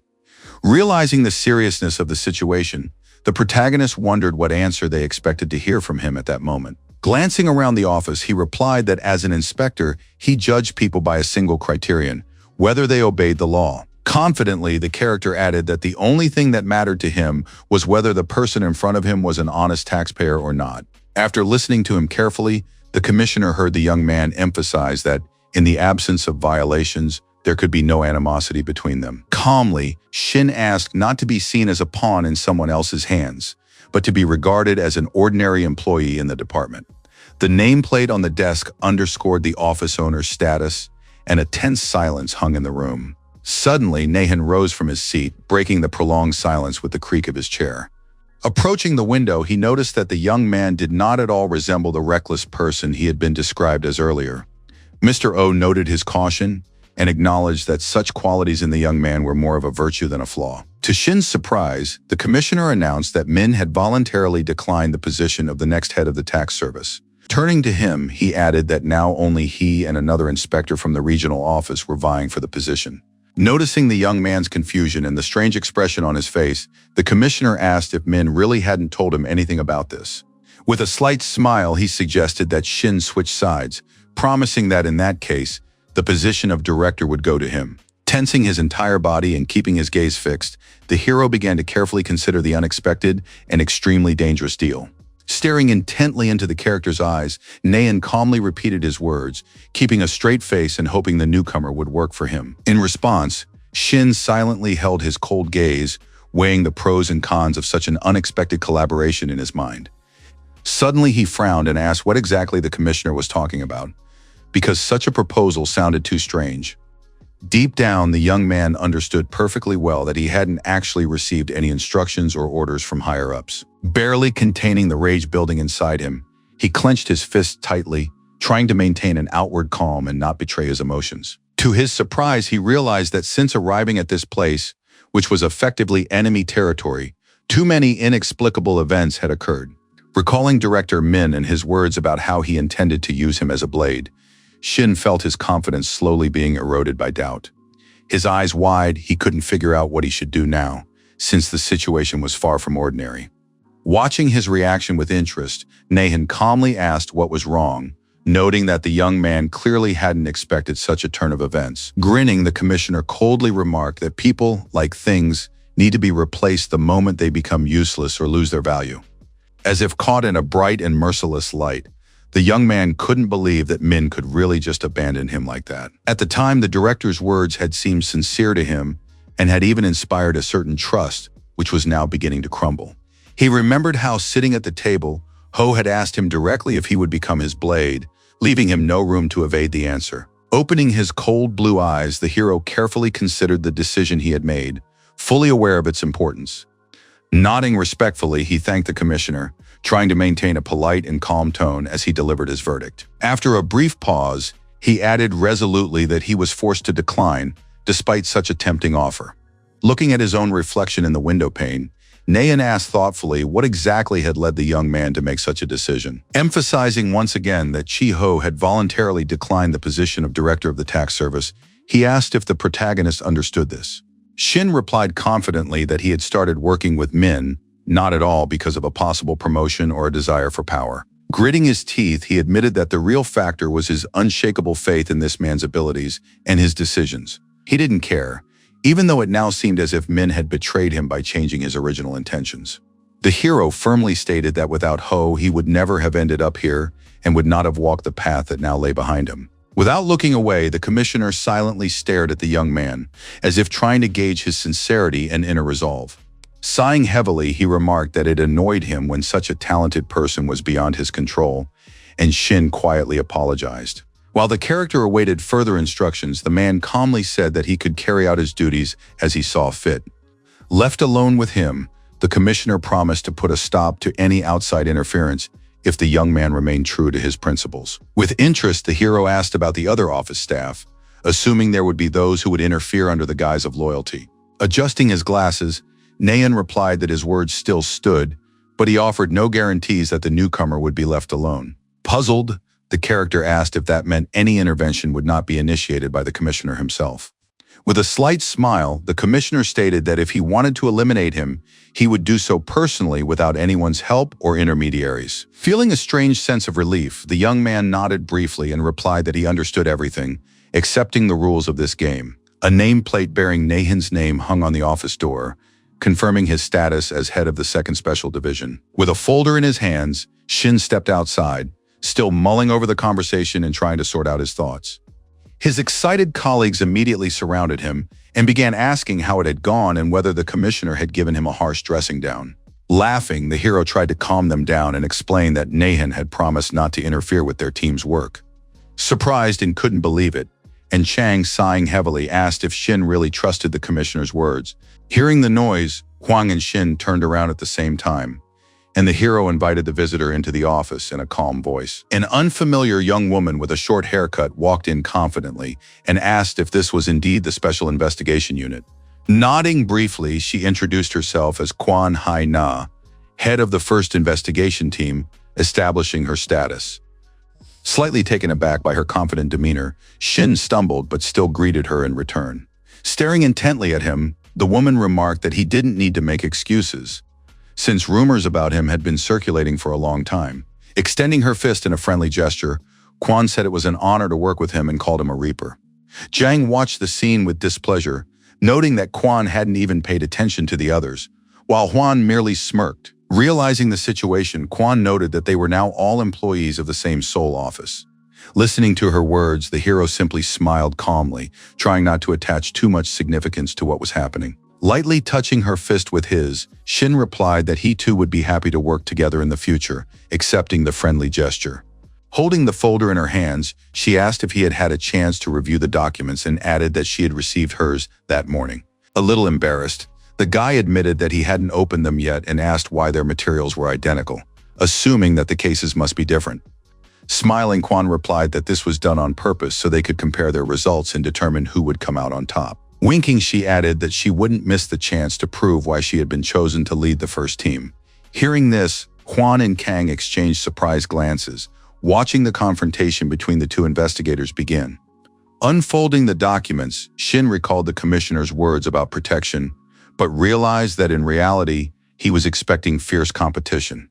With confidence, he declared that her team would yet see what his own group of experienced officers was capable of. Smiling, Quan decided that she should thoroughly test the newcomer's abilities in the near future. Not understanding exactly what she meant, Shin asked again in surprise, trying to catch the hidden meaning in her words. Tapping his folder, the girl noted that he was still at level 7, hinting at the difference in their status. Calmly, she added that group leaders were usually level 6, just like herself, emphasizing her superiority. With a slight sneer, she remarked that the leadership must have simply been short on people if they'd appointed him to such a position, while the hero stared at her silently, seething with anger. Closing the folder, she laughed and asked if he really didn't want to prove to everyone what he was truly capable of. As she left, Hen added that she was looking forward to that moment and gave him a cold welcome to the Seoul office. In the spacious office, filled with tall bookcases stacked to the brim with books and folders, the team was intently discussing the upcoming investigation. They needed to compile a detailed list of major property owners evading taxes, but from the very beginning, and considered this task nearly impossible. Chang shared his doubts and asked if he realized how many such properties there were in Seoul, to which the young man suggested starting with an analysis of real estate agencies.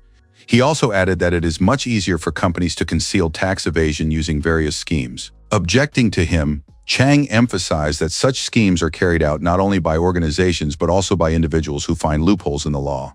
Interjecting into the conversation, Hwang noted that the Korean Financial Intelligence Unit was located in this building and suggested they ask them for help. After a moment's thought, the girl recalled that this agency analyzes suspicious large transactions and decided that this could indeed help them, and Kang enthusiastically supported the idea. Looking closely at the graphs displayed on the laptop screen, the hero calmly asked which specific taxes people evade most often. Typing quickly on the keyboard, Kevon began listing the main types, including corporate and flat taxes, as well as other categories. Nodding, Chan added that they should focus on national taxes, believing that local taxes could be temporarily disregarded to simplify the analysis.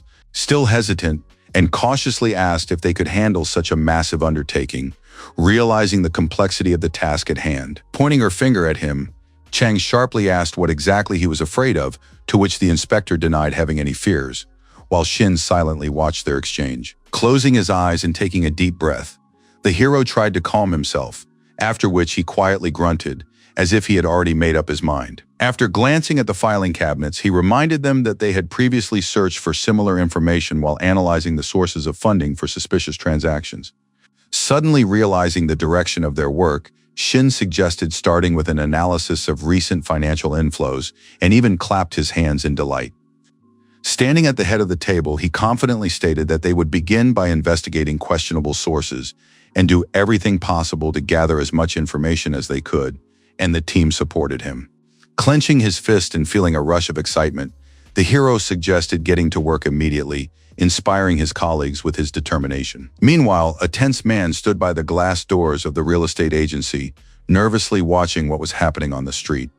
Swallowing hard and shifting uneasily, he wondered why it was he who had to speak with the tax officials. Turning around, he addressed the company president, hoping to shift the responsibility onto him, but there was clear anxiety in his voice. The old man, trembling with fear and clutching his phone, admitted that he had deleted all the messages and asked, bewildered, what he should do next.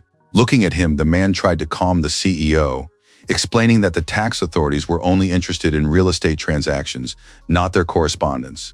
However, the president, still trembling, insisted that they hadn't done anything wrong, citing the accountant's words about the punitive tax service. At that moment, Anon and Chang were confidently approaching the office, heading straight for the entrance without hesitation in their usual businesslike manner. After introducing themselves, they instantly stunned both the president and the accountant, who clearly hadn't expected them to show up. In a panic, the man shouted that Shin's team was already there, while his assistant tried to calm him down. Showing her ID, Chang officially introduced herself as a tax inspector, while Anne stood silently nearby, watching the men's reaction. Seeing that Sheena wasn't with them, the accountant and the president suddenly relaxed and even greeted them with forced smiles. Alerted, the young woman noted their suspicious politeness to herself and asked directly if they could provide the necessary documents immediately. The accounting books and reports were already lying on the table, but she immediately said that they weren't interested in those. Clarifying further, Chang explained that they only needed information on the location of the assets, and then added that the documents must be provided immediately. While the accountant agreed to cooperate, the president continued to shake nervously nearby, unable to hide his fear. With a forced smile, the employee explained that his boss was simply nervous, as this was the first time they had faced such an audit. When they asked for 5 minutes to discuss the matter, Chang asked in surprise, not understanding the reason for their delay. Without saying a word, the accountant and the president abruptly stood up and left the office, slamming the door behind them, and noted that Chang would normally never have agreed to such a pause. And the girl hit her head in frustration. Staring at the closed door, they began to suspect that the agency's management was clearly plotting something against them and trying to hide it. The clock on the wall ticked loudly, and with every passing second, the tension in the room only grew, and the waiting became unbearable. Finally, the door opened, and the accountant, having finished his conversation with the manager, entered the office, drawing the guy's attention. Sweating with nervousness, he stated that the documents contained clients' personal data and asked for a little time to get them in order. Boiling with anger, Chang wanted to refuse outright and demand that all case materials be provided immediately without any delay. However, she realized that even the documents she received might be edited and lose their value, so she tried to maintain a calm exterior. The accountant smiled and promised to prepare everything as conveniently as possible, and the president added that the delay shouldn't cause any inconvenience. Frowning, Chang realized that their authority was limited and that sometimes they had to rely on the taxpayers themselves. Aware of the risk, she tried to object, but the situation was becoming increasingly ambiguous, and she didn't know how much she could trust them. At that moment, the doors opened again, and a familiar voice asked if they were still trying to get the documents. Standing in the doorway, Shin calmly introduced himself as the head of the Seoul office's special investigation team. Upon seeing him and visibly brightened, while Chang looked at her boss, who had suddenly appeared with surprise and a touch of indignation. The president, upon seeing Shin, nearly fainted, and the accountant hurried to support him and bring him to his senses. With a broad smile, the hero confirmed his identity, completely shattering their hopes of concealing the offense. A map hung on the wall, and the employees remarked that they had heard a lot about the newcomer, trying to steer the conversation in a different direction. Trying to show understanding, Shin still asked why they had only just begun preparing the documents, since they had been warned about the audit in advance. Stammering, the accountant tried to explain something but couldn't find the words because of his panic, while the director stood trembling silently nearby, biting his fingers. Raising his hand, the hero calmly explained that the tax authorities were only identifying violators and that honest people had nothing to fear. Suddenly, the president fell to his knees and began begging for forgiveness, promising to provide all the documents immediately. Shin, shocked by this reaction, didn't immediately understand what exactly the man was trying to convey with his actions. With a trembling voice, the old man confessed that he had been acting on someone else's orders, continuing to bow before everyone. Hearing this, the accountant clutched his head, realizing that the situation was finally spiraling out of control, and also looked bewildered, clearly not expecting such a turn of events from the agency's leadership. Chang, barely containing her anger, clenched her teeth as she watched what was happening, trying with all her might to remain calm. Jumping to her feet and clenching her fists, she declared firmly that she had felt from the very beginning that something was wrong here. Trembling with the rage overwhelming her, the manager demanded to know what all this meant and whether they had been brazenly lied to right to their faces all this time. With tears in his eyes, the old man confessed that they had recently hired a certain consultant with extensive connections who brought in clients but cut corners when handling the property paperwork. Giving him a sharp look, as if a cold glow had lit up in his eyes, Shin tried to figure out if the man was telling the truth. Seeing no signs of unpaid taxes hanging over his head, the team concluded that the old man himself was most likely not the direct violator. Looking at him calmly, the young man explained that their agency was under investigation due to suspicious sources of funding in real estate transactions. Lifting a surprised gaze, the manager asked again, as if not fully understanding what exactly was being discussed. Chang, unable to contain her emotions, sharply demanded that he stop pretending, reminding him that they had a full financial intelligence report, and the president tried to justify himself. Hearing this, Shin fell even deeper into thought, analyzing the situation and trying to formulate a plan of action. Keeping his composure, he asked for more details about that consultant with numerous connections. The old man recalled how a confident young woman had once walked into his office and introduced herself, immediately catching his attention. Looking at her skeptically, the accountant noted that the young woman didn't even have a real estate license, but she seemed extremely convincing. Speaking politely, the man noted that she had shown interest in their properties and asked which ones she preferred. With a bright smile and an emphatically confident demeanor, the young woman replied that, of course, she was interested only in the most expensive and promising properties. After listening to the story, Shin noted that it all sounded as if she had planned her actions in advance, and the old man confirmed that he had hired her as a freelancer. He admitted that he had let her use his registration number since she didn't have a license and paid her bonuses for successful deals. Looking at him seriously, Shin pointed out that even such standard schemes could be considered tax evasion. Continuing the conversation, he asked directly whether the president knew about her actions and was simply turning a blind eye to them, and the man became visibly nervous. In the end, the old man confessed to his crimes and, unable to contain his emotions, burst into tears, beginning to repent for his actions.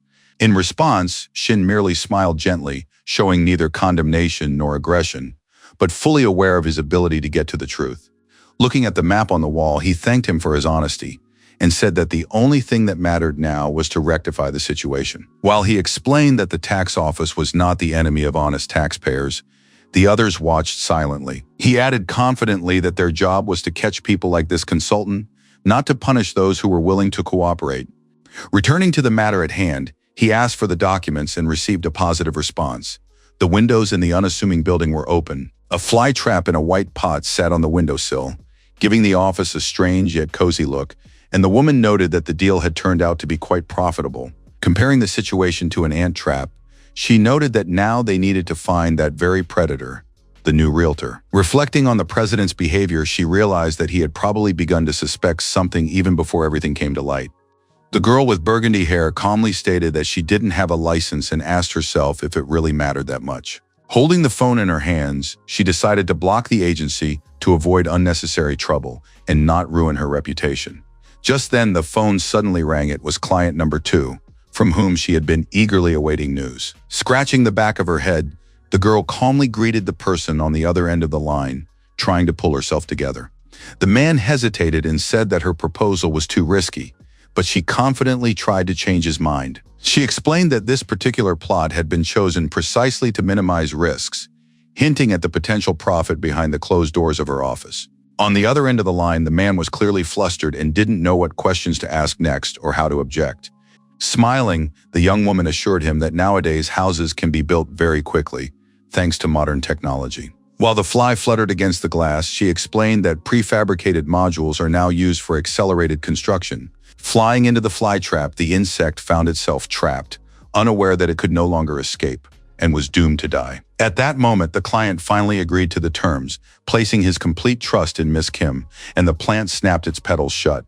Having agreed to meet at 4 o'clock, she calmly ended the conversation and turned off her phone, satisfied with the outcome. Lost in thoughts of future profits and anticipating yet another foolish client, the young woman didn't immediately hear the noise outside her office door. Surprised, she asked who was knocking so insistently, disturbing her peace, and opened the door to the hallway to investigate. A man entered the office with obvious desperation on his face and asked if she was Kim Baum, staring intently into her eyes. Upon receiving confirmation, he abruptly declared that she was caught, as she had been involved in a renovation deal in Bamsan. Stepping closer, she calmly asked him to explain in more detail, insisting that she was just a regular real estate agent. The man, unable to contain his anger, shouted that she knew perfectly well what was going on, but his wife intervened and asked to speak. Stepping forward, the woman asked Kim if he knew that the owner of their land had suddenly changed, barely containing her irritation. Furious, the woman explained that the new owner was refusing to return their deposit, citing a lack of funds, and that they were unable to move out. Realizing the situation, Kim understood that the owner had likely fled, but she didn't consider it her responsibility, shocking the couple. With a smile, trying to be as polite as possible, she stated that rental issues were not her responsibility. With a trembling voice, the woman asked what they should do now, making no attempt to hide the despair that had overcome her and not expecting such an outcome. Indifferently opening her mouth wide, revealing her full lips and white teeth, Kim replied that it wasn't her problem, since she was merely an intermediary.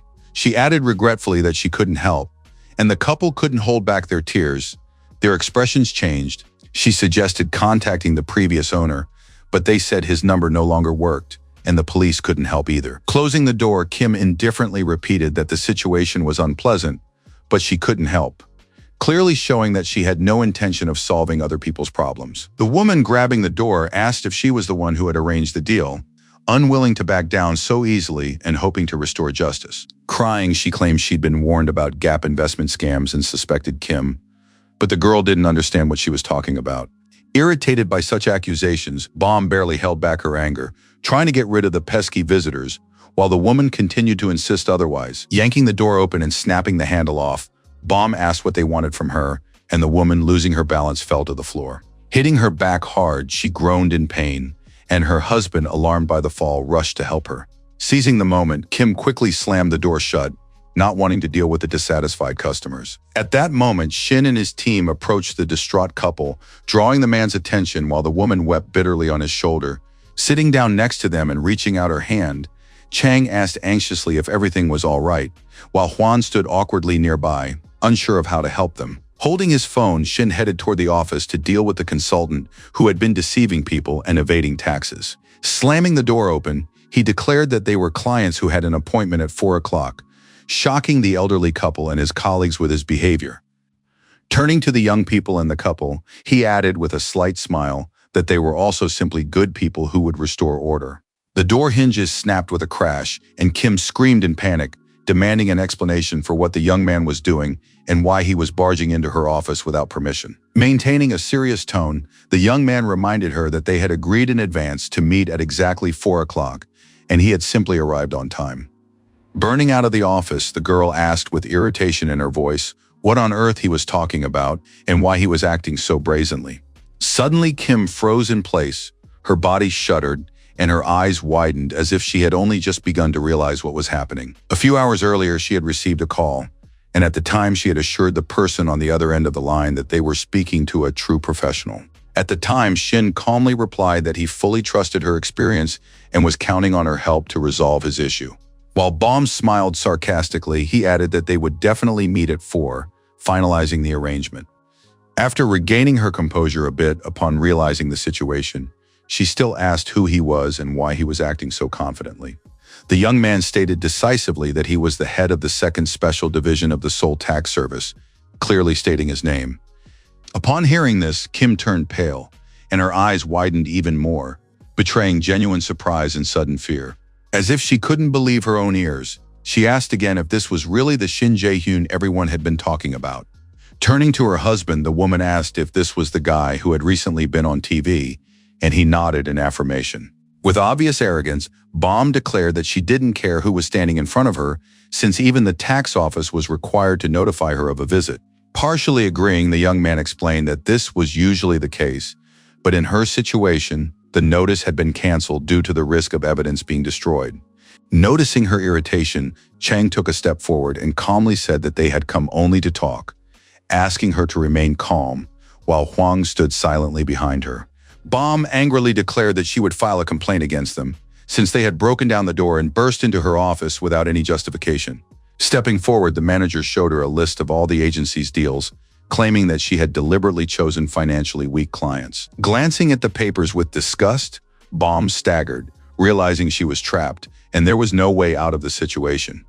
Reaching out her hand, she asked if this was indeed the evidence the government officials had mentioned earlier. Clutching the documents in her hands, she began to study them carefully, trying to find even the slightest chance to justify herself. Shin calmly asked if she was ready to admit her guilt, but the girl just stood in the doorway, trembling with tension. Nervously fiddling with her sweater, she asked again, as if hoping to buy some time and figure out how to get out of this situation. Suddenly pushing the hero away, she rushed down the hallway, shouting that no one would get a sincere confession from her.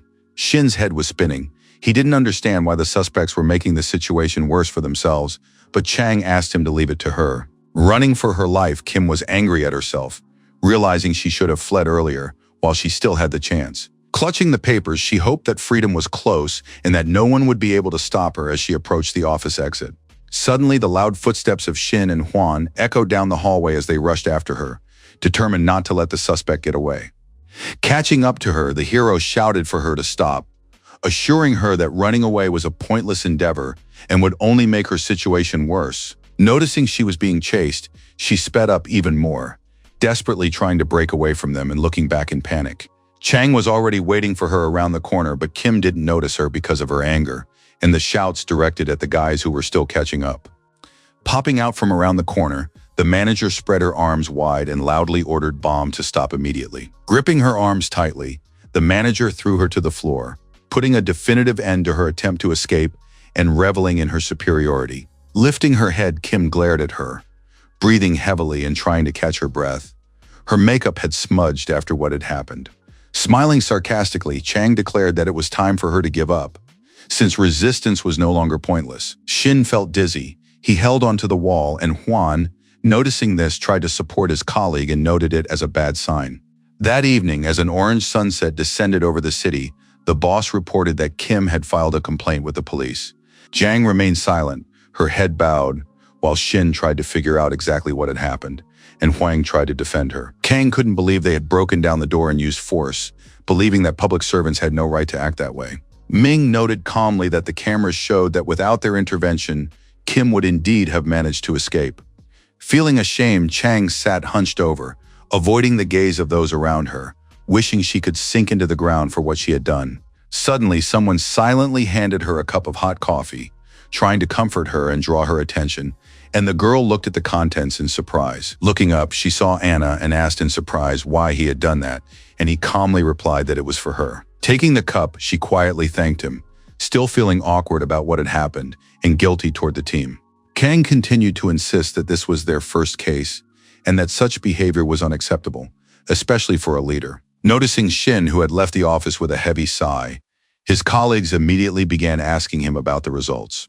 Huang asked if the hero had spoken with the prosecutor, and the guy explained that he had filed a travel ban preventing Kim from leaving the country, but added that her complaint still remained a problem for them. At that moment, they heard a knock on the door, which interrupted their conversation and distracted them from resolving the important matter. Turning around, Shin saw Quan, who was smiling broadly, and calmly asked if they were having any trouble. Upon hearing that everything was fine with her colleagues, she unexpectedly invited the character to have dinner together, which greatly surprised him. Kang and Huan silently watched the exchange, making no attempt to hide their surprise and embarrassment, expecting nothing good from their rival. Soon they headed to a cafe known for its home-style cooking and cozy atmosphere, right in the city center with a wooden facade. Inside, it was crowded. Patrons were enjoying their dinner and chatting animatedly at their tables and in the aisles. A bowl of thick vegetable and cheese soup was placed in front of the hero. It looked quite unusual and smelled delicious. He looked closely at the dish, and Quan asked if something seemed strange to him, noticing his reaction. Glancing at her colleague, she asked if he really didn't like the bean paste stew, not understanding the look on the guy's face. At that moment, Nayan, wearing shiny glasses and with a cold expression on his face, loomed over the guys and asked if it was him that Shin didn't like. Irritated, he ordered the newcomer to pick up a spoon and eat in silence, since they were all sitting at the same table, and he obediently complied. To himself, the hero noted that dinner in such company with his boss and his rival clearly promised to be neither calm nor easy for him. Taking the spoon in his hand, he carefully scooped up some hot stew and slowly brought it to his mouth, finally preparing to taste the dish. But just as the young man was about to savor the taste, Nahan mentioned a call from the police, and Shin, choking, spilled his food. Wiping his mouth with his hand, he couldn't believe that the commissioner already knew about what had happened, even though not even 12 hours had passed. Realizing what had happened, the character noted to himself that his team needed to be more careful, or they would easily get in trouble. Suddenly, O added that the police officers also wanted to thank the guys for their work. Not believing his own ears, the guy asked in surprise, and Nayan explained that they had detained a man they had been looking for a long time. Recalling the suspect's complaint, Shin wanted to object, but the commissioner stated that the police had decided to sweep the matter under the rug. Mr. O also reminded him that he had promised not to interfere with the team's work and asked how Chi-Ho was getting along with his colleagues. Unable to find a suitable answer, the character merely smiled silently and awkwardly, trying to hide his own embarrassment. The sun was slowly setting behind the skyscrapers, and Na-hyun asked Kwon not to pick up the young man's strange and dangerous habits. When it was finally dark and the moon appeared in the sky, the leader of the first group admitted that this was the first time she had seen an employee like him. Walking alongside the girl, Shin admitted that he was constantly causing problems for his superiors, and she noted that this wouldn't change. Wanting to be honest, the guy confirmed her words, and Ki-won said she would prefer to have him on her own team. Upon hearing that she now understood why Nayan had taken him under his wing, Shin suddenly stopped and fell deep in thought. Smiling sincerely, Ki-won noticed his reaction and declared that she had no intention of yielding to him in the investigation. Watching the girl walk into the tax office, the hero thought that their rivalry promised to be interesting. A whole month had passed unnoticed, and the glass building of the agency was once again illuminated by the bright morning sun. Gathering the investigators in his office, The commissioner asked with a serious expression how far their investigations had progressed. Holding folders in his hands, Shin replied that the work was about 70% complete, while Kevon confidently declared that she had finished 100%.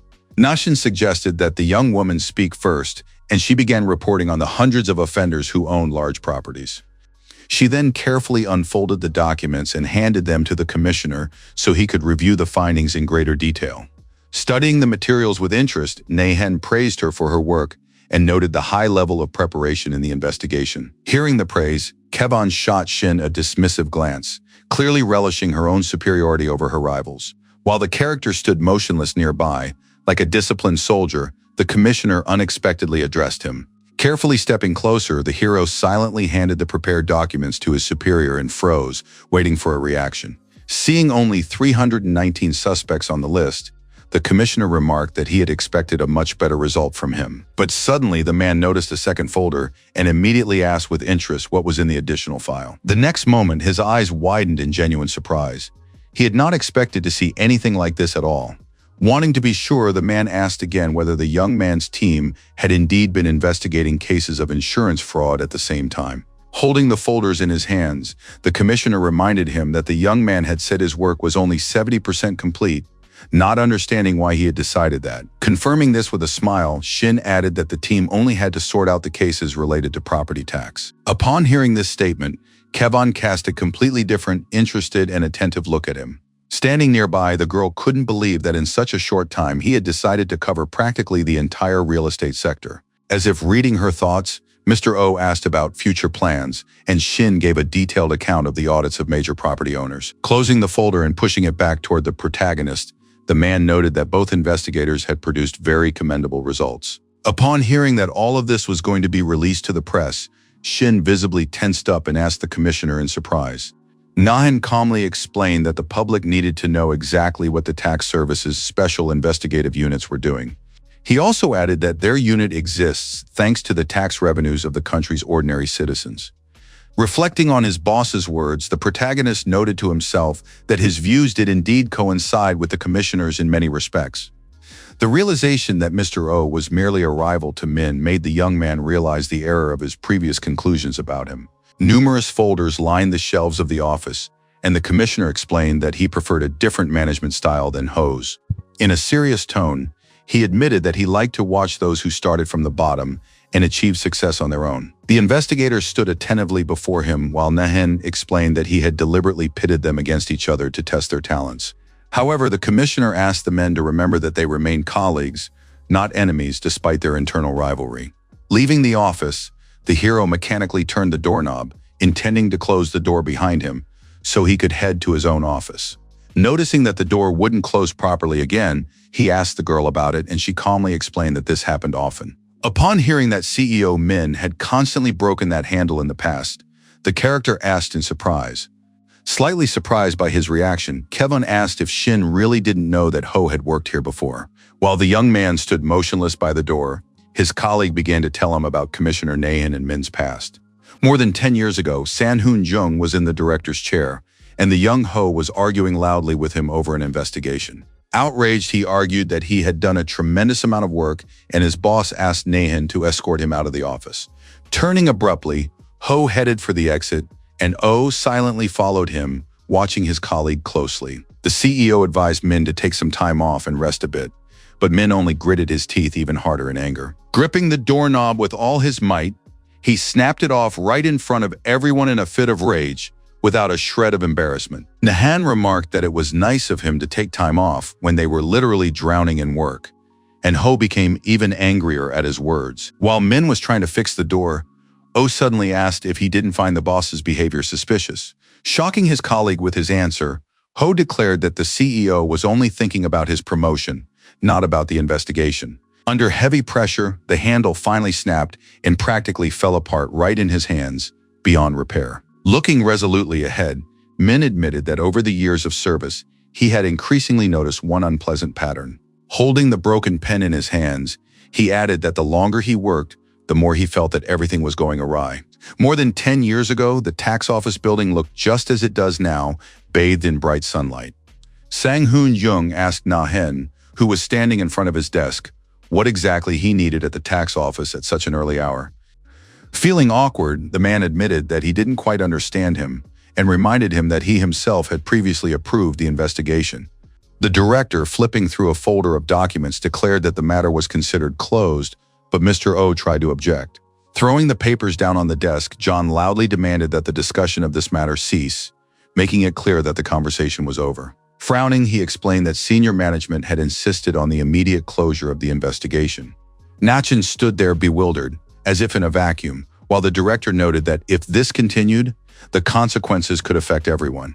Clenching his fists, he tried to figure out the identity of the person behind the events and making the key decisions. Feeling tense, Nahan noted that no one had submitted any reports yet, trying to figure out how management had learned the details. In desperation, O surmised that no one other than their department had access to the data and concluded that there might be a traitor among the staff. Hearing his boss's voice, he flinched and looked up, as if returning from his thoughts to harsh reality. As he stood up, the man noted that he was glad Min had managed to avoid serious consequences and had received only a temporary suspension from his duties. John, wearing brown shoes, approached him intending to share important information regarding the current situation. Patting Nayan on the shoulder, he asked if the investigator had enough experience to avoid repeating his subordinates' mistakes. He added that he didn't want to lose any of them, given their importance to the entire department. Upon learning that their case had been transferred to the second team, O was shocked, and his expression changed abruptly with surprise. Watching his boss, he realized that the team belonged to Son Gun Jin unit, and his staff had no choice but to wait for new orders. While Nayan tried to figure out the source of the leak, the director noted that the staff had a little time to recover. Gritting his teeth, O concluded that Sun might be interested in weakening his team and using the situation to her advantage. In Investigation Division 2, the atmosphere was just as tense. Everyone was busy with their own work and the investigation. Sitting at her desk, the woman was giving instructions to her subordinate and assigning tasks. Suddenly, the doors burst open, and their crash shattered the silence and disrupted the usual atmosphere in the office, drawing the attention of those around them. Angrily, Nayan asked loudly if this was indeed Jin Jin, wanting to make sure he had come to the right department. The boss stood up and dismissed her employee, who then bowed and left the room in agreement. As Nayan walked toward her, she noted that she didn't recall them having previously agreed to have lunch or meet together. Pointing a finger at her, the man expressed outrage and doubted her professional status as a civil servant. Gritting his teeth maliciously, Mr. O accused her of treason and alleged collaboration with other agencies. Turning away and sighing heavily, Jin replied that her colleague was too naive and didn't take into account the real workload and the volume of work that had piled up on her. Hearing this, O asked again in surprise, trying to clarify exactly what the woman had been doing and what she meant. Hyun explained that manager Kim Seon-ho had earned a significant income by turning a blind eye to violations last year. Sun also began listing instances in which executives at various levels had profited by circumventing legal regulations. Her words shocked the man even more, after which she clarified that the seized documents were not a significant achievement. Looking him in the eye, the woman stated that he had much more to learn about how the system worked and its mechanisms. She explained that all employees were under constant supervision by senior management and that any changes did not occur by chance. Even Nakin and the CEO were under constant surveillance, though Nakin himself was not fully aware of this. Sharp thorns seemed to be approaching his surprised face, trying to take him over completely, but Mr. O dodged them. Sweat beaded on his face, he pressed his lips together and tried to make sense of what was happening, and gradually a sense of anxiety gripped his body. Despite this, the investigator still asked Jin, "Is covering for your superiors really much more important to you than doing your job?" The woman, after considering her answer, merely smiled slightly, taking her time to respond to her colleague's questions and explain herself to him. Her desk was piled high with documents and folders, and citing her heavy workload and lack of time, she wanted to end the conversation as soon as possible. Sitting down and observing her colleague, Sun Gun Jin advised him not to look for someone to blame, but to focus on his own situation. Her words made Na-hen think, after which she asked him why, in his opinion, the boss had kept him in the department rather than Mina. Feeling fear and panic, Mr. O tried to clarify what his colleague meant, but never received an answer to his question. Night had fallen, but several windows in the tax office building remained lit, indicating that employees were still working. Nahin, staring intently at the monitor and typing rapidly, was searching for information in the internal databases. Afraid of missing important details, he concluded that most of the files had previously been viewed by an employee named Min. The screen displayed records of access to confidential information, logging the actions of system users. Analyzing the data, he noticed that Chi-ho had planned large-scale changes to the structure of the Seoul National Office. The most unexpected revelation was the involvement of department head Jeong Sang-gun, who, according to the data, had been acting in concert with him. Looking back, Mr. Oh came to the conclusion that even the successful completion of his investigation could lead to a conflict with the top brass. He realized that if the results were made public, he could be quickly removed from his post and sent on a long forced leave of absence. In that case, his personal belongings would fit into a small box, symbolizing the abrupt end of his career. An even more troubling thought for him was the possibility of disappearing without a trace if events took an unfavorable turn. Raising his hands in front of him, Oh realized that his boss had repeatedly conducted inspections of all his affairs without his knowledge. Looking at his palms, Nahan realized that John could use him to control Chi-ho or for subsequent elimination. Holding onto the windowsill, he slowly moved forward, aware of his vulnerability within the current system. Ultimately, he concluded that he had been kept in the department only because Min would have acted much more decisively and gone all the way unlike him. His own reflection in the window made Nahan realize that management did not perceive him as a serious threat. The trash can contained shredded documents related to the review of confidential materials. This was done to cover up traces of internal audits. The papers had been cut into thin strips and disposed of in a shredder, and the investigator realized that he was completely alone in this cunning and despicable system. The next day, the hallways were filled with employees whispering loudly, and a tense atmosphere reigned. They were talking about the latest personnel changes, discussing how Min Chi-ho had been transferred to a distant and insignificant regional office. Everyone was glad that the investigator had been reined in just in time, and that Sun Jeong-jin had also been sent to Jeonbuk for further work. Some were greatly surprised by what was happening, while others claimed that the second investigation division was also moving to join them. In the end, it turned out that Oh Na-hyun was the only employee left working at the investigation bureau. In despair, the investigator sat staring at his computer monitor, deep in thought about the events unfolding around him. On his desk, in a neat wooden box, lay business cards that had once meant a great deal to him. Next to them stood a nameplate bearing his name, which had once filled him with a sense of pride and confidence in his work. It had already grown dark outside, but Nahan was still sitting there, thinking about his former colleague and his actions. Closing his eyes, he recalled how Min had spoken of wanting to strike at the Seoul office, and how Oh had tried to stop him then. The next day at the vending machine, the commissioner asked Shin if he was still working for Ho and received an affirmative answer. With interest, Nahan asked if the man paid the young man for his work, but the hero just laughed and replied that he didn't.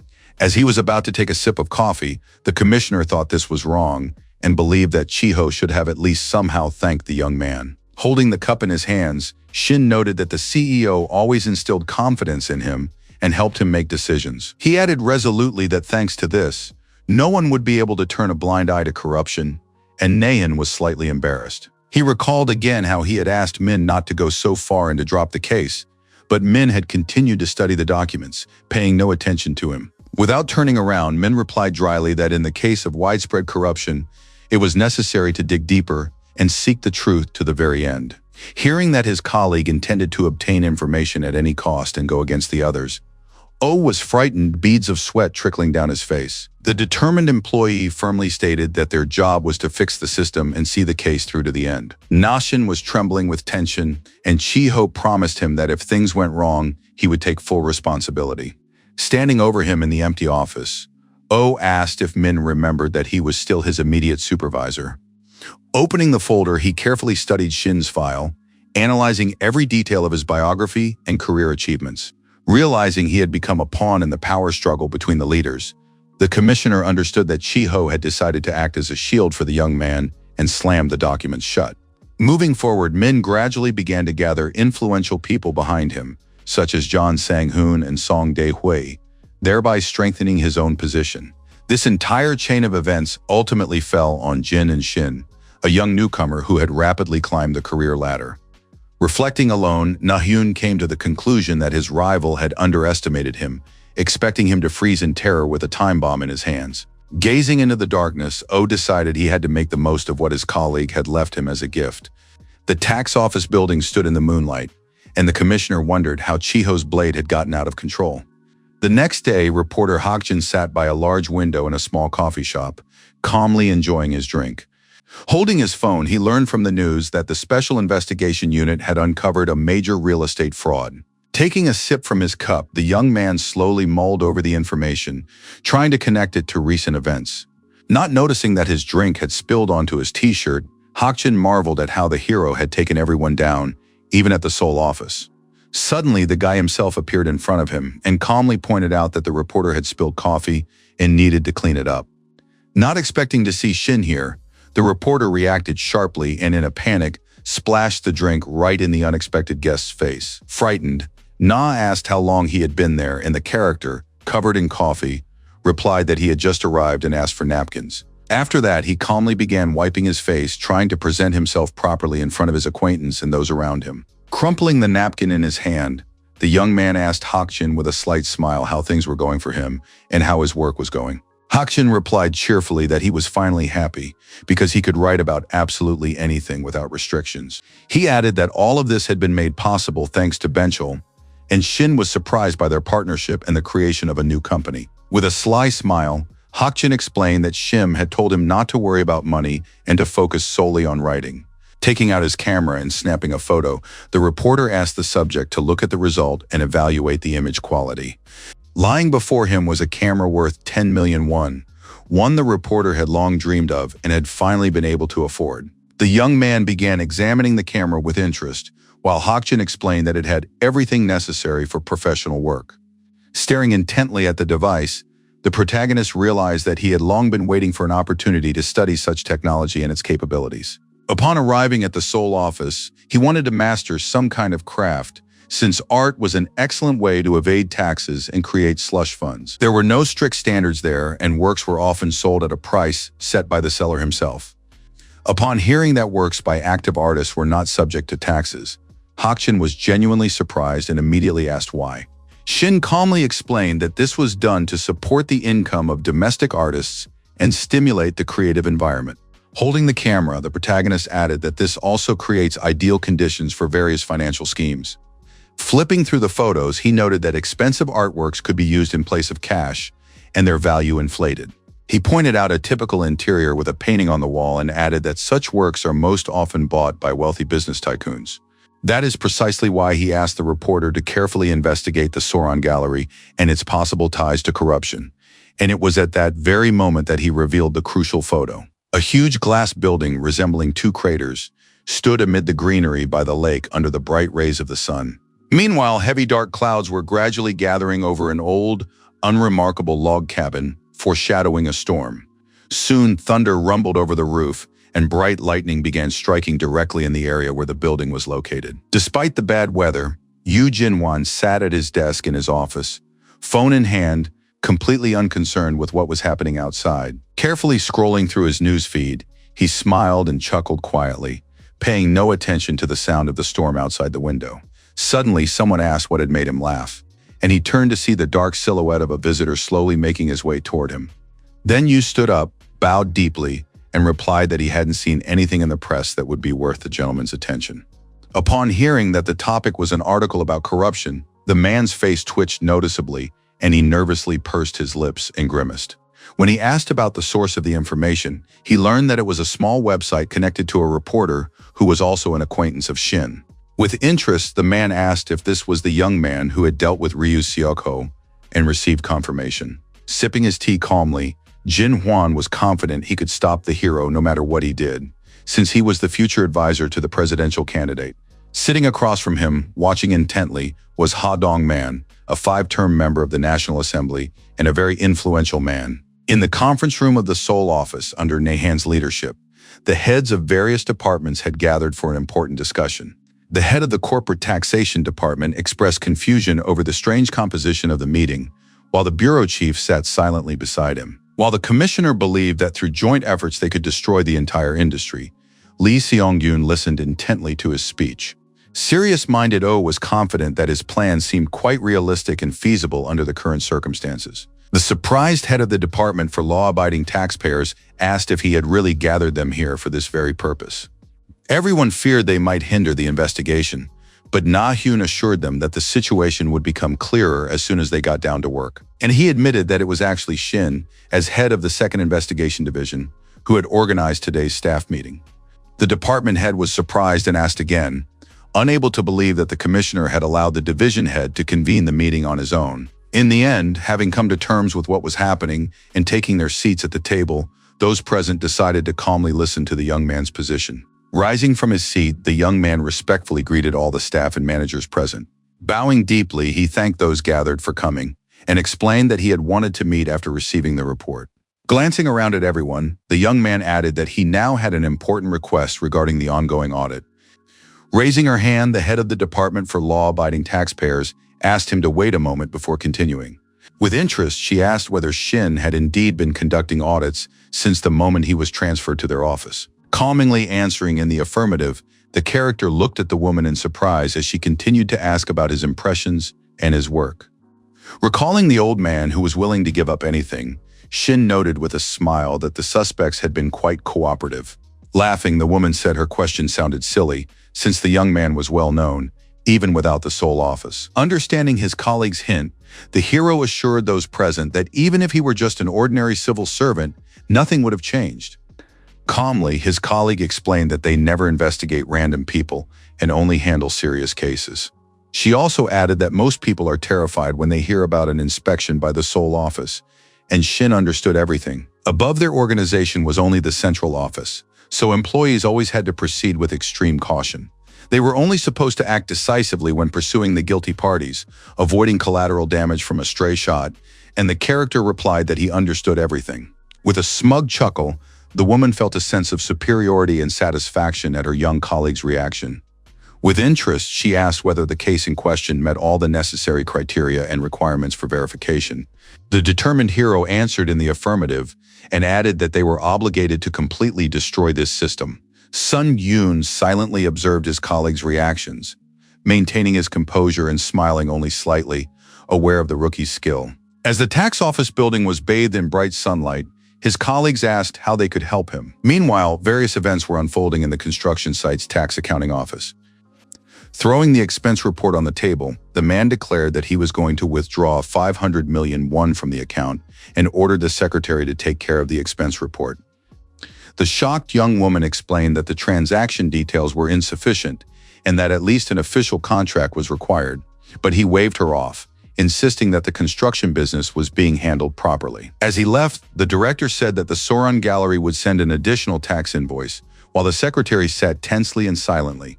The stunned employee asked her colleague what work of art could be worth such a huge sum, and the man replied that it was a small painting on the first floor of the headquarters. Checking the information on the computer, she asked the assistant manager if the artwork had indeed been delivered to the main office. In response, she was sent a photo of a small painting featuring little houses, and she couldn't believe its value, just like the rest of the staff. Another guy noted that the advance from the main office hadn't arrived yet, even though the director had withdrawn the money several months ago.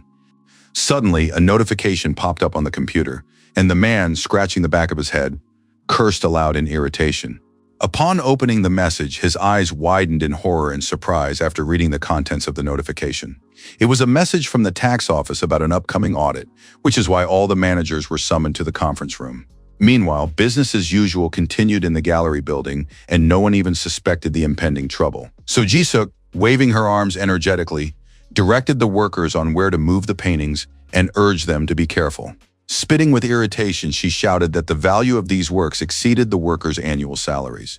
Sighing heavily, the woman realized that the staff would be here all week when suddenly her phone buzzed in her hand. Noticing the call was from the construction company Yvonne, she remembered that they had recently purchased one of the paintings. With a smile and exaggerated warmth, the woman greeted the director and asked the reason for the unexpected call. Walking down the gallery corridor, So Ji-suk asked if the client was having any problems and why his report on the amount spent differed so greatly. Hearing an unclear answer, she assumed he needed to cover a cash shortfall and offered to send another 300 million. Spreading her hands, So added that he would then have to pay 20% more, but heard that this wasn't the problem. Upon hearing that a tax audit had been ordered for the company, the woman visibly flinched with surprise and alarm. Recalling a recent inspection at another firm, she thought with horror that they might come to her gallery as well. The man explained that all construction companies were being audited, which shocked So even more, and the woman stopped. Upon hearing that it was all related to the accidents that had occurred, she calmed down a bit and asked why they had decided to address this after so much time had passed. She decided the gallery had nothing to worry about, since no one could possibly quibble over the value of works of art. While the officials were carefully reviewing the documents, the woman was certain that the officials knew nothing about art and would accept whatever price she named. As she ended the call, she realized that if such tax inspections continued, sales of the paintings could drop significantly. Thinking about the urgent need to sell the works, So was wondering who to call when she was suddenly called out. Turning around with interest, the woman remembered that she had no appointments scheduled for that time. Walking slowly down the hallway, the protagonist calmly greeted the gallery director, noting that this was their first meeting. A few seconds later, Shin appeared before So, accompanied by Chang and Huan, who had arrived to conduct an audit. With a smile, the young man explained that they were from the Seoul tax office and were counting on her cooperation. Folding her arms across her chest in a show of defiance, So sternly declared that the tax officials had come to the wrong place. As they stared at each other in silence amid the tense atmosphere, a withered autumn leaf drifted slowly overhead. Huang handed the documents to the protagonist, and Shin calmly informed her that a notice of the audit had been sent to her in advance. Handing the papers to the woman, he declared that the audit of the Soran Gallery was beginning right now and asked for her cooperation. So's hands were visibly shaking, as she had been certain the inspection would only affect construction companies, not the gallery. A few days earlier, in the conference room of the Seoul office, the managers had asked how exactly they could help. The hero stated decisively that they were going to inspect the gallery, as the investigation had uncovered serious fraud. The head of the Department for Honest Taxpayers noted that this involved dirty money, and her colleague nodded silently. They warned that monitoring the art market was extremely difficult, but Shin assured them that the evidence had already been gathered in advance. Continuing his explanation, the protagonist said he wanted to investigate the companies that had worked with the gallery, and the man worried that soon everyone might find out about it. Tapping his finger against his temple, he asked how the gallery itself would react to mass audits of its clients. Looking intently at him, Shin admitted that this was exactly the reaction he was aiming for with his plan. Gesturing with his hands, the hero added that he would like to conduct a large-scale audit of the entire construction industry. Nahen interrupted the conversation and asked if the young man intended to use the commotion as a diversion. Adjusting his glasses, the commissioner suggested that his team would then storm the bewildered gallery. Staring intently at the young man, he asked why Shin had chosen construction companies specifically for the inspection. The young man replied firmly that these companies were indeed their largest clients, but their accounting was in disarray. After listening to his young colleague's explanation, the commissioner abruptly jumped up from his chair and slammed his palm down on the table. Declaring that they could not allow corruption to continue to flourish, he ordered an audit of the construction firms. A few days later, Huang, Chang, and Shin were standing before the gallery director with an official inspection warrant. Trembling with fear, the woman tried to assure the tax officials that her gallery had always complied with all applicable laws. After listening calmly to her words, Shin replied that in that case, they shouldn't have any problems. Clutching the documents tightly with trembling hands, So convinced herself that she hadn't done anything illegal or dangerous. Trying to appear at ease, the woman spoke about the upcoming exhibition and asked the tax officials to work quickly and quietly. Upon hearing that clients didn't like unnecessary attention, Shin mentally interpreted these words as a veiled threat. Before So could finish her sentence, the hero gave a signal, and a large group of employees entered the room. Hurrying past the woman, they nearly knocked her over, and So herself had expected to see only a few inspectors and was surprised. Noticing about 20 serious-looking employees, the gallery director began to feel genuine fear. She was about to leave, but Shin abruptly grabbed her by the shoulder and ordered her to stop immediately. In a polite tone, he asked the woman to lead him to the place where all the gallery's accounting records were kept. Sighing heavily on the way to the office, So hoped that it would all end with a routine corporate tax payment. Watching the visitors carefully examining the paintings, the woman convinced herself that audits happened to everyone. Trying to remain unnoticed, she cautiously slipped into the hall to see what the tax officials were doing. Upon seeing what was happening in the room, the director screamed sharply and loudly in horror and shock. The two men holding the painting froze in place, while she, pointing at them, asked indignantly where they were taking it. In a rage, So shouted that the gallery was not a store, and that her employees were selling far from ordinary paintings. She claimed that in institutions, works of art underscore a company's status, while in homes they provide aesthetic pleasure. Some were considered a means of the owner's self-realization, highlighting their financial capabilities and status. Folding her arms across her chest, the woman declared that art itself was their primary and true value. Upon entering the office, Shin asked her to stop talking nonsense and calmly observe the employees at work. Approaching the man in the red beret, the young man reported that he had found the documentation and asked him to evaluate it. Noticing the stranger, So was surprised as she couldn't believe that the professor was actually standing before her. Examining the documents through a magnifying glass, the man noted that his first impression of the works was rather mediocre. Upon hearing that the paintings were created by amateurs, the director was horrified, realizing the possibility that the forgeries would be exposed. Rushing over to Shin, the woman began begging him to stop, wanting to speak with the head of the tax office in private. Surprised, the hero calmly replied that he was the one overseeing the audit process, not understanding her strange behavior. Noting that the young man looked too young, So looked at him skeptically, and he introduced himself as the head of the second department. Glancing nervously around, the woman remained silent for a moment, trying to collect her thoughts and calm down. Watching her, the young man tried to make sense of what was happening, while So trembled visibly right in front of him from the tension. Under the ornate chandeliers, the young man suggested to the director that they continue their conversation calmly and without unnecessary noise in her office. Closing the blinds, So decided to start the conversation formally and asked the hero to introduce himself first, as was proper. The young man identified himself as a 7th-level inspector and explained that he reported to the tax commissioner. With disdain, So remarked that employees of his rank got away with a lot, but she continued the conversation nonetheless. Suddenly, the woman declared that the young man, without realizing it, had stepped on the tail of an extremely dangerous beast. Shocked by her words, Shin sat silently in place, trying not to show his own emotions or reaction. With a sly smile, the hero realized that So was gradually letting her guard down and decided to play along. Feigning surprise, the character asked what exactly the director meant, and she took him for an inexperienced fool. Clicking her heels in front of the young man, the woman began to explain that there are many hidden influential forces in the world. She believed that the hero thought prosecutors held the highest position and stood on a sort of pedestal. However, there were people whom even they dared not touch, and it was precisely such people who were the clients of her gallery. Feeling her own superiority, the woman assured him that with a mere snap of their fingers, they could easily deal with a 7th-rank civil servant. Deciding to play along, Shin replied that he had never heard anything like that before, while So suggested he collect the corporate tax and wrap up the audit. Rising from his seat, the character nevertheless decided to object to the woman and not let her words go unanswered. He stated firmly that a more thorough investigation could uncover a whole chain of corrupt officials. Hearing this, the director abruptly jumped up from her seat and quickly approached the young man, coming almost right up close to him. With a slight smile, the hero asked if he had understood her words correctly, continuing to look So straight in the eye. In her lifetime, she had met many people who visited her gallery, among whom were all sorts of personalities, some of whom clearly loved to brag. There were often nouveau riches who acted as if they possessed immense influence and power. She also encountered fashionistas overflowing with vanity and a desire to show off their own superiority. Sometimes there were people like Advisor Jin, who viewed those around him solely as tools. However, all these people shared one trait. Each was concerned only with themselves, like a dangerous snake. Weak and slow people, like turtles, inevitably lost out and eventually just disappeared.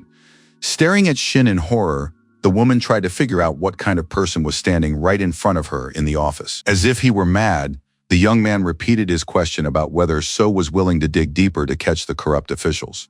Turning around and preparing to leave, he added that there were other influential figures who also evaded taxes and ruined other people's careers. Hearing that he intended to go after them as well, So screamed in fury, asking if he even understood what he was talking about. Turning back, the hero declared that thanks to her tip, he would now turn the entire gallery upside down. Shin confidently surmised that there were accounts under other people's names and was going to check all of So's clients. The woman trembled with fear, unable to understand the reasons behind his actions, while the hero explained that her words had only reinforced his suspicions. Clenching his fist tightly, the young man declared that such people must be humiliated if they do not take the law seriously. Staring intently at her with gleaming eyes, The hero added that this was precisely why he never gave anyone any leeway. Not expecting such a turn of events, the woman turned pale and her face visibly changed with fear. As the group stood amidst the greenery under the bright rays of the sun, Shin considered this inspection extremely useful. Later, the hero headed to the tax office building, where he calmly greeted his colleagues in the department. Rushing up to him, Kevin began asking what exactly he had done, but the hero didn't understand the nature of her complaints. Brushing her off, the hero asked for an explanation, and the girl informed him that the commissioner wanted to speak with him personally immediately. Upon hearing that Soron, the gallery director, had filed an official complaint, the character froze in genuine surprise. On the desk in the chief's office stood a neat nameplate with his name, position, and rank. Clutching his head, Nayan asked if he hadn't explained to the young man the rules that all employees are required to follow. Standing before him at attention like a soldier, the young man calmly confirmed that he was well acquainted with these rules. O acknowledged that special investigative teams had broad powers, but noted that this still did not give them complete freedom. Showing the complaint from the gallery director, the commissioner stated that it mentioned an assault and demanded a detailed explanation. Recalling So's behavior, Shin decided that the woman had acted extremely childishly and too emotionally. Looking seriously at the young man, O said he could only help if he was completely honest and didn't try to hide anything. Calmly, the character admitted that he truly hated tax evaders, but nevertheless had never broken the law. He assured his superior with confidence that he had no reason to lie, and that he would report any problem that arose immediately. The commissioner silently looked the young man straight in the eyes, and he confidently held his heavy, lingering gaze. With a heavy sigh, O offered to help resolve the issue, but Shin calmly stated that he could handle it on his own. A pen with a voice recorder was sticking out of his jacket pocket, and the young man declared that he had proof of his own innocence. Later, at the police station, a woman screamed loudly, claiming that Shin had allegedly attacked her personally. After asking both sides to calm down, the investigator decided to first carefully examine all the circumstances of the case. The protagonist calmly waited for his turn to explain, while So was literally seething with anger and irritation. Waving her arms, the woman claimed that the young man had attacked her in the office, while Shin silently watched her. Pointing a finger at the protagonist, the police officer asked if he had anything to say in response to the gallery director's accusations. Leaning on the table, the protagonist calmly replied that he did indeed want to make one important statement. Looking at So, he told her to stop lying and asked if she really thought she could scare him with this. The hero then asked if the police had checked the gallery's security cameras, but the man replied that they hadn't yet figured out who was who, and Shin responded that this was already quite enough. Deftly pulling a pen from his pocket, the young man placed it right in front of the investigator for further examination. Examining the object with interest, the police officer asked him what exactly this seemingly ordinary pen was. Shin calmly explained that it was a voice recorder, which greatly shocked So, who was sitting next to him. Caught in her own trap, the woman clung to her chair as the hero explained that he had turned on the recording before entering the principal's office and turned it off afterward. With confidence, Shin declared that the principal had made a false accusation and he was going to sue her in response, while the woman felt the ground slipping away from under her feet. Realizing that the situation had finally spiraled out of control, So blushed, while the protagonist smiled calmly. While she watched him closely, the protagonist silently rose from his seat without showing any emotion. Adjusting his tie, the hero declared that such people must experience humiliation if they do not respect the law.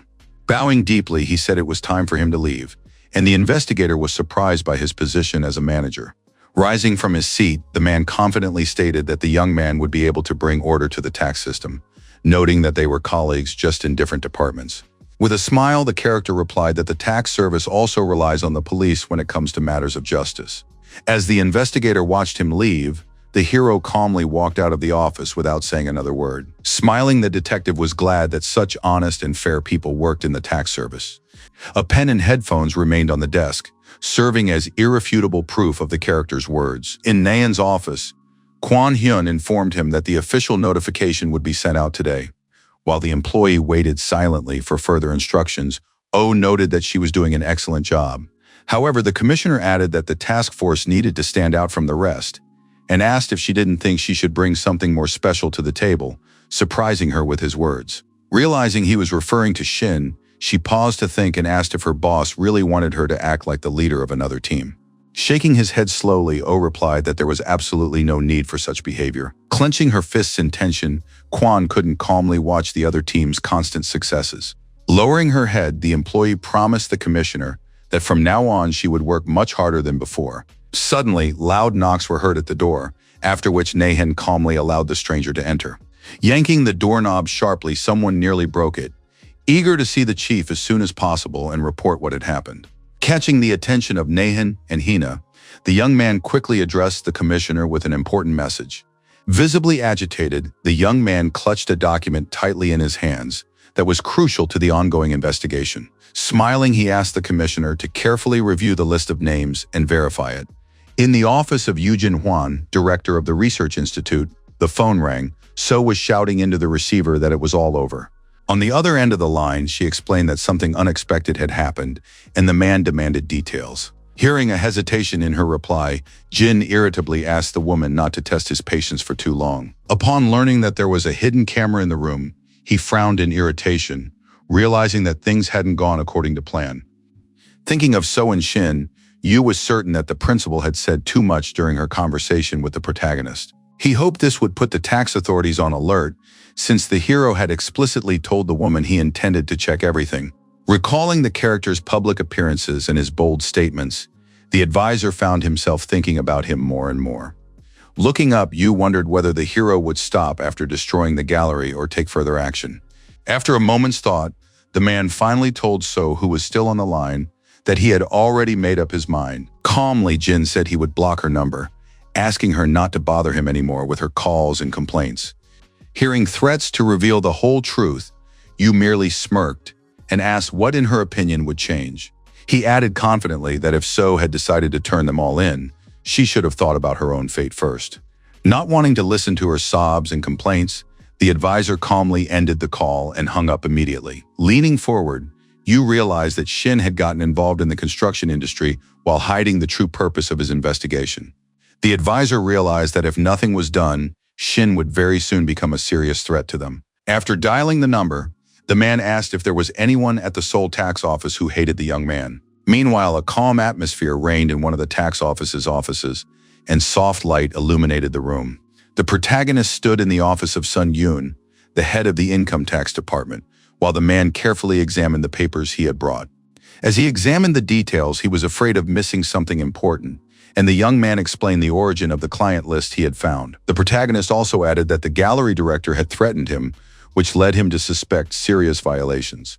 What he heard made Sun Yoon seriously reflect on what was happening and the possible consequences of the case. The man was surprised to find that the clients included government officials, chaebols, celebrities, and even attorneys general, and asked if Nahoon knew about this list. Confirming that the commissioner had already been notified, Shin added that the chief was planning to hold an emergency meeting at the director general level. With a smile, Song Yoon remarked that the young man had once again decided to handle everything on his own and had therefore come to him. Without showing any unnecessary emotion, the hero merely nodded silently in response to the head of the revenue department's words. Adopting a serious demeanor, the character decided to ask directly how far he would be allowed to go in the investigation. Previously, he had successfully dealt with tax-evading government officials, regardless of their gender or status. The hero also skillfully handled officials, knowing that at a critical moment, his superiors would always back him up. Raising his palm upward, as if trying to catch invisible currents, he had no idea what lay ahead. After replying that he would report everything to his superior, Song Yoon dialed the number and put the call on speakerphone. Minho answered the call, and the man explained that he was currently with the young investigator Shin.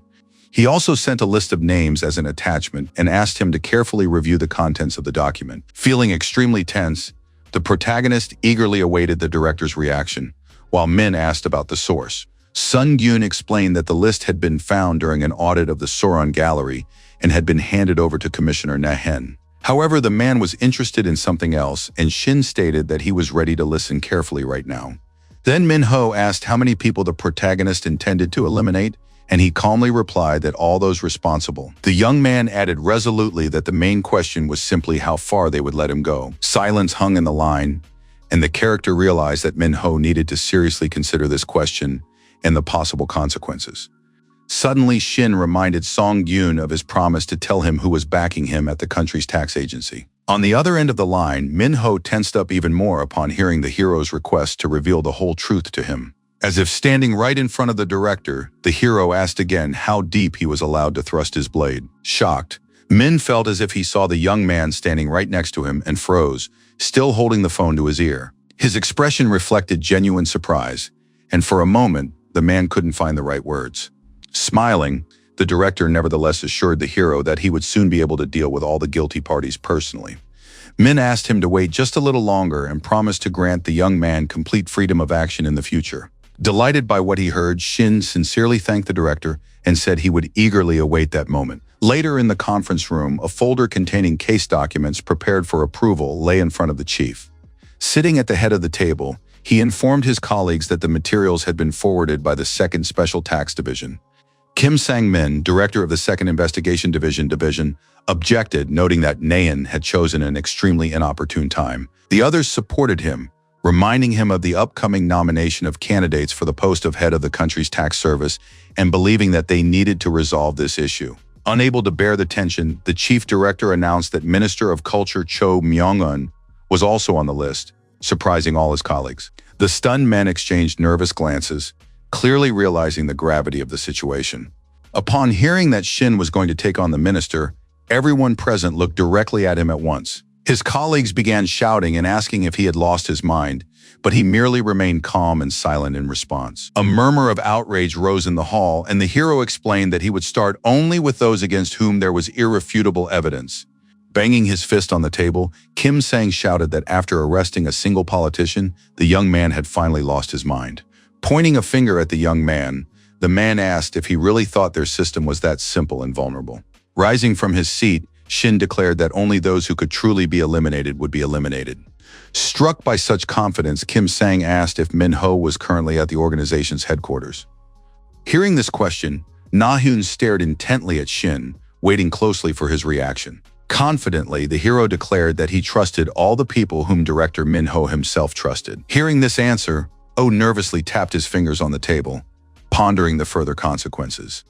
Turning to the young man, the commissioner asked him to bring a detailed plan of the upcoming inspections, specifying when and whom he intended to inspect. Delighted, the hero felt a surge of confidence, and a noticeable gleam of determination appeared in his eyes. Nakin headed for the door, while the newcomer bowed deeply and thanked him for his trust and support. Walking down the hallway, the commissioner heard his colleagues shouting behind him and desperately pleading for him to stop the young man immediately. A short while later, Shin strode resolutely down the tax office corridor with a folder in his hands, intently pondering his next steps. Sighing heavily, he felt exhausted and dreamed of finally going on his long-awaited vacation once this complicated case was over. The hero really wanted to go to the park with his mother, but because of the art gallery, he had absolutely no free time left.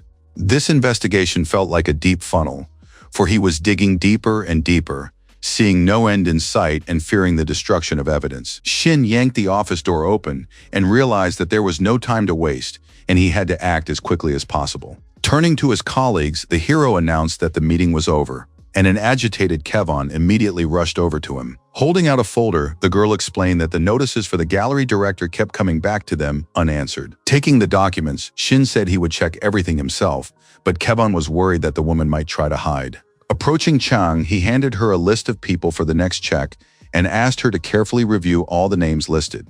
He also advised her to pay attention to the marked names, after which the girl eagerly opened the documents. Suddenly, the employee flew into a rage and screamed so loudly that her voice echoed throughout the entire office. The girl nearly fainted, and the other employees rushed over to look at the documents, while Shin explained that the check was classified and asked them not to share it. Hearing the question of whether he was confident the mission would succeed, the character looked in surprise at his anxious colleagues in front of him. Pulling themselves together nervously, the employees looked at him, expecting support and firm promises from their leader. Glancing around at those present in confusion, the character suddenly realized that he was now the team leader. The young man understood that he had to inspire his colleagues and instill confidence in them, just as Lee Seong-yoon and Min Ho had once done for him.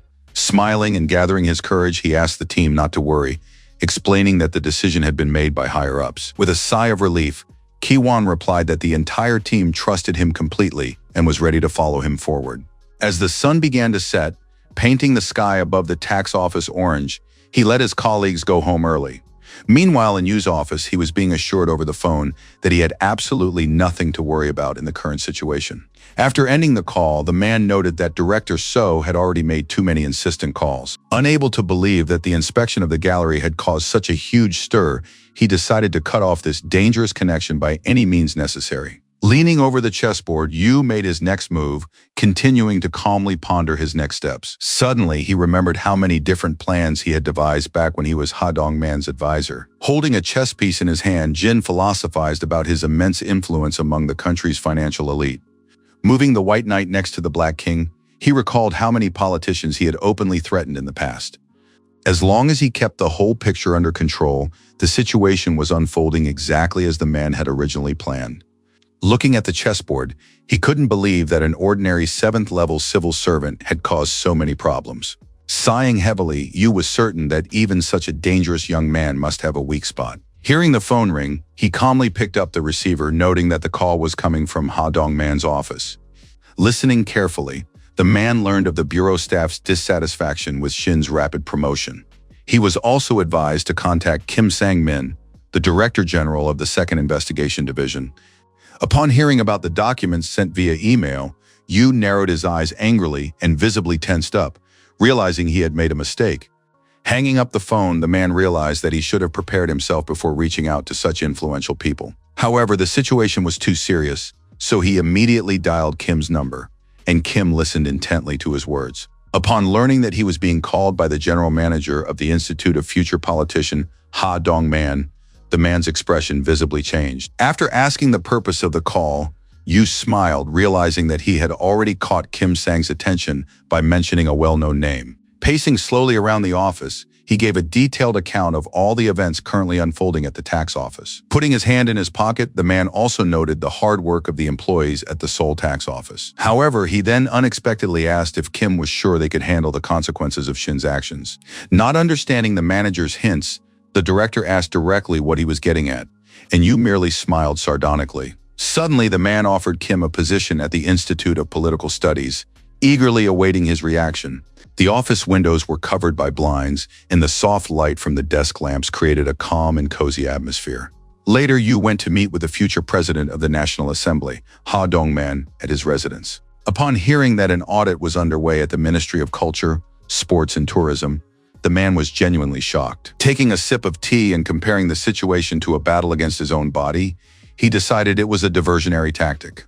Lowering his head sadly, Jin silently agreed with his conclusions and continued to listen attentively. Then Dongman asked who the investigators were actually targeting, while the director continued to calmly pour tea. Yu was convinced that the investigation couldn't be targeting the chaebols, so that left only less influential figures. Holding his cup, Dongman calmly instructed him to handle all the problems that had arisen on his own. Suddenly, Jin's phone rang loudly in his pocket, causing the man to be abruptly distracted from the conversation at the table. Upon seeing the notification on his smartphone screen, the advisor's expression instantly changed, and he tensed up. Noticing his reaction, Dongman asked if something serious had happened, but Jin remained silent, still in shock. Deciding it must be some kind of mistake, he couldn't believe that such a skilled rookie could even exist in the world. The news reported that the prosecutor's office and the tax authorities had launched a surprise raid on the home of the Minister of Culture and Sports. Hearing that it had all happened without warning, and that the public figure was completely flustered, the advisor was stunned. Shin appeared on the screen, getting out of the car, and journalists immediately surrounded him with the flashes of numerous cameras. Unable to understand how the young man had managed to organize everything so secretly, Yu recalled the agreements made with the press. Looking at the young man, the manager realized that he had kept the investigation a secret until the very start of the operation. Almost in a whisper, Yu noted that next time, the hero would definitely not warn them in advance about his actions. The more he learned about Shin, the more the guy annoyed him, and Jin nervously clenched his fists in anger. Suddenly, a thought struck the man: what heights they could have reached if they had worked together and in unison. Suddenly, Dongman admitted that in his entire political career, this was the first time he had met someone so reckless and bold. Jumping up from his seat, Yu loudly declared that he intended to meet Shin in person as soon as possible. Watching him calmly, the presidential candidate noted that he wanted to see if the advisor could win the young man over. Hurrying toward the exit, Jin wanted to see with his own eyes what kind of person the young man was. Meanwhile, the press surrounded the minister on all sides, demanding comments, while Cho Myung-ho irritably dismissed the whole situation as utter nonsense. However, the journalists wouldn't let up, asking why the tax authorities had taken an interest in him specifically, and whether he was certain he hadn't been hiding anything. A few days ago, he had been given a painting as a wedding gift for his daughter, and now he blamed himself for accepting the gift in the first place. With a sardonic smile, the gallery representative reminded him that their institution needed repairs and additional funding. The press continued to surround the minister and ask questions about the ministry's ties to the gallery, which had been accused of tax fraud. Cho begged them not to make unfounded assumptions, but they pressed him even harder, suspecting that he was hiding something.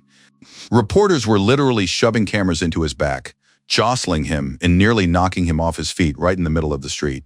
Struggling to make his way through the dense crowd, men demanded that they stop filming immediately and leave him alone. His angry shouts carried far and wide, rising high into the bright blue sky above the ministry building. Flipping through stacks of photographs, the protagonist came to the conclusion that the ministry really did have too many works of art. Glancing at the photo, Chang noticed that the painting appeared in the Soron Gallery brochure, and Shin confirmed her guess. Suspecting that a bribe might be involved, the staff continued to examine the remaining cards with great interest. Huang suggested zooming in on the image, while An decided to check reports on past art exhibitions at the same time. Suddenly, the commissioner called the character and reported that headquarters had urgently requested a detailed report on the minister's case. Management demanded to see all materials on Cho Myung, and Shin noticed with surprise that Na Hyun's voice was trembling. Upon hearing that the request had come from a VIP client, Shin was even more surprised, imagining a sly snake behind the minister's back. Soon an article appeared in the press about Cho Myung's arrest following a surprise audit by the country's tax authorities. Flinging the newspaper aside in anger, the man asked furiously why the journalist had chosen that particular photo. Trying to calm down, he convinced himself that he hadn't paid bribes to get his child admitted and was in fact better than the rest. Sinking back into his chair, the man clutched his head and realized that matters far more serious than the current ones would soon come to light. Cho decided that as long as the president didn't intervene, everything remained under control, but suddenly the phone rang. Puzzled, the minister asked what was going on, and the secretary reported that he had received an urgent call from an important person. Upon hearing that a VIP client was on the line, Meng flew into a rage and snapped, asking what they wanted from him. It turned out to be President Cha Tae-sok, who calmly greeted the minister and immediately got down to business. Upon hearing the familiar voice, Men froze in horror, and large beads of sweat began to slowly trickle down his face. Jumping to his feet, he declared that he could explain everything, but the president didn't understand why there was such a need. With a trembling voice, Cho insisted that there wasn't a shred of truth in the news reports, and that journalists loved to exaggerate everything. Sorting through the papers on his desk, Tae-sok calmly asked why the tax office had taken an interest in him specifically. The office was decorated with numerous figurines and small trinkets, and a flag hung on the wall while Men made his excuses. In response, the man heard only a heavy silence, and after a few seconds, he cautiously addressed the president by name. After a while, Tae-sok finally spoke, and Cho reacted joyfully, hoping for a favorable outcome. Upon hearing the question of what exactly he had received in exchange for the paintings, the minister tensed up and blushed noticeably from nervousness. Holding the phone receiver in his trembling hands, the man claimed that he had purchased all the paintings exclusively with his own money. However, Cha repeated the question, and Men realized it was too late to make excuses, and that the president had figured everything out. With a trembling voice, he admitted that it was a small gift to celebrate the wedding of his beloved daughter. Cho insisted that he would never have accepted a bribe, but Tae-sok continued to listen silently to the explanations in his office. Hearing that the president had figured everything out, the minister was even relieved, thinking he had managed to avoid serious consequences. However, Cha coldly stated that he had caused too many problems for his people and was now being stripped of his position as minister. Realizing that only 6 months had passed since his appointment, the man was terrified and began begging him to stop. He desperately begged for another chance, like a little man being crushed by a telephone. Unwilling to listen to anything more, the president abruptly ended the conversation and hung up the phone in irritation. In utter despair, Cho slumped heavily into a chair, still clutching the phone and hands trembling with fear. He could only hear the short beeps and couldn't believe that in an instant he had lost absolutely everything he had. Meanwhile, the assistant prosecutor had a folder containing a detailed audit report compiled on the minister's case. Shin politely asked how Im Hyun-sok was feeling, and he confirmed that everything was fine, while Na-hyun watched them. Upon hearing that the prosecutor would like to work with him, the hero was genuinely surprised by such an unexpected offer.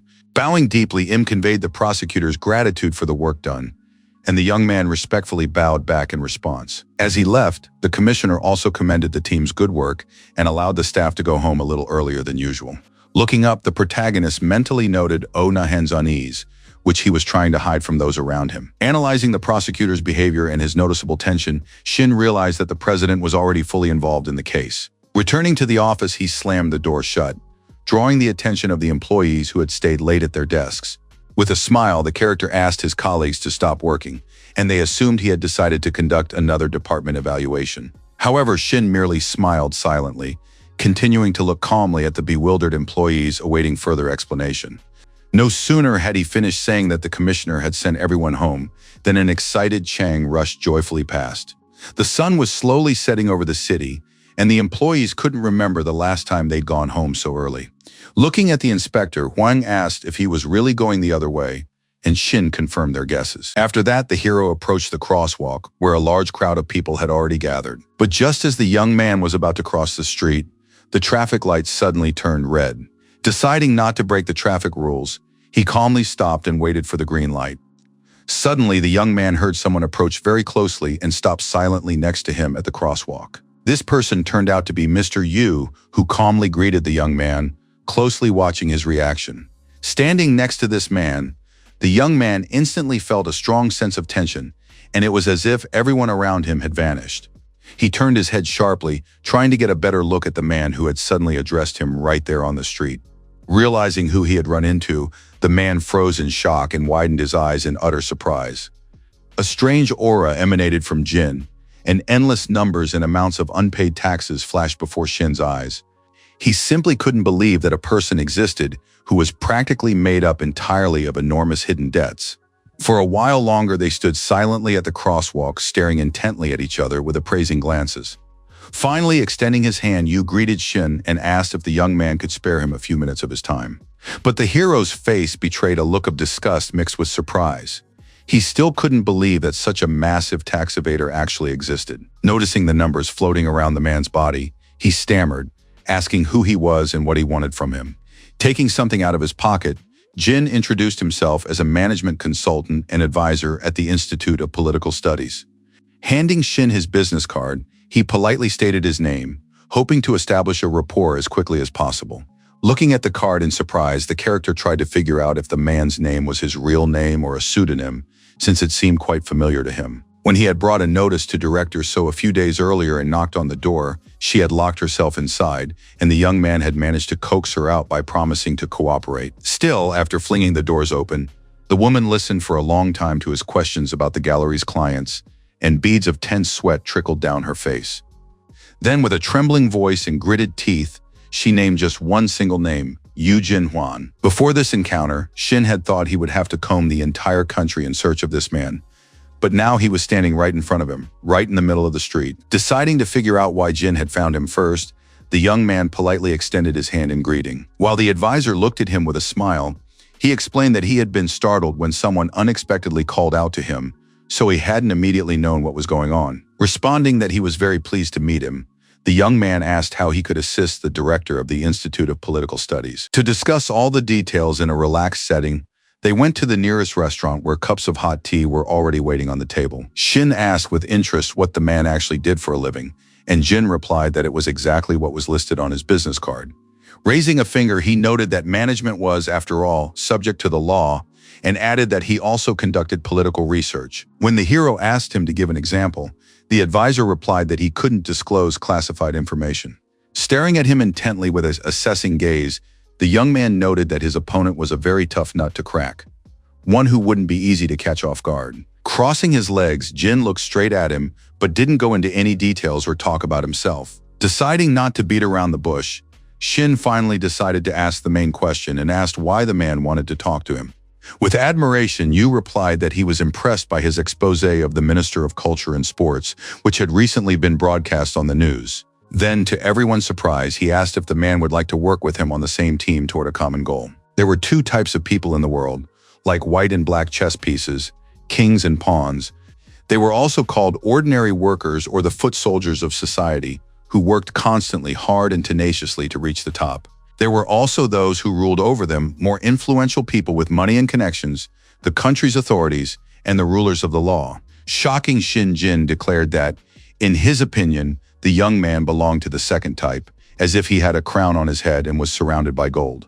Noting that even an ordinary window pane divides space into what is inside and what is outside, he explained that the young man only needed to take a step inside. Sipping his tea calmly, the character asked what Jin meant by the word work, suggesting it might refer to consulting. Setting his cup on the table, he hoped to get him talking and said that if Yu wanted to work with him, he first needed to tell him about himself. Recalling that he had worked for Donman, the advisor visibly tensed up, not expecting such boldness from Shin or such a turn of events. Nervously tapping his fingers, he noted that it sounded like a trap, but agreed to the terms nonetheless. Shocking the hero, the man declared that he worked with a man who wielded immense power in this country, and the young man listened intently. Looking at the people around him, he admitted that he could launch the cafe worldwide in just 3 months, and Shin asked if the advisor was overestimating his capabilities. In response, Yu asked about the young man's own capabilities, and the latter, grimacing, replied that such a feat was impossible for him. He then explained that, to start with, he would strip the cafe of its tax benefits and during the business loan assessment, raise the interest rate and tighten the terms. To further squeeze the ordinary worker and business owner, he would also eliminate special tax deductions for business credit cards. To finish him off completely, Shin would maximize expenses, reducing profits and thus making survival impossible. Jin jumped up and remarked that the job of a civil servant didn't suit the hero, noting that an ordinary person wouldn't have thought of such a thing. Embarrassed that the man had long been making assumptions about his abilities, the character asked if Yu really knew about him.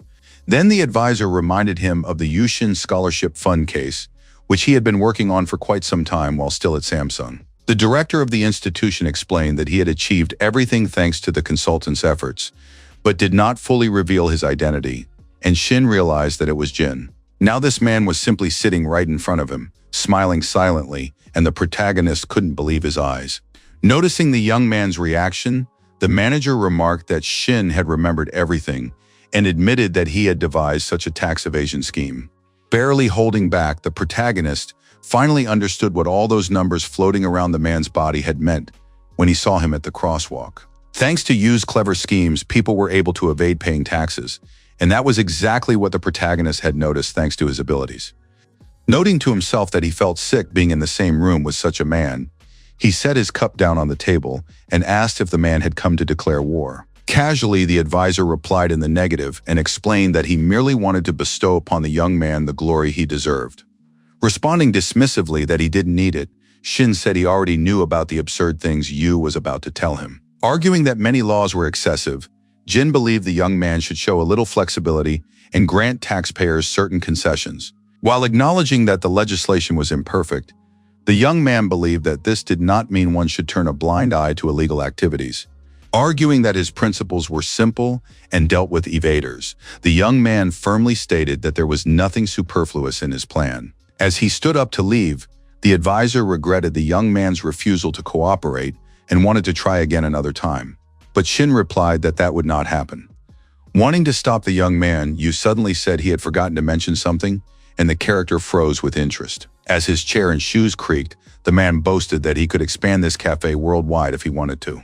With a smile, he said he was planning to hire someone to stage a one-person protest and accuse the owner of something. Shin spun around abruptly, staring at him in complete shock, unable to believe that the advisor was capable of such meanness and cruelty. Calling him out, the hero could barely contain his rage, while Jin asked if the guy really thought he was somehow much better than him. Waving his hand dismissively, he added that all Shin was doing was ruining the cafe, and asked what about the character himself. Holding out his hand, Yu asked if Shin himself wasn't destroying the entire food service industry, and the shocked hero stared at him in silence. Rising from the table, the man added that he wasn't going to force him into anything, but hoped the young man would remember their meeting. Standing behind him, the advisor declared that the young man was, after all, better suited for his job than for a civil service position. Slamming the door shut behind him, he left Shin alone, and the young man watched the manager's retreating figure for a long time, pondering what had just happened. There were two types of people in the world, cogs and those who controlled them, but not everyone could be a leader. Some, as if standing out from the mechanism, could live a more vibrant life, while others a more ordinary one, but no one could look down on them. But even a single missing cog could lead to the collapse of an entire society, which could turn into a catastrophe for everyone. The hero couldn't believe that such a man had any power on his side, but he resolutely decided that he had to put an end to him once and for all. Confidently, Shin swore to himself that he would destroy Jin with his own hands and ensure justice and obedience to the law. When the sky above the high-rises turned orange, the hero finally returned home after a hard day. From the doorway, his displeased mother asked where he'd been, and Shin froze in surprise at the door, not expecting such a reception. But suddenly the character's mouth fell open in surprise upon noticing unexpected guests standing before him. People he hadn't expected to see at all. Standing before him were Soo and Hee-jun, smiling and waving at him, while Menjo was setting the table for dinner. His older cousin kindly asked how the young man was doing and mentioned that she had recently seen his performance on TV. The younger one asked if he would give her an autograph so she could brag to her friends later, and Shin could barely contain his irritation. While pieces of meat and fragrant mushrooms sizzled on the grill, the young man asked what exactly had brought his female relatives to visit them. Glancing tensely at her sister, he didn't know if it was even appropriate to bring up such a topic right at the family dinner table. Menja, visibly blushing and frowning, silently lowered her head, avoiding looking her son straight in the eye. Noticing his mother's dejected state, Shin immediately realized that his relatives had been discussing something serious before he arrived. Eager to find out what had happened, he sat down on the floor near the table and asked his cousin to tell him everything in detail. Sighing heavily, the girl announced that Hye-jin was getting married soon and suggested that Hyun would likely attend the celebration as well. Hearing about his brother who had once betrayed their family, Shin honestly didn't understand why he would even go there. Recalling his arrogance and how easily he had cut his family out of his life and joined the Chaebol family without a second thought, the hero was furious. Clutching his fists in anger, the character asked irritably why he should even show up at this wedding. Then his cousin explained that Hye-jin had met the groom in an acting club, and he turned out to be the son of Hanul Group. Realizing that his brother had surely decided to use this marriage to gain useful connections, the character grew even angrier than before. His cousin cautiously suggested that if Shin didn't want to see his brother, he could simply not attend the wedding, but he asked why he should avoid him. Recalling Hyun's smug face, the hero smiled sardonically and decided this was the perfect chance to put him in his place. Heavy dark clouds were gradually gathering over the huge multi-story mansion, foreshadowing bad weather. The entire Changtae family had gathered around a long, luxurious table, listening intently to the head of the family and his instructions. Company Chairman Jaisen announced that Chairman Han's youngest son was soon to be officially married. With interest, Juk asked his father about the bride, and Ji calmly replied that the girl was a budding actress. Upon hearing this, Henan immediately concluded that such a union was more like a blatantly unequal misalliance. Realizing that a representative of a common family was sitting at the table, she covered her mouth in alarm and hurried to apologize. In response, Hyun calmly stated that he had absolutely no idea what his daughter-in-law was implying with her remark. Straightening up at the table, the young man proudly declared that he too was now considered part of the Ji family through and through. With a smirk, Henan agreed with him, though deep down she never forgot her brother-in-law's origins.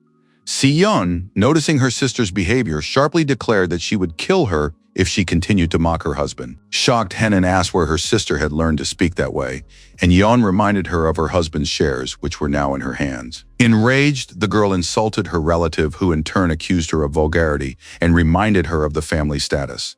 Not wanting to listen to their argument, Ji sternly ordered his daughters to stop bickering and focus on developing the company's business.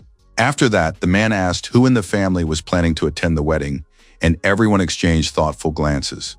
Raising his hand, Hyun confidently declared that it would be most appropriate for him to attend this festive event. After a moment's thought, the man calmly asked why his son-in-law considered his presence there so necessary. While the young man sat with his hand raised, his father-in-law assumed that he wanted to support the groom as a member of the family. Shocking Juk and Henan, he declared that among the entire Ji family, his business was the smallest. Upon hearing this admission, the entire family, except for Yeon, shot him openly haughty and mocking glances. Agreeing with his words, Ji noted his son-in-law's straightforward nature and personally handed him a wedding invitation. With interest, the young man accepted the envelope and slowly began to open it right there at the large family table. What he suddenly saw sent him into a state of shock, and his expression instantly shifted to one of genuine surprise. Noticing his reaction, Ji calmly asked if there really was something so strange in the invitation.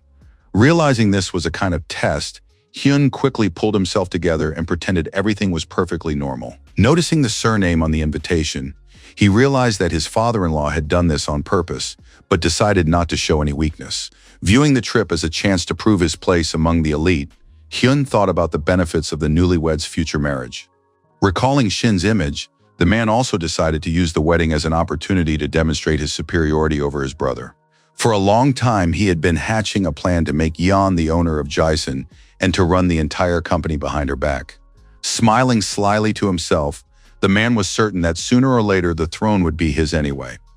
A festive atmosphere reigned in the wedding hall, and the lavish tables were adorned with fresh flowers and candles. With a confident stride, Hyun made his way toward the restaurant entrance, trying to look as calm and majestic as possible. Proudly making his way through the guests, he heard people whispering in surprise and discussing his appearance and success.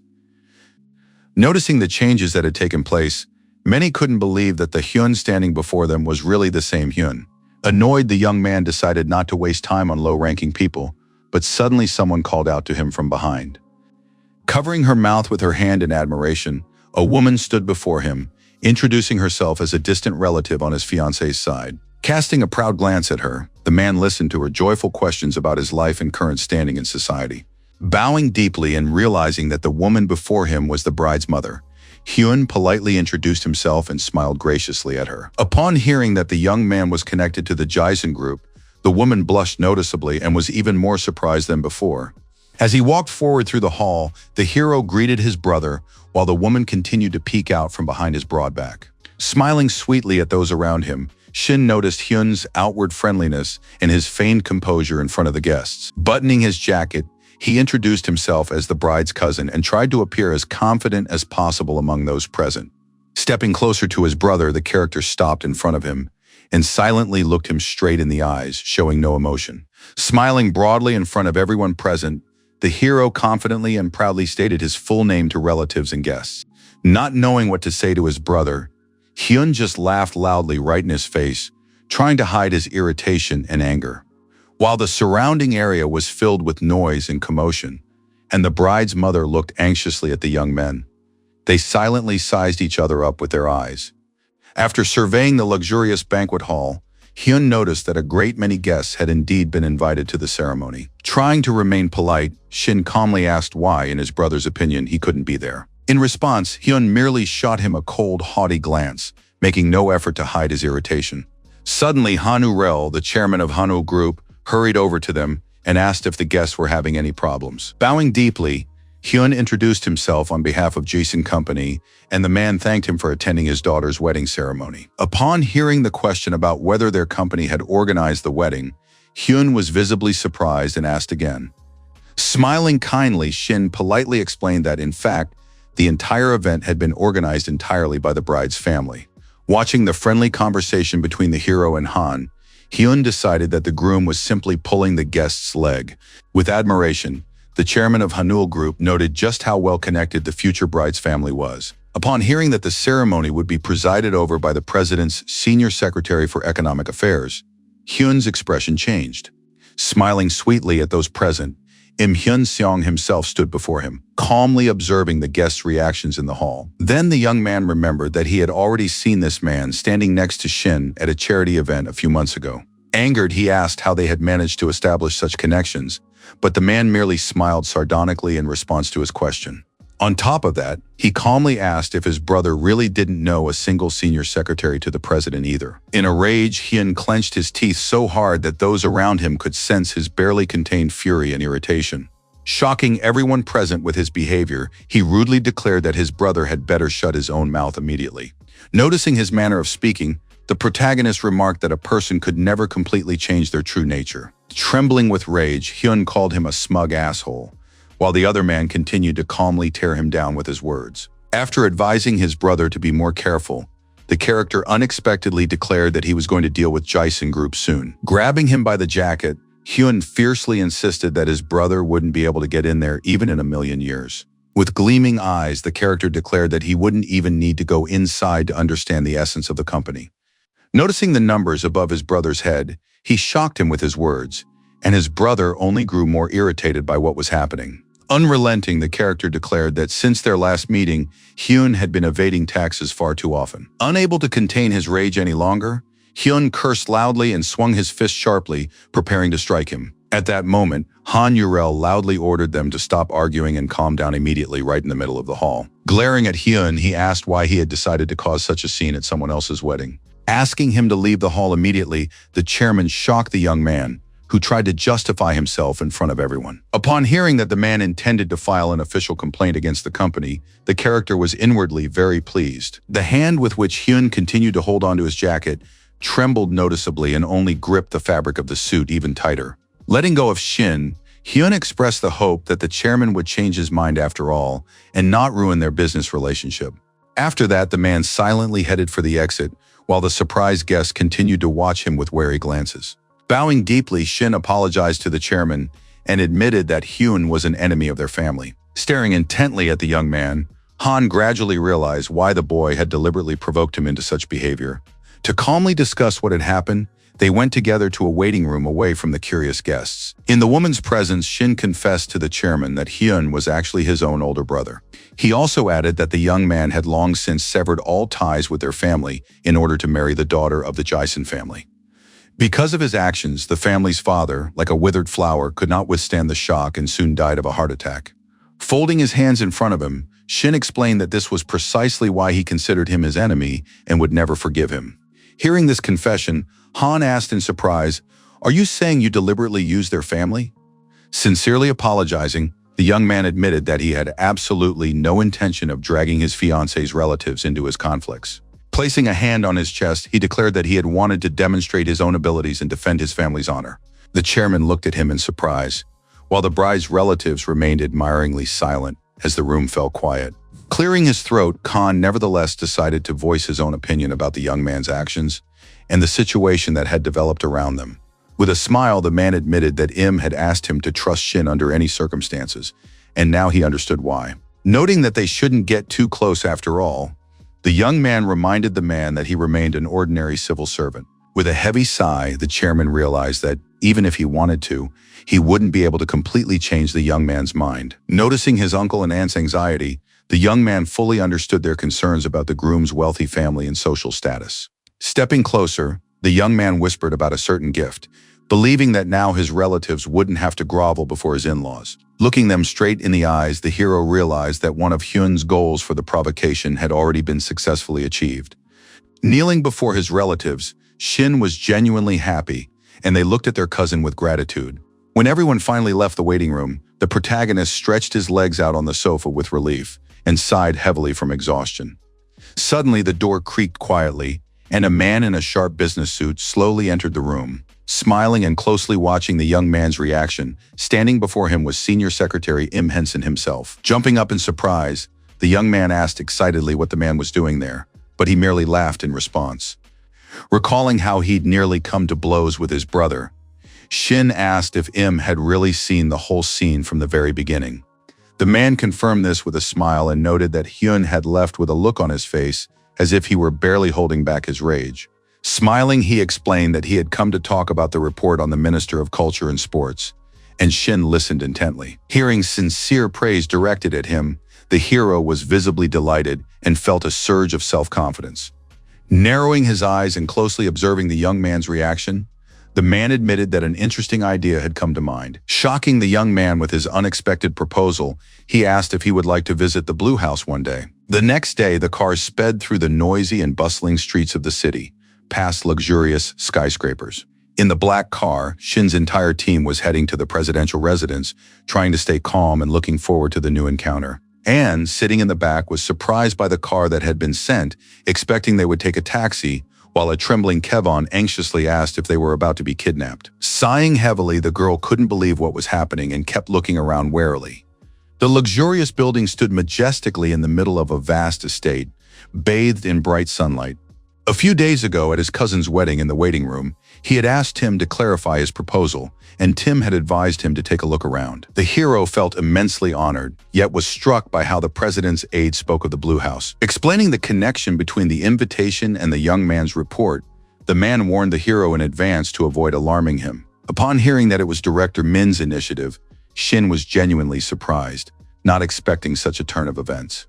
The aide understood perfectly well that the director's protection alone was not enough, since many wanted to bring the young man down. Wanting to protect the hero, the man seemed to hand Shin a gleaming sword of justice, full of determination. The young man listened attentively to Min's instructions on how to behave in the Blue House, trying not to miss a thing and afraid of messing up. Unable to believe that there really were no more conditions, the character decided to clarify whether these were truly all the nuances and received a confident answer. Upon hearing that even Shin's suit was considered a political statement, the hero began examining his outfit in surprise. He asked what would happen to a man who had ousted a minister and been invited there, considering it shameful. Realizing that the man had opened a veritable Pandora's box, Shin did not want to become the center of attention. Realizing the opportunity to turn the situation to his own advantage, the hero grinned contentedly and confidently, deciding not to turn down such an offer. As he left, Im asked the character to choose a convenient date for the visit and then send a reply. And the young man calmly thanked the man. At the time, it seemed like ordinary thoughts, but on the way to the Blue House, Shin found new reasons for concern and grew noticeably gloomy. Clicking the ignition, the driver slowly turned to the guys and calmly informed them that they had finally arrived at their destination. Hearing an unexpected greeting at the main building, Shin jerked suddenly and nearly snapped his seatbelt, asking in surprise. Outside the window, the boy noticed a large building serving as a utility shed, which they slowly drove past, and beyond it, tall green mountains were visible. A crowd of noisy reporters had gathered at the entrance. Upon noticing the guys, they immediately began actively filming them with their cameras. Everyone eagerly awaited comments from Shin, but the rest of the team was visibly embarrassed by the journalists' intense attention. Im came out to meet the guys, greeting his entire team warmly, and they immediately bowed respectfully to the man in response. Upon hearing that important VIP guests would be joining them very soon, Shin calmly agreed to wait a little while. Suddenly, everyone saw the heavy doors of the Blue House slowly open, and the journalists' cameras immediately turned toward them. Overcome with anticipation for the upcoming meeting, the hero swallowed nervously, trying to hide his own excitement from those around him. As the doors creaked slowly and drawn out, gradually opening, he realized that he had been nervous the whole way for reasons far beyond just the meeting. The president was walking unhurriedly straight toward him, and the protagonist understood more and more clearly that there would always be someone much stronger than himself. The young man was also deeply worried that he would see huge amounts of unpaid taxes hanging over the man's head. With a cane in his hands and under the watchful eyes of the reporters, the president himself confidently walked out to the young men. Shin was genuinely stunned by everything happening around him and could barely keep his composure in front of the press and his team. After gathering his thoughts a bit, the young man still gave a sweet smile, trying to look more confident. The man smiled silently back at him, closely watching the young man's reaction and that of the others present. Fortunately for him, the character didn't see even the slightest speck of dust or strange numbers above his head. After that, the president thanked the young people for exposing the corruption and sincerely wished them continued success in their work. Shaking hands, they finally posed calmly for photos amid the flashes of numerous reporters' cameras. Soon, a major news report about their meeting was airing on TV, and the young man himself was shown on every screen. In the cafeteria, shocked colleagues couldn't believe that the president had supported Shin and invited his team to his residence. Kwan Haina sadly realized that there was indeed something truly special about the hero. Picking up her chopsticks, the girl noticed how badly her hands were shaking, so she decided to put them back down. Without even looking at the food in front of her, she felt nauseous and realized that their team used to be in first place. With each passing day, her colleagues oppressed her more and more, feeling their own insignificance in the shadow of Shin's team. Watching the hero swiftly push the minister aside, as if running across a burning bridge, Kevon realized she didn't want to use his methods. All this time, their teams had worked in completely different ways, and she believed that as long as there were results, that was quite enough. But after hearing the news about the young man, Hina realized she couldn't even bring herself to eat a single bite. Left in the nearly empty cafeteria, the girl didn't want to leave, so as not to reveal her true feelings to her colleagues. Picking up a spoon and preparing to eat a little, Kevon decided to congratulate Shin in person later, without any hidden motives. Suddenly, a man approached her table and calmly remarked that she was having lunch alone too late today. Standing before her was the director of the Second Investigation Division, Kim Sang-min, smiling. Surprised by his sudden appearance, she looked up, and the man noticed her irritation over Shin's success. Not wanting to continue such an unpleasant conversation, the girl merely snorted irritably in response. Taking a sip of water, Ki-won admitted that the character was good at his job, but Kim didn't believe she would give in so easily. Suddenly, the man declared that she was the one who should take that spot, and his words took her completely by surprise. Seeing Kim's malicious glare, the girl decided to remain silent, fearing that any mistake could lead to a misunderstanding. Not wanting rumors of jealousy towards Shin to spread, the girl said she had simply misunderstood Sang-min's words. Suddenly, the man declared that she was the face of the tax service, which shocked Kwon even more. Pointing his fingers at the frame near her face, Kim confidently asserted that he would help her take the place meant for her. Smiling slyly, the man kept telling the girl that she shouldn't worry or do anything questionable. Extending his hand as a sign of trust, he patiently waited for her to agree to his offer of cooperation. While the shocked girl stared at him in silence, the man asked again if she wanted his help. She understood perfectly well that Kim Sang-min, the head of the Second Investigation Division, was desperately eager to climb the career ladder. Based on her own observations, the girl remembered how last year the man had actively supported Oh Na-hyun for the position of director of the tax service. Clinging to the commissioner as if to a lifeline, he desperately hoped to receive the long-awaited promotion. Being highly competitive and wanting to rival Shin, Ki-won would never have criticized Kim before. However, his recent proposal and outstretched hand greatly embarrassed her, causing an unpleasant feeling of awkwardness inside. Realizing that they were on the same team and could be useful to each other, Kwon decided to clarify the man's words about the pedestal. Waving his arms, Kim asked in surprise if she was really okay with a 7th-level investigator becoming the leader of everyone. Stunned by the man's unexpected words, Haina froze in place, making no attempt to hide her shock and confusion. With a start, she suddenly realized that deep down, she completely agreed with the president's words. The girl also suddenly realized that back then in the cafeteria, she had been in a state of complete despair and inner helplessness.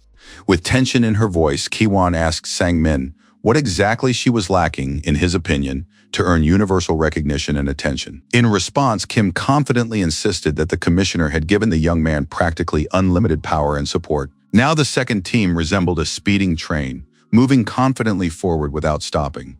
Investigating high-profile cases and being in the spotlight, the team was constantly at risk of facing serious consequences.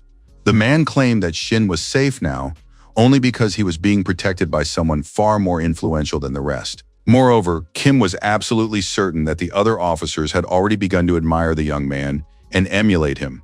Puzzled by what she had heard, Ki-won cautiously asked the man if that wasn't exactly what they were supposed to do. In a serious tone, he insisted that she wasn't seeing the whole picture and didn't understand the possible consequences.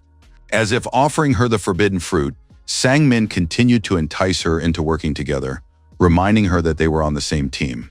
Holding the apple in his hands and continuing to persuade Kevon, the man promised to take care of everything himself if any problems arose. Timidly and visibly nervous, Ki-won nevertheless held out her hand, preparing to accept the man's offer. In a tense voice, the girl cautiously asked the CEO what would happen if the others did get angry after all. Jumping up abruptly and slamming his palm on the table, Kim declared that Min hadn't yet spread his wings, while the commissioner, on the contrary, was already past his prime. Frightened by the unexpected outburst of anger, the girl froze in place while the man continued to accuse her of pretense. As he walked away, Sang-min asked her to stop doubting, assuring her that then the path she had to walk would become an easy stroll. The food on the table was gradually getting cold, and Ki-won wanted to stop Kim, but she never dared to speak up. On the one hand, the girl felt intense tension, and on the other, she was curious to learn the director's plans. Starting her meal and trying to calm down, Kevon decided to simply wait and resign later if necessary. Having finally made this decision, the girl slowly rose from her chair and left the empty dining room.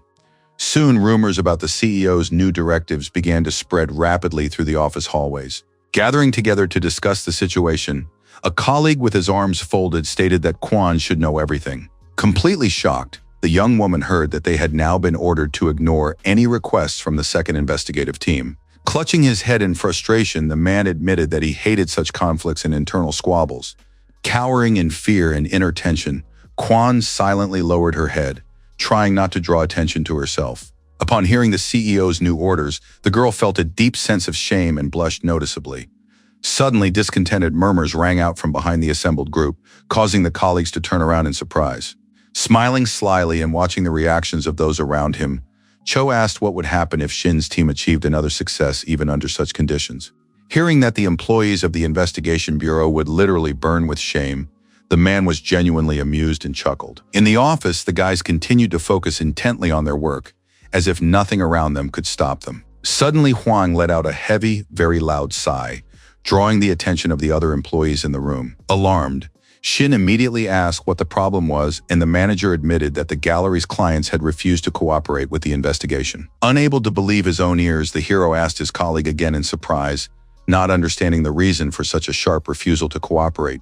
As the sun's rays streamed through the office windows, the protagonist learned that the other bureaus would not comply with their requests either. The manager admitted that the fourth bureau had decided to sit this one out and hesitantly wanted to share something else. Upon learning that available staff would be sent to assist the first investigative team, the protagonist gave a knowing smirk, realizing that his team had been designated as outcasts. Pushing his chair aside and quickly standing up, Shin decided to speak directly with management to get to the bottom of the situation. Fearing possible trouble after the conversation, the rest of the guys also got up from their seats, following their leader. Having decided to trust their own leader and his decisions, his colleagues calmed down a bit and smiled. Shin walked confidently toward the office exit without looking back, yet still instilling confidence in his colleagues regarding his success. A nameplate bearing the director's name sat on the desk, and the secretary informed the man of the young investigator's arrival. Finishing an important phone call and hanging up, Kim calmly shifted his gaze toward the office door. Noting to himself that the hero wasn't wasting any time, Sang-min smirked smugly and leaned back. The office door swung open abruptly, after which Shin bowed deeply and respectfully greeted the director. Stepping closer to the desk, the young man was about to ask a question, but the man asked if he really looked like someone who was ready to talk. In a confident voice, the character stated that he had already heard about his order to reject the requests of his investigative team. Without backing down and staring intently at Kim, the hero also mentioned the directive that all available colleagues should assist the first team. Noticing the cramped office and the tense atmosphere, the young man asked if the director really needed such conflicts, while Sang-min slumped in his chair, couldn't believe his audacity. Clenching his fists in irritation, the man asked if the young man really thought he could defeat him. While Shin stood calmly by the office door, wondering what he could do to appease the director's anger, Kim shouted angrily. Jumping abruptly from his seat, the man shouted that Shin's very existence had already become a disaster for everyone else. Upon hearing that there were other inspectors capable of emulating him, Shin asked the man in surprise. Upon receiving an affirmative answer, his eyes lit up, as he finally understood the reason behind the leadership's harsh decision. While the director continued to shout, threatening to leave the team without Shin's help, the hero bowed and promised to achieve results on his own. After that, the young man calmly headed for the doors, while the shocked director continued to shout after him. As he strode confidently down the long office corridor, Kim Sang-min tried to figure out who his rival really was. Calling the young man arrogant and self-assured, Kim couldn't calm down for a long time after the conversation. Believing it was a boss's duty to put subordinates in their place, the man grabbed the phone and declared that Shin had missed his last chance at salvation. Advisor Yu Jin answered almost immediately on the other end of the line, listening intently to Kim's report. The man reported that he had already caused the young man serious trouble and had convinced the other teams to refuse to cooperate with his group. Looking out the window of his own office, he hoped that Shin would soon realize his own foolishness and arrogance. Sang-min also indignantly stated that the young man had treated the bureau as if they were mere subcontractors, while Yu listened intently. Suddenly, the advisor asked if the character's job wasn't to help, which visibly surprised the director. Noticing that the advisor clearly saw the whole picture of what was happening, Kim felt confident in his own actions. Unexpectedly asking a provocative question, Yu inquired whether the man knew the future target of the second investigation team, and the man froze in shock. Stepping away from the window and maintaining his composure, Kim replied that he would never violate his own principles for personal gain, considering the leak of information unacceptable. Recalling the Minister of Culture and Sports, Jin noted that the director had warned him last time, to which the minister had replied that back then, a single team could have ruined everyone. Confirming that Shin had indeed managed to oust the minister, the director saw no benefit in disclosing the information. Sinking heavily into his chair, the man realized he wasn't foolish enough to just tell anyone anything, believing he needed to get something worthwhile in return. Suddenly, Yu said he wanted to introduce him to someone, and Kim was immediately interested in the offer. Rubbing his chin and pondering the future, the man dreamed of securing guarantees of career advancement, but was afraid to ask for more. Crossing his legs and settling in more comfortably, the director agreed to the new meeting without hesitation. Still holding the phone to his ear, Sang-min suddenly heard an unfamiliar and very serious male voice. In a calm tone, National Assembly member Ha Dong-man greeted him, introducing himself personally. Upon hearing his name, Kim jumped up from his seat, unable to hide his genuine shock and disbelief.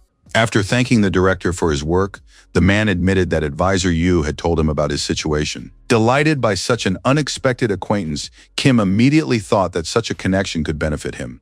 Thinking of his own ambitions, he hoped for a promotion soon.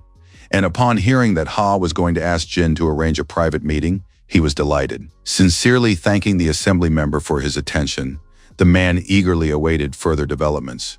Hearing the advisor's voice again, Kim explained that the investigative team had a list of people they intended to investigate. After ending the phone call and placing the device on the table, the advisor calmly looked at Dong-man, who was sitting next to him. Noticing Yu's attempts to throw Kim off balance, the man asked him directly about his true intentions, while Jin, noting the director's pride, was certain that this would not go unnoticed. With a smile, the advisor confidently stated that Kim would never, under any circumstances, ask Shin for help. As he poured him tea, Ha remarked that this was exactly why he liked Jin so much, but Jin decided that the director was too kind. With genuine interest, Dong-man asked the advisor about the next target of the investigation, but the advisor merely laughed in response. Noting Shin's boldness and abilities, Yu admitted that he was looking forward to working with him. Taking a cautious sip of tea, the assembly member asked the manager not to be too lenient with the young man. Watching Mr. Yu intently, the man realized that behind his outward calm lay a dangerous and calculating nature. Meanwhile, Shin, carrying a large black bag, was confidently making his way back to his team's office. As he walked down the street, he realized that ever since he had made enemies among the staff at the investigative bureau, it had become increasingly difficult for the team to do their work. Due to a severe lack of manpower, the team was barely managing to handle the enormous workload of people awaiting inspection that had come crashing down on them. Realizing they had no other choice, the hero smiled as he opened the door and suggested his colleagues grab a bite to eat and take a break. Running joyfully up to the young man, Kang declared loudly that he had arrived just at the right moment, and he assumed she was simply too hungry. Quickly replying that it wasn't about food at all, the girl asked the hero to see who exactly had come to visit them. Upon seeing the head of the Office of Law-Abiding Taxpayers, Shin froze in the doorway with the food bag still in his hands. Remembering that he had seen the woman before at a department head's meeting, the hero's eyes widened in surprise. The image of the woman and her confident demeanor made such a lasting impression on the young man that they kept coming back to him. She looked directly at him with confidence and calm, wanting to convey important information about the matter. Taking out a can of pine bud drink, Shin suggested that the woman have a drink and rest for a moment. Tilting her head back and wasting no time, the woman drained the can in a single gulp. Laying the empty can down on the table with a loud thud, the woman promised that her help would definitely be worth the treat. Sitting down at the table and looking closely at the young man, she asked him to share the list of suspects with the Office of Support for Law-Abiding Taxpayers. Not understanding her true intentions, Shin asked her again in surprise, thinking he had misunderstood her. Realizing that her intervention could lead to a serious war between the factions, the hero decided to warn his colleague. Folding her hands politely in front of her and maintaining her composure, the woman asked the young man a counter-question in response. Stating that young inspectors must fight against corruption, she unexpectedly surprised Shin greatly with her words. Claiming that she had never sought high office, the woman questioned her own actions. Continuing the conversation and closely observing the hero's reaction, the woman assured him that she was completely satisfied with her position. Placing her hand on her chest and smiling sincerely, The colleague admitted that she wanted to be like the young man. Realizing that this was the sole reason for her visit, the protagonist visibly relaxed, and his anxiety subsided. Deciding to accept the woman's unexpected proposal, Shin began to sincerely count on her continued support in his work. Laughing at his words, the woman remarked that Song Yoon hadn't exaggerated about the young investigator's personality. Recalling that Lee had also worked in the Investigative Support Bureau, the protagonist realized that they had known each other for a long time. As the sun gradually set over the tax office building, the woman eagerly awaited the list Shin had promised. The news that the Honest Taxpayers Bureau supported the protagonist quickly spread among the others. From that moment on, the employees of the Investigation Bureau began to condemn the young investigators team's actions much more openly. Since the first team had received significant support, Kwon began to throw herself into the competition even more earnestly than before. During work meetings, the atmosphere between the directors grew increasingly tense. Pointing fingers at one another, they were clearly competing. As the atmosphere in the office gradually became more chaotic, the protagonist slammed his palm down on the folder.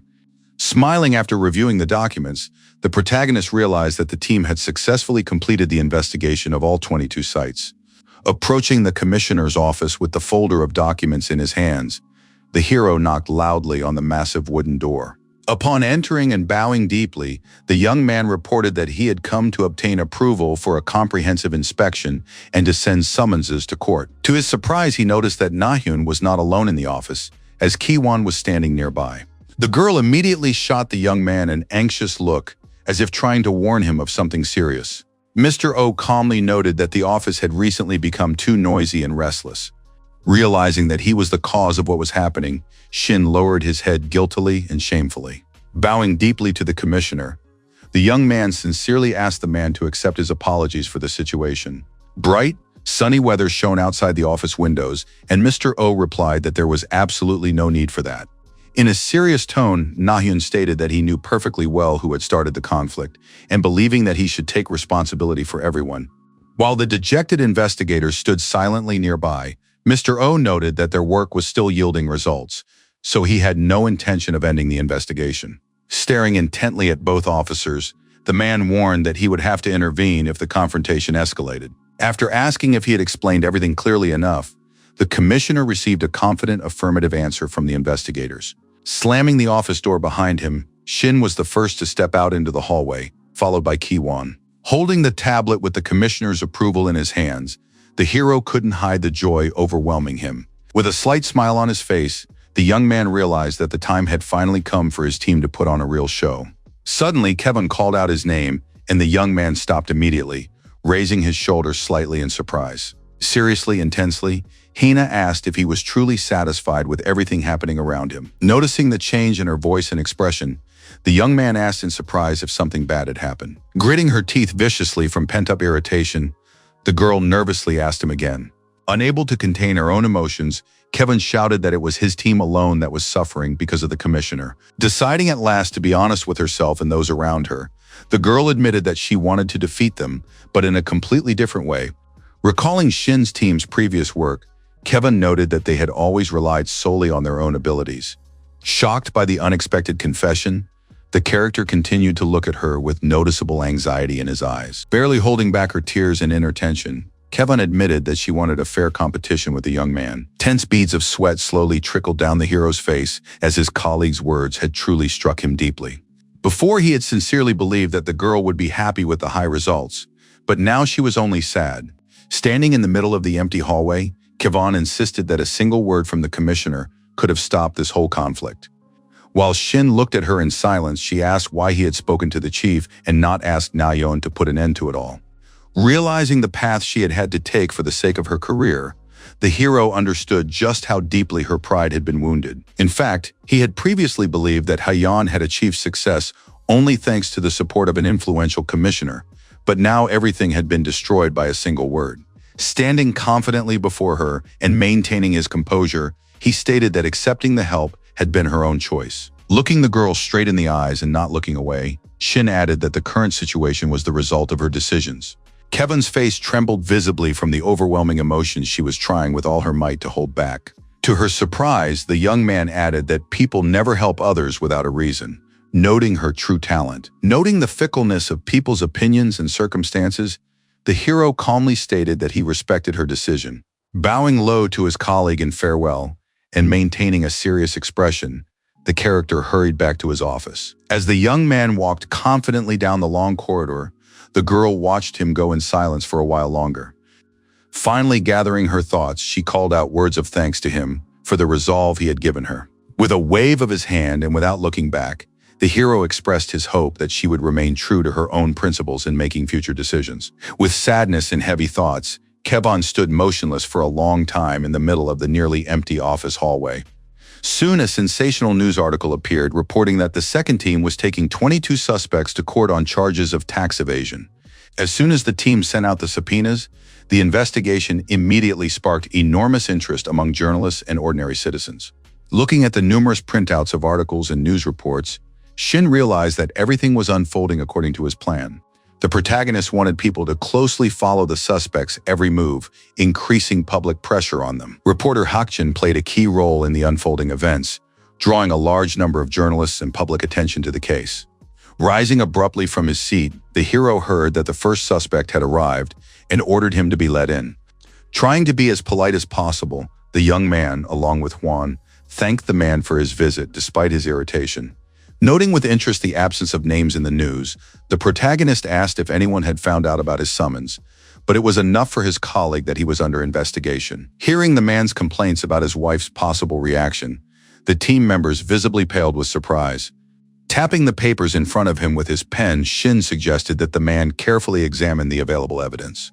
While those present were carefully examining the documents and discussing the details of the investigation, Chang rushed into the office. Noticing the girl's unexpected appearance in the office doorway, the guys immediately shot surprised glances at their colleague. Flushed from her sprint and breathing heavily, she stood motionless in the doorway, her hair tousled. Without saying a single word, the girl walked decisively straight to Shin's desk, unwilling to delay any longer. Still silent and with a serious expression on her face, she carefully handed the young man a small package. Not realizing the gravity of the situation or the reason for her haste, the young man unfolded the note with curiosity. The contents he saw instantly sent the young man into a state of utter shock, causing his eyes to widen. His hands trembled, and the note stated that the assembly member and heir to the conglomerate would be unable to attend due to a fire in the accounting department. Meanwhile, Kim thanked advisor Yu over the phone for his assistance, hoping for further cooperation. After ending the call and setting the phone aside, the advisor stared thoughtfully at the screen for a long time. Smiling slyly at his own thoughts and relishing the situation, the man wondered when Shin would finally notice the traitor in the office.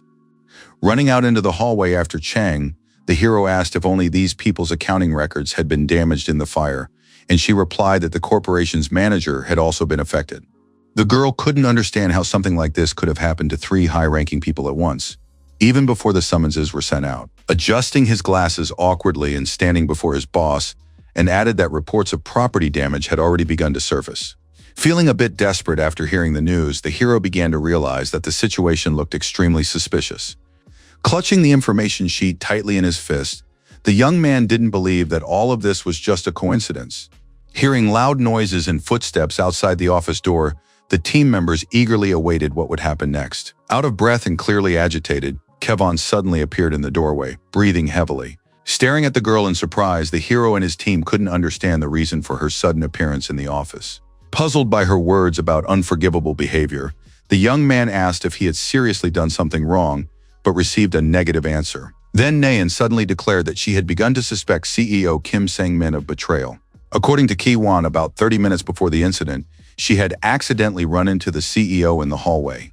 Seeing the girl in front of him, the man said he wanted to talk to her and offered to sit down next to her, but she refused. Not expecting to hear such a thing, Kim was genuinely surprised by her sudden decisiveness, noting her good work and the strange expression on her face.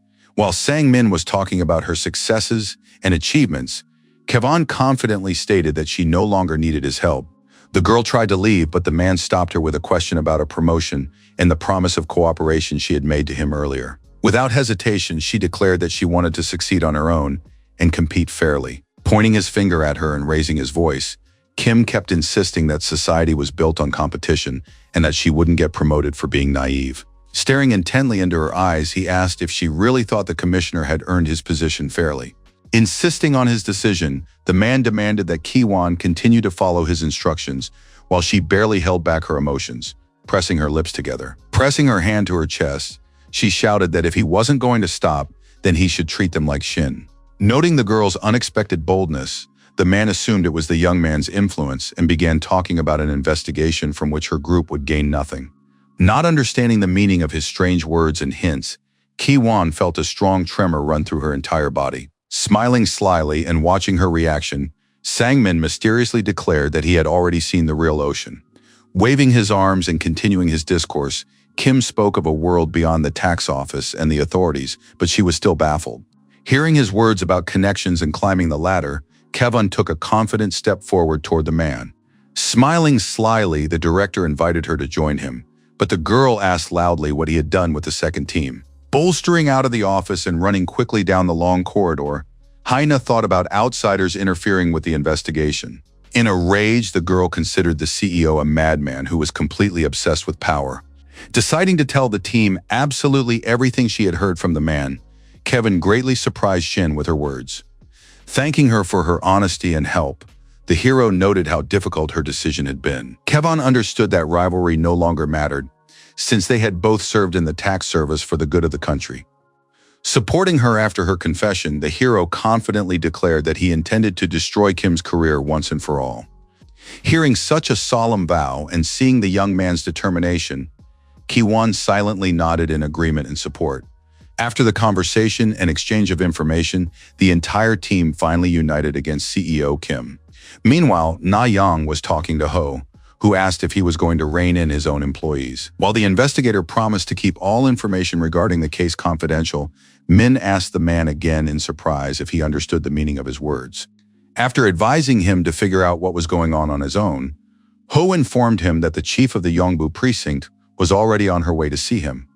Realizing that events were unfolding in his department of which he was unaware, and fearing his own humiliation, the man promised to fix everything immediately. With trembling hands, the commissioner hung up the phone and wondered whom he should ask for details and what to do next. Soon there was a knock at the door, after which the secretary announced that Kwon and Sheena had arrived, and he looked up with interest. After receiving permission to enter the office, the young woman strode confidently forward, and the hero followed silently behind her.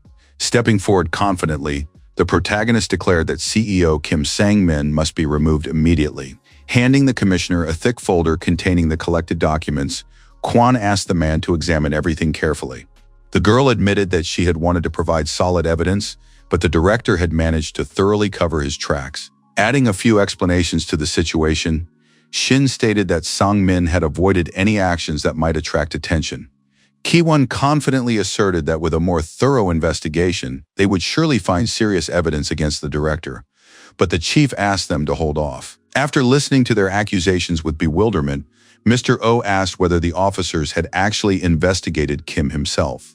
Unable to grasp the scale of the situation and the growing conflict, the commissioner asked if the director had indeed taken bribes and received an affirmative answer. Furious, the man shouted, trying to grasp how serious the situation had become and exactly what he had missed. While the officers stood in silence, like soldiers before a commander, the commissioner convinced himself that the men would not have turned against Kim without a compelling reason. Staring intently at them, the man waited expectantly for further explanations and any information. Upon hearing that the suspects had leaked information even before the summonses were sent out, Na-young clutched his head in shock.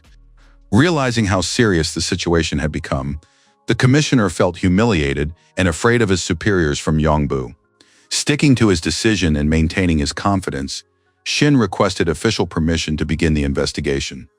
The young man's eyes shone with determination, but Na-young understood perfectly well that this would lead to chaos within the department. Recalling Min's warnings about the unacceptability of serious mistakes, the commissioner struggled agonizingly with his own doubts. Agreeing to their proposal, the man warned that the entire investigation must remain strictly confidential. Watching the commissioner's reaction warily, the young man asked if he intended to let things take their course. Waving his arms and making no attempt to hide his irritation, Shin asked why Na-young didn't want to officially report Kim. Then the commissioner admitted that he intended to secure the CEO's transfer to a permanent position at the regional office. After that, the man planned to wait until his retirement so that no one would find out about the violations and betrayal, and the character tried to object. Understanding the young man's desire for justice, O reminded him that in this office, he alone makes the decisions.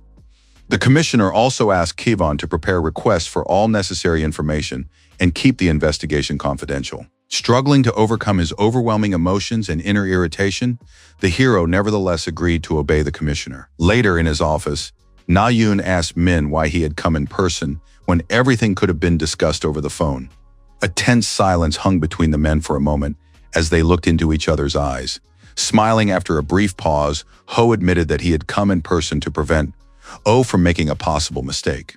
The office shelves were lined with books as Min recounted Kim's misconduct, while Na-yoon recalled Shin with displeasure. Asking him not to be too harsh on the young man, the man explained that he had wanted a peaceful resolution to the conflict. Frowning in irritation, Mr. Oh replied that information about the investigation must not be leaked to outsiders. Staring intently at him, Hove expressed the hope that Na-yoon wasn't comparing Shin's actions to Kim's. Mr. Oh looked at his colleague in silence for a moment, keeping his own thoughts and doubts to himself. Once upon a time, the men had been almost inseparable colleagues, like two sides of the same coin.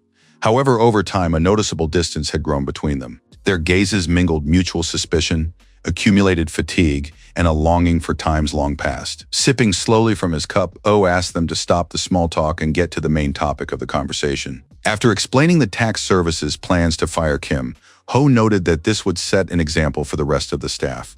Keeping a serious expression on his face, the man demanded that the CEO be removed from office immediately. Nervously setting his cup down on the table and spilling a little tea, O replied that he would not do so now, noting that all attention was already focused on the tax service. Min calmly pointed out that such decisions would subject the service to even greater public criticism. Confident in the correctness of his decision, Na-yoon proudly folded his arms and refused to listen to others' advice. Hearing the commissioner's stubborn response, Min merely gave a brief smirk, making no attempt to hide his inner irritation. After a brief pause, the man remarked that since becoming commissioner, O had become too cautious. Giving him a heavy, malicious look, the man barely restrained the growing irritation within himself. Gritting his teeth in tension and anger, the commissioner turned irritably to Ho, who was sitting across from him.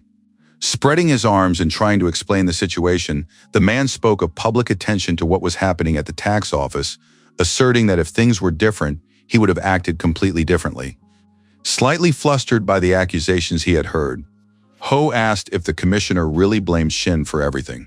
Objecting that it was Kim who had made the main mistake, Min stated that Na-yoon was not handling his duties well, but his colleague accused him of overstepping his authority.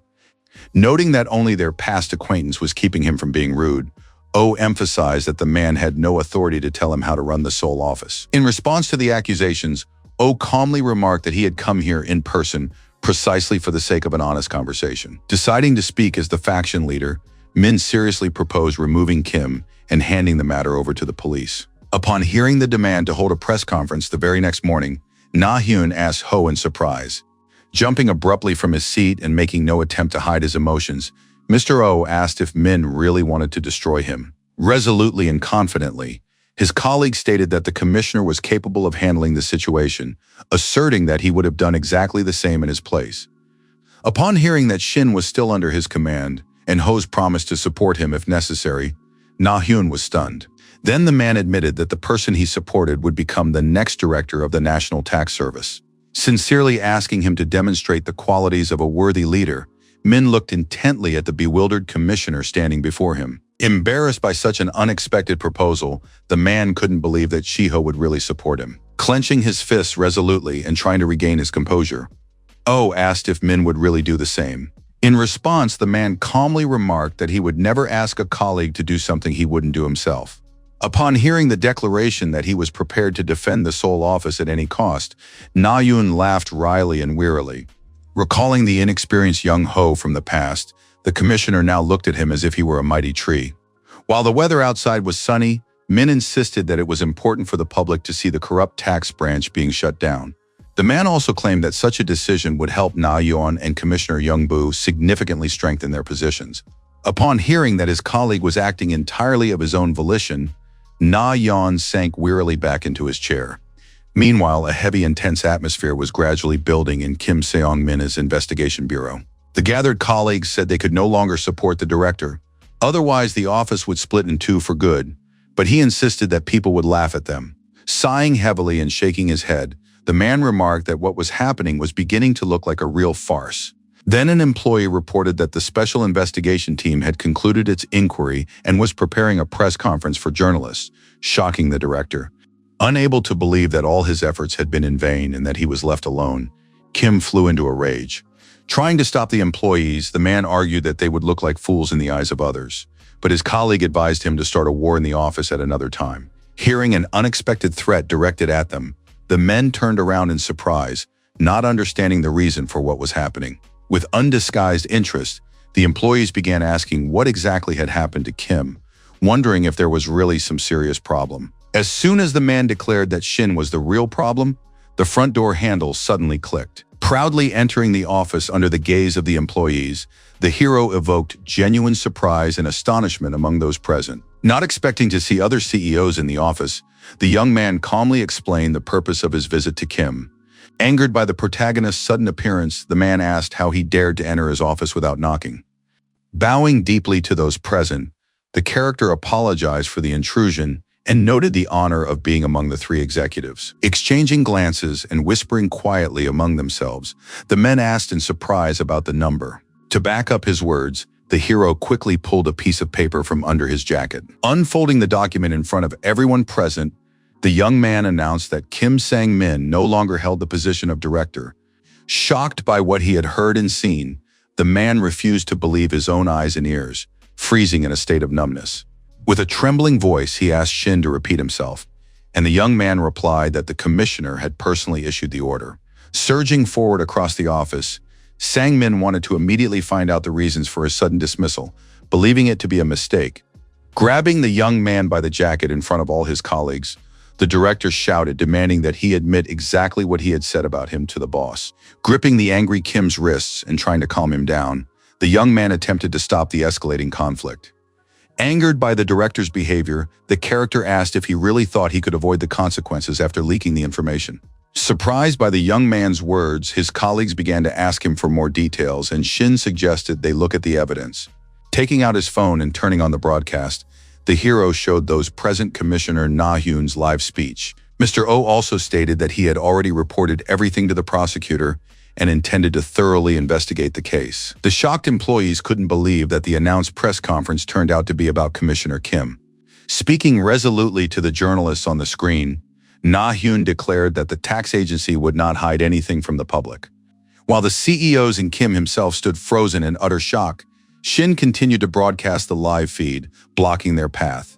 Realizing that the commissioner would never act without a compelling reason, the men whispered anxiously among themselves. Demanding an immediate explanation from the director, the employees noticed beads of cold sweat slowly trickling down his face. Pushing Shin aside, the man rushed toward the exit, wanting to speak personally with Commissioner Na-hyun. Suddenly, the hero grabbed him sharply by the wrist, completely preventing Sang-min from leaving the office. Glaring maliciously straight into the man's eyes, the young man asked if he really hoped to evade responsibility for his actions and thought there was no evidence against him. Wringing the resisting director's arms, the protagonist firmly stated that he would not be leaving here of his own free will today. The prosecutor's badges gleamed brightly in the doorway, after which the character calmly allowed the staff to enter. Showing his ID to those present and formally introducing himself, Hyun-seok assumed that Kim had already been notified of the case. While Shin apologized to the prosecutors for keeping them waiting, a surprised Kim silently watched the proceedings, still trapped by the young man. After announcing that they had an arrest warrant, the prosecutors firmly grabbed the director by both arms. Trying to break free from the officers' firm grip, Kim shouted loudly that such treatment of a manager was unacceptable. Gripping the doorknob with both hands, the man continued to insist that the charges against him were lies. With his face pressed almost against the glass door, Sang-min clung to his last hope of avoiding a complete downfall. Watching the director's resistance closely, Shin realized that what was happening was the result of his own decisions. Gripping the metal doorknob tightly in desperation, Kim broke it as the young man tried to pull his hand away. As if finally letting go of the rope of hope for a promotion, The director was rapidly falling into the dark abyss of his own downfall. Soon, an emergency meeting of all division directors was urgently convened in the large conference room of the Seoul office. The director of legal affairs asked his colleagues in horror what on earth had been going on at the tax service lately. The director general of the investigation bureau asked the others to calm down and nervously clutched his head with his hands. The chair at the head of the long table remained empty, and amid the commotion, the men realized their own ignorance. Casting an irritated glance at the head of the Office of Law-Abiding Taxpayers, the director asked her directly if she knew anything about what was happening. Folding her hands in front of her and trying to remain calm, the woman chose to respond to her colleagues with silence. Upon hearing mention of her acquaintance with Shin, she blinked nervously and looked away slightly. Responding that she had only helped the young man once, the woman infuriated the man with her calm reaction.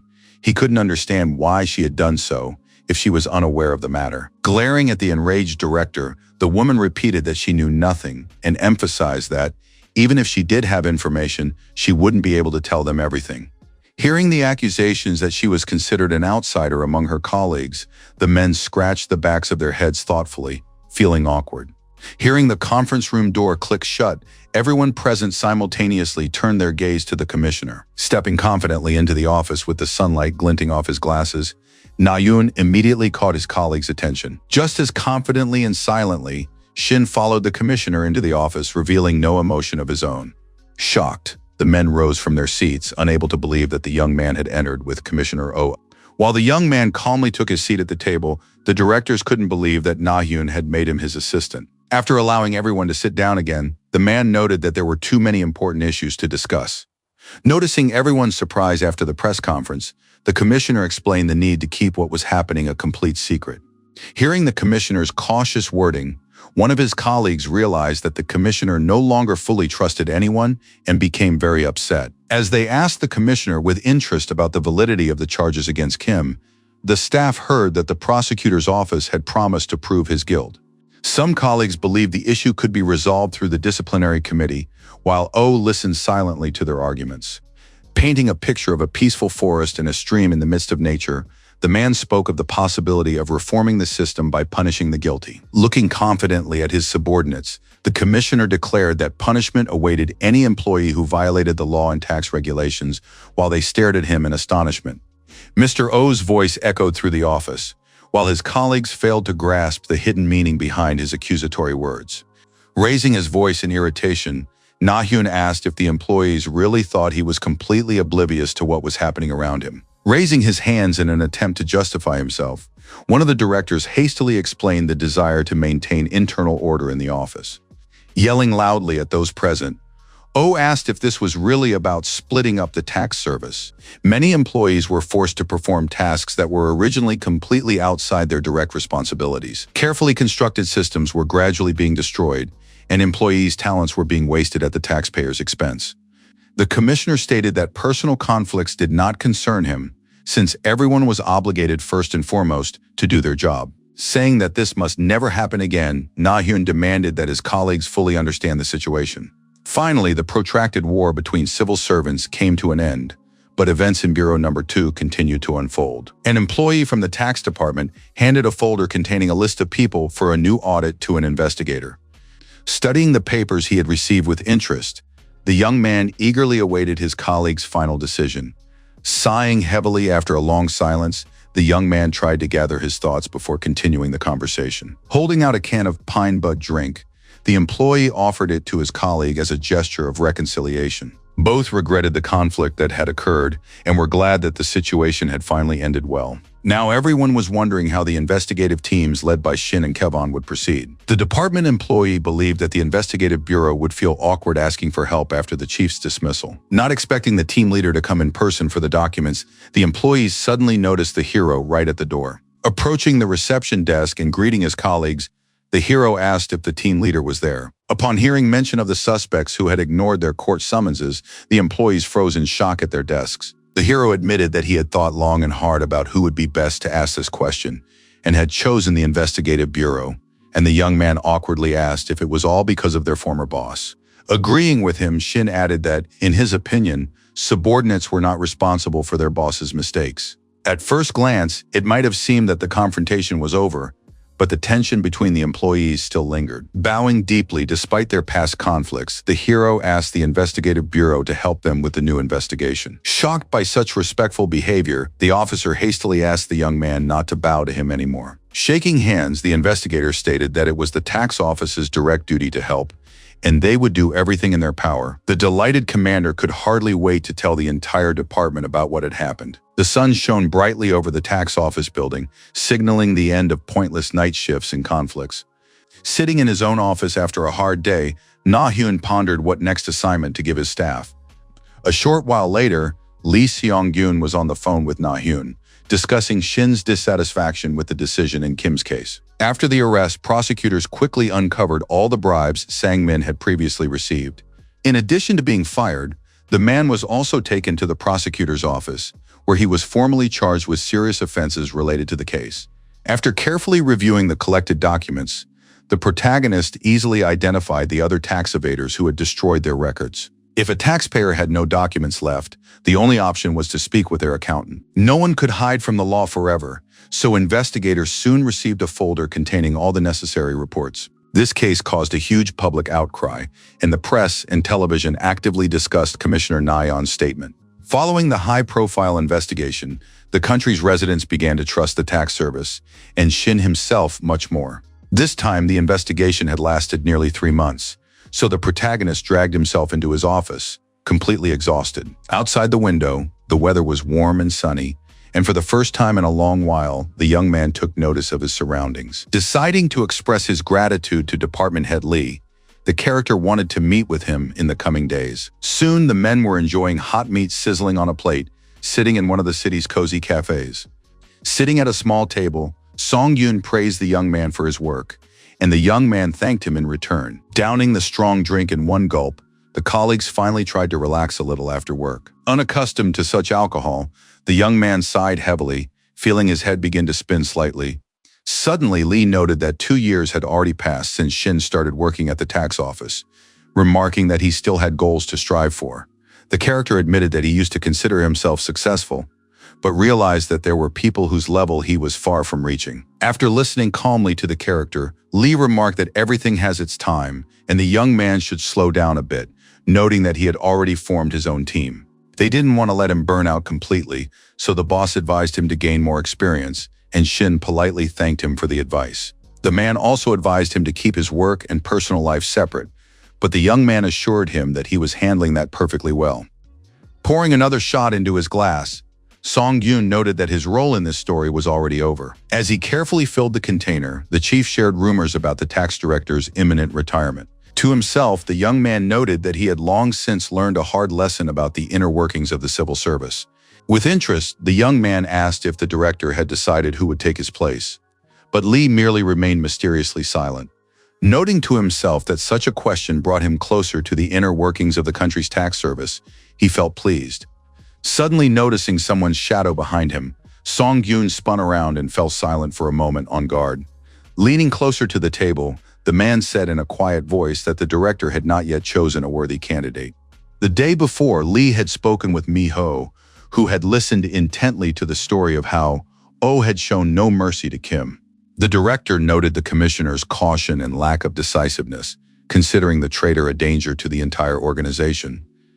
The man himself believed that Commissioner Oh would be better suited for the director's position, so he asked about Commissioner Jeong-bu.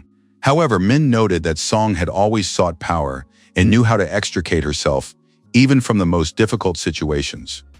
Overall, Naeun was on the same level as her, and Ho had absolutely no idea whom he should support after all. Lee whispered to Shin that the current director was ready to step down, and that both commissioners had equal chances. It looked as though the tax service would remain split in two until a final decision was made. Sensing the hidden internal struggle, Shin fully understood the meaning of his boss's words and nodded silently in response. The hero was well aware that the more people got dragged into the conflict, the uglier the confrontation would become. Tapping his fingers on the table, Lee advised Ho to set aside his concerns and trust the director's decisions. As he picked up his chopsticks, the man accidentally nearly hit the young man right in the face, causing him to flinch backward. Looking at the calm Sun-gyun, the hero realized that standing before him was Director Min's true right-hand man. The men had worked together for a very long time and had managed to build such a strong bond of trust that it couldn't be broken so easily. No one knew what lay hidden in the hearts of each of them, yet they remained loyal colleagues. While the boss calmly picked up a piece of meat with his chopsticks, the protagonist asked how long he had known Min. After pausing to reflect on the past, Lee answered in the affirmative and tried to recall the exact date they had met. He then explained that neither he nor the director were graduates of the tax college, though most of the executives were alumni. One day, a consulting firm run by a college alumnus broke the law by bribing inspectors, including Sung Yoon. At that moment, the man resolutely threw away the money he had received and immediately decided to leave the corrupt team for good. However, he wasn't the only one, as Director Min had done exactly the same thing during that meeting at the restaurant. After the event ended, the men left the restaurant and sat together until morning, drinking strong soju. The chief explained that the current factions were the result of a long-standing struggle against corruption within the tax system.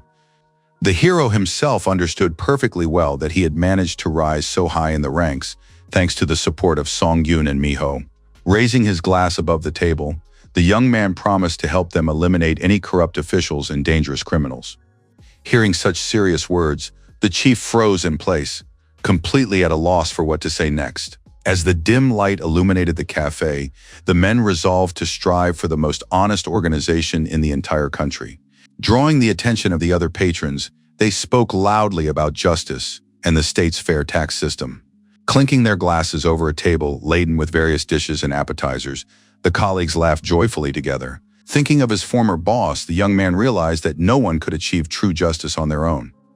Miho, who had previously spoken with Lee, decided to personally visit the Seoul branch of the tax service late that evening. Sun noted that after a long time, he could hardly feel Commissioner Jong-bu's influence on the service's internal processes. A man who had betrayed his own company for personal gain was, in the eyes of the staff, a true traitor to the system. The day after a fun evening with his boss, Shin slept soundly, wrapped tightly in a warm blanket. Hearing a noise coming from the kitchen, the hero felt a severe headache but didn't open his eyes. Suddenly, an oven mitt flew straight into his face with tremendous force, finally waking him up. Entering the room, his cousins announced loudly that the stew was ready, while the sleepy protagonist, still dazed, sat up on the bed. A short while later, he was sitting calmly at the table, slowly eating the hot homemade stew.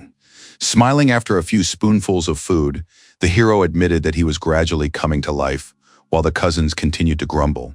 Glancing at Hayo, the character noticed that the girls had been coming over too often lately and asked why, and they replied that it was all because of his mother's loneliness.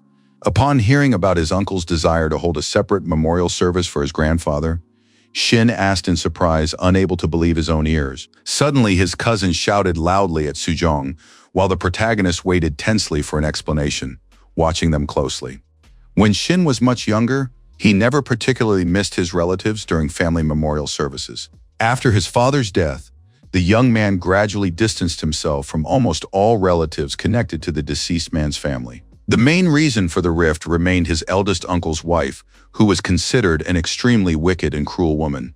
When she began accusing Shin's mother of her husband's death, the family left the wake right in the middle of the evening. The cousins had absolutely no idea why the young man disliked his aunt, while he silently stared at his own mother. Slamming her palm on the table in front of her, Ja sternly ordered the girls to stop the unpleasant conversation immediately. Looking seriously at her relatives, the woman declared that she and her son would definitely attend the wake together. Surprised, Shin asked if his mother was sure of her decision, and she calmly explained the reasons for her fear. Clenching his fists viciously under the table, the young man admitted to himself that he never wanted to see his older aunt again. Imagining a downpour, the protagonist mentally walked alongside his mother toward the home of the hostile relatives, wanting to support her. Despite his inner irritation, the young man happily agreed to visit the relatives together for his grandfather's memorial service. A small brick mansion stood in the bright sunlight, which reflected off the wide windows. Hearing familiar voices at the gate, a surprised woman peeked out from behind the front door. Seeing Ja, the relative happily ran out to greet him, marveling at how long it had been since the whole family had gotten together. Stepping out onto the green lawn in her house slippers, the second aunt noticed that the guests had arrived after all today. Holding her arms out in front of her as if to block the way, the woman stood right in front of the house, a look of anger on her face. Calling Ja a shameless woman, the relative asked loudly how she dared to show up at their mansion again. Trying to remain polite, Men held onto her niece and apologized to the family for their late arrival. Turning sharply toward the door, the woman snorted in irritation, but still allowed the guests to enter the house. The front door slammed shut behind them, the loud sound echoing down the quiet street. The entire festive table was laden with various dishes, and the relatives admiringly called Shin a celebrity. Sujong said she was always bragging about her famous relative at university and wanted to take a group photo. The young man fidgeted nervously next to the table, watching the conversation between them closely. Clearing his throat awkwardly, the relative asked what exactly Shin planned to do next after his latest investigations, and the young man was genuinely surprised by the question. After a brief reply about pursuing lawbreakers, he asked the hero to give advance notice of any potential inspection of Sejong's company. While the woman glared at Shin, the relative laughed awkwardly, trying to ease the tension in the room. Clinking her spoon against her plate, she complained irritably about how her nephew had made her son nervous at the table. Embarrassing the young man, the woman declared in front of everyone that she didn't understand the value of civil servants' work. She continued to insist that they were paid too little and that mistakes were rarely punished seriously. As she spoke about Tae's career advancement, the woman didn't notice how he was trembling under Shin's intense gaze nearby. To himself, the character realized that his aunt was far more troubled by the conversations of those around her about his work. Undeterred even by her relatives' remarks, the woman continued to advise her nephew to know his place in society. Shocked by her statements, the children asked her to stop, but she continued to talk about the protagonist's investigations. Unable to bear his wife's latest cutting remarks, the man sternly asked her to immediately stop the unpleasant conversation at the table. Loudly declaring the great danger, the woman warned Shin that one day he would surely regret his audacity. Rising abruptly from his seat, Tae once again demanded that the conversation cease, surprising even his own mother with his resolve. Despite the greenery surrounding the mansion, an extremely tense and unpleasant atmosphere continued to hang between the relatives. Pointing her finger directly at Shin, the woman claimed that his investigations over the past few months had shaken the entire department. Speaking louder and louder, the relative explained that people like him were capable of controlling even ministers and officials. Unable to believe her words, the protagonist imagined himself as some kind of powerful king among the heirs of the country's wealthy families. Bowing deeply to his relatives, Tae apologized for his mother's rash words, while Shin calmly tried to stop him. Addressing his cousin in a calm voice, he explained that he would not be able to give advance notice of tax audits of the company. Noting that the company paid its taxes regularly, Shin added that the relatives had absolutely nothing to worry about.